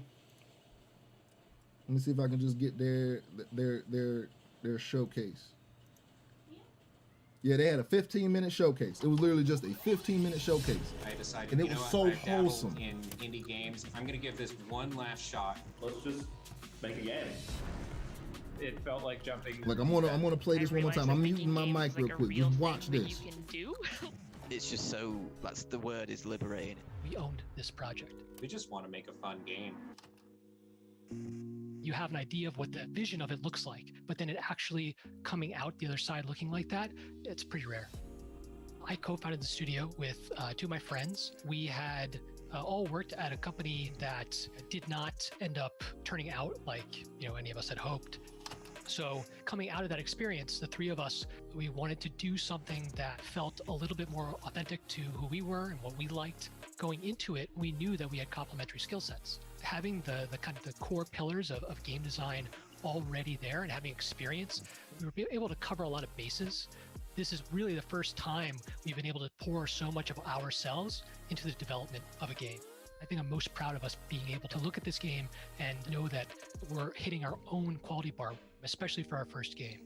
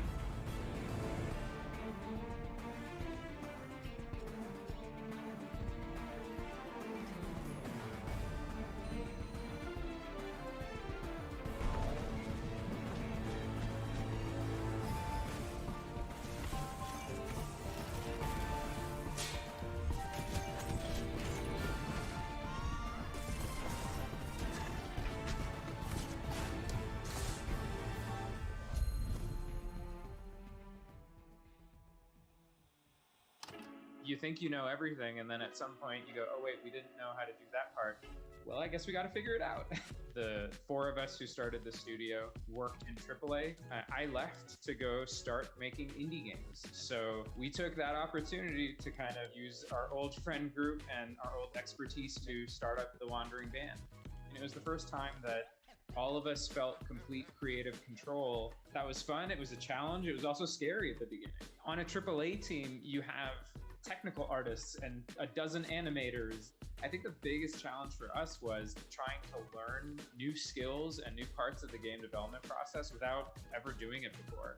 But I wouldn't trade it away. I think it's the creativity and the creative freedom is totally worth it.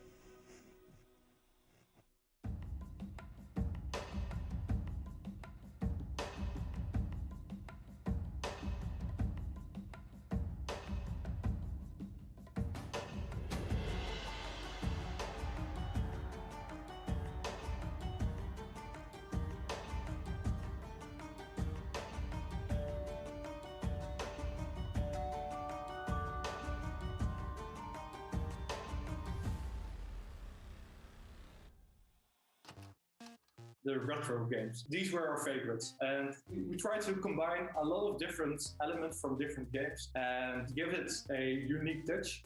A shout out to our community. They helped us translate the demo. They helped us get out the word. The demo has been played over 1 million times. It's just great to get a community like that. They helped us make Coromon what it is.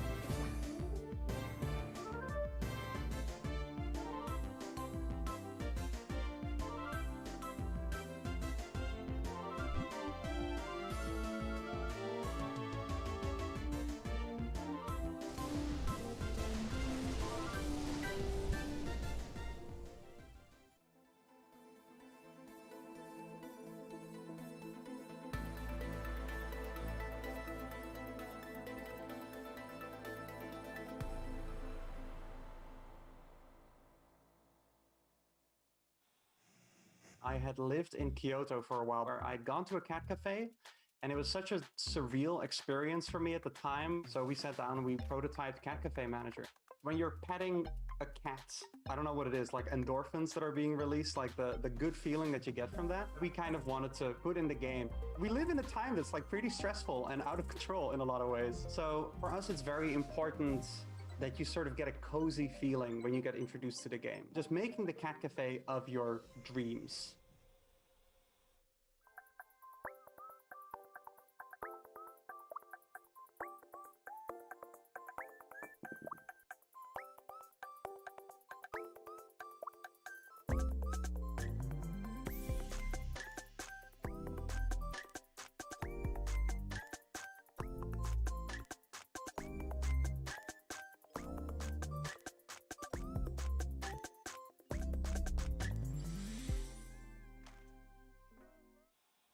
I'm from a really rural town. So is Tanner, the other lead developer on the game. We've been together since middle school, like I said. Yeah. There's no companies, right? There's no video game companies in Little Rock or the state of Arkansas. So we decided to just be the first. To the Rescue is where you play as somebody working in a dog shelter and taking on all the responsibilities that entails. People love dogs so much, but this is also about raising awareness, right? It's both of those things. There's diseases that can appear in the shelter. It's dirty, and adopters only want the cutest puppies, and they don't want the old dogs. Essentially, I just want people to walk away with more knowledge about the things we're representing. We've gotten a lot of people that work in real shelters that are like, I'm glad that you're doing this, because a lot of people don't realize how hard the work is and how thankless it is. So 20% of every dollar that Little Rock Games makes from this game is going to be going to the Pet Finder Foundation. The game is about being hopeful that you can improve your community in some small way.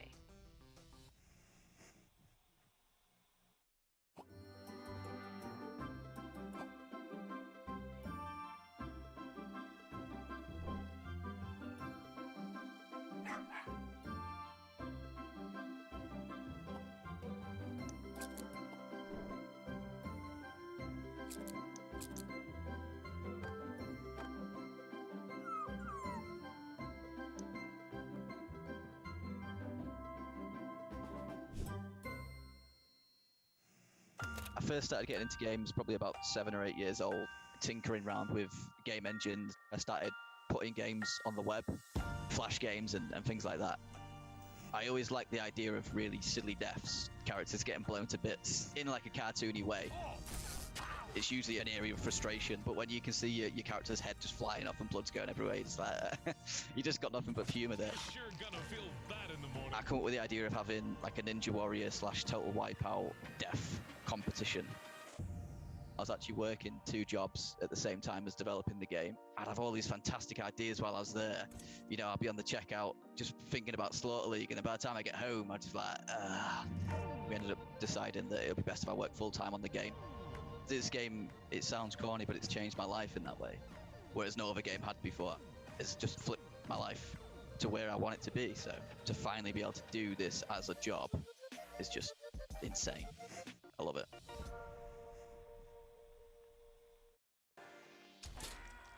This is definitely like a good, just relax, chill in the evening, play with buds, laugh at stupid stuff kind of game.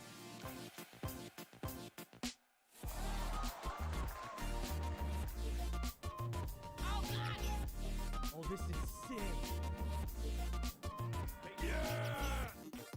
What is that? Oh, Jesus!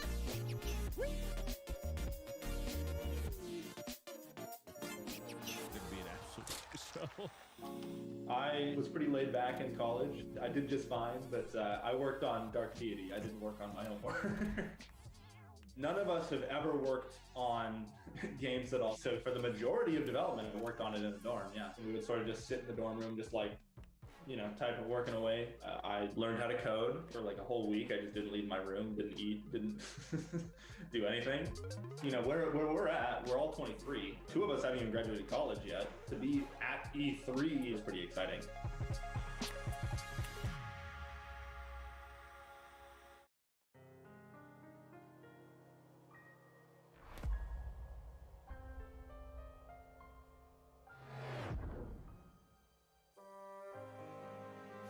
Whenever you need me.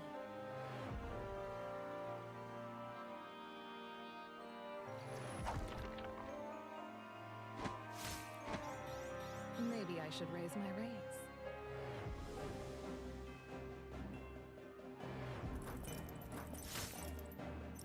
I've failed my people.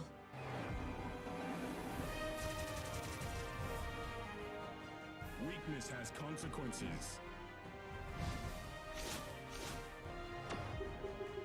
This would make for a fine tale.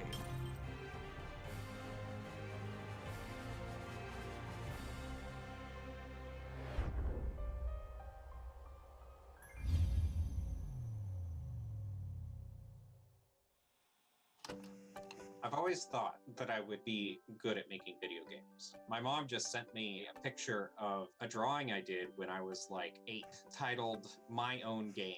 I was diagnosed with Asperger's autism as a child, and I basically kind of just told myself, nah, there's no way I could be in management. But through therapy as a child and then continuing my own efforts, I overcame it. Now I'm doing my dream, doing something I thought I couldn't do. Through this process, I've really learned how valuable people are. There's 20 people on the team. I'm just one of them. And I'm hoping to convey some of that through the game's narrative. You have to have growth and you have to have progress. So for us, with One Lonely Outpost, loneliness helps highlight the value of connection.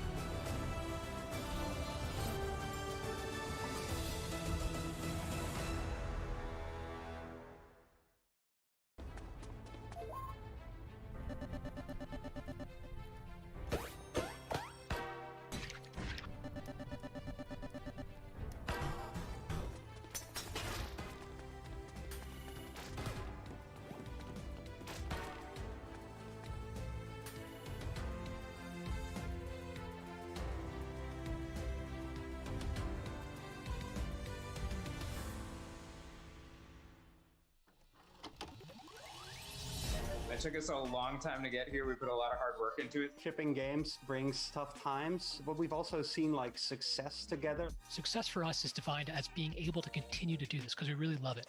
We want to be what we know and be the best at that. Making something that people enjoy.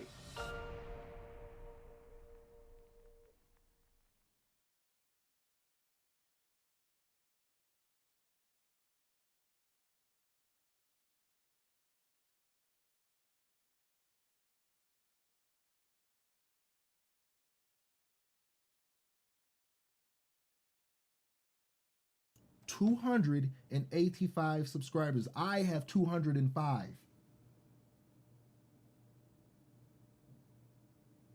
That's why I say when I say us, that's what the fuck I'm talking about.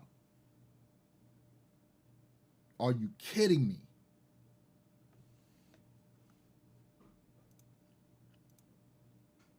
When it literally say anybody can do anything, this is what I am talking about. These guys have 285 subscribers. Probably came from the show. Possibly and that's possible true because this literally just dropped today. This video, their showcase only has 482 views. I just added one, and I got to make sure I like this shit. Like, are you kidding me? That these guys had to be the one to show up. They had to, they're back. They need back surgery because they just carried the entire weight of the entire E3 showcase on their back. And you telling me we can only give them 482 views and 200, they only got 285 subscribers? They're literally 80 subs above where I'm at right now. And I haven't made a fucking thing except albums.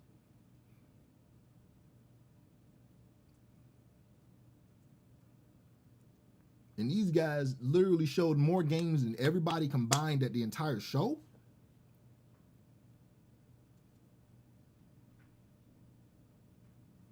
What are we talking about right now?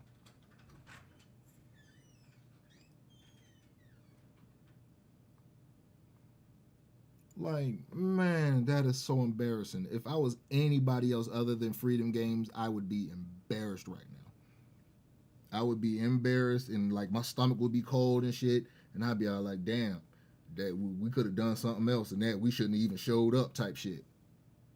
If you showed up and your name was not, you weren't signed to Freedom Games, you failed. You failed. And I don't even care about no other showcase outside of E3 now. I don't care about TGS. I don't care about the game show. I don't care about none of this shit. Because this is where the Super Bowl is supposed to happen. This is where the gaming explode is supposed to be here. And I know folks is like trying to count it out. Sony basically now just did, this is a kill shot in E3. E3 is dead now. But even this format gotta change. This format gotta change up. We don't need none of this days long bullshit anymore. It's done. I'm never doing this again. This is it. We're gonna be doing way more discussions and long form on these things. Why is John playing Mario and Rabbids Kingdom already? You playing the first one? Mario and Rabbids Kingdom. Kingdom Battle is the first one. Oh, That's I a thought sequel. got the game. I was like, damn. Be real. Let's be real quick. Nobody's gonna get nothing before me. Even if I don't want it, you're not gonna get it before me,